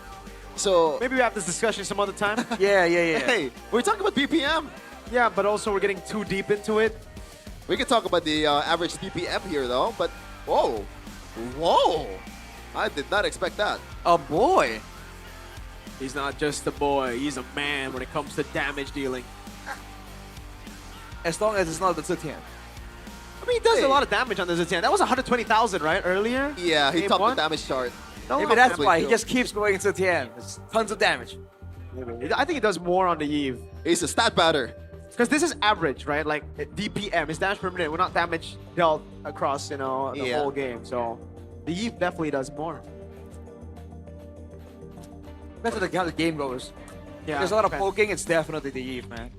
Very nice. Are we gonna step away from the constant damage dealing mages, man? Second game loss. Oh wait, Onyx stay on blue. I thought they would definitely take red.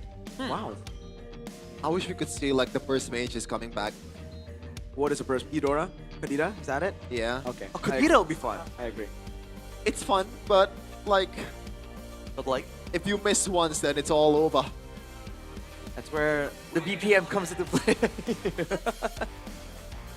All right. Bigatron. What's that? 57%. That's 4 out of 7, right? It's subpar is what it is right now, right? But it really it doesn't really matter. Quality over quantity. If you have a 20% win rate, but you win against Onyx, I'll take that. Yeah. That's fair. But if you have 20% win rate and losing against Geek Map, is that shameful? Not really, because I think it's a bigger flex to win against Onyx. Like, no one really cares about losing to other teams. Yeah. That's actually true. Right? Like, Onyx is Onyx, dude. You gotta focus on the wins, Kevin. I mean, if BTR wins here, give us the we beat Onyx in the regular season trophy. That's already, I think it's a... That's a real trophy, right? yes. That's a real trophy for ID. Man, Rashi, like, I hope that game 3 or match 3 will be as good as this. Oh, man, I'll be honest with you. I don't know. If it's not, then you'd let me down. Bro, like, just on participants alone, there's Onyx here that we're talking about, right? Even if one of the teams, not mentioning which one, matches up to Onyx levels, like the other, you know, who knows? All right. Random walls. Broken walls. Definitely benefiting heroes like Khalid or maybe Marcel. Who can go through the map quite better. But it looks like the Sora ban is warranted after what happened in game number 2.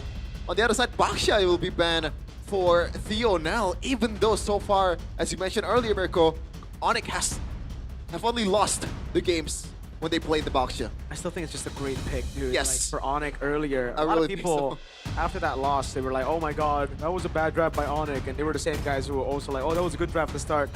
These guys have really, I mean, it was a good draft. I still stand by that. It was executed pretty bad. So there you go, Freya or Jusin, right? That's the main argument right now. And I'm honestly, Onyx... Oh, never mind. I thought they were buying on the Tushin. Yeah, I thought they was going to go Tushin as well. Yep. Oh, man. Freya. So what's going to be the replacement here for the Sora, though? Well, they go Jusin first. They want to play Yomord again? Oh, yeah, that works. They're going to go carry red 3. This is a carry red 3, I feel. Or glue. Depending on what Onyx go for. If Onyx go for a Fredrin, I think it's a glue. But if it's not, then I think carry. What if they go carry glue? What? What if they go carry glue and flex the Freya? I don't think Freya it's... 8 flex. Oh, I don't think it's on, you know, wise to flex the Freya or like reveal the Freya in the first phase. But it is a possibility, you know. Alterico did it, right? Alterico flexed it, but they didn't reveal the flex instantly. Right. Fair point. Yisunshin. Zotian? Crowned by heaven's mandate. Yep. My legacy shall endure. So the Yisunshin, the Freya flex right now, right? Could still be a Freya XP, Yisunshin Gold, Yisunshin Jungle, or Freya Gold. Freya Jungle? Nah. Now for BTR, what is it going to be? The glue? You still want to go for the glue? There's a lot of range. The carry is going to be very annoyed. And I like the Yisunshin pick because it's a deny as well, right? Right. You just want to go for the Khalid here. Or Kalea that has been opened or like banned for 2 games in a row, I believe. Yeah. So there's got to be a reason on why these 2 teams are so, you know, they want to ban the Kalea so much. Yeah. Right. Guess the engagement potential and the healing more than anything. I don't know, the glue might still edge out the other options though. It depends on what how they want to play this. Oh, Claude! Whoa. None of the above, I guess. It's a pretty solid answer, not gonna lie. Against the Tian Yisunshin, just again, it comes down to the laning. And it wouldn't do that well against the Freya, right? I don't think Onyx really don't mind to flex the Yisunshin to jungle here. It is a big possibility now that the matchup has been revealed. So you put Freya Gold, and what do you pick next to be against the Phobius? You need a winning lane here. You go Alice? Like at this point, don't go CC again. I think another Alice game is pretty okay. Wouldn't be too horrible actually. Is there a spot for Yuzong? It was banned earlier, right? Oh, you know what? Against the Phobius? Banned earlier. If you want a winning lane, then it's not really that bad. I like that ban. Uranus, Alice. These are the good picks here. Valor and royalty in a dead body. So we don't get all the pesky jungler away, they can just dive in. And especially if Kyrie wants to flex this one to the jungle, it's better for them to bend Leo Mord.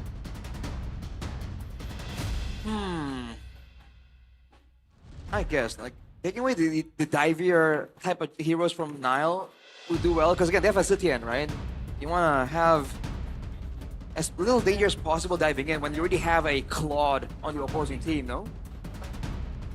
By the way, is Glue just currently exclusive to Rogue Marashi? Because I feel like Onyx, if they want to pick the Glue against the Phoveus, I think it's not really that bad of a lane. Yeah? Yeah, not bad. But you're gonna have to reveal it first. But then again, you can still flex it on, wait, never mind. Onyx picks first, right? After this? No. Wait, no. Bigatron. Yeah, my bad. But it is the Uranus Alice fan. There you go. Really solid move by BTR there with the Uranus Alice. I like that. And for Onyx, is it... Oh, chip is open too. Yes, but I don't really think this is a chip game. Is to protect lives. Team is picking. For the engage and the extra sustain. They need to be careful of the front to back. BTR can dive again. Zetian Yisun Shin, very easy to dive. But they need some kind of engage, right? Start things off. If it's only the Phoveus, I don't think it will be enough. I mean, there's a Sushin in play. Definitely not enough, no. Something else though.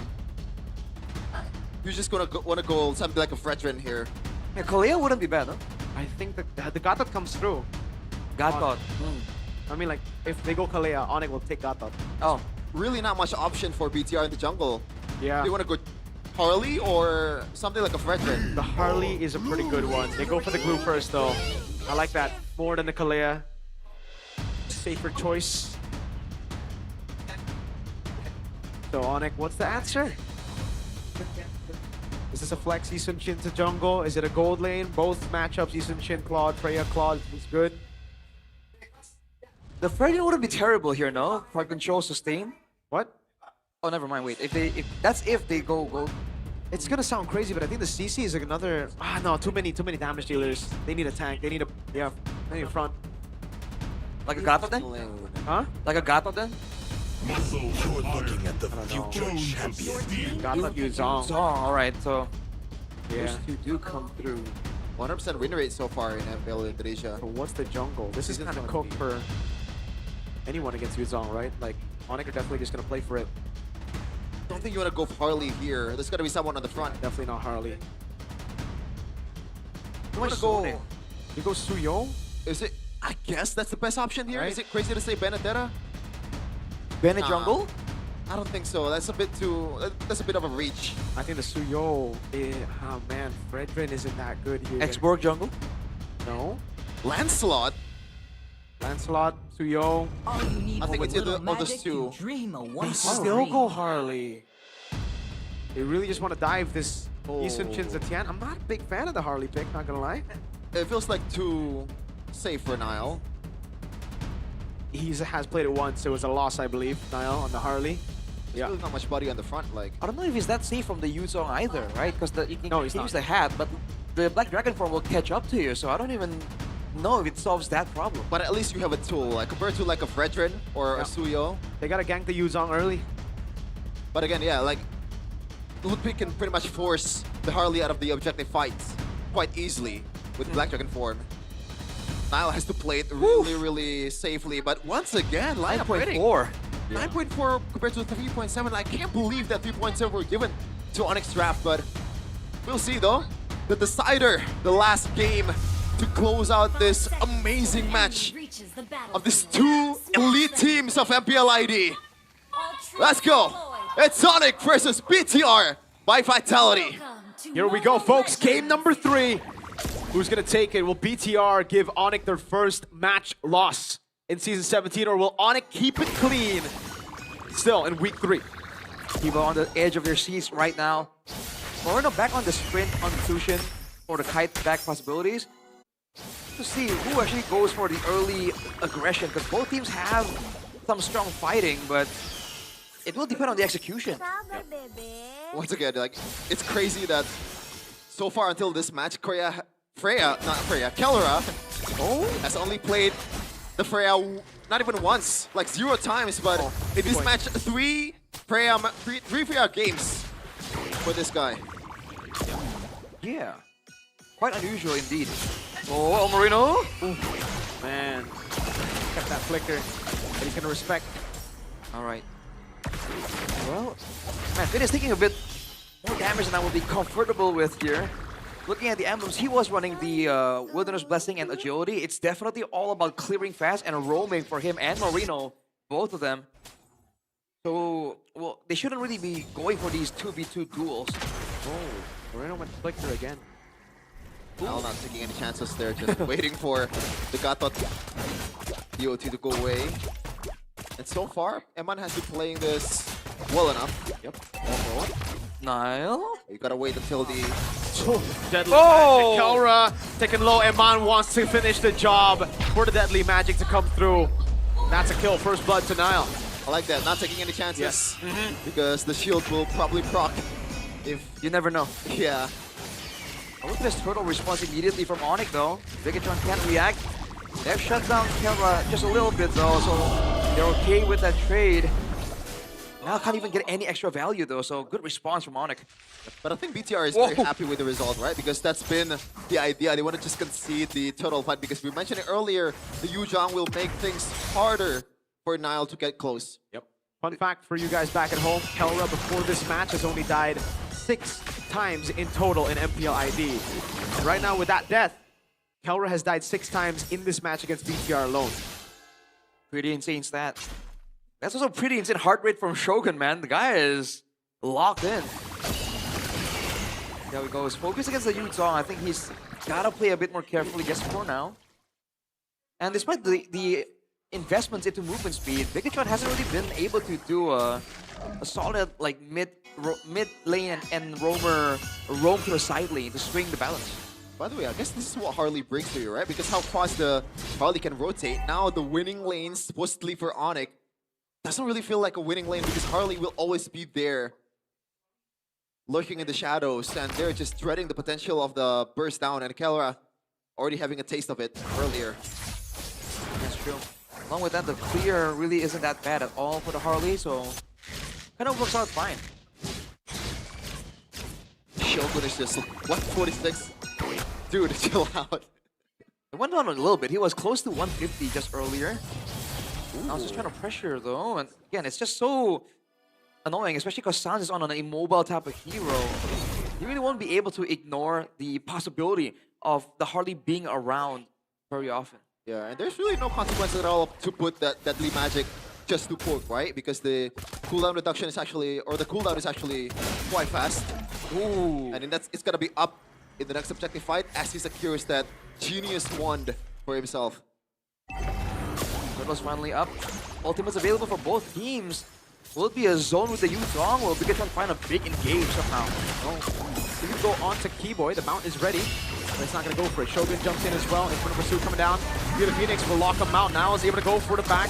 Shogun with a flicker backwards. He's going to go all in onto him. He's going to be cooked here all alone and taken down by Kai. Petrifying the AOG. Now also able to escape. Finn going to be caught low though. Lantern Flare picking him up. That's Keyboy down. And Mount with Blazing went down the mountain as well. Bringing him under turret. Lutpi falling down in the end. It's a 2 for 2. Feels like a deja vu on what happened in game number 2 earlier, where Onyx was just super overzealous and bite themselves in the back. And now BTR has to say on what happened to this turtle. Kyrie has to concede. I was looking for so well for them. Like, they even moved to try and go for a dive under the turret, but I think they stayed too long over there, allowing like 2 kills to be assisted by the turret damage. Bigatron already were losing members, but Onyx really wanted to cement their lead in the early game. Yeah. Gotta respect Bigatron a bit more than that, man. Yeah, I don't really get why they're just so gung-ho on getting the kills, even though they could just zone out all the members of BTR and take the turtle. That's a guaranteed win for them. Even the AOG under turret from Keyboy too. It's like they wanted to try and equalize the gank earlier and take out Eman maybe? But really, but you have to like set that up a bit better towards the early game, especially with the kind of crowd control that Onyx has. It's all very ultimate reliant, you know? Yeah, it's just not good so far for Onyx. The fact that they're already down 1k gold lead pretty much, and both Kelra and Lutpi is playing incredibly passively in their respective lane. Ooh. Yeah. This is why. There you go. Great move, man. He's gonna die in the air. He tried. Oh, that was a nice try. That was so good by Lutpi. He denied the damage, and it ended up being Shogun who tanked up too many turret shots. But now Kyrie will try to get the kill here on Anaman. Uh-oh, great flicker out. Hey, whoa! Wow! 3 ultimates. Valkyrie did everything used up. Finn is caught in a no man's land now. He goes on to the Mount Kelra. Now it's rotating over. Iman has a Blazing Duet. Kibo's gonna be looking for a Blazing Duet from Iman. Gonna be cancelled out. Meanwhile, now the back line finds Kai with the deadly magic. Where did it come from? That's definitely a real magic. Personified. He came out of nowhere from the jungle. Wait, Onyx now on the back foot. Ultimates. I don't know if they want to defend this turret. Kelra's low. Moreno. Crimson Beacon forward, looking for the knock-up now, able to find it, and that's going to be Keyboy without an AOG, gunned down by Iman on the Claude. Now it's Lutpi, who's looking for the angle! Nile cancels the recall with the deadly magic, a risky move. We've questioned the Harley pick, but yeah, they are utilizing this Harley to the fullest potential. I think this has got to be the best Harley game so far in MPL, right? Kyrie did a good job, but yeah, I think this is so methodical. And it's not just an individual performance, they play around the Harley really well. Agreed, yeah, it really highlights the possibilities of this Harley. Because of the pressure from Bigatron, Onyx are just on the back foot, and when you're like that, the tower dives with the Harley is just so quick, so efficient. It's working out for Bigatron's early game aggression that's been able to actually win out against Onyx. 1k gold lead already on the gold lane here, Rashi. Man, Iman on a Claude, dude, just gives me... On anything, to be honest. Yeah, but especially on the Claude. Nostalgia? Yeah, nostalgia. MPLI when he won with RSG. Finals MVP. Oh wait, was he final? I think it was. Was it Aqua or... I don't know, but I remember him blazing the wedding and I had to yell out his name kind of loud. I mean, you did the same with Aqua. That's true. But Aqua, MSC 2022. Shout out to Aqua. Yeah, all things considered, like, Finn is so tanky. Again, oh, no! Oh, you're doing that at Kelra? Okay. He doesn't burst him straight out. That is still a fighter, thankfully, for Kelra. If that was a marksman, ooh. That was dangerous, though. Even the slightest bit of slow reaction time from Kelra, he would have gotten taken out there with the deadly magic. But again, on one hand, Finn, by the way, with the glue, this is the build, right? The curse helmet into a glowing one. He just seems so tanky right now. Oh! Okay. Yeah. Okay. I thought it was going to be more threatening than that. Not bad. Fortunately not. Yeah, Nile is going for a full-on glass cannon build so far. The function just do elephant damage. Look at that. Oh, AOG! It's an all-in this time. They get the shutdown. It's on Lutpi Iman. But they've already made it out in front of the resources. Do BTR want to take the fight is the question. Don't think so. Yeah, they'll go. Nile needs to calm down. Calma. Yeah, we just talked about how he was abusing the mobility of the Harley. AOG right on top of the hat, that will do it. Catches him all out of guard. All the ultis used from Onyx though.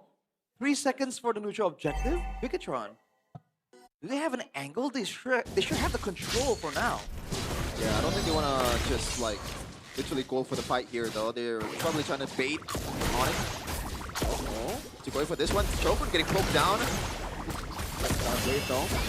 We're trying to walk up Iman. Could be Iman backwards. Moreno with the mid trio. Okay, it's all about not overextending for Finn and Shogun at the same time. Moreno secured that rapid boost, so now he's more annoying. Look at that. Nile has Kelra on his bounty. No ulti for Nile though, and the longer the dance goes on, the more Nile can wait and go for another attempt. And because of the mobility, he can go and clear his top side while the Lord is still being actively danced. Is that too greedy? Onyx doesn't know it though. Yeah, I don't think that's too greedy. Yeah, he's gonna clear the lane, do a bit of damage, then go back to the hat again. Yep, not even going back to the hat. Because Onyx cannot do anything here. BTR is just gonna zone them away and poke them down with the resources they have in the... Oh! We're gonna pulse the trigger. Wow. Baits out the Fear of the Phoenix too. That's a good trade. Yep, and a flicker, remember. Lutpi, the side. Looking for that Fierce dive. Moreno won't fall for it. BTR wants to go for the fight. I don't think they want to just burst down this Lord. I see the keyboard already very, very low. Shogun is just gunning him down. Yeah, Lutpi. Oh, Lutpi trying to go for Fierce dive. They go for the Lord. Lutpi's caught all alone. Burst it down him out with the blazing duet now on Keyboy. Lantern flare. Kelra picked up, thrown out of Nile. Deadly magic. Keyboy gets away with the passive and the AOG. Nile zoning Sans away. I guess that's good for Keyboy, but still, BTR is just running them down. Lutpi with a crucial miss. That's the, I guess the weakness of Yusheng, right? Once you miss on the Furious dive, then your window is almost pretty much gone. Yeah, but dude, for me, it's more surprising that there was a dance going on, and it's almost like Nile almost soloed the Lord, technically. I mean, there's high damage output from the Harley, but it's almost like they took it with barely any time there. Onyx definitely were caught off guard by that. They killed the Lord, though. That they have done really well. Man, this is the Aldo Trinity Harley build, man. The one he's preaching about. Genius 1, Lightning Truncheon, Holy Crystal. Yeah. It's crazy that in the earlier fight, BTR was trying to get either the kills or the Lord, but they get both at the same time. That's a lot of value, and they're up 5k right now. Eman secured the early Winter Crown after the Trinity to play a bit more safely. They get already an abundance of damage with Nile, so I'm rocking with that decision. The lack of crowd control really isn't helping Onyx whatsoever, man. They're relying on Ludwig mainly for some kind of engage, which is why you see him walking around in the bushes trying to go for a Furious Dive Petrify. For Bigatron, they can do whatever they want, right? They can engage with the glue, with Shogun, with Moreno even. Okay. Infinix is probably taking into account of what happened in the previous matches, right? I don't know, actually. I don't think it's 50-50 here, but maybe they're taking into account the Biggie Choke. That's true. And B-Boy wants to stat advantage. Biggie Choke and also Onyx potential to come back, but I don't know why this feels a bit worse than the previous one. For some reason. For sure, because like BTR have proper scaling. Yeah, they have proper scaling. Again, Onyx doesn't really have game-changing big ultimates to turn fights around. And they're working with a 5k gold disadvantage at 13 minutes. This is going worse than the previous situations. Yeah, despite that BTR has a lot of backliners, the Q is weirdly enough for BTR just because it's Shogun and Finn at the same time. They've been doing a decent job. Whoa! Oh, what is that damage, my guy? Oh man, almost an insta one-shot there by Kyrie. He's been farming up quite a bit. 30. Cheeky attempt at assassination here, but Ludwig. Hold on, this might be a Dragon Form. Yeah, he's trying to force it out for sure. Brings in under. Moreno's rotating. Niall doing the same thing now. But Finn just walks away. Doesn't want to take any chances. BTR members Lord prefers to set their position on the bushes here. Shogun already has a good or a decent position. It's a slow push built up by Bigatron already as well, I believe. Earlier there were 2 minions there. There you go. It's dead even, and then there's a minion advantage for Bigatron. It's gonna push. Wanna gotta do something. Yeah, they did a good job. It's crazy that in these 2 games, Kelra on a Freya, a hero that's incredibly broken in this meta, has been a non-factor. Eman is playing with fire. Nile. That really is fire. So Nile didn't get the steal right there. I think he achieved that Magic Trinity a while back. But it's a different kind of Trinity. It's the Divine Glaive that they're talking about. Yeah, but it showed Holy Crystal. Okay. There you go. Okay. The Glaive. Oh, man. Man, 1 or 2 sprays of the cards and you're out of there, dude. Electric gun for Eman as well. I think he's at full with a Winter Crown. That could be a game-changing item. Onyx needs to recognize that. Look at that slow push bot. Kyrie's down below. He can't show Moreno. Look at the housekeeping by Moreno. He knows that he has to be super careful with Onyx in the late game because the late game execution is just a whole different breed compared to the other teams right now. And Onyx, you've mentioned it, Mirko, this is a combo meta. And they have a lot of combo here. Look at B-Boy's HP! That's a jump. Shogun wants to go. Eman with the blazing new one of the Winter Crown! Shogun with a jump fight stands! BMI backwards. Shogun caught all alone, but look at the follow-up now. Lancer around Kelra's gonna be knocked out, thrown back into the fray. He's gonna have to use all the resources to get back. Moreno on the sprint, chasing Ludwig now! With a walk-up, Moreno gets the Sky Piercer. Now with the jump, Moreno with the execute. A base turret down below, only K and K. That's Kyrie and Keyboy. Hold on. Eman with the BMI forward. Now gonna go for the siege up top. That's a good juke, and Keyboy gets baited in. No AOG, he's dead. With Nile picking him up. Kyrie, the only man left standing. The base wide open. They're gonna go for the recalls. I'm not too sure about that as the Malachon comes in, but Eman with the blazing duet jumps on, and Kai goes in. Bigatron have broken the win streak of the Sky Kings. I am speechless. I never doubted. Okay, I doubted them. Never mind. My goats though. Onyx had everything. They had Kelra on Freya. It looked amazing. It looked unbeatable in the first game. They did everything perfectly. But Bigatron turned it around. Wow! The invincible Sky Tyrants, after so long, has finally met their match, man. When the mortal, the tiny robot that people are discounting, fight it in themselves to take the fight towards the Sky Kings, they have taken them down. In dominating fashion as well.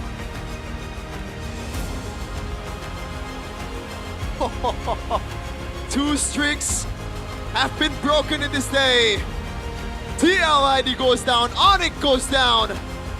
And this might be the resurgence of the Dark Horses. They found their rhythm.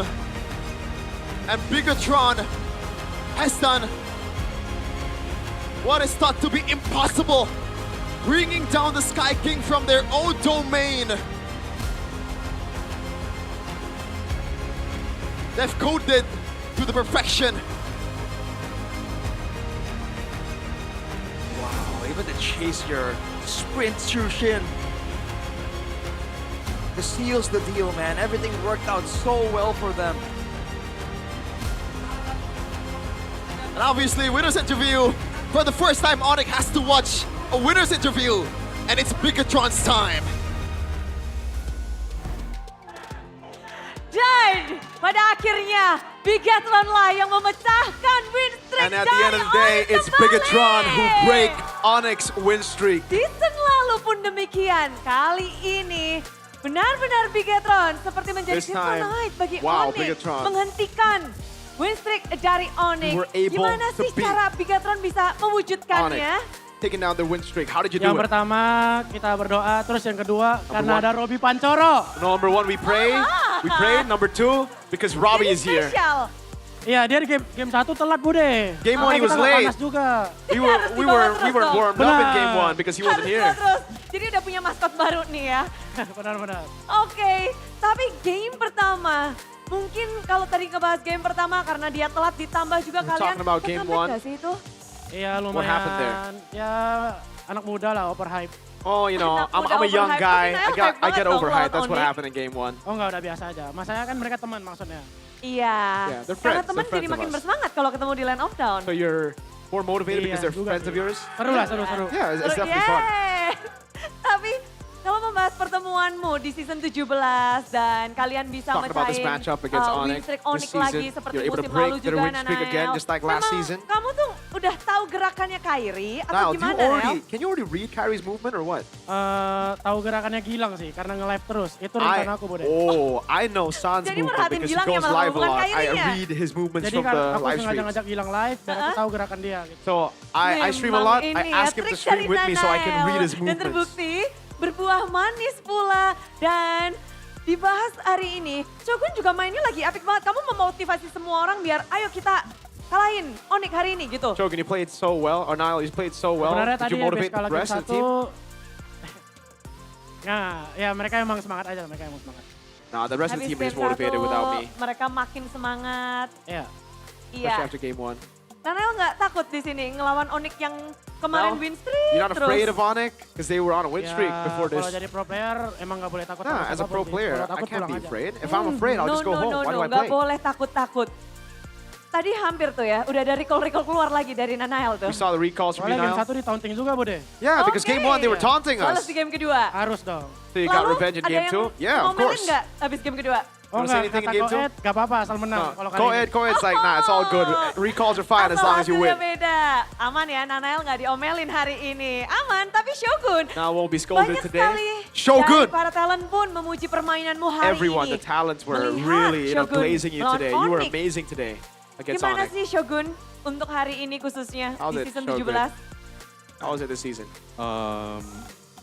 Hari ini seru banget sih soalnya Today was fun. Gamenya juga intens. The game seru was banget, intense. Tapi Very fun aku match. bisa kayak gini gara-gara teman-teman semua. I can perform like this because of my teammates though. It's not just me. Karena teman-teman Iya, mereka membuatmu it's your tetap stay friends. cool.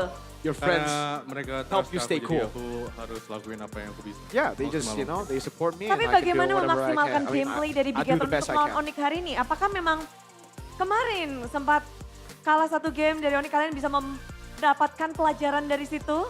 Did you learn from losing against Onyx in game 1? Apa kira-kira yang kalian implementasikan hari ini? What did you learn from Onyx? Jujur hari ini Bude kita ketolong Honestly, lebih Bude? pancoro beneran. Honestly, today it's just because of Robbie. Soalnya setiap Robbie aku main made diteriakin us win the Bude! game.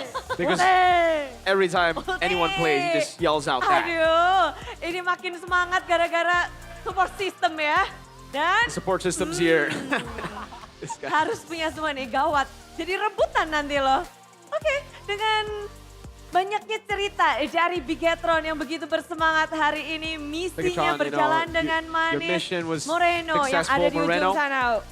I want to ask you some questions. Hey! Moreno menang 2-1 lawan Onyx. You won 2-1 Cukup against puas Onyx. dengan 2-1, apa memang harus itu 2-0? Was it supposed to be 2-0? Belum yang puas banget sih karena di Yeah, game we're 1 not. kita juga We're not ada happy vibe-nya, because in ada game 1 we made a lot of blunders, made a lot of mistakes. Iya, udah kita lakukan yang terbaik aja. So yeah, we'll just do our best. We'll continue to improve. Dan begitu terbaiknya. Dan berarti game pertama tuh sebenarnya bisa kalian dapetin juga. So you should have been Seharusnya able sih to win bisa. game Kalau 1. kita setimnya benar-benar 100%. kompak kayak game 2 kayak We game should have 3. won game 1 if we were Satu momen a bit ketika better. war itu terjadi dan buyar. If we coordinated properly, Iya. we would have won game 1. Iya. Dan setelah itu apa yang kalian pelajari biar nggak kejadian tuh di game kedua, di game ketiga What juga. did you learn from game 1 Lebih ke so that you can, you know, use in game 2 and game 3? Each other aja, percaya prosesnya We just gotta sama. trust each other. We gotta trust the Apa tadi process. yang Nel bilang? And whatever Niall said earlier. What did you say now? What did you say Ya earlier? pokoknya itu deh. Just Gara-gara yeah, that. Robbie Whatever Pancolo. Niall said earlier. Gara-gara Robbie Pancolo. Because of Robbie. Because of Robbie. Semuanya ya. Diyel-yelin terus ya. Iya. Yeah, because he keeps on yelling. Sepanjang game, The sepanjang whole interview. game, Di the sini whole dari interview is just yelling. semuanya pada benar-benar teriak-teriak. Tapi kamu teriakin apa tadi? Kamu What did teriakin you sesuatu nggak? What did you Kemenangan yell hari out ini, mecahin after winning win streak-nya today's Onyx nih. match? After Achievement nggak breaking sih? Onyx win streak. Enggak juga sih. Is it Karena an kan ini achievement? regular season. No, not really, because this is the regular Bigetron season. ya kan. Jadi It's like kayak just like I udah mean, kita classic nggak Bigetron. We're always usah good here in the banget regular sih. season. Kalau teriak. Anteng-anteng aja. So that's it for me. Tenang-tenang aja. Iya. Oke, tapi apa sih arti regular season buat Moreno? What does Moreno it kan mean? kita Like tahu the dengan regular season Bigetron. for you, Moreno. What does it mean? Banyak yang for you? mengartikan Because berbeda nih untuk a regular lot of season people have dari different, Bigetron. you know, Kalau buat they Moreno have sendiri different gimana sih? takes on Bigetron in the regular Apa season. artinya But regular what about season you? buat Moreno? What does it feel Ya for sama you? aja sebenarnya kayak belajar, For me, it's like berproses. it's whatever. You know, cuma regular season. It's ya just normal. mungkin I just di learn, season sebelumnya go through the kayak kita processes. playoff But selalu unfortunately, ada segala macam. in the Kayak last few mungkin kita seasons, you know, we ketinggalan always do atau really good something lah. in the regular Jadi ya season. sama We're aja, missing kayak that tim-tim something. lain mikirnya kayak regular But ya. it's the same as the other berproses. teams. We're thinking of regular season as, you know, a Dan place ini proses to learn, ini, a place to Vin. go through the process. Menikmati proses dari tim They're just Bigetron. Sempat menang, kalah, Enjoying the lalu process. menang You lose, lagi. you win. There are a couple of Vin, wins and dengan losses here this season. gerakan apa yang kamu berikan hari ini untuk tim move? Onyx? What move did you show Gerakan apa yang against kamu berikan? Onyx, Finn? Fokus gerakin apa sih kamu di sini? Like, what was the move that you made against Onyx? Fokus. Gak ada sih. Nothing. I didn't Gak focus on perlu anything. fokus untuk Vin So bermain. you don't need focus Gak for you perlu, to win. santai aja ya Vin ya. Just chill. Tipis. Tipis. Just a bit of Tapi focus. membaca permainan Onyx, But banyak reading tim out yang Onyx bilang, movement. banyak mungkin Like, bukan hanya tim, a lot namun of dari teams say, komunitas, tidak ada banyak, kasih community, saja pialanya kok everybody, Onyx udah super everybody's kuat saying, you know, banget just give season Onyx a ini. trophy. They're Jadi gonna buat they're Vin, gonna win 100%. You masih know, bisa but dilawan. what are your thoughts? Because you just beat them. Masih bisa. Yeah, they can Punya still be menang beaten. ya. Dan Karena ada Eman. Yeah, because we have karena Eman. ada Eman. Tapi suasana dari Bigetron sendiri ketika harus menghadapi Onyx itu The gimana sih Vin? environment for you guys. I mean, how was it after, you know, Jujur tadi kita matchup, before the sebelum matchup? main warm up ya. Honestly, seru banget. before the match, Kita our warm up was very penuh energi fun. hari ini. Penuh energi. We're full of energy today. Eman. Katanya Eman. yang penting ada Eman aja. Finn Eman said, hari most important thing is ini we have Eman. Halo. Get in the ketemu win today. Kelra You di met panggung Kelra. ini. Eman, ngalahin Eman. Kelra ada ini Beating gak sih? Kelra. Jadi sebuah, Is apakah it- ada statement tersendiri Is there untuk a Eman? statement This from is you? Because Eman. like, this is Eman, you beat Kelra. Nggak ada. No. Tapi no ketemu statement. Kelra gimana akhirnya? Seru sih. Ya, soalnya It was fun going up against Kelra though. Laning dia bagus His juga. laning is crazy. Terus dia solo kill juga. And he solo killed me too, man. That guy is Apa crazy. responmu dan teman-teman ketika kamu ke solo kill? Gak ada, soalnya What was the tadi response gua from the rest diajak, of the team when you got solo kill? sama Steven kan. Nothing. Katanya agak saya Dia punya rapid. Because it was a call from Finn. It was a call from Finn. Finn wanted to go in on Freya. He said he has revitalized, but he lied to me. He didn't revitalize me. So it's Finn's fault that I got solo killed. Did you forget to tap it? Iya. Yeah, I forgot to tap it. I'm sorry. Dari Eman sendiri, hari ini kamu melawan dengan 3 kali Freya dari Kelra. You're up against Freya Kamu shock nggak 3 sih? times today. I Kelra played Freya 3 times. Are you shocked? Iya sih, soalnya Yeah, I'm pretty shocked. kemarin-kemarin dia main marksman mulu kan. Tapi It's like hari he always ini plays marksman, dia but main today he fighter just terus. kept on Ya, picking up Freya. Freya. Kept on picking up the Apa fighter. tanggapanmu? Apakah kamu So what's your thoughts menantikan, on that? apakah kamu memang lebih Were suka you Kelra anticipating pakai that? Do you MM like atau Kelra dengan on MM? MMs? Do you like Kelra Gak ada fighters? sih apapun hero dia ya. Not really, you know. Anything he plays, I'm ready for it. Apa ya? Harus semangat. Ya. I mean, Beda I'll be nggak motivated gameplay dari with any matchup Kelra against him. ketika dia menggunakan MM dan So what's the fighter? differences between Iya, him soalnya on kalau MMs fighter and fighter? beda playstyle kan. Yeah, he Kalau has a MM different harus playstyle dari posisi. when he plays fighter. Kalau fighter When he's playing the harus, fighter, he's much more targetingnya aggressive. siapa, kayak gitulah. But when he's on beda juga. the marksman, yeah, Agak beda it's juga. definitely Jadi like a dengan lot safer perbedaan in terms permainan, of his apakah kamu positioning. juga berubah? Kayaknya biasa kita juga ngeliat Eman dengan fighter-fighter. Usually we see a Frontlane-nya lot sekarang for Eman. fighter goals from You're Eman, but marksman. you've been Apakah playing ingin memang marksman menunjukkan kekuatan time. Eman yang sesungguhnya? So is this the real marksman? Is this the real Sebenarnya Eman masih bisa marksman? main fighter juga sih, I can tapi play nggak ada fighters. kesempatan aja. It's just we didn't get the Nggak ada opportunity. kesempatan aja. Dan diberi kesempatan full MM, full power dari Pigaton kemenangan hari ini. Tolong dong kasih sesuatu nih karena kalian berhasil lagi Alright, give us memecahkan something win now. streak Because dari you weren't able to Onyx. destroy Onyx win Ayo, streak. sampaikan sesuatu mungkin buat Onyx yang kalian pecahin lagi win streaknya. Buat send a Onyx message tetap for semangat Onyx. karena Keep up the good ya work. regular season Because bukan it's just the apa-apa regular lah. season. The regular Kita belajar season juga doesn't kan. matter. We're also Sama just learning in the ya regular semoga season. semoga kali ini di playoff hopefully. ketemunya kita. Hopefully in the playoffs we Jadi meet you bareng. guys so that we can go to EWC together. Harapan besar pastinya. Big hopes. Sudah Bigatron. dilontarkan dan tentu saja Biget Troopers. Ini adalah And for momen the Biget yang kalian Troopers, tunggu. Momen This is the moment kemenangan you've all been dari waiting tim for. Biget The Troopers moment for Bigatron by Vitality.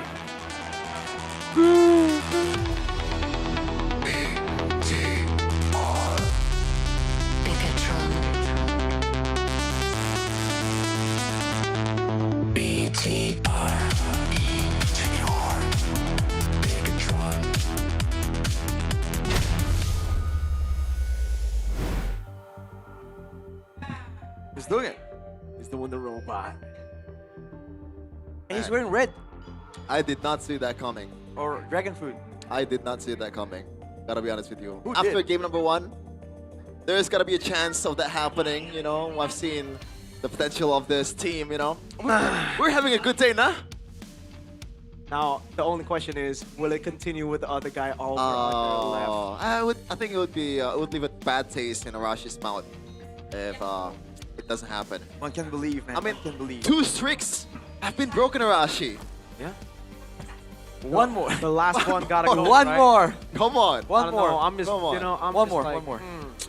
You know, life's good, man. Life's good. Yeah, and live is really good for BTR, man. Finally, this is like the full potential of BTR. Like, again, we've seen this over and over again In the regular in season. the regular season. Yeah, that's It's just true. a matter of how they play in the playoffs. Hopefully, or maybe hopefully, they will choke again. Yep. If it's up to my preference. Your curses. Man, though, like, they started off with a loss, you know, again. And they always said mentality was the issue. Like, that was looking like some solid mentality, man. I don't know though. It's regular season. 'Cause, like, I guess. Bigatron always do this in the regular season, so I don't think we can judge the mentality whether they have it or not until we see the playoffs. Because All right. that's okay. the only problem for BTR, right? The mentality in playoffs. We gotta stay hating, is what Mirko's trying to say. No, not really. It's just because like it's nothing new. It's literally just regular season BTR all over again. We've seen it in 7, 8, 9, 10, 11, 12, 13, 14, 15, 16. So I don't know. That's fair. That's fair. It's crazy that Calrod got the Freya 3 times. The first game it was almost perfect, right? Do Only you one think dead. it was a mistake though? Because I see a lot of people throwing out the, you know, like, oh, it's a mistake. CW cooked the draft because he picked Freya 3 times in a row. I think it's just a matter of execution, and the snowball from I agree. BTR is just really good. The way they utilize Harley is like, so far it's way better than any other team so far. Yeah. And it's due to the team composition as well, man. They can stop people just diving in without consequences. So they gotta think twice, but the MVP, that man. Yeah. player of the match presented by official gaming phone Infinix, and I gotta shout out all the other players as well, right? Because they've played amazing, all of them, especially in game number 3. That was all team effort and also individual performance at the same time. It was a tough choice for player of the match, seriously, because like everybody did their job really well. I think for me it was between him or Moreno. Moreno, I think, was the most consistent player throughout game 1 to 3. That's my pick. But there was there was the high moment, and like Iman had a lot of those high moments, especially this game, because that final fight, it was a bang. We'll see it later. I mean, you can even argue that in this game, Niall is the one that's enabling all the other members. Yeah. Shogun played his part so good as well. Yeah. I think Shogun had my vote, especially for like the first 2 games. You know, how he was performing there. But overall, again, everyone just did so good, especially when it gets to the late game. You didn't see a single person make a critical mistake for the most part. This was so good, man. A lot of these are power breaks, man. Kelka, the Freya. You know, this is the only 3 games that he's gotten so far playing the Freya. And the 2 games, he didn't get a single kill. That's insane. This is Ludwig's Yuzhong. That's a lot of times in MPLID banned in the first phase back then. And it was almost no factor at all. Even there, the quick escape from Iman always has all the possibilities lined out. Skill 2, flicker. Oh my god. Like, I'm in awe in the execution of BTR. I can't believe Onyx botched that.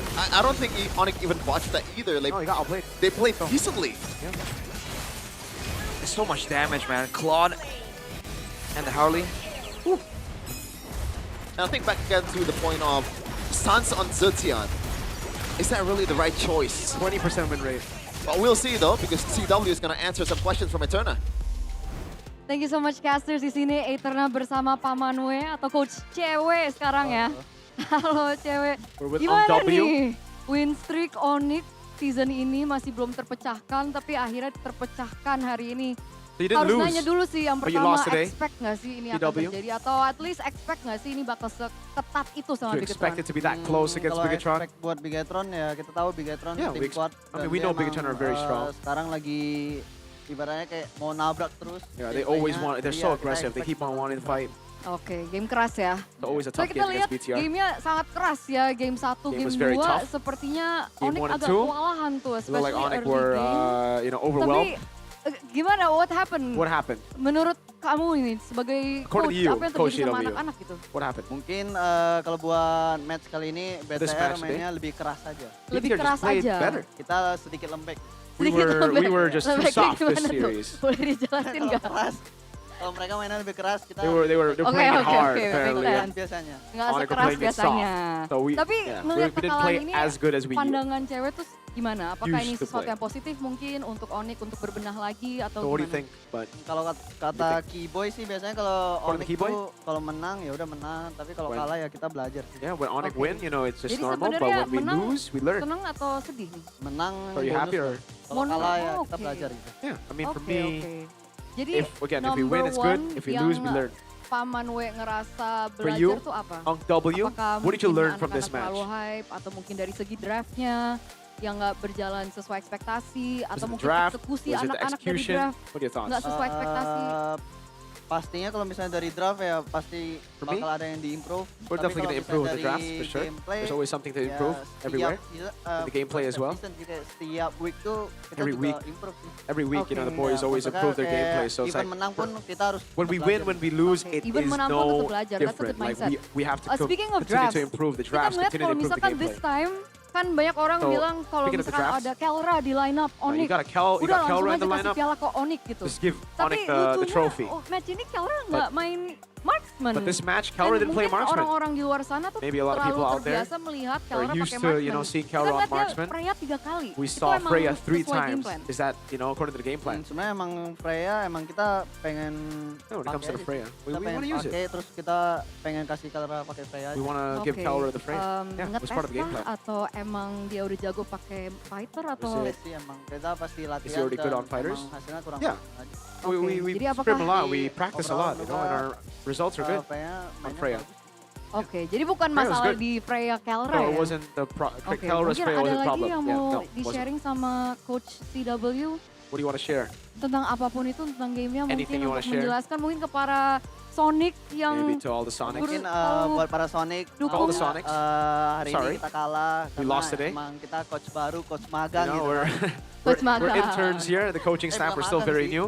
Coach baru lah, coach We're just baru. new Kita bakal coaches. improve ke depan. So yeah, we'll continue to improve. Coach magang, bareng-bareng. So Sama-sama I'm an magang. intern host. You're an intern Tapi we coach. wish We're you all both the best. interning right now. Dan Wish kita you all akan the best. langsung lempar kepada break. Jadi sekali lagi terima throw it to kasih. a Dan break. stay tune teman-teman karena So masih stay ada match tuned. selanjutnya. We're gonna see another match. RQ versus Alter Alter Ego.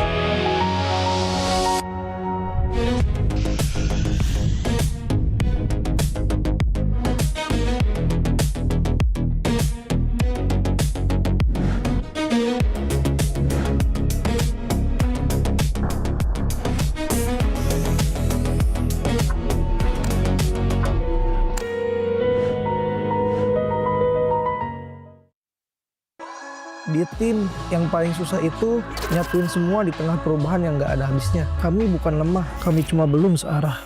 Menang atau kalah itu biasa, tapi ingat satu hal, kita itu keluarga. Waktunya konsisten saling percaya. Sejak kapan Navari jadi CEO? Hah? Lalu dia Ming. Mending lihat ini. Yang ini murahnya beneran. Bantu kita naik level barengan.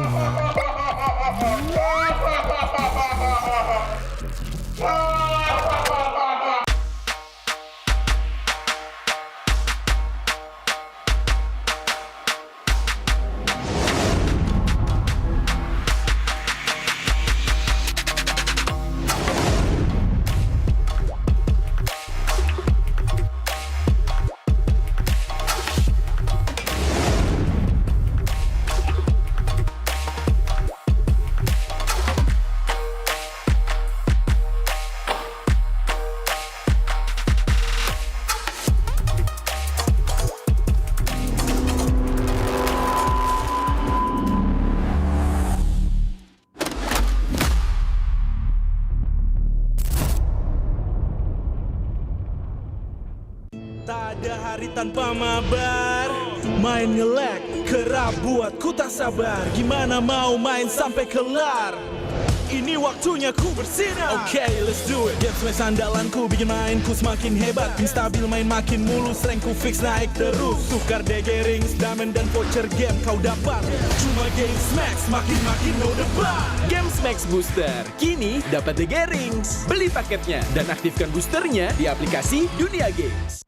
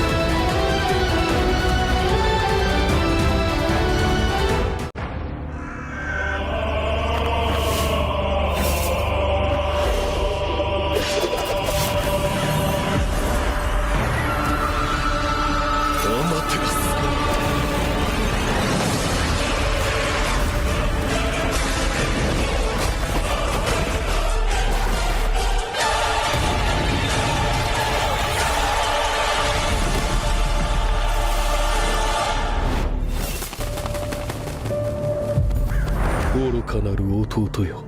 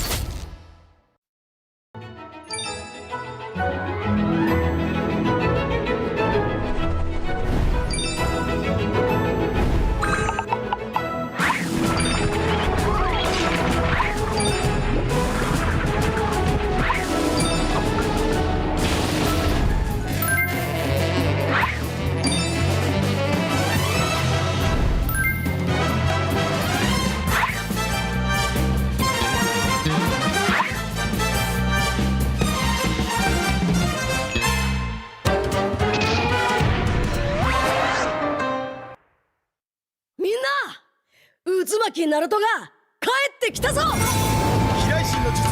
俺ってば父ちゃんを越す火影になる。愚かな弟。子供騙しか。アマテラス。行くぜ。これが俺たちの力だってばよ。Pemain kunci dari region Filipina siap untuk membawakan permainan Philippines untuk mengguncang meta. Ancaman buat season ini ya sesuai dengan tracknya juga, sama ada tambahan player baru yang berkualitas ini. Seperti waktu di season 13 aku pernah bilang, setiap orang ada eranya, tapi setiap era ada oniknya, dan masih sampai dengan sekarang. Going by the title of, King Phoenix, ever since, I was in PA, we all know. In Indonesia, it's been, Onyx. Dan apalagi kita melihat banyaknya veteran juga yang sudah mulai berpindah tim. Dan pasti kalau misalkan ada orang yang datang ke sini jauh-jauh dari negara mereka, harusnya mereka bakal bawa semangat baru buat timnya sih. Ini dia dari tim yang gagal di musim kemarin tanpa kemenangan, kembali dengan bergudang jawaban. Bakal jadi salah satu dark horse juga sih guys season kemarin. Soalnya mereka ngambil player yang bagus sama coach-coach yang berpengalaman juga kan. Jadi pasti ada improve dari mereka. It's really something that, these players, these coaches really have to move past. Because it can't be, just on. Somebody has to, challenge them for real this time. Sempat bongkar pasang roll Navi.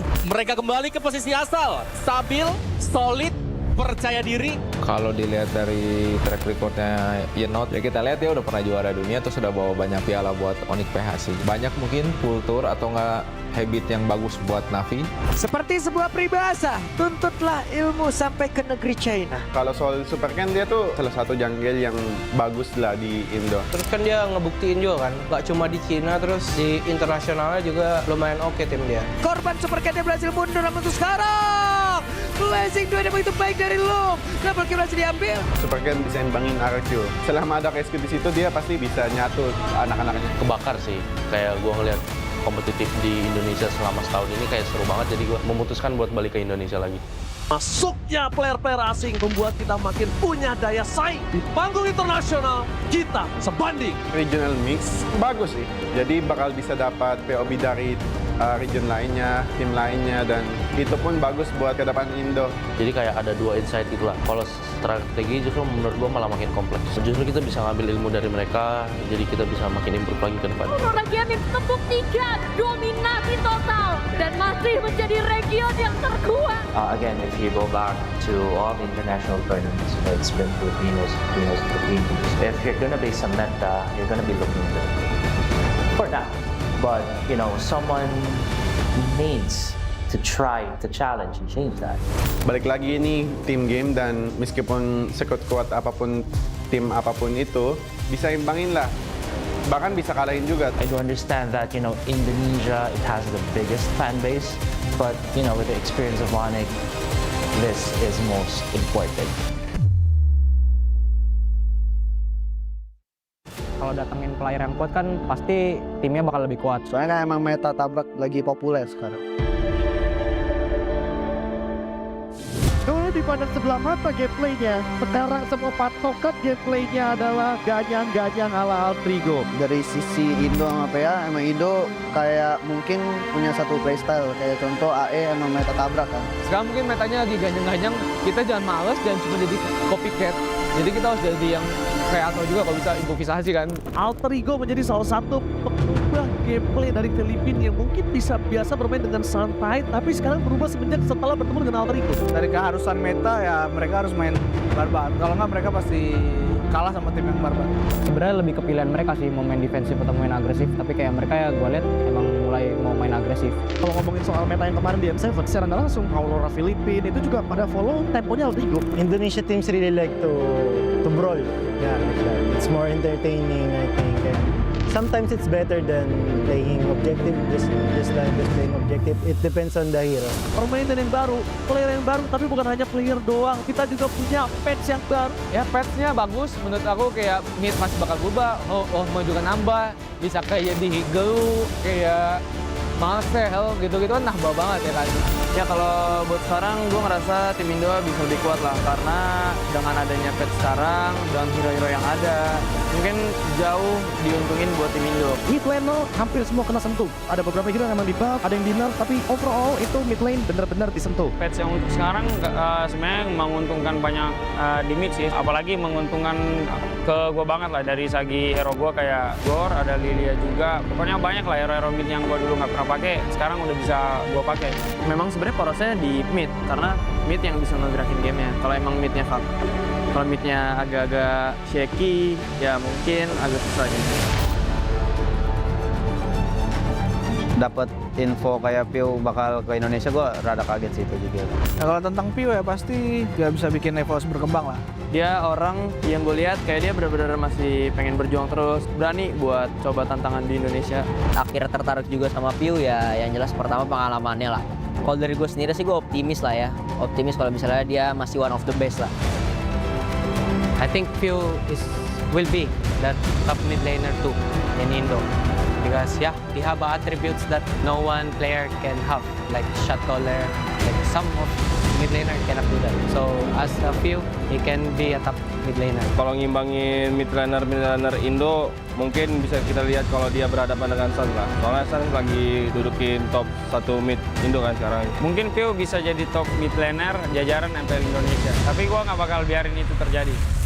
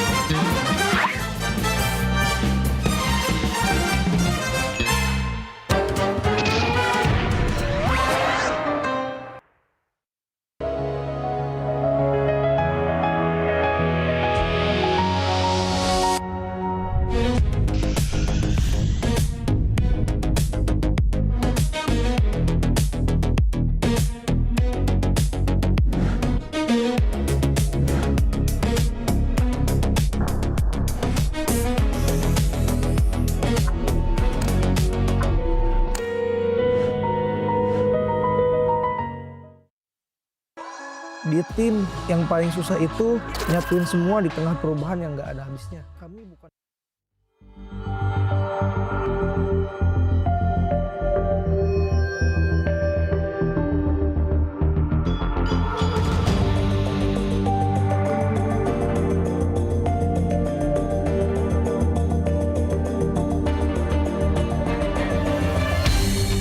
Aku kan berdiri dan terus berlari, terus ke arah puncak tertinggi. Ku takkan berhenti, hanya sampai di sini. Kemenangan abadi menanti. You know we won't miss if we unite our focus. And if you haven't noticed,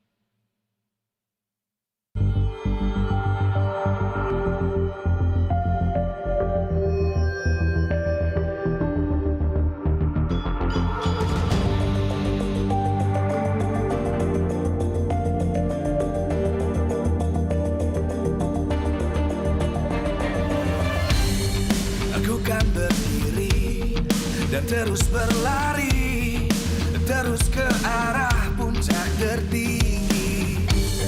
Ku takkan berhenti, hanya sampai di sini.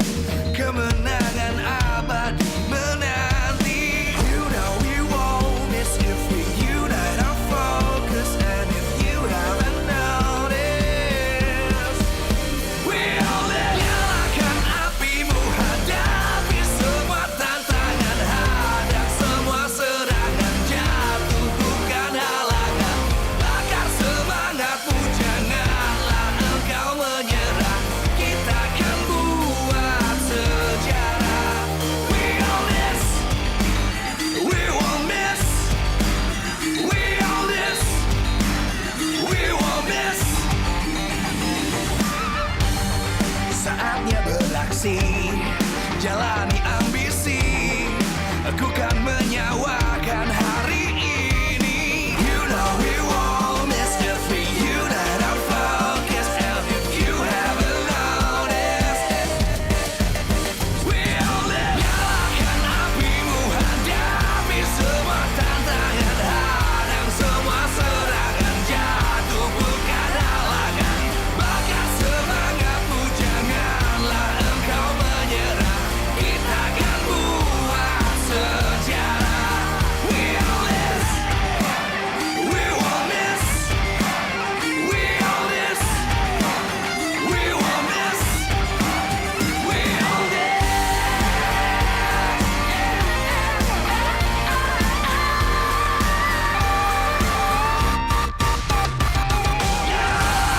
Apimu, hadapi semua tantangan, hadang semua.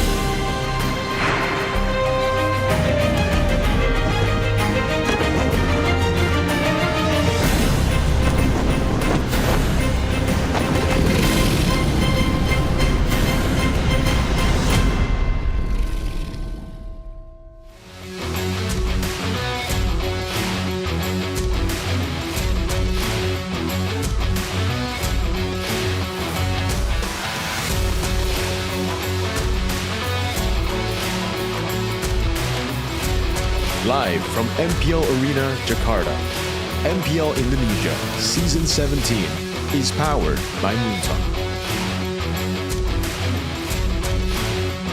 Supported by Esports Federation of Indonesia.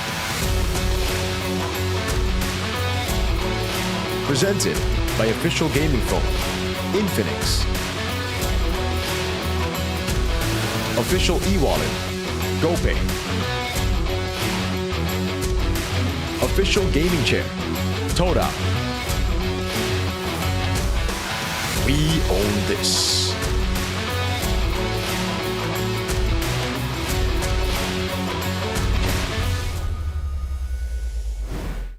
RQ versus Alter Ego, the King of Kings against the uncrowned king here in MPL Indonesia, Season 17, Day 2 of Week 3 in this beautiful Saturday with Sheffin, Mirko, and Arashi. Mac and cheese combo back at it again. Of course, MPL Indonesia Season 17 is not possible without our sponsors. It's powered by Moonton, supported by PBSE, presented by official gaming phone, Infinix, official wallet, GoPay, official gaming chair, Todak, our partner in esports, Garnier, Bayou, Dunia Games, and GamesMax, and OnePlay, our supplier, IndyHome, Indomaret, Yummy Choice, and Aqua. Now, to top it all off, RRQ. I won my match. You won your match? Yeah, yeah. Okay, sure. You gotta feel like you're on the team, man. Sure, sure. Yeah, that's true. How about you, Rashi? Like, what's the prospect here?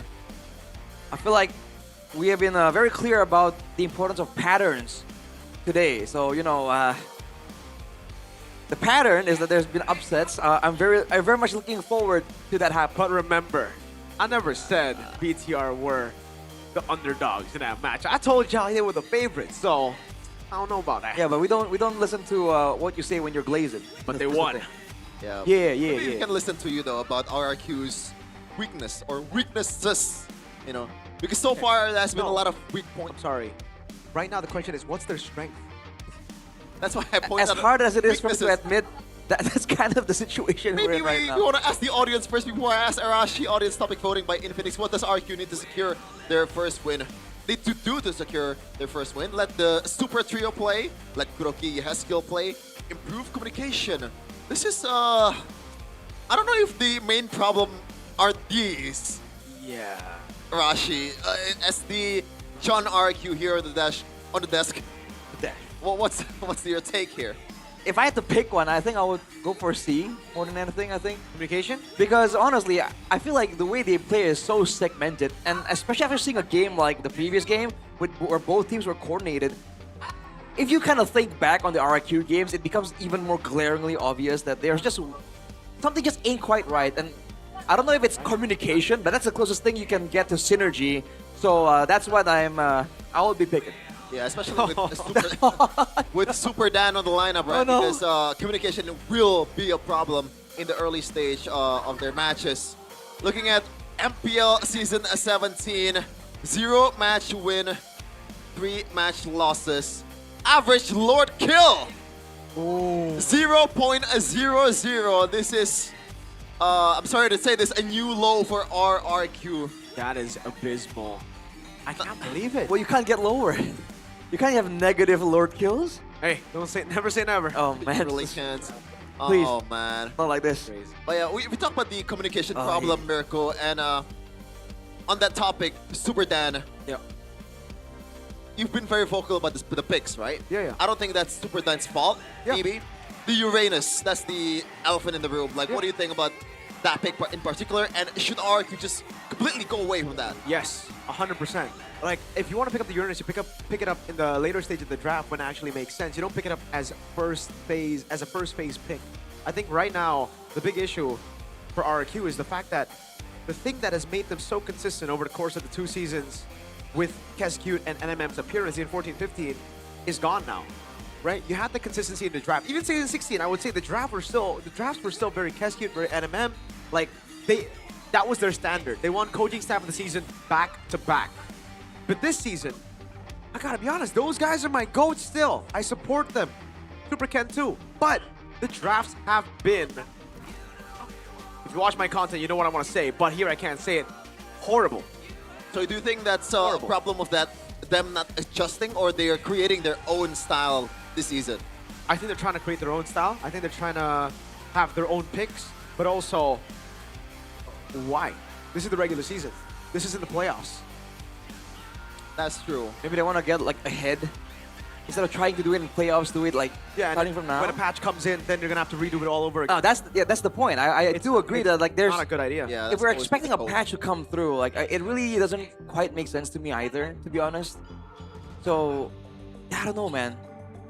If you want to talk about how the drafts are bad, like yes, some of them are weird, but I feel like even if they were good, you know, with how the team's performing right now, it might not even matter. Yeah, I agree. But Yeah, like, exactly. It starts there, right? Like they always had that to lean back into. It's like if Yes, they yes. don't have good execution, the draft would always support them. Yeah, it really feels like it doesn't really matter who plays for RQ at this point with that kind of like execution and maybe communication, but obviously RQ will still have to choose between their players, right, Arashi? So far, Rince has been playing, I believe, almost all the matches. Only one skill match. Yeah, only one skill matches, and Kuroki has been played once. So what do you think here, Arashi? Should they still play Kuroki after his decent debut, as NMM actually mentioned? Do they play Yeskill instead of Rince? For me, right, for someone who's been watching and seeing that the games really haven't been going so well, I feel like might as well try out the ones that we haven't seen just yet. Might do better. But again, I guess for sure it depends on how they're performing off the stage, right? And unfortunately, however well they do off the stage won't translate to like on-stage performance, which is why I think they're just stuck in such a weird predicament. Man. It really kind of feels bad. I feel bad for RQ, man. Like, especially all the RQ fans, they've been very passionate. Yeah, they've been very supporting of the team. And this is the Uncrowned King Kuroki. I'm not sure what this is referring to. I thought the Uncrowned King is like alter ego, but he is alter ego.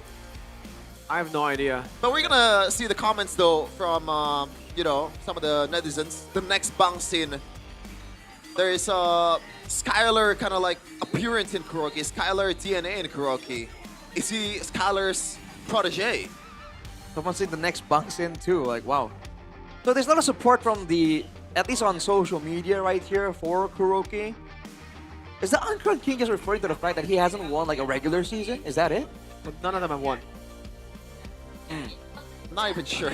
So, okay, wait. No, the real question I have now, so I think a valid question.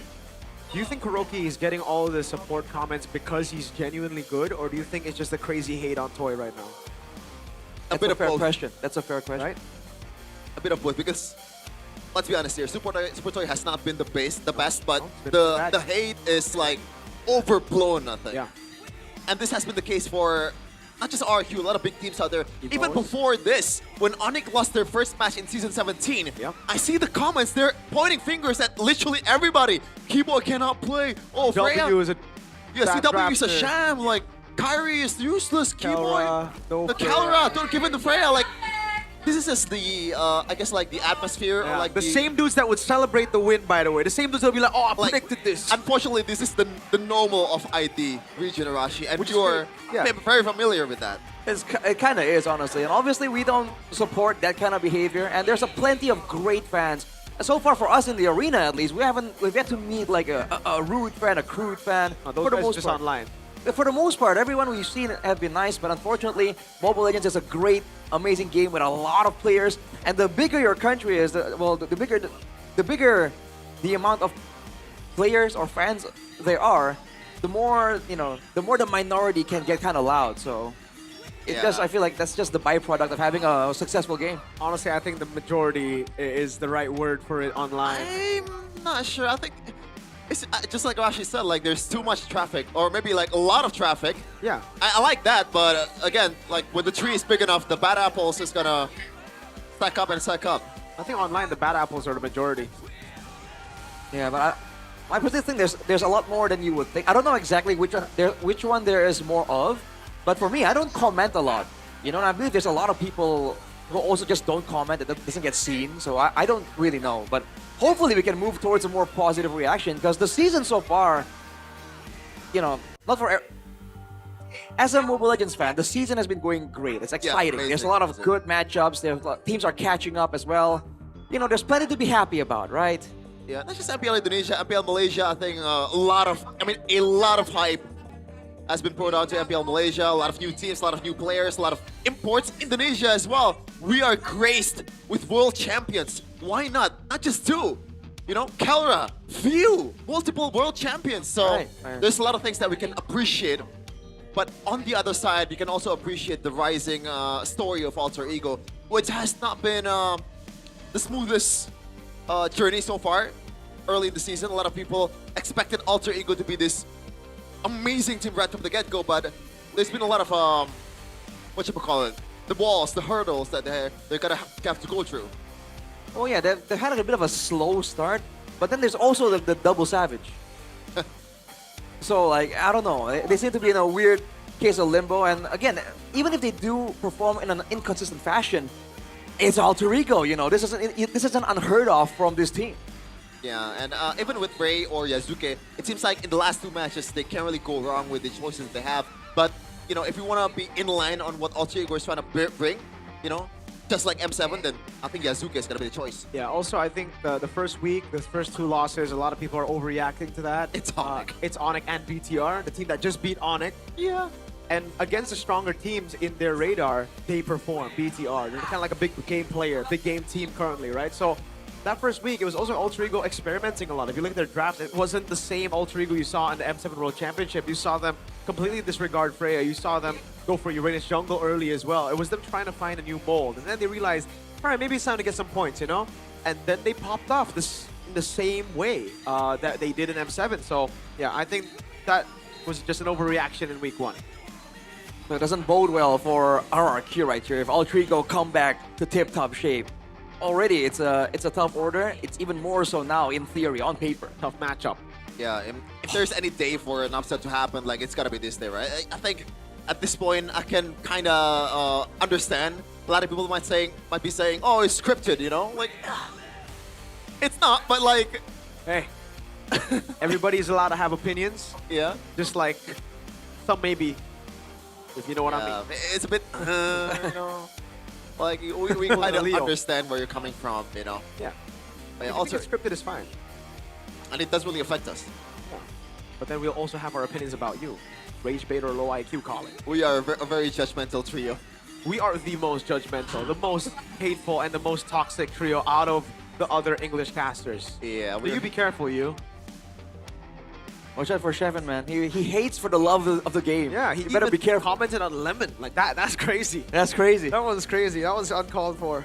He's not even playing anymore. Man. Like I mean, every time, man, every time. It's a monumental moment in Mobile Legends history. It is. You got him to post a story about it. Like, I've never seen that. I've never seen Lemon respond to anything. I haven't been in Lemon's story at all. Like, You're not a person. Lemon will probably not see this, but I really am sorry, man. Like I'm sorry, but I stand by my opinion. But still, no, like Can we get still, W's in the chat though? Like, Let does him it take know. a man to Still, stand by his opinion. I'm an introverted person, and I can see why you're offended, why you're bothered by my comment. Like it really came out of nowhere. But trust me, like I'm not trying to hate on you. I'm not trying to just. El Clarif. I am at this point. He's inspired by Bigatron. He's doubling down. He's doubling down. Double down on it. Bigatron what? Let's see how he does. God. Well, respectable, Shevin. That's respectable. I'll take W Shevin on that one. Just stand by your words. Yeah. I really regret that. Like I seriously. Well, you know what pisses me off? There's only like 500 views on that VOD. 500 whole people watched that, and somehow it got a lot of traffic. All right, Clippers be Clippers, you know, W Clippers. Now people know you. For a bad thing. It doesn't matter. They know you. Bad press, good press, free press. I don't think bad All press. See, like I don't mind for all the other people, but for all the RQ people, you mentioned the name. Oh, isn't this the guy that hates on Lemon? That's the first thing that's gonna come out, man. That's why I really regret it. Hey, you know, it is what it is, Shevin. Bridges are burned in this. Bridges are burnt, but maybe those bridges were never meant to be. Have you ever thought about that? Nah. Maybe it's part of God's big plan. Yeah. Again, like to all RQ people, I'm really sorry. I'm sorry. Let's talk about Alter Ego, right? no? You forgive me, right? I don't take offense, bro. I mean, Okay. It's not his religion. yeah, It's a team that he supports. it's all right. Not It's that all right. offended. Yeah, but for Alter Ego right now, there's some kind of choice, right, in their lineup. Obviously, the one that works is Yasuke, Nino, RP, Alec, and Hijue, but they still have their MPL guys, Cyrus, and Really good. Cyrus. is it Cyrus alone? It's just Cyrus. Oh, Ray, I Cyrus forgot, and but Ray's still, not he's not MPL. really MPL, but yeah, Cyrus, it's incredible how how similar his playstyle is with Hijue, You cover especially his on the name, you Eve. just be like, okay, that's Hijime. Like, seriously, the way he played Eve, the RWM is just so, like, I'm gonna pop it every time I can punish. Just like every single time. Very trigger happy about it. I mean, that's what you want to expect from Alter Ego, right? You can make an argument that like that's how they've been like training. So, not too surprised. Yeah. Maybe we'll be surprised with the draft that it's gonna be bringed up by Coach Sever. Oh! But it looks like it's gonna be Cyrus in the mid lane with Nino, Yasuke, Alec, and RV, the king of Savage. Okay, maybe stop with the king, but he is a savage person. The Savage in the gold lane is what you're looking for. And ladies and gentlemen, could this be the new formula for Alter Ego to reach new heights? Heights that they've never dreamed of before. Welcome to the stage, Alter Ego! Coming in with a new combination here. With Yasuke back, are they gonna get back to their early game style, their early game domination? They've shown they can do it both. Against RRQ though, it doesn't seem like they're up against crazy odds, but they still won't take it easy. On the other side, King of Kings. Is it just an old moniker? Is it just a fable? Their domination in MPL ID is long gone. Super Dan, Super Ken, the ghost of Jakarta Yehezkiel with Edok and Kuroki in a gold lane. Can they actually do it? Can they gain their first victory in this season? They are the king of of kings. The crown is not given, it is earned. The kingdom never sleeps.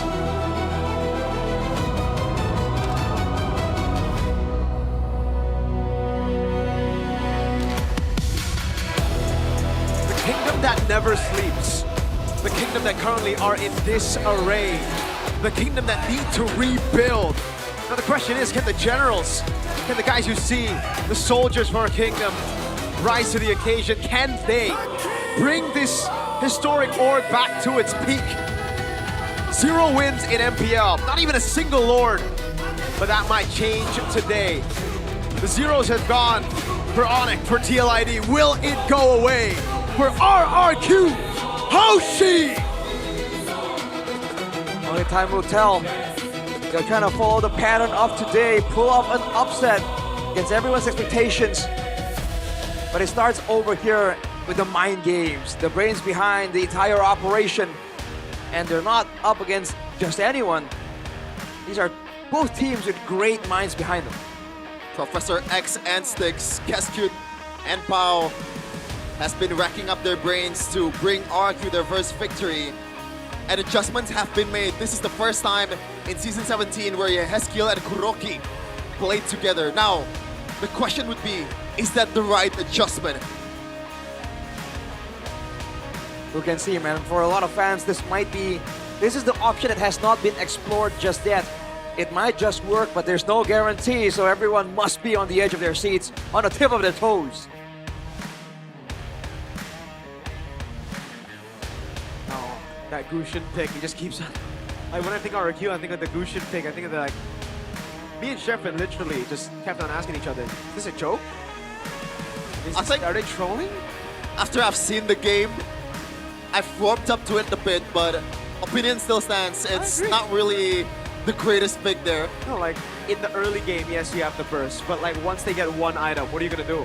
I think it's a matter of like they're too dependent on Edok to set a play and peel at the same time, so they can't really just play their own game. But audience topic voting here by Infinix. What does RQ need to secure to secure their first win? Let the Super Trio play seems to be the main answer here for the RQ Kingdom. Let Kuroki Yeheskiel play. The B answer was right. And see improved communication. That has yet to be proven just yet. We'll see how this one goes, man. For the Super Trio to play properly, the draft needs to support it as well. And teams have been wisening up in the drafting phase. Sefer is no exception. Keskut is gonna have to bring out all of his mind games, all the tricks possible to get something to help this team out. The whole team's gotta step up. It's not a single individual. It's horrible everywhere. Even Edok, the once pillar for RRQ, the man who's always so consistent. I'd say at his peak, he was the guy to really, step up. I think matching Keyboy. Oh man. Yeah, the aggressive gold laner. The gold lane Savage. #1 total kills, #1 Maniac, #1 Savage. This guy has been insane, man. Even if you want to talk about the performance, yes, but even in the hero pool department, this was the guy who brought out the Lapu-Lapus, the Uranuses. You never know what is gonna come at you when you're up against Alter Ego. Bring out the Argus, man. What? Bring out the Argus, bring out the Zilong. Okay, hold on now. You wanna chill on that? I've seen a clip where Sever actually admits that Zilong is a really good conditional pick. Yes. But the condition has never been there. So yeah, the condition is maybe you're up against a Layla, Hanabi in Epic, Whoa. In pro play, I don't know. Look at the Kingdom with the IV. They got the IV. Interesting. I think a cool moniker, by the way, for RV will be the Brute. The what? The Brute. The Brute. Yeah. That can work. RV That can work. The Brute without the breastplate. Yes. No force too, just Brute. I think this is coming in with a lot of force, but Super Dan, though, he's going to be coming with a lot of force in this match because he needs to prove something to RQ Kingdom specifically. Yeah. Because so far, it has been a subpar debut for the ex-RQ Kaido member. Yeah. He's always had big shoes to fill, but right now, it's not even delivering on an average level. That could be because of the synergy, the drafts, the nerves. Well, whatever it is, it has to change quick if this team wants to find any chance of getting back on their feet and being a real contender in the season. Super Ken 2 though, my GOAT. XBTR by the way, as you can see. Whew. It's crazy that he was once the prodigy, has been compared to Kyrie at one time, and rightfully so. Yeah.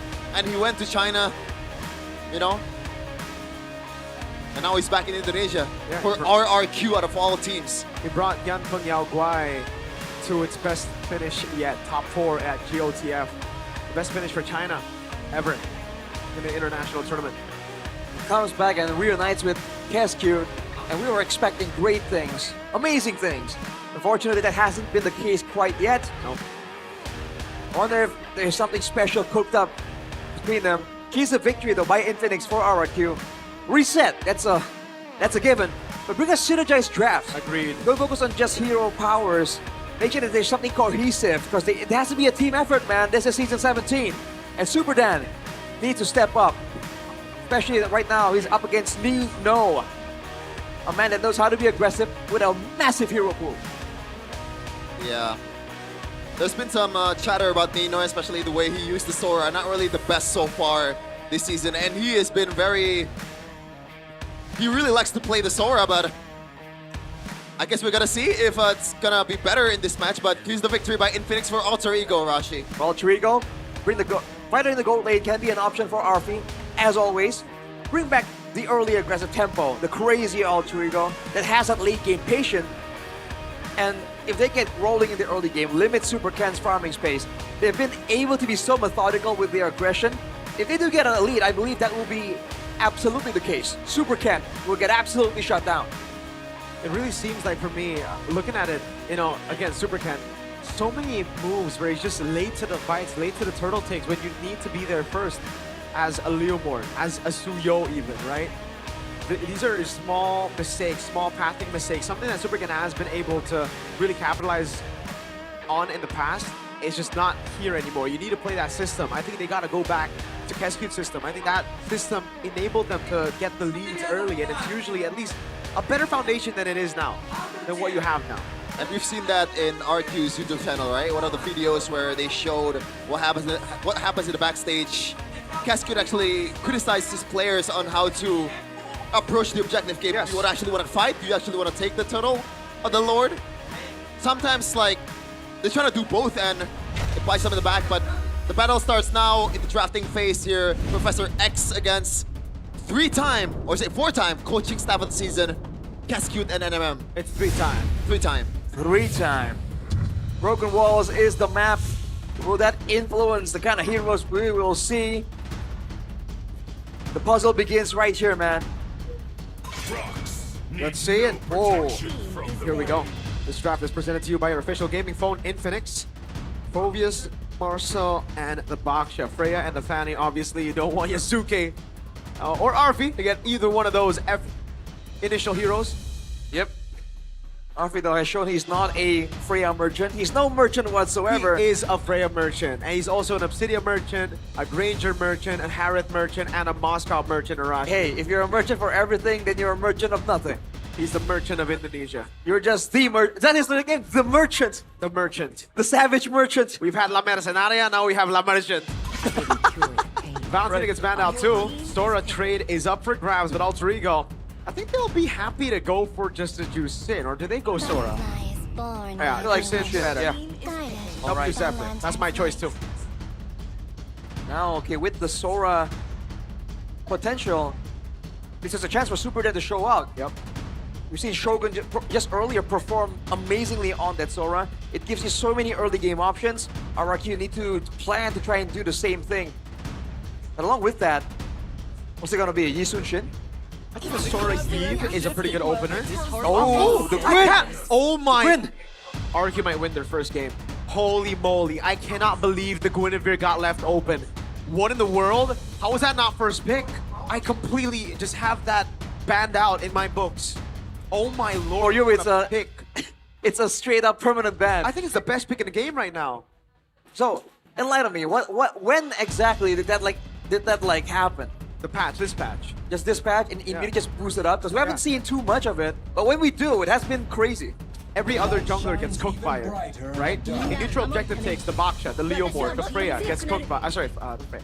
Baksha, Leomord, Fredrin gets cooked by it. Right. In terms of like just damage, the Suyo gets cooked by the magic damage. The Harley gets caught by it as well. And then there's a combo that we have to talk about. The fact that you can combo with the Sora, you get an easy Violet Requiem. You saw just how deadly the Violet Requiem was with a tectonic charge. Now with the Sora, even more so. The Arlet combo comes up. So many different combos come up, and on top of that, it's flex. And then there's a Zetian here. Sora, Zetian, Guinevere. I think RRQ have the better draft right now. This is a great start to the draft. Definitely a ton of combos available to them here. And good brawling potential as well. Even with the Kalia given over here. Especially in the first few neutral objective fights, Altrico needs to be careful, man. Better combination of burst and AoE damage for RRQ. For now. Yeah, it seems like Alter Ego with the draft is trying to cover all fronts while RRQ is focusing on the single thing, and they're doing it beautifully right now. They want to utilize this combo to the fullest and secure everything in their way. Now the question for RRQ, what do you ban to deter the Kaleo potential, or not actually? Just want to be a more secure team in the objective fight. Yujong gets taken out. I think right now for RRQ, they gotta respect the carry in a way, right? Because Alter Ego, I think that's what they're aiming for. Could be it, or RRQ might want to remove like a strong laner to guarantee the Super Dan. If the Sora does go EXP lane, can kind of show out, have good carry potential.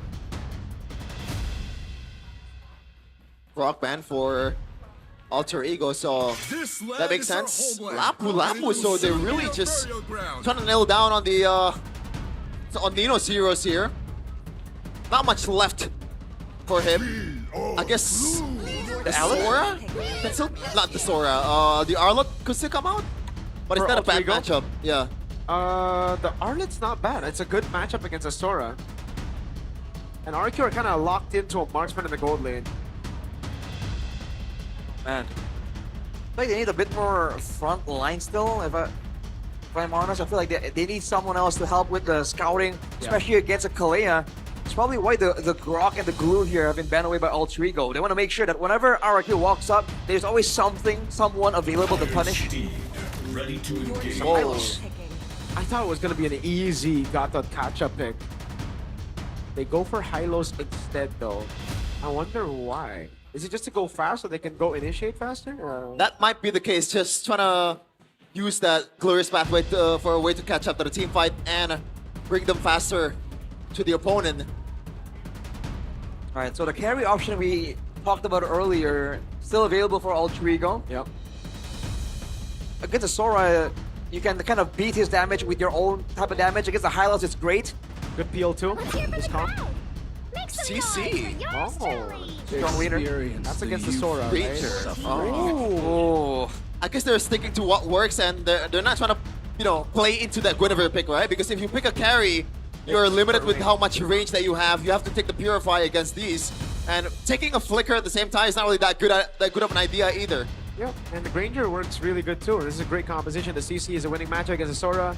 So hey, not the picks we were looking for, but same idea. It's still a really good draft.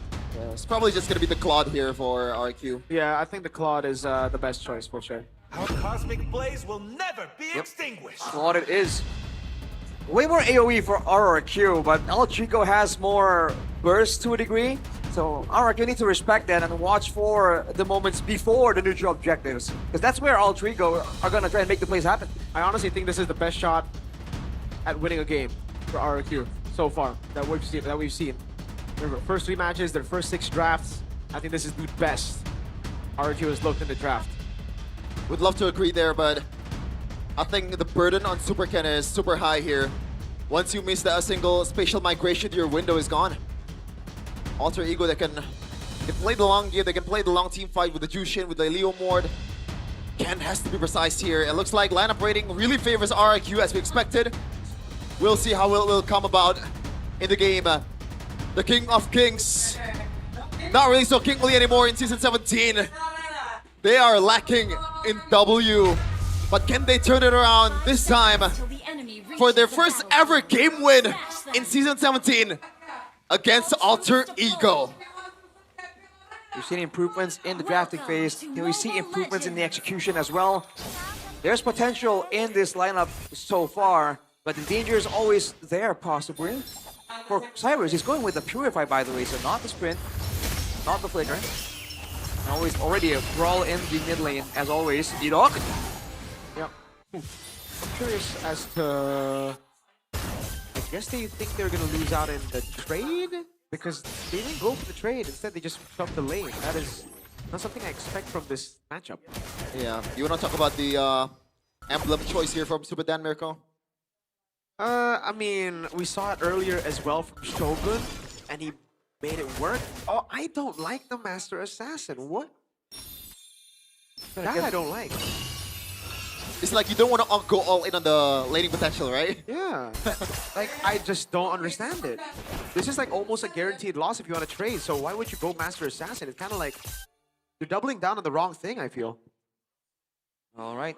See how this pays off, because he's already super, super low. Seems to be a dive intended by Nino, but Edok's in the way. Yeah. Kind of bait. All right. Bit of a save there from Edok as we take a look at the talent predictions by Goku. Wait a minute. Whoa. Arashi. Wait, that... What? Arashi? Now what? Oh, hold on. Edok's going to get cooked because he rotated early and he got poked off. And now it is Nino who's getting so much. Super Dad walking up again, but Alter Ego. Okay, I thought maybe there was a chance of them diving. Nino's going to get level 4 quickly. That's your fault, Arashi. Edok was surprised that you voted for Alter Ego. I'm surprised. I did not vote for Alter Ego. What? Wow. Unfortunate. Unfortunate. That happened to me too. What? So now Super Ken will try to push, punish here. He goes in. Spatial Migration. Valor Requiem coming down as well with the all-in onto Nino. But that means there's 2 ultimates used up, and that's a free turtle to Alter Ego, surely. Edok might fall again. Oh no, Edok is gonna fall again. That's 2 deaths at the start of the game, and okay, Yazuke already used the retry, but oh man, Super Ken can't walk up. Cyrus zoning. God. He's still gonna go in. He's gonna. Oh, he didn't even get it! No way! It's a super disaster. It's the same problem as Kid pointed. Lord. They don't know what to do. Like, do they want to just go back away and concede after getting the kill on the EXP lane? It's always half and half. Spatial Migration, the Valor Requiem now, but they're just too tanky. There you go. Yazuke will die. Alex still sustaining. They're going to be able to get a kill back. Cyrus there, Blazing Duet coming through as well, but it's just not able to get Cyrus. Hey, solo kill! Super Dan! What happened? Showing up. I don't know, but wow, solo kill. Guess it paid off. The laning, doubling down. Here's the word of the day for today. Out of nowhere, RRQ got a couple of kills and they're back at it, back to equal at least, despite the confusing early start here. Audience prediction still favors Alter Ego though. Yeah, not really sure what happened there. It should be a winning lane, and Nino surely have that current calls intact, right? The only thing that he doesn't have that is that vengeance because of the burst earlier from Super Can, but surely it still favors Nino just by a bit. I guess Super Dance, like the burst is already there when you're level 4. Yeah, it gets way more of a 50-50 matchup once you're level 4, but the thing is you can trade. I think he just went for an all-in. You need to just poke the Sora when you're at level 4. You don't go all in. I guess Super Ken caught him off guard on the way to the lane. And now Super Ken again being a target, but turning it around. Uh-oh, he's fighting under it. That's a Phantom Steed coming down. And Flicker Tsunami Slam! Super Ken caught. That's with the Creative Phoenix. Super Dan rotating as well. Not going to be caught. Nino walking up. Curtain Call takes him down. Well, he's in the air. Yasuke gets a triple. And right now, RRQ is playing Alter Ego's game. They're definitely happy to oblige by RRQ's tempo right now. 2K gold lead already in 5 minutes. Again, man, they come in with the right idea. They have the combos, but they come in late. Super Dan. Kuroki. 1v3 getting pushed down, and the Kuroki might get dove on. Yeah, they're just trying to keep him here until the turtle gets taken. Yazuki has the Phantom Steed. They might go for it, but instead, they just go... Was that a green camp take? No. Okay, now it's a green camp take. Yeah, I think they're playing a bit more safely there because they know that someone's gonna come to back up Kuroki. And now they're not letting up. This is the Alter Ego way to win the matches. Yikes. And all RQ has to do is just to get away from those 5, from this crowd of people of Alter Ego. At least they get a turret. Yep. Sora is the strong laner they have, and they haven't been playing around it, but they're getting stuff because of it. Now, if Dan can actually be part of the fights or even start the fights, that would be ideal for RRQ to try and find something. But RP has the Sky Piercer, so any fights right now need to be thought about twice. But this trade is just not good, right, for RRQ. They're losing so much more gold. Kuroki lost a whole wave up top, and he had to share gold with the wave in mid with the rest of the team. RP, meanwhile, that's why he's able to build that lead. Ooh, Arfi. By the way, he's... Oh, Super Ken. Violet Requiem defensively, no combo there. Good Phoenix coming down with a Tsunami Slam as well. That's an all-in into the backline. But oh man, Lantern Flare knocks him off. It's a kill over. Now the pushing Kuroki with the Blazing Note into the minions. He tries to clear it out. He does get the clear out, so they don't get a turret in mid. But it's still just a win for Alter Ego. I am not so sure on why RQ fought that, knowing that Super Ken does not have the spatial migration and also the ultimates. And why didn't Kuroki trade Arashi up top? It was free. He went mid. I am confusion. They're trying to fight Alter Ego at their own game, and it's really not working out for them. Especially now with this kind of gold lead, Alter Ego is very happy to try and take these fight attempts from RQ. The question is defending the mid turret like that more worth it than getting a turret up top and getting yourself into a better spot as a Claw? That's the only question I have from that one. I think what Kuroki did makes sense. Yeah. But still, that is gone. Sky Piercer. Oh man. Just like that. No, still more. Turtle this game. Edok thrown out of the Glorious Pathway. Curtain Call. Another one. 20 stacks a turtle. It's perfect for Alter Ego. Now the wave will crash and the mid lane turret that Kuroki defended. Oh, Alec with a jump on Super Ken, canceling the spatial migration. They still get it. It's just a delay of the inevitable for Kuroki. That's why I asked the question. And 2 Sky Piercers stacked to the Savage Man, Arashi. Things are going south on every front for the Kingdom. Oh, it's looking really tough right now. Even if they get a big wombo, at 5K, Alter Ego can even afford to make some mistakes. And in the macro game, they're still doing so much better than RRQ, especially now with the threat of Alec and the Tsunami Slam. Whoever gets jumped on now will most definitely get taken out. And it would even require all of the resources, you know? With only a 1 or 2 ultimates, that will be enough. Yeah. Team turret has been destroyed. This is not very good. By the way, Arfi is rocking that Flicker and also Rapid Boots. So he is very confident in getting away from the wombo combos, especially Super Ken. And so far, it feels like that's the better choice because none has been landing, or even if it lands, there's no punish from RQ. Yeah. Oh man. Again, just to point this out, I think this is the best draft RQ have had this season. Alec, Tsunami Slam over on Edok. Don't care. Gonna try to go for the burst, bait it out the burst pathway and the revitalize. Now the rest of the team follows through, but it's just both. Oh, never mind. Crimson Beacon, Super Dan. Go in, it gets cancelled out. That's a 30 stacks over from RP. He's gonna dash in forward. Kuroki! He's going in, the winning team fight! Finally, a glimpse of light. A little bit. Oh, okay, he's still gotta respect the damage. Yes, go with the all-in. Cyrus right there to back him up, though. Yeah, and this is why we're talking about, like, RQ's draft feels superior. Yeah. Because in that fight, that Shifting Skies was not comboed with special migration, but yeah, even though RQ are not doing that, they're still winning that fight. It's just the AoE, the combo that they want. Yasuke still gets the purple, by the way, for his troubles. The gold lead went down to 3.84 now, but the Swift Trinity is massive for Kuroki. Big shutdown for Kuroki. Yeah, this guy has been doing a healthy amount of damage, but now with the Swift Trinity, becoming a real problem that all Trico don't have any easy solutions to. But again, now the Lord is up, and there's a slow push for Alter Ego, perhaps. So, Sheffin, is this Kuroki's MLBB? I can't believe you. You fight MLBB? I guess that's Kuroki's MLBB. Yeah. And Kuroki is like, there's not much threat in a way for Kuroki. The only thing that can cancel the Blazing Duet is only Alec. And that's a big ultimate that you have to spend towards that. Other than that, it's Cyrus with sacking, but I don't think that's enough. And he also has that Purify as well. We'll see how this man will try to carry RRQ to victory. Oh! For the 50-50, Super Dan. Alter Ego? Oh, Shifting Skies coming in. Yeah, they've lost. What? Yasuke? still wins out the retreat battle. Placing in the back line, Cyrus melted down, but Nino and RP gets the kill in the end. It's a double, it's a triple for RP. The slowdown, RP looking for the Maniac. No way, he gets the Maniac. Super Ken denying the Savage, walking back to base, but Alter Ego, RP's Maniac seems inevitable. This is the greed that a lot of people are talking about. RP is just getting Savage and Maniacs left and right. Alter Ego, that was a questionable team fight. The fact that they backed away from the Lord, but somehow it still paid off. Yazuki just retreat, then he won. Lamau is just better at the retreat game. And right now, RK are trying to defend the Lord. They do have big combos, but Alter Ego has different waves to play around with.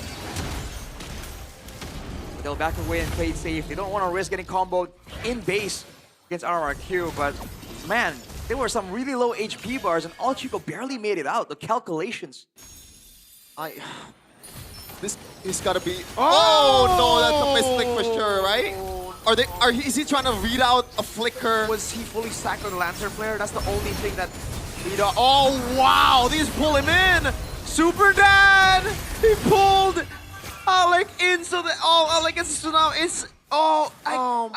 I'm actually cringing. I don't know what to say. Believe it or not, I was about to say this has to be the most underwhelming Guinevere game in Season 17. But they made it worse. 70 sacks, Kuroki gonna be caught. Oh, the all-in on Super Ken Fury. The Phoenix offensively. And Super Ken tries to go for the spatial migration, but won't be able to find it. And RP is just gunning this turret down. That's a siege onto the mid turret, the bottom lane turret next to the chopping block. Super Ken goes in with the spatial migration. The Valiant Requiem. Now Kuroki! Blazing new evidence through the vengeance! Oh, the glowing one! He survives. He gets out of there. That win of nature was kind of clutch. At least they got a shutdown, but there's still a mountain to climb. Mirage 7.5k already. Big signs of life, but yeah, 1v1 isn't over just about yet. Yazuki bullies Super Ken away. Dude, let's talk about the Violet Requiem again. Like, what? Again, like, is this a goal? Let's not talk about it. Is he just trying to read out a flicker Tsunami Slam or something? The only saving grace would be he was thinking of a Tsunami Slam, or he was fully stacked on Lantern Flare. He was going to get picked up. Or is it just a misclick? That's why, right? Like, the only saving grace is because I don't think a misclick is up there in top 10 reasons in MPL. Right. Oh my god. Oh boy. 7K. Sky Piercer stacks down for RP, by the way, so that's a small positive, small victory for RRQ. But at a 7K gold deficit, there's still not much they can do here. As Alter Ego are setting up for the slow push, playing that macro game. Cooper can be looking for something. He definitely is, but the thing is, I don't think he's going to find it. Needs backup for sure if he wants to even try. Yeah, and from now on, RP is gonna play a bit more safely, right? Because that was uncalled for. Like that should not have happened. Also, you could have gotten a lot of things if RP didn't die. What? With the Glorious Cafe, they want to get control over the Lord, and that they have done. Yazuki walks up, the red tree coming down for Super Ken now, but the back line's gonna be zoned away by Nino as he walks away. Super Dan low, Cyrus walks up. Yazuki is godlike. Lord taken, the first one ever for RRQ. They're on the board. Thank God. And that's probably the first ever well-executed objective fight from RRQ. Whoa. Good damage. There's some real damage coming out of Kuroki right now. That's for sure, but this Lord will allow him to scale up even more. And that's where the Sithian can scale. Oh, Kuroki. Yeah. Fortunately, there's not much conversion from RRQ right now. They're just going to clear this one out quite easily. So, there's not much... I don't think it's a gold lead secured for RRQ either. Alec, the team is in the base! They thought they had a trip! Kuroki walked up, Super Ken's gonna... Patient Migration about Requiem, he gets the combo, he gets the kill. How is this working? Wait, what? Super Dan gets the pick. Hello? Yazuki walks back up against so many members. He's gonna be very, very low, but he gets the kill in the end with the help of RP. Lord is still up. I don't know how... Yeah, this is an awkward game of MLBB. I think we're paying the price of seeing BTR versus Onyx. Like, this is the price. Oh, Yazuki just hit his head on the wall. It doesn't even matter though. RRQ, they're doing some really wild things that on paper really don't make sense at all. It's catching us off guard, but somehow Alter Ego are getting overwhelmed by it. Catching them off guard too. Or getting straight up just confused by it. And it's hard to act well when you're just straight up confused. Is this what Gordon Ramsay feels on Hell's Kitchen or Kitchen Nightmares? Yeah, because once in a while you get some really good food, but now back to I don't want to say anything about this. Look. Yeah, I understand you though. This has been a very awkward game of MLBB, not gonna lie. They take two to tango though. And they certainly are tangoing. Bad tango at that. Go tango. It feels like a comedy show. Yeah. They're rushing. Let's see how this goes though. Edok gonna scout out, but he's too low to revitalize even. The turn call was there, but they don't want to go on it. The combo is still ridiculous, by the way. Again, I think for me, RRQ's draft is keeping them alive. Really, yeah. yes. The draft is amazing. I like this draft stuff. Yeah, they had no business winning the fights that they won. While being down 7K. Yeah, with how bad they executed it. It really feels like when the fights get really segmented, RRQ comes out on top when they're able to just take advantage of the chaos. When it's a proper front to back, you see Alter Ego just get overwhelmingly a lot more done in the team fight. Oh, please. Edok, don't die again because chances are you're gonna get memed. Oh, 0-9 so far, but I guess you're a high-low, so it makes sense. I mean, earlier in the game, or like earlier in the day, T-Boy was 0-8 or 0-7, so it's not too far off. The wave up top is still good for Alter Ego, but RRQ have taken these fights really well. Back to a dance, but the wave on the top side isn't really set up properly, but RRQ have been doing this zoning thing. They just want to go, it seems. 15 guys coming down, red tree. Oh, Yusuke wins it! That's an all into the back, and RP's gonna be free hitting Kuroki with the blazing duet, but RP has the winner crowd. They're fighting under, the winner nature gets used up now. The BMI backwards, but people were waiting. No way RP's gonna get another Maniac! Savage! For RP again! 3 Savages for RP in Season 17! I can't believe it! This man is synonymous with savages! Dude! And surely all of the RQ players are not happy! Oh man. It was going so well. The draft certainly works, but Alter Ego, they will adapt, they will change things up. Somehow the only constant is the Savage. He's farming those savages. He's farming those savages like RRQ are farming those losses right now. Oh man. Boys, we gotta, you know, pitch a moniker for RP, man, before he's the brute. There you go, that's a pitch. MPL ID, please. Please do not listen to the netizens, please. The Savage Don't Merchant. give him a King of Savage title, please, for the love of God.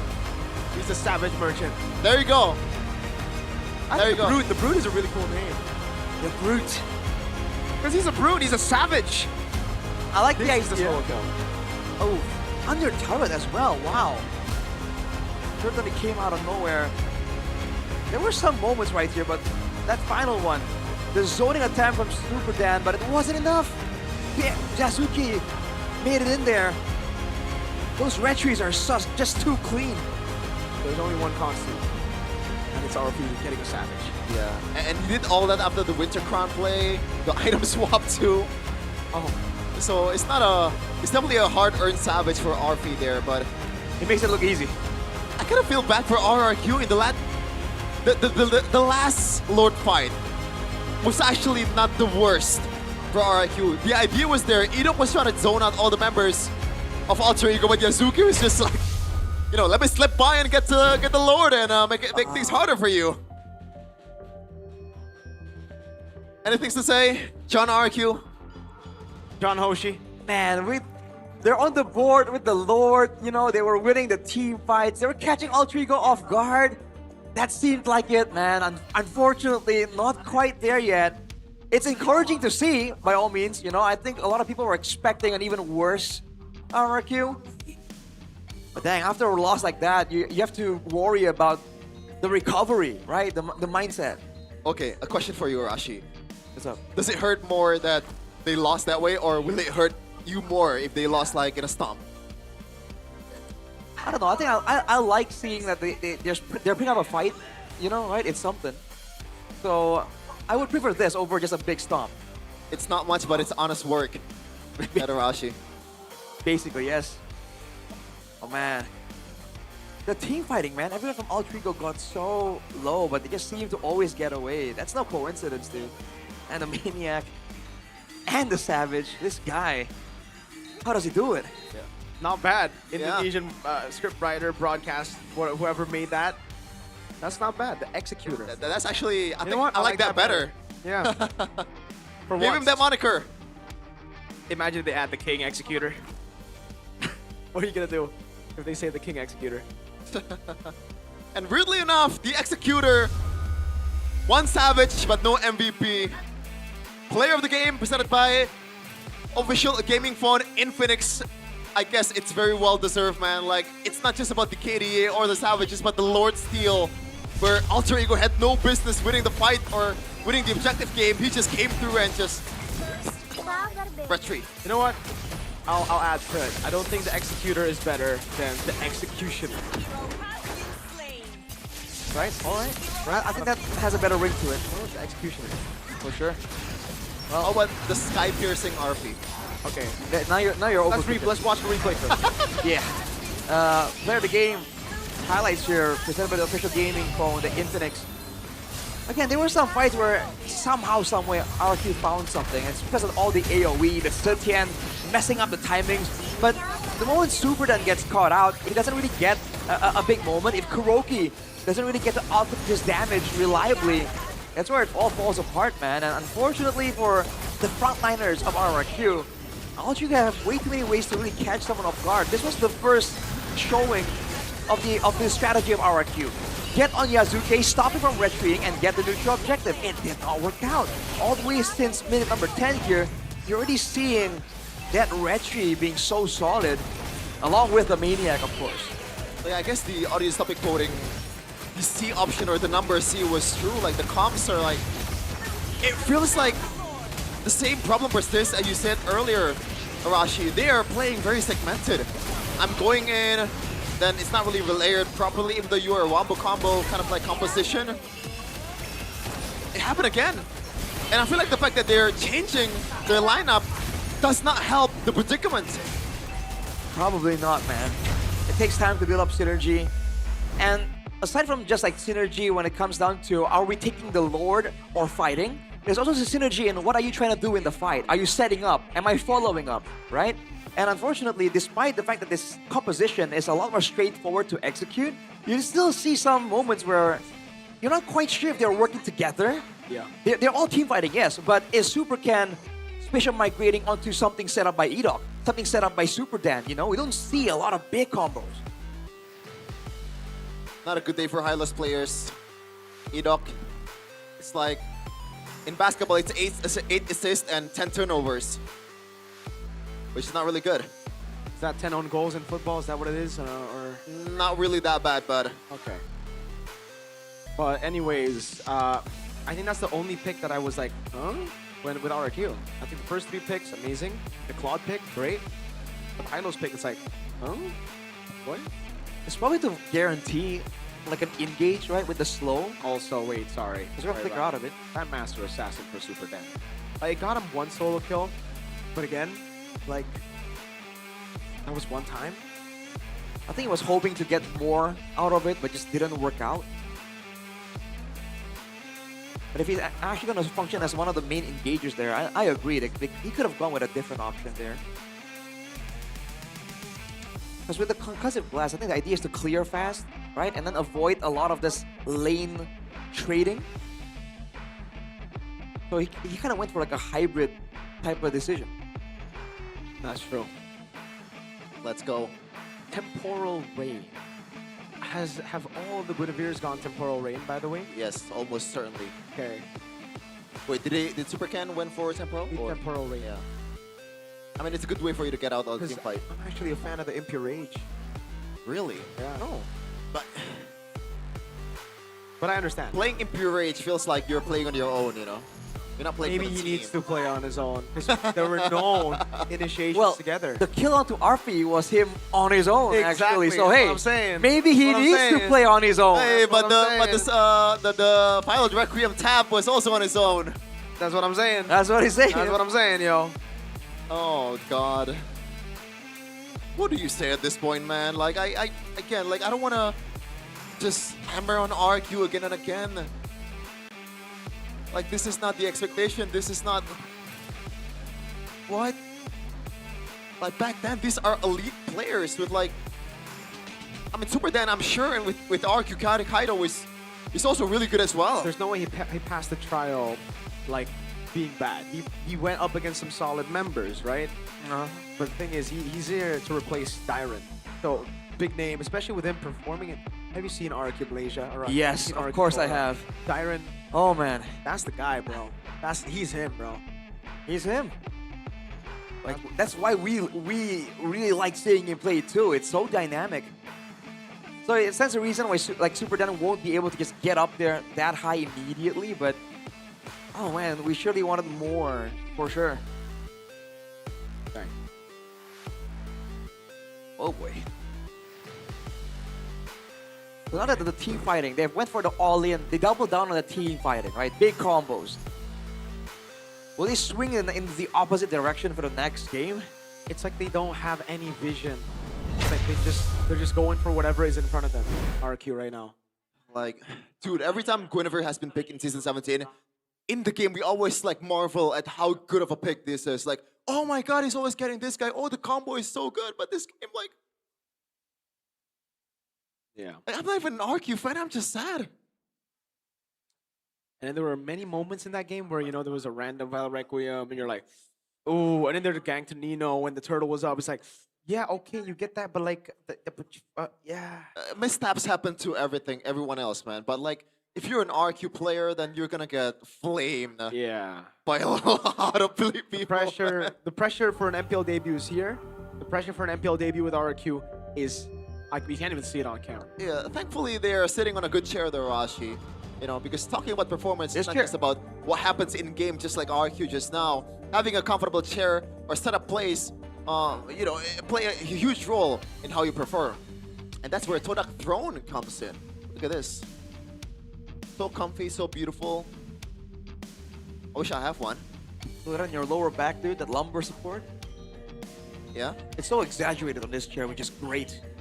They really feel it. Swagger of a Todak gaming chair.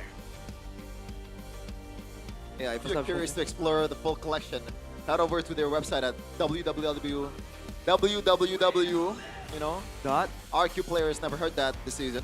.todak.id to browse the catalog and see the latest promotions. Because here it's not just about performance, it's about style coming together as one identity. That's also not. That's crazy. That's actually Cultured by Todak. Cultured by Todak. Did you remember M1 RQ just absolutely demolishing Todak back then? Yeah, they always destroy Todak, like in M4 as well, and in M3. Yeah, and now Todak is giving them support. Yeah. Pretty crazy. Crazy turn of events, man. You never know what's gonna happen. Yeah. As Professor KB puts it, life is like a wheel. Sometimes you're on top, sometimes you roll over to the bottom. Or vice versa. Yeah, when you're on the way to the bottom, there's a lot of stuff that can cheer you. And one of those is watching MPL live on stage. For those of you who consider yourself super fans of MPL teams or true lovers of the Mobile Legends Professional League, you also absolutely have to come and watch MPL Season 17 live in the MPL Arena. Experience the electrifying atmosphere of watching MPL together with other super fans. Plus, enjoy all the excitement. I sound excited, right? And giveaways you can get by attending in person. How do you buy the tickets? Just head over to id-mpl.com/ticket. Choose which match you want to watch. Like this, Navi versus Onyx. Not looking good for Navi, but who knows what's gonna happen. D-Force versus Dewa, that's a good match. Alpert. That's pretty fun, actually. Yeah. A lot of what ifs. Yeah. Why do you sound like you're trying to force ASMR onto the listeners, though? That's what I'm trying to do. Why? Because I like SMR. Do you not like SMR, Rashi? Not from you. Not for him, Chefin. Yes. What is that? You never heard my proper SMR. Was that not it earlier? Wasn't that an inkling? It's showing a free trial? It's a fragment of my, potential. Ooh. Are we supposed to believe in potential now? Yeah. Pattern. Do you not believe in RQ's potential? I do. There you go. But you didn't predict RQ. I did. So Bro. RQ is that bad, and you trust the potential.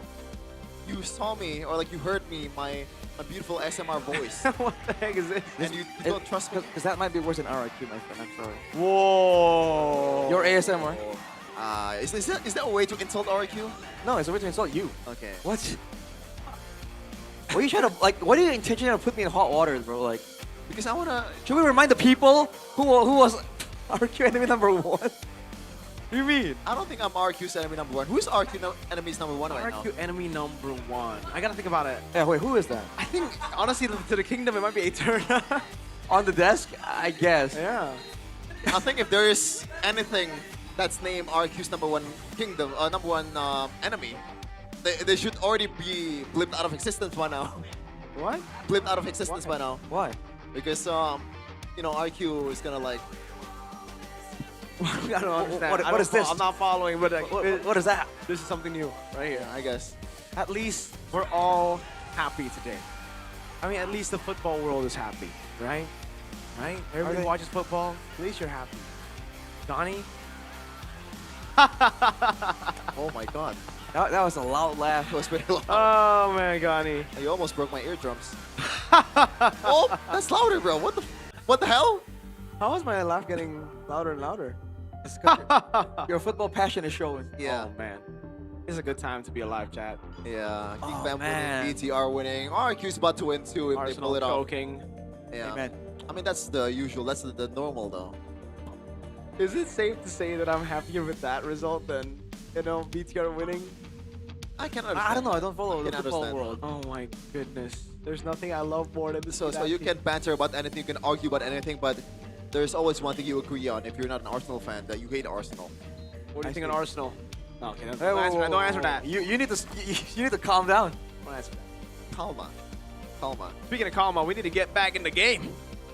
Yeah. Come on, RQ. And in a way, Alter Ego has to calm down just a little bit, right? Because that was No.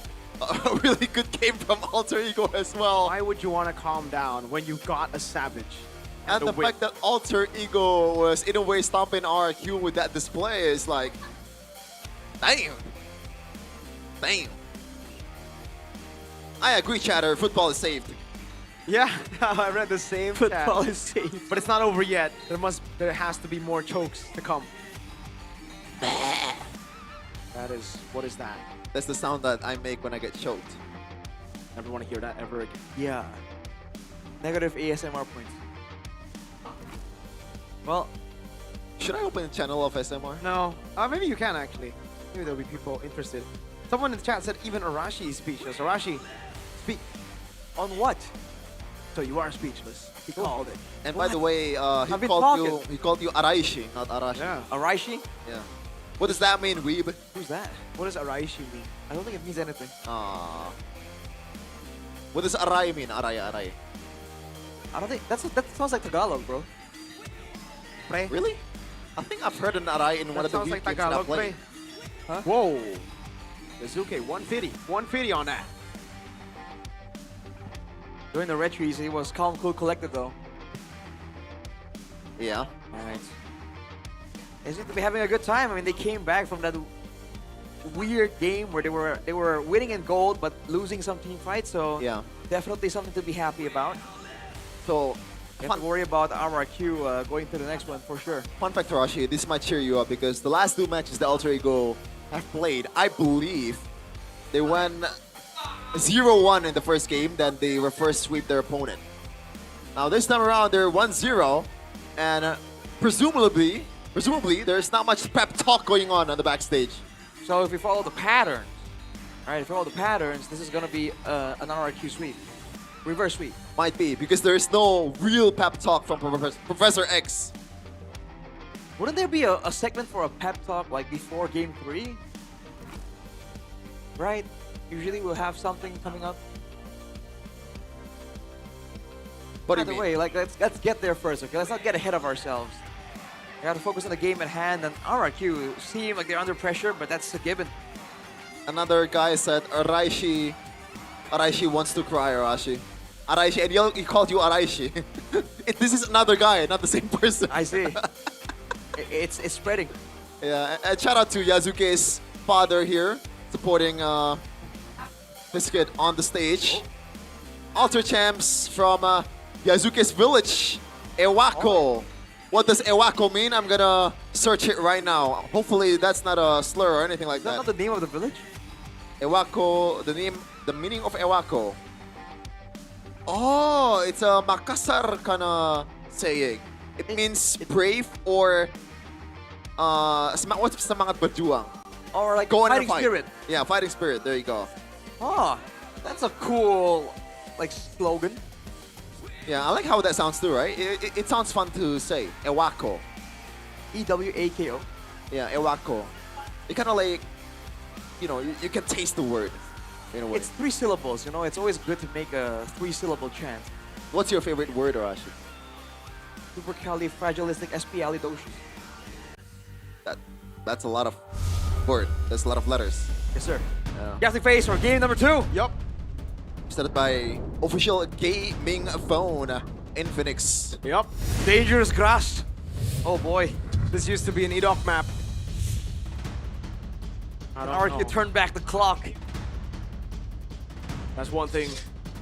Hopefully, turn back the clock. hopefully not turning back the clock too early in the season, because that's worse. All right, first pick. Jusin or Jusin? Wait, RQ have not gotten anything to trade? Something tells me this is gonna be okay. The Valentina is still open, so it's not gonna be a Sora, right? Exactly. That means they have nothing to trade it with. This is just a free Jusin. Unless they want to go. Born with talent. Oh, right, the Guinevere. But this heart remains But then the steadfast. Pep Talk Meta Mirko from RQ this time. Okay, we'll see. Valen, is it a Valen or is it a CC again? Did it? Hey, run it back. Run it back. Sometimes, Don't fix it. yeah, oh, but they don't have a sometimes Kalea. The biggest adjustment is not the strategical part; it's just locking in. But they don't have a Kalea. That's true. So I think it's gonna be Valentina. I think they changed it up. So Leomord what's Valen? yeah, Leomord Valen should be the case here. Don't really see any other picks being secured, and Arfi, like at this point, anything that he plays, he's gonna get a Savage. Yeah, I think that's the vibe that we're getting. It's almost like a constant.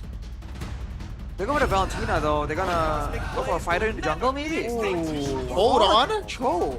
Now that's not gonna get a Savage. Are you sure? Hopefully that comment will not age well. Okay. Arashi?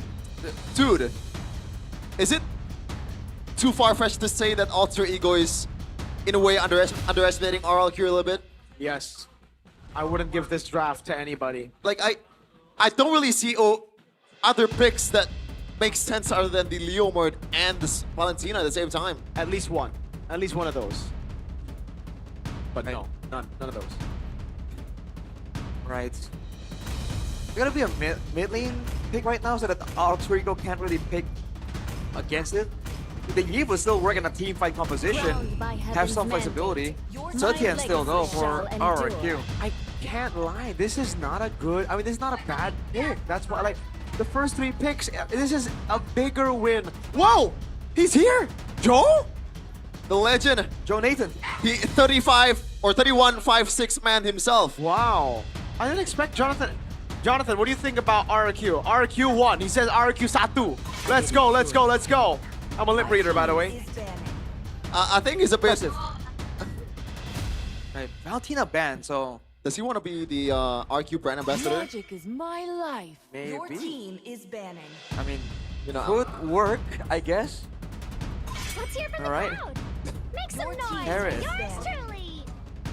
Kind of squeeze down on the goal lane options here because the Claude's already showing. I mean, for Kuroki, without the Harris or the Claude, no real big AoE tools to follow up on a fight, but the Granger can still work just fine. They call me a hero. Or you can play something like Beatrix. The range probably still gonna be there, but it's a decent lane matchup against the Claude. What's gonna be the pick here?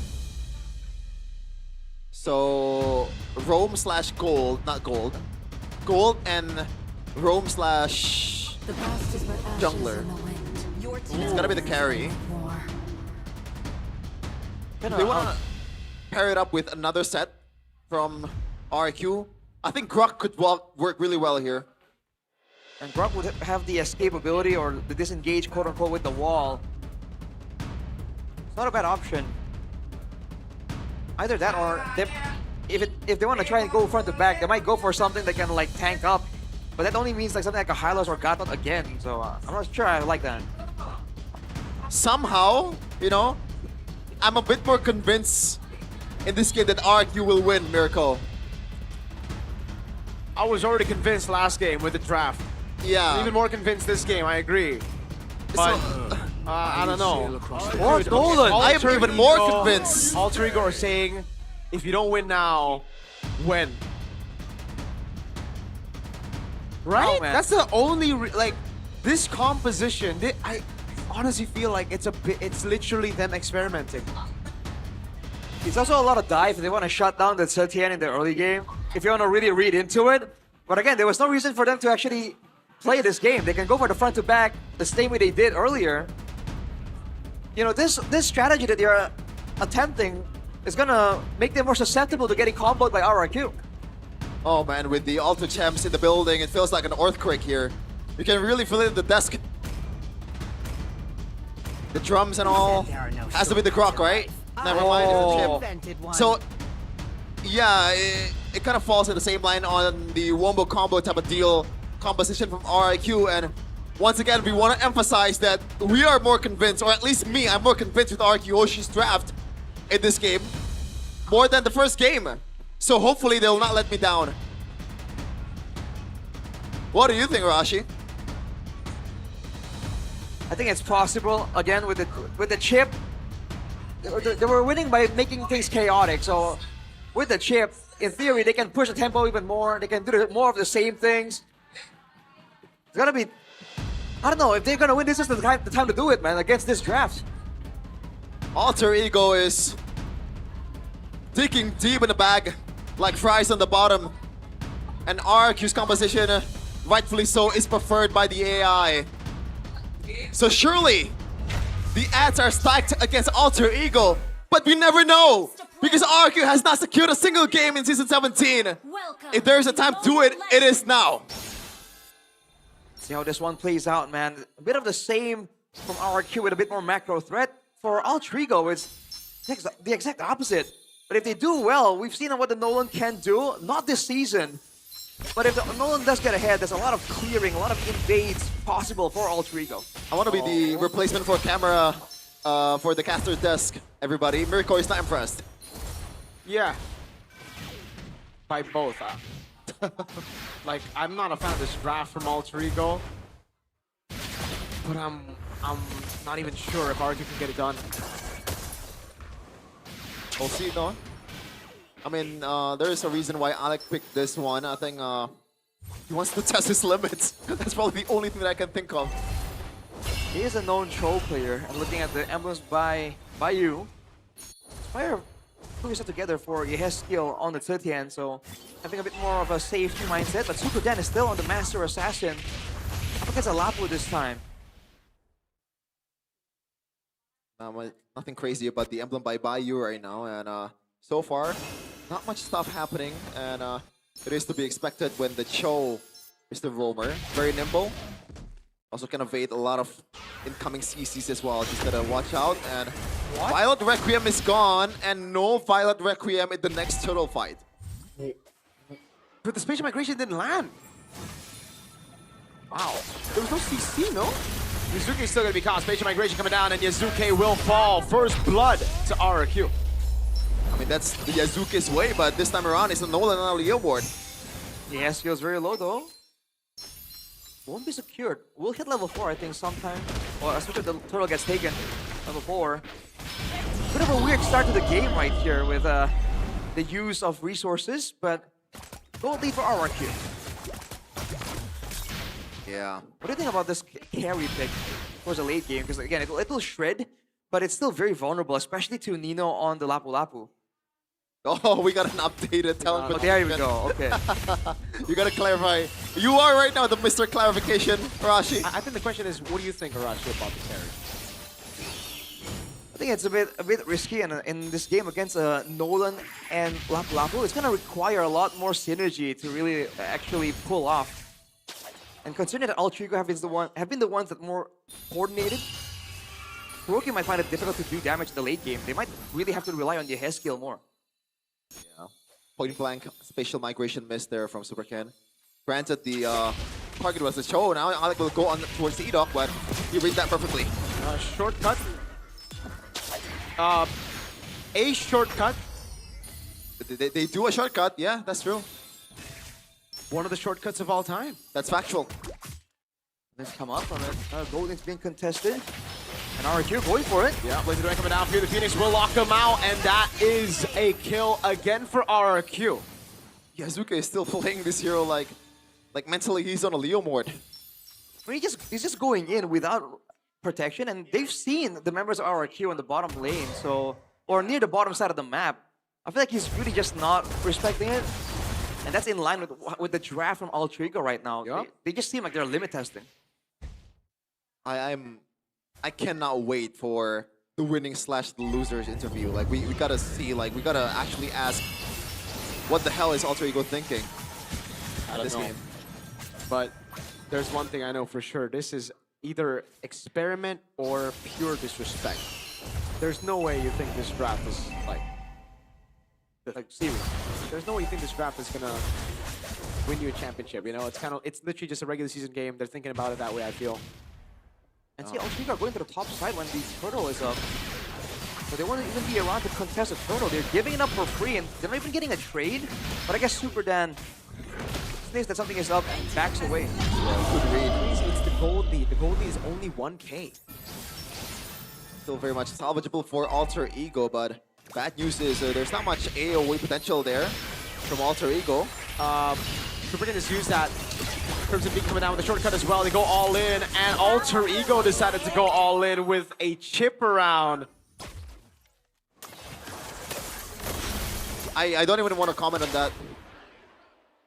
Rashi, take over. Well, the Kingdom is coming alive with the positive results thus far, 4-0.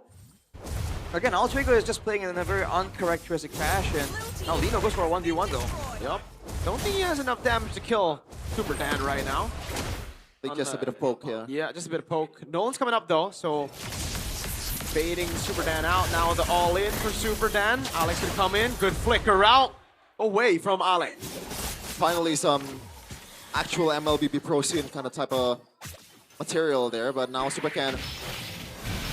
Okay. Baits out the Purify. No Purify, no flicker for Alter Ego. It was 1K earlier, Rashi, now 3K already for RIQ, so this is a solid lid to build on towards the late game. With the golden staff completed as well for Kuroki, damage definitely going to be ramping up a bit more to make those shortcuts a bit more threatening. Right now, Alter Ego, again, either they're really just going on autopilot or they're just really concerned about the chip, but E-Dock hasn't really pulled off anything too surprising. Although now he's all the way in the back trying to find something. But Alter goes back on Super Dan. They just don't like him. Look at Alex. He's waiting for E-Dock to walk up. The 5 guys and Super Dan is just fighting. Yeah. But I know E-Dock can just rotate. That's the thing. I'm not even sure anymore. Like, this has to be a miserable game to analyze, Harashi. Well, there's not much to really read into right now. It's just what you see is what you get. RRQ, again, now with the turtle up, they find themselves behind Alter Ego in a little bit. Shortcut. Onto Alec. Way the dragon coming down. Alec is gonna... Whoa! A Violet Requiem. Izuka can't even kill Yehezkiel. And he's gonna be cooked here. Super Dan's gonna go to the skies. Never mind. Doesn't get it. Crash course, just that. And the turtle perfect for RRQ. Super Dan don't want to let up though. Some damage towards Cyrus, but this is gonna back off, and all the RQ Kingdoms are finally showing some noise here. After they've been silent in Season 17. Are they chanting bit more, but this is a dive by Nino with no backup. Yeah, that's just Kuroki, but they're gonna dive all in. Fear the Phoenix coming down as well. Kuroki taking out Edok there. Spatial migration from Super Ken. He's gonna go on to Nino now. And the Kingdom are going crazy. Alec with a jump in. Super Ken with the kill. It's 8-1 RRQ. Dude, Yazuke, like, what is this? I can't even blame him. It just feels like, I mean, if I got the Nolan in this game, I don't know what to do. Like, this has to be one of the worst performances so far, like, in, like, 8 minutes span. Shotgun onto Alec. An all-in as well. Super Dan walks up for Alec. They get the purple buff. Yeah, I guess that's one of the reasons why they picked the Cho early, right? But there's not much kicks so far from Alec at all. Not a lot of chances going to go for it because the team hasn't really been spreading the map that well. They haven't really been pushing and controlling waves, right? They've been sticking as S5. Like they're trying to beat RRQ in a 5v5, but RRQ has the shortcut, and that's why they're getting a bit of a macro advantage. The executioner needs a Savage to win this game. I was about to say that if RP gets a Savage in this game, like, I'm gone. Like, I'm not going to be with you guys for game number 3. Or there's not going to be game number 3. What do you... I mean, it's still in the, you know, I guess it's a possibility. Is that a trade? RP gets a Savage, RP get a game. Yeah, in games like this, you just shout out the sponsors. Infinix, Note 60 series, scan the barcode in the stream earlier to get your Infinix. Yeah, our supplier, Yummy Choice Aqua. There, you can see up top right. Yeah, and thank you so much for PBSE for supporting this event. We own this. Own this indeed. We're signing out. Well, I wish. Bit too early. 5k gold lead though. Drifting Skies on Cyrus. Crimson Peak. Not even a Purify used there. Ido. Wings by Super Ken, so a bit more tankiness, and now RIQ will pretty much. Their second Lord. Yay! Wow. Boom! Lord of play. Edok with a shortcut down on Cyrus. No Crimson Beacon, but he's playing further out than you should. Oh boy. Oh, that's like Vincent Company shooting it from 40 Oh! yards. Special Migration, Valor Requiem, all in on Alec. Power taken. And they're trying to push for more. Special Migration. Blaze Duet coming in from RV. Nino gonna jump in as well. That's a stun over, and the Raging Slashes to take him down as he's gonna be taken low. Yes, kill! Mega kill! Not so much of a ghost in this game. He's been very vital to RQ's success. With the Fear of the Phoenix and those pokes, man.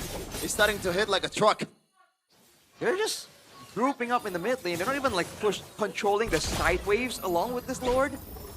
So, Altrigo, quite easy. Cyrus though. Crimson Beacon. Is to watch the damage.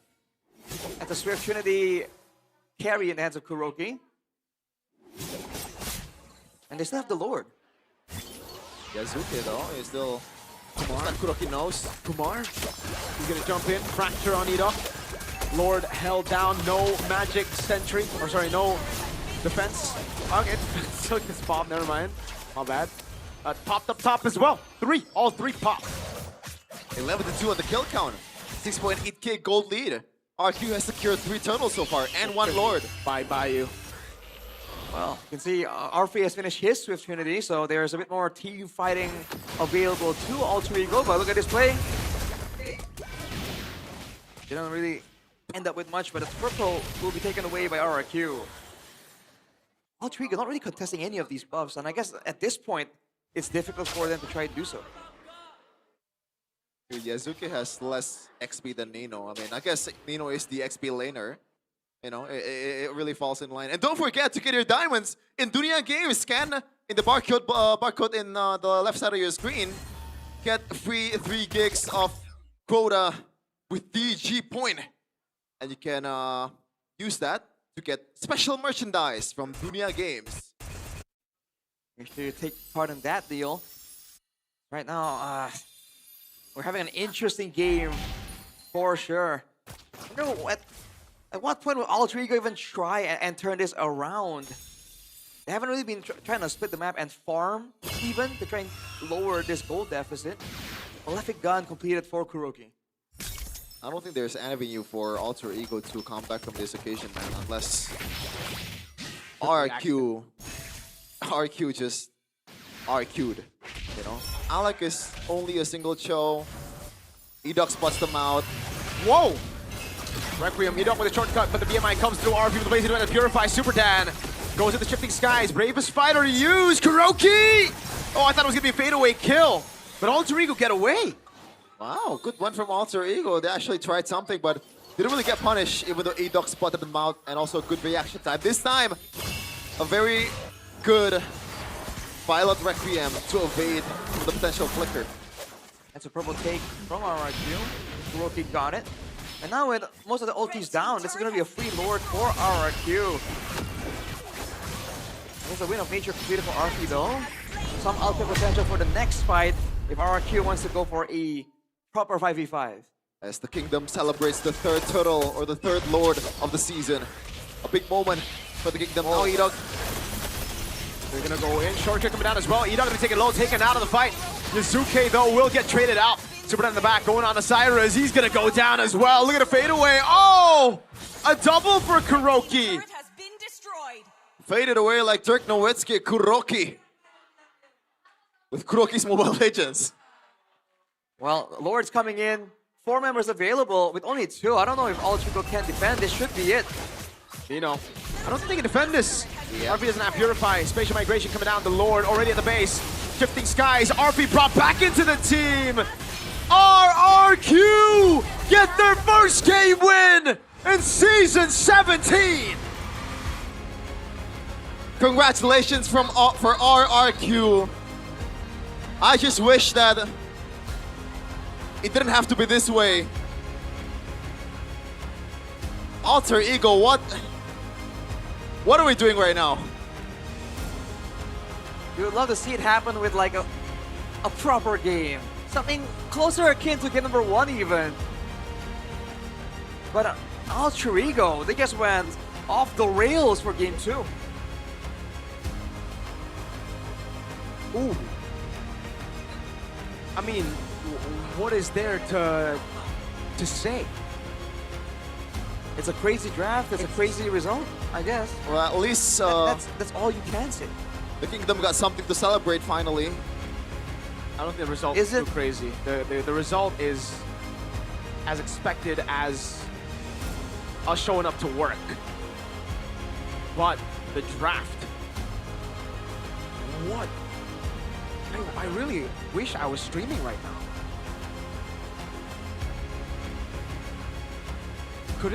Is this the worst draft I've ever seen? I gotta rethink about it. Talking about the rating? What? Are you talking about the rating or just... No, I'm talking about overall, pure. like Yeah. I mean, it's pretty bad. There's nothing. I think I've seen worse draft where there's, like, I know literally there's no way that a single team cannot win the game.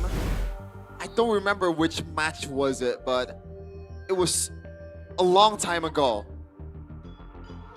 But this one, I'm more disappointed by the execution, like, especially from Yazuke. Like, that might have been the worst jungler performance so far this season. Maybe. Hey, RQ got that win though, and that is cause for a celebration. No longer 0. All the zeros have gone. Now only 1-0 left. The 0-3. And they finally go 1-3. See, I'm not even sure if they're experimenting, man. Like, Alter Ego? You thought that was a serious draft? No, but still, like, why do you even want to experiment? Because it's regular season. You're still... We mentioned it earlier, right? Patches change. Patches change. Yeah. And they're in the middle of the pack. They're not really leading in the charge. Well, the most disrespectful answer is that they think they can win easily in the 3rd game. That's the most disrespectful answer. We are confusion, not I am confusion. Dude. Like, I don't even want to watch that game number 2. Like, I'd rather watch the entire 12 seasons of Paw Patrol. I don't even know what that is. What is that? Man, it's a complicated feeling, honestly. It's an amazing feeling for me. My GOAT got a game win. Super Ken. That's my boy right there, Super Ken, my GOAT. RQ. Small victories. Small victories. Paw Patrol, whenever you're in trouble. Paw Patrol. I just think take a look at the crucial moment, Arashi. Paw Patrol. Let's see it. Let's see it. Alter Ego is in trouble. It's early on when Yazuke goes into the jungle unaccompanied, unsupported. And afterwards, it's just mainly the counter engages with the shortcut for RRQ.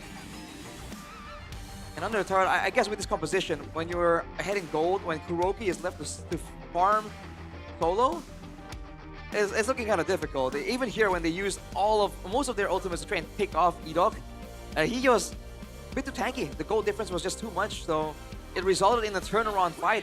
Dude, I don't even think Edok is happy, bro.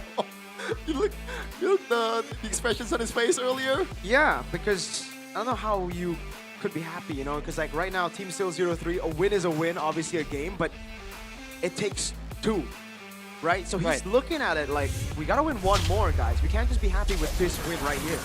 Which I think is a great mindset. I think I'll be more surprised if the players of RRQ are like, yes, this means we're gonna win the match. You know, they're still looking for Alter Ego's changes in Game 3. I think that's the right mindset. But here are the highlights of Edok presented by the official gaming form Infinix. For the most part, the side laners are doing a great job avoiding ganks, and Edok doing chip things. Although with a bit more crowd control, maybe it could have gone a bit smoother. Nonetheless, Edok has been very active around the map this game, and that kind of resulted in most of the tempo gaming from RRQ. Gotta give credit to Super Dan. I think this is one of the better matches that he played so far. Reads the ganks that Alter Ego trying to do that game earlier.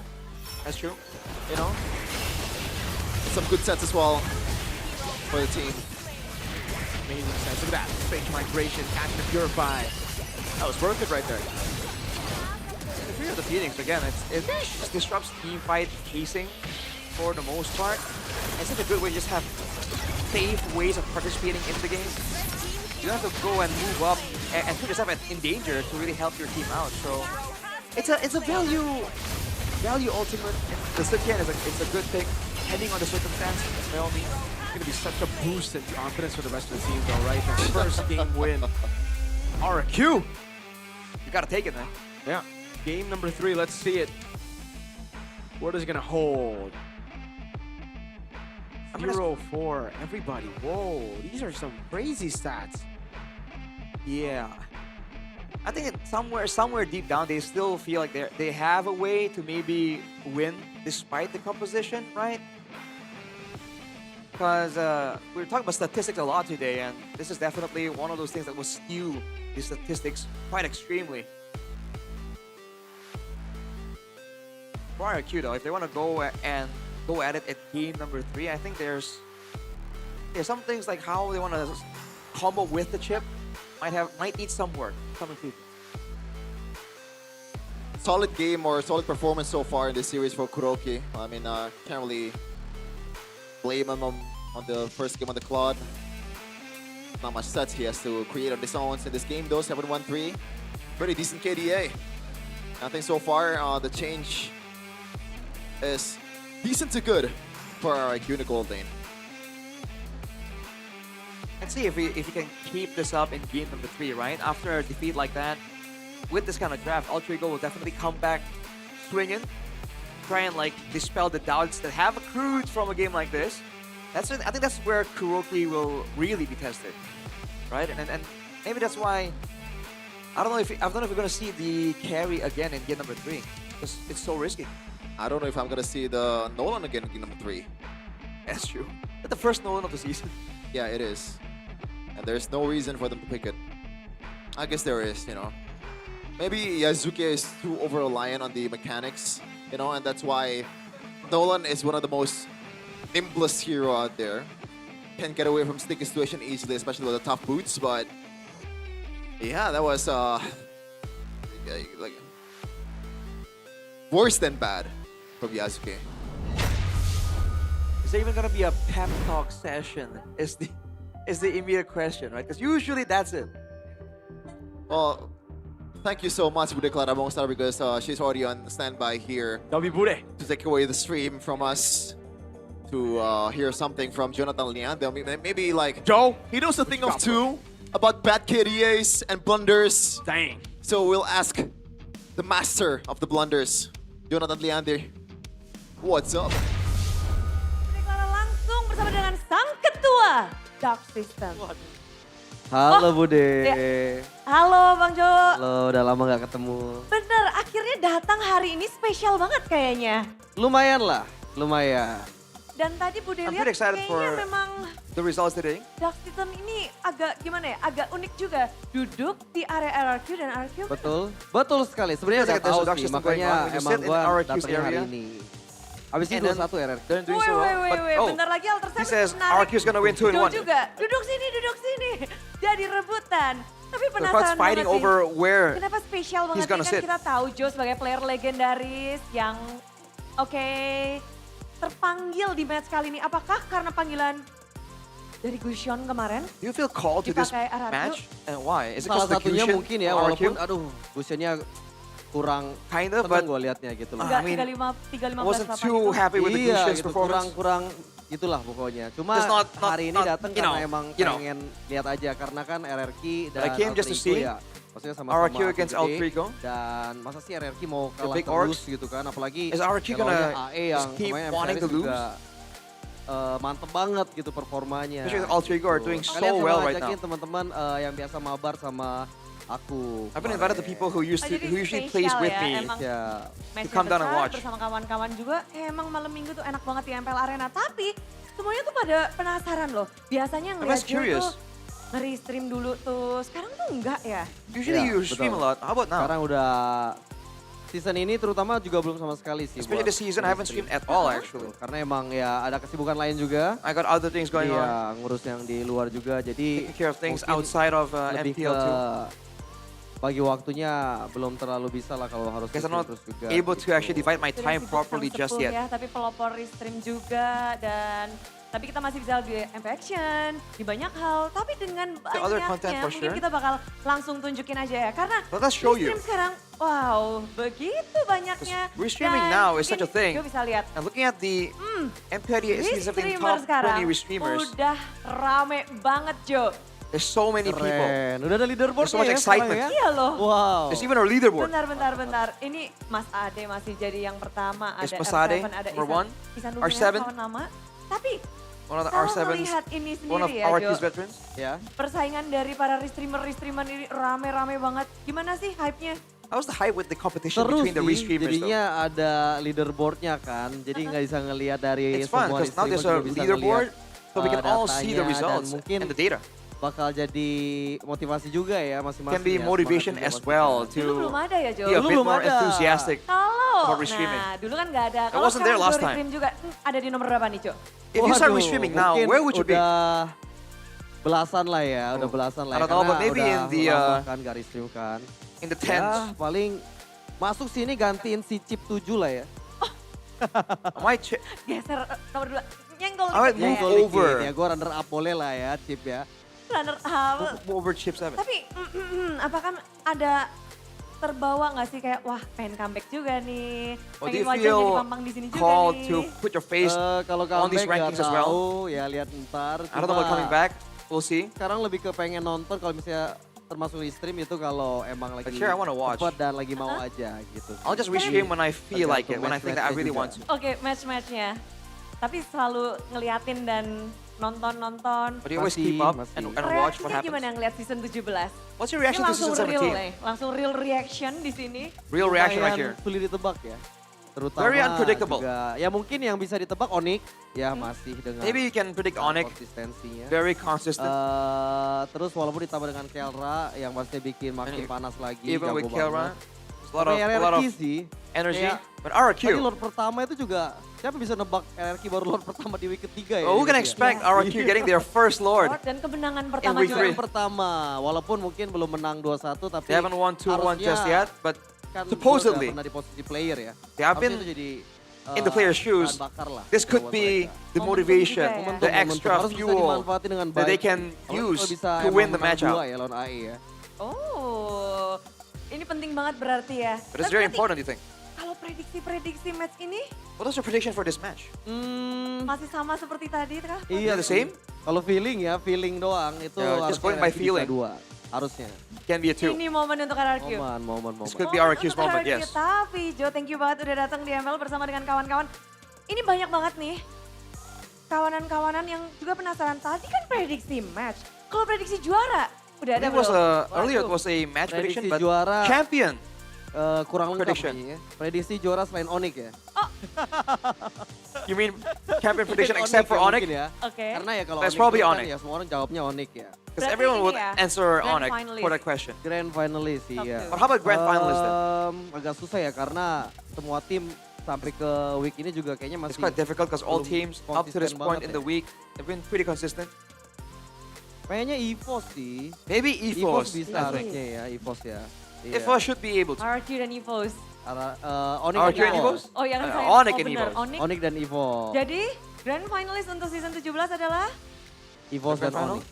EVOS dan The finalist will be Onyx. EVOS and Oke, Onyx.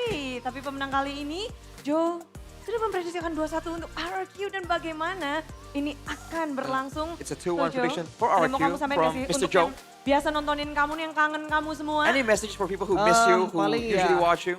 Apa ya? Maybe Tetap menjadi dark system ya. I don't know, keep being a dark system. Tetap semangat aja lah pokoknya menjalani hari-hari. Have some more Semangat sudah diberikan dan passion, yang harus excitement lebih in your semangat adalah days. kedua tim ini. Jadi Jo udah gak sabar dan nonton game ketiga. Gak sabar Well, banget. So let's We're go. all Kita impatient akan for game number langsung ke 3, game so let's ketiga. get at it. Caster, let's go.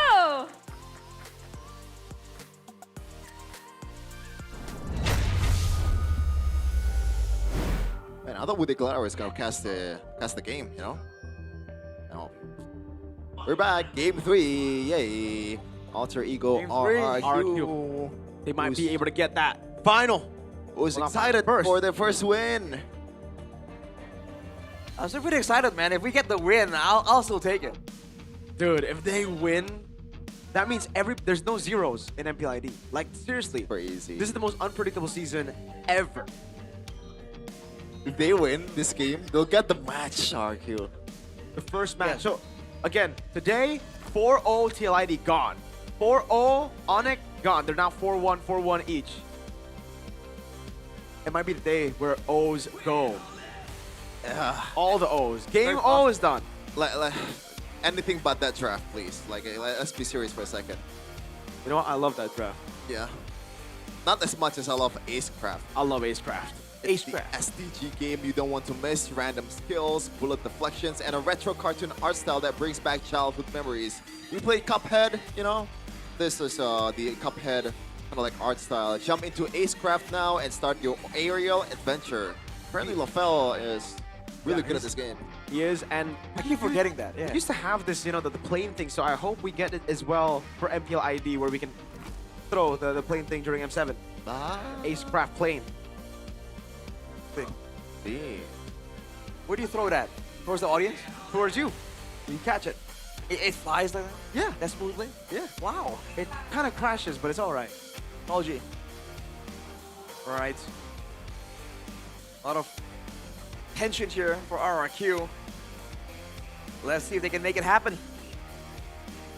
Man, I hope they do, man, because like the cognitive collapse they performed in game number 2 was phenomenal. It's phenomenal. Alter Ego. Like, I can't believe I'm saying this, Yasuke. Like, I know that, I think at this point we can safely assume that that was experimental in game number 2 for Alter Ego, but that performance born a substitution thing. So you think Ray's gonna come up now? No, I don't think so. Ray and Hikume. I don't think Yasuke was even taking that game seriously, man. Like, there's no way you play that bad, bro. Like, come on. Stefan, what do you mean? That was a perfect game, no? He was doing well game number 1 on the Leo Mort. He was bringing that Leo Mort spirit to game number 2. Exactly. Is that what happened? They got outplayed, right? Alter Ego, they're the type of dude. But they went all the way to the runners-up at the M7 World Championship. You're telling me that he would like not perform?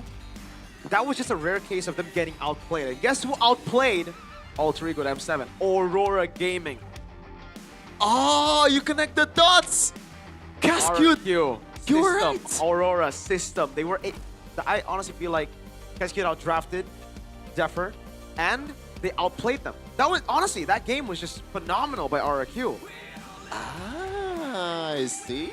I think they're gonna do it. I think they're gonna crack it. I think no more zeros in MPL ID. That'll be exciting, for sure. Will there be another surprise in match 3? That's the question. That's what we are assuming will happen. Been a crazy development, to say the least. I don't think, like, there's no way they're experimenting again, right? Like, absolutely no way.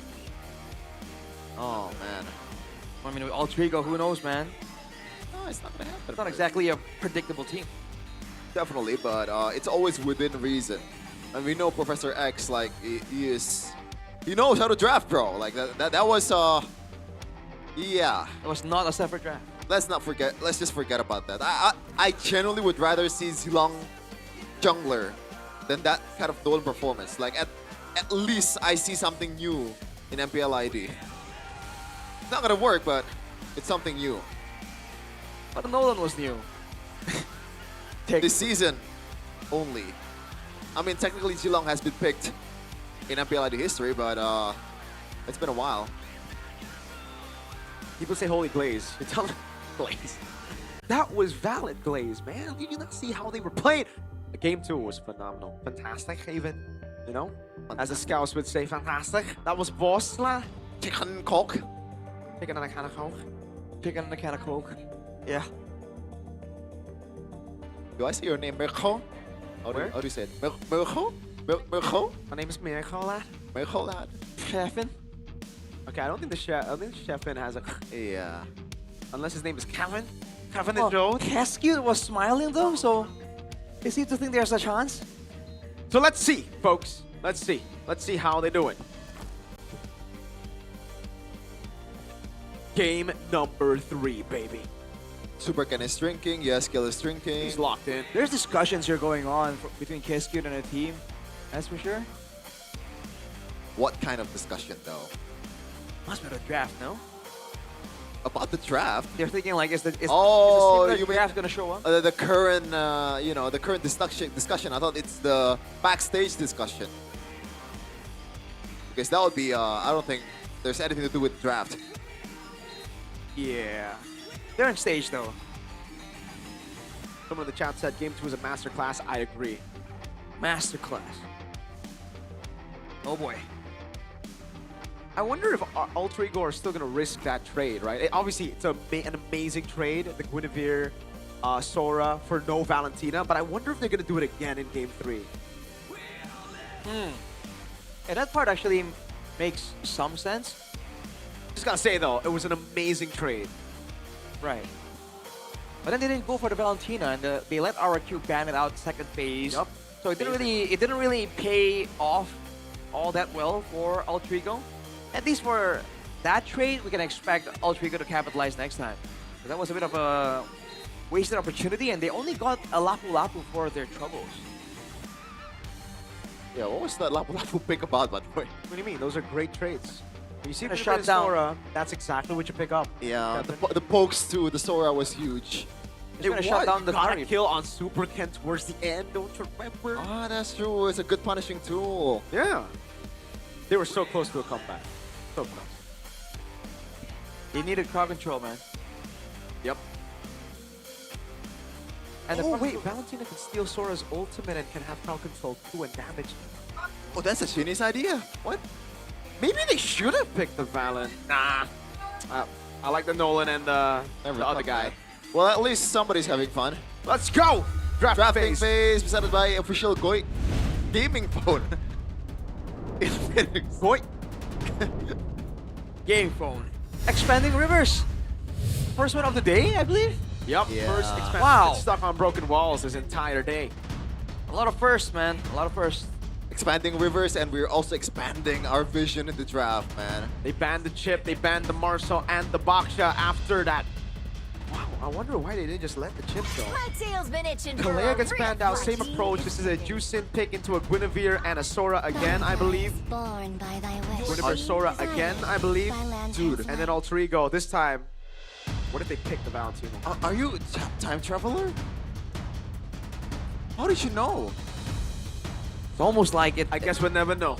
I guess it should make sense. Outside of the Sora, though, I mean, earlier. Well, to be serious for a second, like they're taking their time right now, so it might actually be different. You think they won't go for the Guinevere? Or they go for Guinevere but not Sora? I think the Guinevere is guaranteed. The Sora, though, is guaranteed as well. Come on, guys! What's the delay for, bro? You got it. Like the crimson lightning. Oh, there we go. Leomord and the glue. Chat. Well, we were talking Leomord Valentina. Leomord and the glue shows up now. It almost feels like this should have been somewhat the pick. Oh, Kevin. Game number 2. Is it the time for the Vexana to come in with against the glue? Whoa, Honestly, whoa. with you having the Shifting Skies and Guinevere, Not it's the worst of playable. Yeah, But you can also against- go for the safe choice, the Yve, I think. No? Yeah. More survivability, shielding, movement speeds, slows as well. It will be the Yve. No more surprises just yet. Now what though? Gold lane angle for Alter Ego, presumably. Because Kuroki has been quote-unquote highlighted throughout the day. Yep, they ban out the CC. The Valentina should come next. Because if not, then Alter Ego get a free Valentina. Alter Ego probably gonna ban a Harith. No, they don't need to actually. They don't have enough magic damage. Carry ban? How about the Yisun Shin? I think just carry. They used the carry earlier and it worked out decently. Exactly. Get it out of here. I guess the glue Leomord, that will be a nice pick to have. Shred him down. They banned the Grok, so it's interesting because in the previous game, Edok didn't even use the Grok. That wasn't even the option. But I guess Chip was available at that time, and now it's banned. This was the same ban that they did in game number 1, though. I mean, the Grok was banned away from RRQ by Alter Ego. Second phase as well. Yep. So now is it going to be the carry ban, or do they think they have enough bodies? Okay. It's an Edok ban. Grok and Khalid. Alright.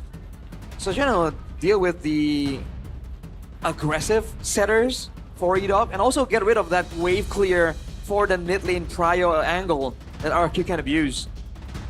And if they shut down the mid lane, they can shut down the Gwyn as well with the invades. And we've seen Alter Ego, they know how to cheese a good invade. It's gonna be a Cho though. A throwback to the old Edok. It's known for the Cho. Try to combo this with the Guinevere, but I gotta say, I'm not really the biggest fan of the Cho in terms of the synergy with the Sora. They got the prio in mid though. I think that's what they were going for. Right. Yep. You think there's an angle they're baiting? They're pretending they're gonna pick a carry as well, or are they actually looking for a carry to pair with this Cho? I think RQ is both happy if Alter Ego takes the carry or picks the Claude. I agree with because they can still wait with a better choice in the last phase. It's gonna be the Harith. So this is a carry guaranteed now, right? Against Uranus, against a Harith. So Alter Ego's idea is they're gonna try to give or overwhelm the carry with bodies. You're a single target there. You have AoE, but maybe it's not enough to get everyone down. Why do I feel like this is not gonna be a carry? It'll be odd if it's not a carry, but I understand, right? Because there's already so many bodies overwhelming RQ. They might need to go for something like a Claude? Is that it? Safer choice? AoE shred? But then the Cho just kind of feels off. Okay, they do go Claude. Interesting. So it's yet another teamfight angle for RQ with different components. Yeah. This time though, I am leaning towards Alter Ego, no cap. Is it the Harith or? It's because I want to see a theory of mine. Ooh. Yeah, apparently top 3 roamers in ID is Alec, and Alec. Honestly, on the Marcel, he is the best, I think. On Marcel. Fortunately, he got banned, so we don't really get to see it. But we'll see the last game of day number 2, week 3 of MPL ID Season 17 between the King of Kings against the Uncrowned Kings. RRQ is still looking for their first ever win in MPL ID in terms of matches, but Alter Ego surely don't want to be the sacrificial lamb for that to happen. That would leave a bad mark for Professor X. As we're gonna jump towards the land of Dawn. Here we go. Welcome to Mobile Legends. Let's go. See how this one goes, man. Purifies on Harith and the Uranus for Altrigo. They're giving RRQ all the respect they can in this one. Yasuke back on the Leomord. We've seen what he can do in game number 1 with the crazy red tree. So if the angle for RRQ is to, once again, use maybe the Cho or the Sora to zone him away, they should know better this time and execute it better. By the way, Shepin, on Uranus, you go Brace Fire. Oh, hold on. You're not going to be taken low. Cyrus and Alec winning out of the mid prio here, and it's going to be a free lethal. Now question, Brave Smite, Concussive Blast, because I think usually Nino goes Concussive. I think it's about a preference, and I always go Brave Smite because I'm solo ranking, I'm trying to stay alive, but in this case, you know, Brave Smite is definitely an option. Yeah, Heskill though. No full stack just yet. Altrigo are so different to game 2. Wow. Yeah, I wonder why. Quite different indeed.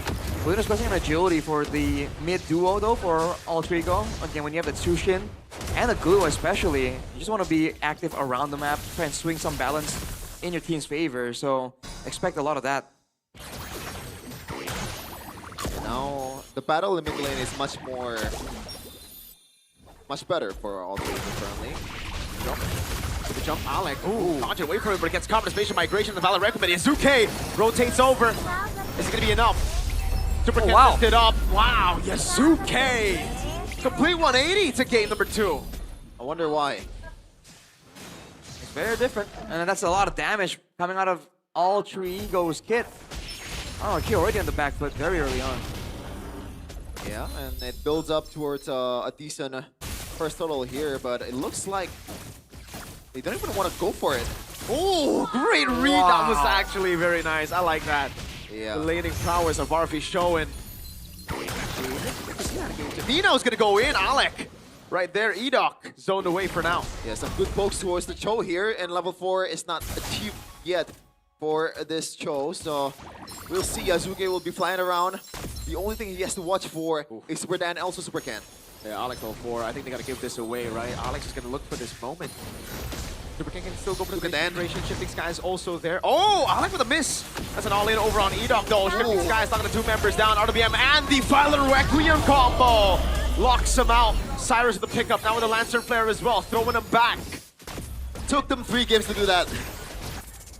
That was the clean neutral objective fight that RRQ were looking for. They have a bit of the audience predictions favor right now, 54, which is something. Already looking a lot better than game number 1. Whoa, RP.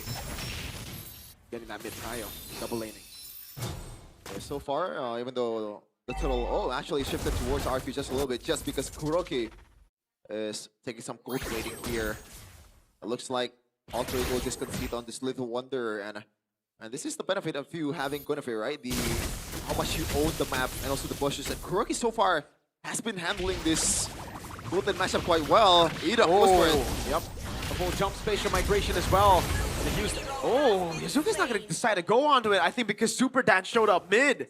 They're winning with the tempo. Edok styling spatial migration, but the red tree goes to Yasuke. Cyrus, the Crimson Beacon now throwing him back, but the RWM is right there, and Cyrus is going to be caught. Has the flicker to get out. Yeah, unfortunately, Alec is not there to punish. Arfi goes in! Yep, Arfi against the boys. The flicker out already. Edok's going to be taken very low. Nino now rotating over. But I don't think they have enough damage to take anyone down. Cyrus still there. Yeah, Heskill should get away, and he does. Off that fight though, he picks up the glowing wand, so there's going to be healing reduction. But the whole roster of Altrigo already in the jungle of RRQ. It's going to cost Super Ken his orange. Yep. But RRQ is still holding on a pretty comfortable lead though in this early of a game, and Super Dan is just cutting this lane. We'll be able to hold the bush much sooner than Altrigo players here. We'll see RQ can they actually capitalize on that. Keep in mind, Yasuke still has been beating Super Ken in the red tree battles technically for the buffs. So if RQ again want to go for the neutral objective, it can be a 50-50. They need definite crowd control onto Yasuke. Alec needs to go and get a mount down. That's the thing right now. Yasuke needs to come in late. If he gets CC'd by Edok, or poked down by Heskill, that's going to be a problem. Thankfully, RP is not fully online just yet, but RQ still has a lot of pressure here. Alter Ego needs to back away just a little bit. For that. Walking up the shifting skies, Yazuki gonna steed in the backline's gonna be all-in over. Yazuki with the red tree now, with spatial migration, the Battle Requiem was used on Alec. Super Dan taken low, Nino walking up, zoning them in the backline. Cyrus goes to the Crimson Beacon, lifts Kuroki up, and it's Arfi to pick up the kill. Nino with the cut as well. Edok gonna get away. Oh, he can't. Wait, Dragon saves him. Nino walks back up, gets the kill, and Alter Ego are back in the lead. Yeah, I said Alter Ego gotta back up, but you know what? Do whatever you want, Yazuki. If you get the red tree, you get the win. If it works, man. They didn't let RRQ get the gameplay that they want by forcing it onto them instead. So you're still Super Dan alone against 3 or 4 members of Alter Ego. Do anyone need to see the turret? Oh, he does actually. With the shifting skies. Yeah. I think he could have actually gone for it though, but yeah, I think it's just prolonging inevitable here. Nino was trying to be just a little bit safe, so I can't really blame him for that. First helmet. Definitely gonna allow him to actually do more damage, especially onto Yehezkiel if he's staying all the way in the back, trying to stay in the fight. Oh, MPL Extremer. Now this is John RQ. That's true. RQ man himself. Arashi, how do you think he's feeling right now? Absolutely nervous. I mean, this is a chance for things to go well, but if it doesn't, you know, I feel like the negative repercussions is also equally great. So you can see the intensity in his face. Yeah, I can definitely see that. And the intensity of Arfi's laning. He hasn't blinked. Nope. He looks like his soul is, you know, slowly. Oh, 2v1 up top. Arfi gonna go for it, purify out of it as well. He's gonna dive. Oh, almost getting the kill. It's not over. Arfi walking up. Cyrus cuts Kuroki. That's a throwback and a dive up top. The rotation is clean, and Edok's gonna be mounted on. That's gonna be a trade. And Zalek falls to Kuroki. Wait a second. Not a bad kill for Kuroki, definitely. Yeah, it's a bit of a sad, you know, camera there. Up is just like bring out the thumbs, but now Cyrus, look at that. Dan! But it's a flicker as well. Super Dan. The trade will come through. Well, is that worth it? 1 for 1 and stop the turtle. If RQ can get the turtle here for Super Dan's efforts, it might just be considered worth it, but Paul just completed for Nino. Yep, Nino's gonna walk up now. They're looking for the spatial migration on Yazuki. Phantom sneaks him down, but the way the Dragon locks him out, but it's still Super Ken who wins out the red tree battle. Yazuki still on the horse, Blazing Red doing no damage over on Nino. He's just tanking it up like a storm, man. Yazuki now on Edok. Last shot, Edok forced the flicker, and the dive goes south. RQ getaway. Wow. That's a clutch kick coming in from Alec, by the way. Oh, for Edok, by the way. Oh, Kuroki. Ooh. Yeah, mine. If there were more items on Kuroki, that fight really could have gone better for RRQ. Not really doing so hard overall right now, this Claude. No sweep Trinity just yet, only on a DHS so far. So RRQ can look forward to that later on. Now the gold lead shifted towards Alter Ego currently, and it's not really looking good with the scaling that they have, but I guess once again RQ's combos are just insane. Arfi playing super aggressively, but I like trying to discover for him just a little bit. Yeah. With the brute force build for Yazuki though, there's gonna be less of a window for RRQ to go for that red tree play with the Way of the Dragon or the Valid Requiem. So that's something that they need to kind of take note of. Ideally, they really should be getting a kill or two before, because otherwise they're stuck using all their flickers defensively like we saw earlier. Not ideal. Against though. Consecration pop. Vibes and Super Dan still gonna go for it. This is a mistake, I feel. Ali gonna go for the mount. Oh, Yehezkiel has a flicker out. The RWM coming down as well as RP plays around as a mount for it, but he dives in as the mount is still there. Yehezkiel gets away. Nino taking a bit too many turret shots, but still survives. The decision to go for Nino is questionable. Very. Dan's overcommitment was also very much questionable. Equally questionable. Agreed. Should have gone for someone squishier or waited until Kuroki had more items. We just talked about it. He has 1 item. Now Super Ken. Oh, the spatial migration was cancelled and he's out of the fight technically. Thankfully the load is about to come up. I think Super Ken has enough time to heal up just a little bit to scout around this vicinity. And Alter Ego does not want to bite just yet. Even though they have 3k gold lead, they're just gonna drag it down to their advantage. Wait, can they burst this? I mean, Super Ken's still quite far away. He's spotted in the mid lane. Super Dan. They're committing. Yep, spatial migration. Oh whip. no. That's big info. No spatial migration, no gap closer. Kuroki. That's free. Kuroki jumps into the lazy whip, but RP is still there with the sustain as Kuroki jumps back around. Free Lord to Alter Ego. So was that Super Cat just completely conceding on the Lord? That's my assumption, right? Because there's no way you use a spatial migration to try to kill in that occasion unless you want to get some value out of it. They're just be trying to get a trade of something, if anything at all. You know, if they're trying to concede anyways. Oh, Definitely not needed. That's not the target, man. Ooh. Fast, and oh, what a combo! Purify out though. That's Izuke caught, brought back under the turret, and he's gonna die as well. RRQ looking for the play now. Nino backing away. Okay, he has the flicker. He got out. Yeah, some questionable decisions over and over again by these two teams, but we'll see though. Who's gonna make less mistakes as the game goes on? Bit of a dive there with the Lord in play. So Alter Ego not really displaying their usual patience. Just with that moment, RRQ are able to clear the Lord out and still hang on to their mid turret even. So small victories and the gold lead still hovers around 1 or 2,000. This might be Punisher. Yeah, this is the spatial migration though. Edok! Able to find Sai. Oh! He gets away for a bit. The Valor Requiem gets you Super Cat with the spatial migration back in again. The RWM stops them in their tracks. And they can't go for more. Wave gonna be cleared though. Man. Alright, the pick-off gameplay is coming through right now, especially with the Swift Trinity completed for Kuroki. That's for sure. There's a lot of threat available. That gives Alter Ego something more to think about as time goes on. They're definitely working to try and find something or to avoid fights before the big neutral objective. See what I told you guys? Like, you shouldn't experiment. I agree with you. Don't think it was an experiment though. I think it was them going all out last game, 100%. If that's the all-out, I'm very disappointed, but Edok's looking to get another kick here. I don't know if Nino is the right target, but... With the Swift Trinity, there is a possibility they're able to get him regardless. No Wishing Lantern on the Esco. Whoa! Cyrus gets caught again with Pilot Valor Requiem. The all-in the back is Zuke jumping for Banner Steve, win a crown. Already for Super Ken, able to survive, but look at the damage! What? I did not expect them to out-damage. Oh! Look at Nino though. You know, you talk about Kelva dodging the feathered airstrike, he's dodging an RWM. What? Whoa! That's not very super. What? I guess he thought Alter Ego has backed away. Oh, Purify. To repeat what I said in the previous RQ match, that was not a very super, that was subpar. Lord is up now, no jungler. Yeah, Edok gonna be taken low. Oh, he's gonna be taken down with the Chrono Dash, and also Yasuke, who gets back on the mount. The Lord is back up. Alter Ego, full control over this Lord. Again, this objective.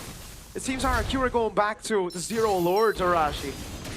Yeah, forced to concede this for sure, man. That's a second Lord for Alter Ego. RRQ.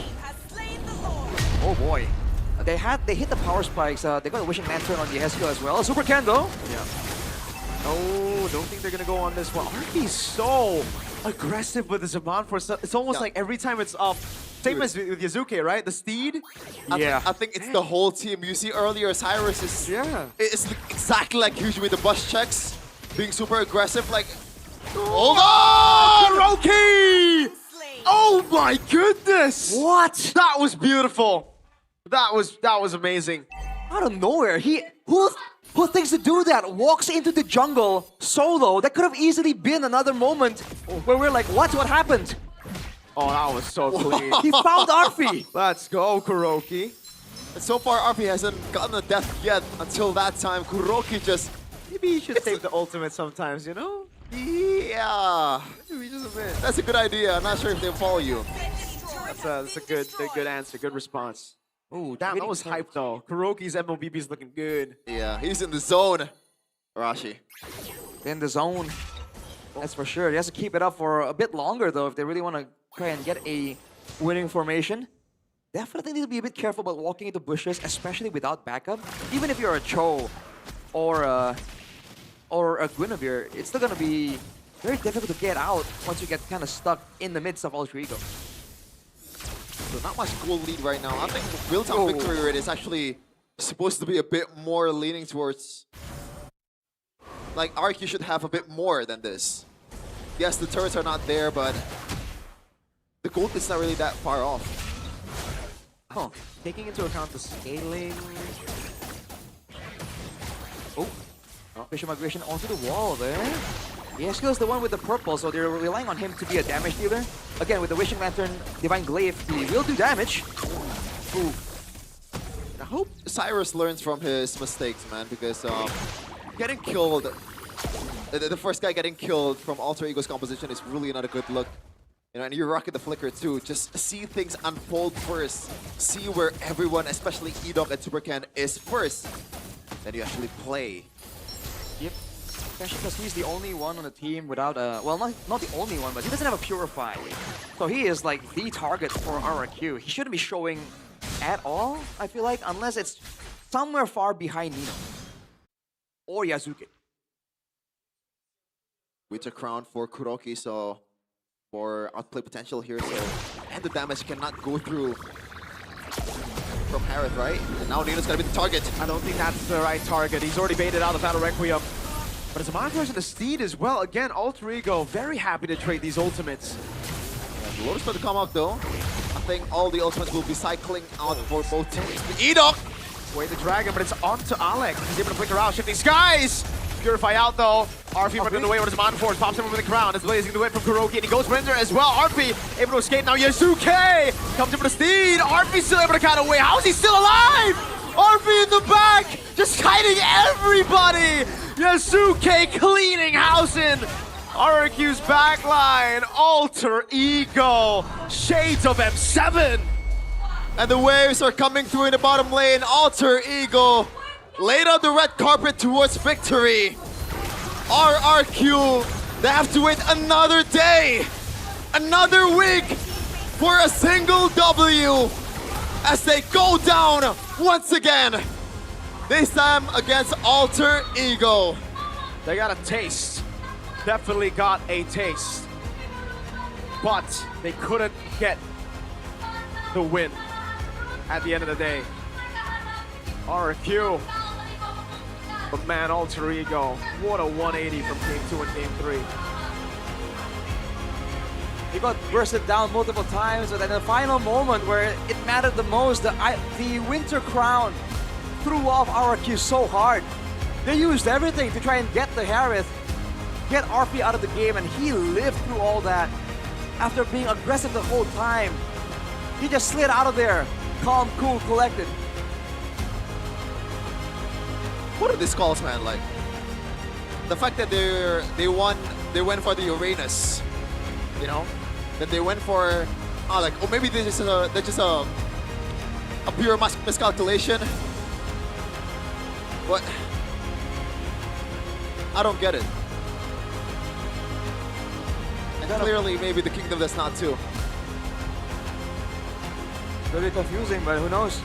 Well, we have to wait for a mic check if you really want to know the thought process. But some parts of the early game seem promising. Solo kills like this for Kuroki are definitely impressive. But if you can't close out the game, there's not much that your team can work with.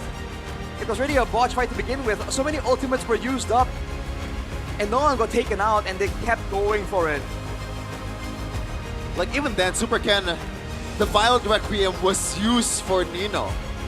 A single Uranus. I guess we're gonna ask Alter Ego what happened in game number 2 when they're in the stage right now with Bude Clara Bangstar. Alter Ego, mereka masih memegang kemenangan. Dan kali Alter Ego still with the victory. Champs semuanya bersorak-sorai. And the Alter Champs are cheering. Dramatis gak sih, Nino? What a dramatic victory, Nino. Karena intense juga kan. It's quite dramatic because it got kind of intense there. Di mana kalian minggu lalu menang-menang dan sekarang We saw you last week yang ketiga, winning and winning. But in week 3, terlihat berusaha mencoba-coba banyak hal. you seem experimental. What was that about? Dibilang mencoba enggak sih, kita experimental, selalu respect not lah really. siapapun lawannya. We always respect Cuman whoever emang opponents ada are. miskalkulasi, misplay dari kitanya aja sih. But there yang was a tadi. miscalculation, Bukan a coba-coba ya, misplay emang respect from aja. us. We do Oke. respect. Selalu respect dan tapi Budi penasaran. Kamu melawan I'm curious though. Super Dan, satu player dari Philippines beradu Up di against panggung Super MPL. Dan. Gimana no? Fighting him on the MPL ID Jago banget stage. Bude. How do you Aku feel? kena solo kill. Iya. Oh, he's so game good, pertama. Bude. Like, Iya, game pertama jago I banget. got solo killed. He was so good in the first game. Jadi jago aja. Jago banget, nggak jago aja. Oh, jago banget. So it's not just good, very good. Menghadapi player jago, apa yang Nino lakukan? What do you do against such a good player? Harus lebih jago sih mungkin ya. You gotta be better. Jadi kayak merasa terpukul aja sih, kayak kena solo kill dia. Well, I feel bad because Terus I got kayak solo killed. Dia juga main That was a sangat baik blow. sih menurut aku. But he played Soalnya well in my opinion.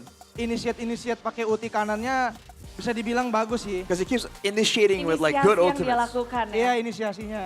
Inisiasi kayaknya udah bisa dibaca sama kalian. But it seems like you guys read through those Nggak tahu, initiations. mungkin teman-teman aku udah ready aja kali ya buat I don't know, but lawan maybe Sora my ya. friends are all ready Jadi for the kayak Sora nggak terlalu ulti. ngepanikin kalau misalkan No. Sora itu ini, Sora itu. We didn't panic too Iya, far tapi with Sora penasaran nih, plays. Nino setenang itu di match kali ini. Are you that calm, penyebabnya? Nino? Heart rate-mu tadi bener-bener hijau, no? Your heart rate was Kayaknya green emang the whole kebanyakan time. dibully aja kali ya merah ya. Jadi tenang. Justru Oh. menurut aku itu Yeah, nggak 'cause I baik kept sih getting buat aku bullied. sendiri. Kalau That my merah. heart rate is high. Kalau It's itu- red. Iya, soalnya kayak Kodelwin, Bang Ajam, Bang Aces, Bang Scott Kenny, Delwin and all the other guys. semuanya tuh nyuruh aku merah. They keep Aku telling nggak me to tahu go red. kenapa. Hari ini I have no calm idea banget. why. Iya, justru kalau dibilang semangat banget sih. Iya. If you ask me Iya. if I'm excited, I was very excited. Kalau ini apa sudah yakin akan menang dari Nino? Were you convinced you were going to win? Kalau lo sudah yakin karena punya keyakinan ya yakin. Well, karena I'm sure latihannya because juga I have bisa dibilang faith in cukup myself bagus week in the ini. team, Jadi kayak, and our ya udah practice sih, was ngelawan going really RRQ well tuh this sama week. kayak ngelawan tim lain juga sih, Bude. So going up against RRQ Tapi is the same kelihatan like going up kartu against Nino any other team. sangat hijau.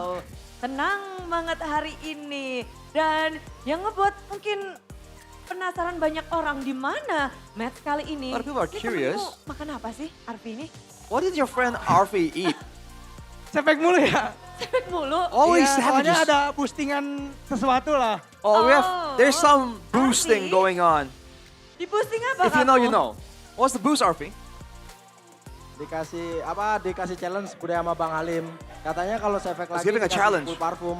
Oh, If you win, oke. Kita bakal if I get another langsung Savage, lihat I'll ya, get 10 gimana perfumes. momen kamu bukan hanya memberikan Savage, tapi juga Maniac dan Savage di satu game yang sama. got a Ini Maniac, dia, kita Maniac lihat and bareng-bareng Savage lagi, in one Arfi. same game. Langsung inilah dia, momen Arfi menggoncangkan Land of Dawn. This is when Arfi shook up the land of Membuat dawn. momen ini, Arfi, thanks to siapa Arfi? Who do you thank for this moment? Thanks to team. Thanks to the team. Nggak ada yang spesial gitu, nggak ada yang, ayo maju aja, maju aja. No one in particular encouraged you to ini. go for it? Ya aku suruh teman-temanku maju Bude biar dapat Seveknya taunya Maniac doang. Maniac doang. My Agak friends told me kecewa, tapi to di keep sini going for the kamu Savage, dapetin but Savage-nya. I only got a Maniac.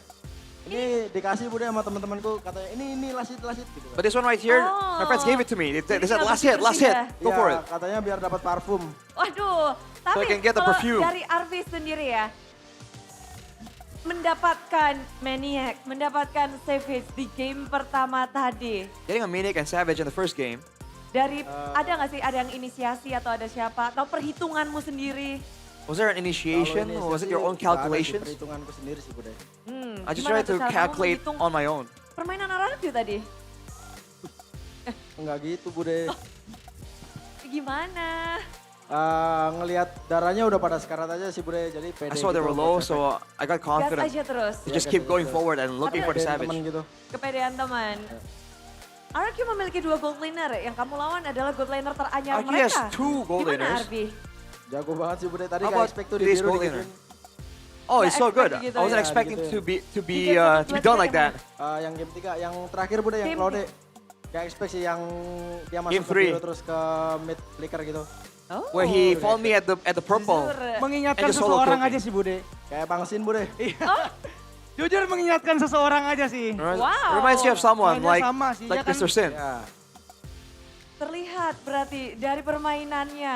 Tapi berarti kita lihat di sini player-player anyar dari RRQ juga punya potensi, Arfi. Do you think Potensinya gede RQ's banget player has potential? Dia. I think Soalnya they have kan a lot. udah pernah aku sebut juga kan dia mungkin salah satu apa sih kandidat Godland terkuat.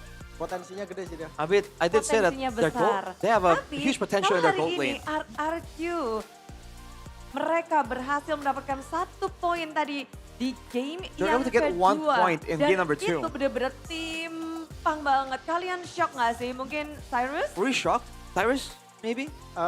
Emang mistake dari kita kayaknya. It's our Terlalu mistake. banyak jadinya Bude. ya Too many mistakes. lumayan kebantai juga kali. So we Gak bisa got berbuat pretty apa-apa. wrecked. Gimana tuh kalian menghadapi satu game Was yang there nothing you kalian could do in game gak bisa 2? berkutik? Tetap pede aja di game 3. Just make sure we stay confident in game 3 kita punya. and trust in the Terus ya knowledge udah that we percaya have satu sama acquired. lain aja. And Apa trust yang each other. Bang Kenny, Sever di belakang katakan atau What was mungkin said by sedikit Mr. Sefer colek-colek atau gimana tuh? in the back?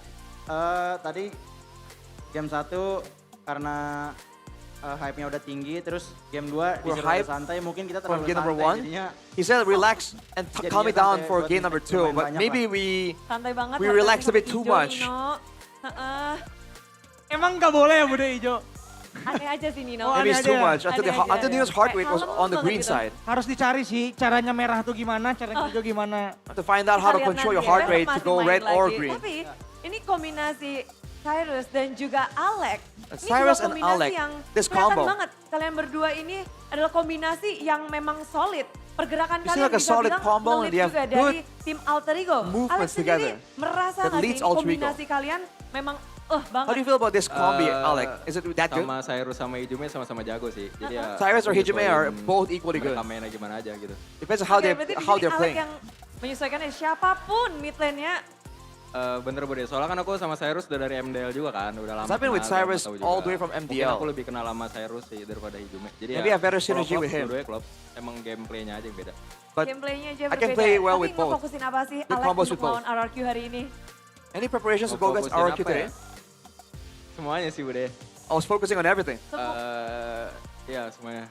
Pergerakannya kah atau The dari movements, segi is it? objektif atau Or is it the mungkin early objective game? or early game? Mungkin dari pergerakan 3 midnya aja sih. Maybe Soalnya from kan the baru kan ya. the trio mid maneuvers, because it's a new combo.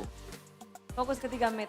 Tapi plan awal ketika kalian masuk ke match ini, What was dari Alec the sendiri ngomong initial apa nih ke plan teman-teman? going into this match? Aku sih pede menang sih. Sebenarnya I'm confident that we're gonna win. ya pede menang aja Bude. Nanti ayo kawan-kawan kita As menang long as gitu. we keep Iya. winning, it's Aku fine. kan main tank juga kan, jadi aku harus ngeyakinin temen aku dong. I'm playing the tank, so I have Kenapa to Nino convince my senyum-senyum? team, Maksudnya my karena teammates. hasil latihannya yang membaik gitu maksudnya. Jadi pede kan Lek? You're saying because the practice is going so well, Menang dong. Iya bener pede, Makes us karena more latihannya confident. membaik gitu aja. Latihannya membaik. Because our practice is improving. Latihannya membaik seperti apa sih? What does that mean? Ayo, Practice kasih tahu improving. dong. Can you tell us? Menang terus Bude scrimnya. We keep winning in scrims. Wangi lah mungkin. Bohong. Kalah terus kita. Oh, lies. Karena lebih Nino said it's sering kalah. lies. We've been losing. Mulu sama Bang Kenny. We keep losing and we keep getting Kemarin scolded. tuh kalian belajar dan menghasilkan kemenangan hari ini. So from the scolding, Tapi spesial nih ya. you improved and like got the victory. Halo. Halo For Yasuke. Yasuke, hari ini support sistemmu kayaknya datang dari jauh-jauh ya. Your support system for the day Ya, came datang from ya. so far away. Datang. Datang dari mana Yasuke? Where Ada they come paling from? rame tuh. Datang dari Makassar. They came from Datang dari Makassar. Makassar hari ini, khusus untuk match ini atau besok juga nih? Is this for the match Untuk or besok juga sih. for tomorrow as Untuk well? besok juga. Apakah itu boost Tomorrow mental as sendiri well. untuk Yasuke? Atau grogi? Does it make you Malah jadi nervous? mental boost sih. No, it Jadinya gives me a nggak mental mau boost. Dia sampai sia-sia datang. I don't want to make them Nggak waste mau their sampai trip here. sia-sia datang dan nge-push untuk Yasuke-nya lebih baik lagi. Tapi Yasuke hari ini, ada satu hero yang baru debut. It's a new hero that debuted Nolan today. muncul mendadak. Nolan came out of nowhere. Ini kita sempat lihat sih beberapa season lalu, tapi We saw it a couple seasons back, but kenapa nih? why Nolan? Muncul? Menurut gua karena tadinya sih bagus combo sama Chow. Well, there was a combo with Cho. That's what I ya thought. ada gerakan-gerakan iseng jadi kalah. But because I Siapa was yang iseng? Siapa yang iseng? making some unwise moments, Tapi mistake-nya nggak cuma dia, kita semua kok. we lost. Iya. And Nino Kita saying semua we all made mistake mistakes in that game. That's why it support went so bareng, turun bad. juga support bersama kalian Ya ya. betul. We support each other on the way up, but El also on the way down. El Familia. Oke. Tapi berarti di sini Nolan memang ada potensi kah akan dimunculkan kembali? Is there potential for the Nolan then? Is it gonna Menurut gua show ada up again? sih sebenarnya. Ada sih. Apakah I kamu think so. tertarik juga mengeluarkan hero unik ketika minggu lalu kita ngeliat ada You're gonna bring out the unique heroes because we saw the Gusion last week as banyak well. hero lagi sih yang bisa gua pakai, cuman belum keluar aja. I actually have a lot of heroes that I could use, but it just hasn't shown up yet. Dan hari ini momen dimana ada support system juga. Mau kamu menyampaikan sesuatu nggak sih untuk keluarga, Do you have support any system, messages dan for your jauh-jauh support dari Makassar? system, Boleh your pakai family bahasa from Makassar? In Nanti Makassar, tolong it's bikin fine ya. as well. The Makassar Pakai language. bahasa Indo aja. Boleh. Indonesian will do. Mungkin terima kasih banyak udah datang jauh-jauh gitu. Thank you for coming Apalagi all the way here. nyempetin kan, walaupun di sini sebenarnya ada pekerjaan. Even though this Cuman is, nyempetin datang. there were jobs in the way, but they just came. Terima kasih dah. Thank you very much. Oke. Tentu semuanya terus mendukung dan apalagi di sini juga selain dari keluarga yang jauh-jauh ada Alter Champs juga yang turut pula menyaksikan bagaimana Alter Ego Alter terus Champs has melangkah seen mengukir sejarah Alter Ego is dan Arfi stepping pun forward, juga making mendapatkan history. sesuatu ternyata. Arfi got something as well. Oke, so Arfi sudah menjadi top 1 Savage di MPL ID. Wow, top 1 Savage in MPL ID. What? Di bawah, That's crazy. Ada di bawah Arfi, ada di bawah wajah Arfi. Arfi, wajahmu menjadi top 1 sekarang Arfi. Your face is top 1 right now. Oke, kamu udah mengantongi 5 Savage. Padahal baru We've had berapa season kamu ya Arfi 5 ya? Savages, and you're Baru here for bentar how loh. many seasons? Hasn't been that long. 2,5 season. 2.5 Tapi udah seasons. ngegas gitu loh. Kenapa? Iya kalah aku Bude, aku berapa season di Gotland. You know, it's like, yeah, my bad, Bude, I'm not good enough. He's overtaken me, and I've been here for a long time. Dapat Savage lawan RRQ dulu. Berapa kali pernah dapat Savage? Tuh aku lupa lagi Bude. Gak tahu saking 1 katanya tuh. 1. Apparently, Nino only has 1 Savage. Pengen ngomong sesuatu cuman jangan dah Bude.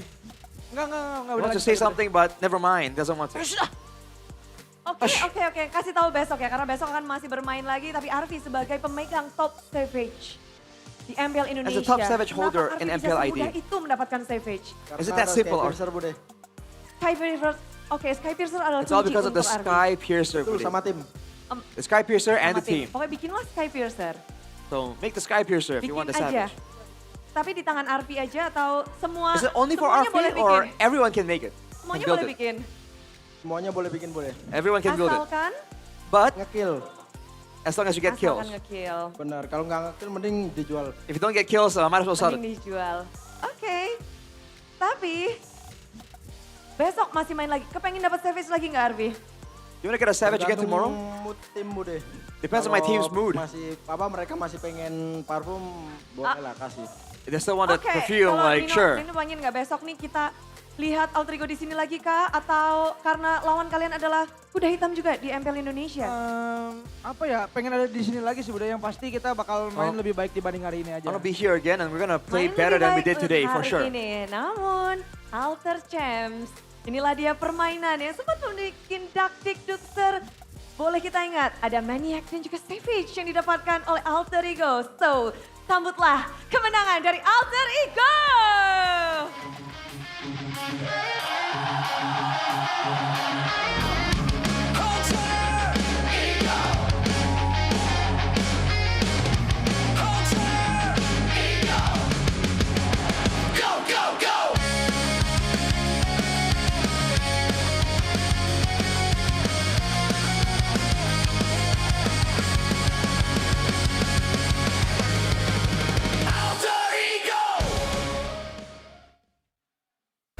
It's a happy day for all of us on the English test. We got to interview or translate the interview of the winning team in all the matches.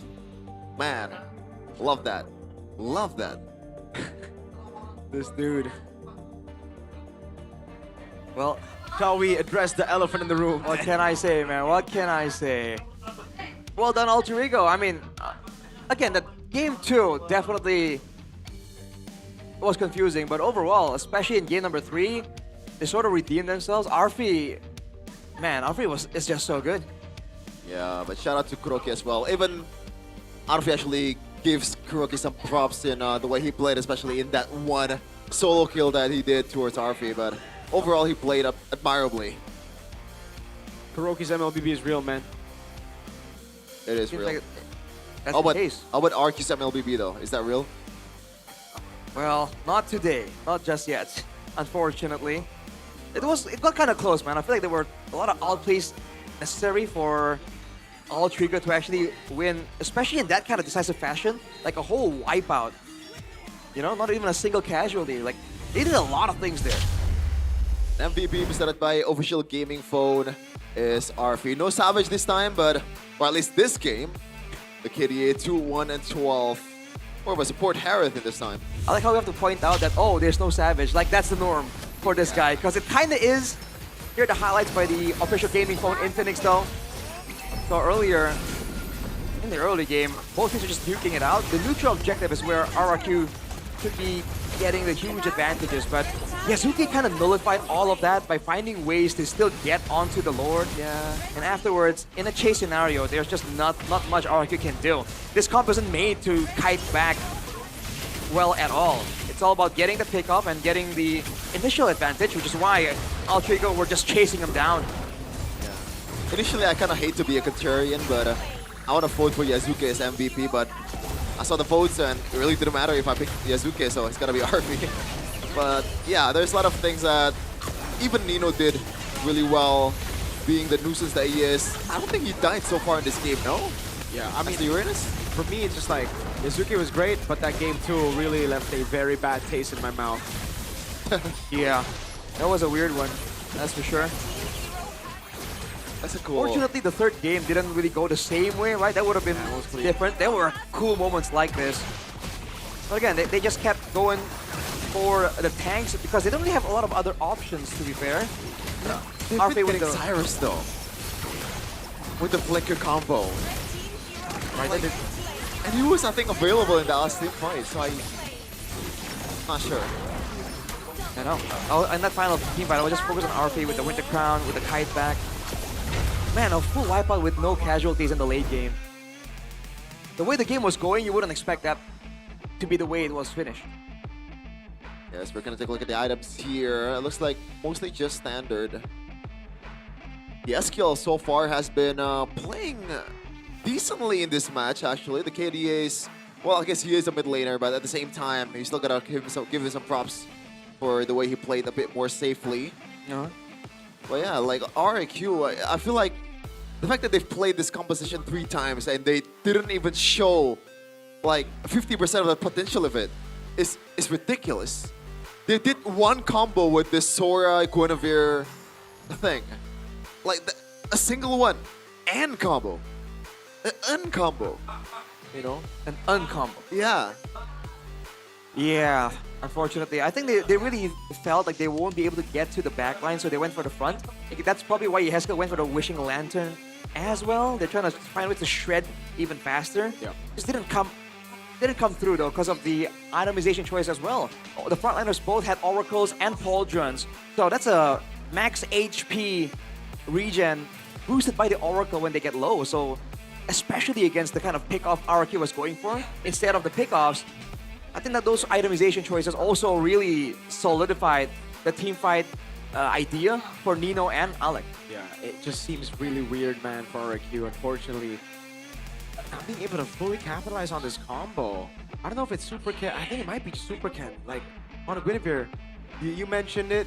You think that might be the worst Guinevere game you've seen? I gotta, he's my GOAT and all, obviously, but he's not. I still criticize him, right? He's not performing like the GOAT. He hasn't been performing like the GOAT for a while, but usually I can still defend him. But this time, I agree, I can't defend him. The CC coming in from Super Dan, a lot of times were great, but the follow-up, Super Ken would just go for these combos like he's playing alone, like he has Impure Rage, like he wants to go for these solo kills. But when you are playing with this kind of team, with someone like a Sora, you need a combo together. Even when I played it earlier, right, just saying, this is just as a reference, Tectonic Charge, just play around with the combos that are set. As a Guinevere jungler, it's never set. Well, we're gonna check the mic check here for Alter Ego. Hopefully we get some mic check from game number 2. Ya guys, gue langsung ya. Ya, suaranya misi, suaranya di sini. Ya, diangkat duluan kok, gue aman guys. Suaranya bisa connect. Dapat gun. Mati gun. Mati. Suara connect, gue tahu guys, bisa kabur ke gue. Dari Sora guys, dari Sora guys. Seorang ada flicker Sora. Nice. Hello. Gue depan guys. Nice one guys. Orang. Lihat Helos guys, orangnya guys. Gue dari Sora. Awas ya. Sora. Aman. Sora. Lihat gue nggak guys? Gue liat. Gua nggak tahu. Bro. Lihat gue guys. It's time. Lihat gue guys. Gue diloncatin. Aman. Ayo, backup. Ada. Gue kagak purip, guys. Ada gua no, let's go. Sora. Mati soranya. Nospel soranya guys. Sora dulu, guys. Ayo bisa. YP enggak ada flicker YP. Majuin tuh. Siap. Lagi bareng gua nih YP-nya. Gue TP. Ulti nih. Aman. Guys, jangan kelaban, guys. Ayo, guys, gue ada ulti, guys. Gua aman. Dia lihat Ale guys. Cowoknya flicker kick guys. Ada depan. Sora dulu. Gue winter. Gua backup. Ini MM mati guys. Sama gua. Rata. Lihat gue belakang. Aman rata-rata dia guys. Evan. Ayo 5 sama gua. Yeah, the way they communicate is so chaotic. Like in that team fight like that, everyone is just pouring on information, and you gotta, filter in what's actually useful for you or not. That's a skill that you need to be learned. No yelling though, so interesting. I think we skipped out on the moments that, Maybe they were but yelling. we didn't see it. It's probably there with the Savages. Yeah. You're like, yeah, for sure. Me and Sheffin were kind of disappointed because we didn't get to see the Savage reaction. But I think there were a few words that might not be okay for broadcast. That's just what we're assuming because Might be a strong reaction. if it wasn't a strong reaction, why not, right? Savage. Oh man. We're gonna check the standings after this, though. I don't know if Rashi wants to see that, but I mean, you've already seen it the last 2 weeks. Yes. yeah, that's true. Like, there's nothing You new, improved but though. You got a game win. One game. you got 3 lords, I think. Yes. And a perfect turtle in one of those games. Any kind of improvement, you have to take it. Gotta take it. Yeah, unfortunately, still down in the dumps for RRQ. Geek Fam still stays at 7. Just gotta show you like how competitive so far. I mean, they are one game or like one match behind from some of the teams that's already played. Alter Ego 3-2, Bigatron 3-2. We're gonna see. RQ still have one game in hand too. Oh no! Oh, it's against Geek Fam. It's against Geek my Fam. lord! It's tomorrow. Yeah. Kevin. Whoever mean, wins, yeah. there's gonna be a shift there. Kevin. Oh boy. Kevin. Bigatron is I don't think they're taking this seriously, Miracle, because the game win and lose. I mean, they played their MDL lineup once against Dewa. They picked Decent Shin first pick against Geek. Yeah. Those are the 2 losses, by the way. They did say they want to focus less on the playoff. Less On the regular season. My mistake. If they want to focus less on playoffs, I'm out. Now, do you need your full focus against Navi? I think there's a chance they might deploy their MDL lineup, not gonna lie. Yeah, Geek versus RQ, though, that's interesting. Like, it would be in a true Geek fashion to drop this game after winning it out against, like, 2 great teams. But Alter Ego versus Dewa United, let's see if Alter Ego can, quote-unquote, bounce back from this win. Because, apparently, that's something that you can actually say in this kind of situation. Yeah. But Dewa United, I don't even count that as a bounce back if they actually win against Alter Ego, because they were actually winning a game against Onyx. Yep. Well, Rashi. Wow. Wait a minute. We need a swap. Oh man, do you need a swap, Rashi? What? Does the Kingdom need to swap out with the actual RQ players? This is not the first time like the Super Fans Cup endings kind of mirror is the opposite. Sort of. Alter Champs, God. Hey, what the heck? Yeah, I don't think the Alter Champs have some kind of like ballers or someone that can actually play. But so yeah, get ready, RQ Kingdom or whoever gets #1, because you guys are gonna go up against the Caster Super Team. Navi Nation had the exact same record with the MPL team.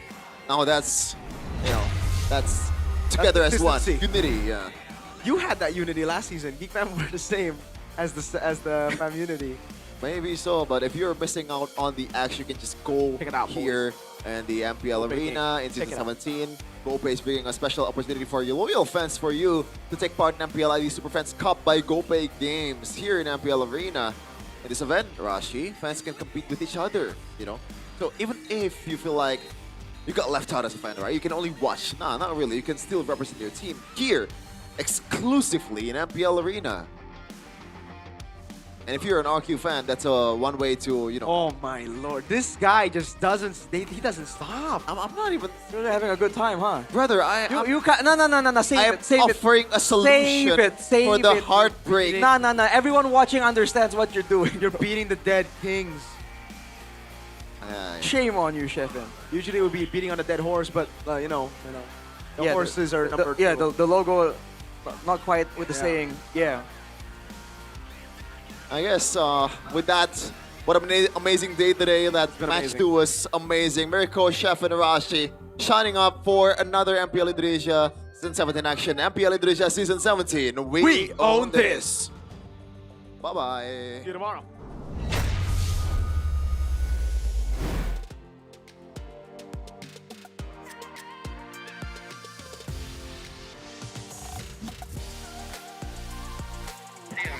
Boleh lempar gambar.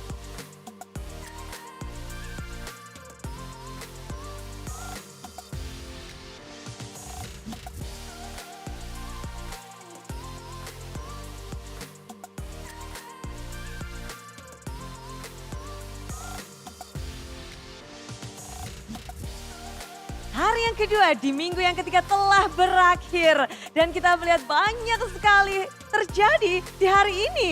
Bagaimana tidak, win streak dari Onyx terpecahkan. Lalu kita juga melihat bahwa akhirnya RRQ juga memenangkan 1 game untuk setelah 2 minggu puasa kemenangan game. Namun untuk kemenangan pun RRQ masih belum berhasil. Di sisi lain tim Alter Ego mereka mengantongi kembali dengan RV. Mendapatkan Maniac dan juga Savage-nya. Membuat dia menjadi top 1 dari top Savage di MPL Indonesia. Banyak hal sudah terjadi dan tentu semua ini begitu meriah karena dukungan kalian para super fans dan juga para sponsor dan partner. Karena MPL Indonesia Season 17 powered by Moonton, supported by PBSI, presented by Official Gaming Phone Infinix, lalu Official e-wallet GoPay, Official Gaming Chair Todak, dan partner ini sports ada Garnier, Bayu, Dunia Games, GamesMax, OnePlay. Dan ditambah dengan supplier ada IndiHome, Indomaret, Yummy Choice, dan juga Aqua. Hari yang kedua banyak sekali yang terjadi. Kita melihat bagaimana setiap tim mulai berkembang di minggu ini. Mereka masih memiliki api yang tak bisa dipadamkan. Dan bagaimana perjuangan mereka kembali di hari yang ketiga minggu ini. So, Bude Clara Mokhtar akhir kata mengucapkan terima kasih dan sampai jumpa di hari esok MPL Indonesia Season 17. We own this!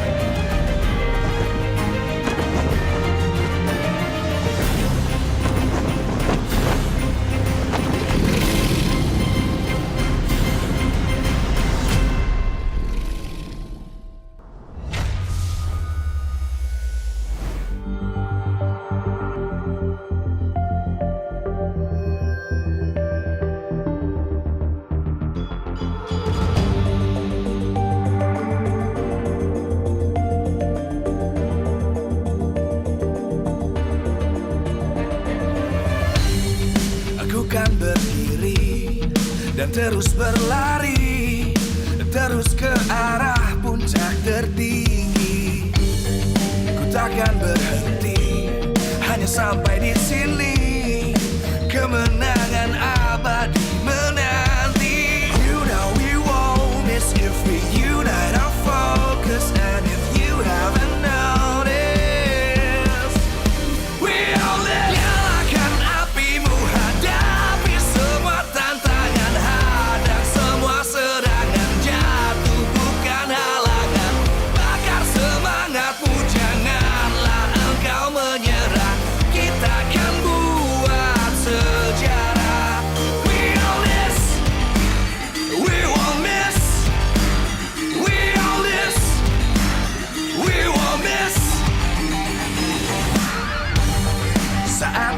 ambil aksi, jalani ambisi, aku kan menyawa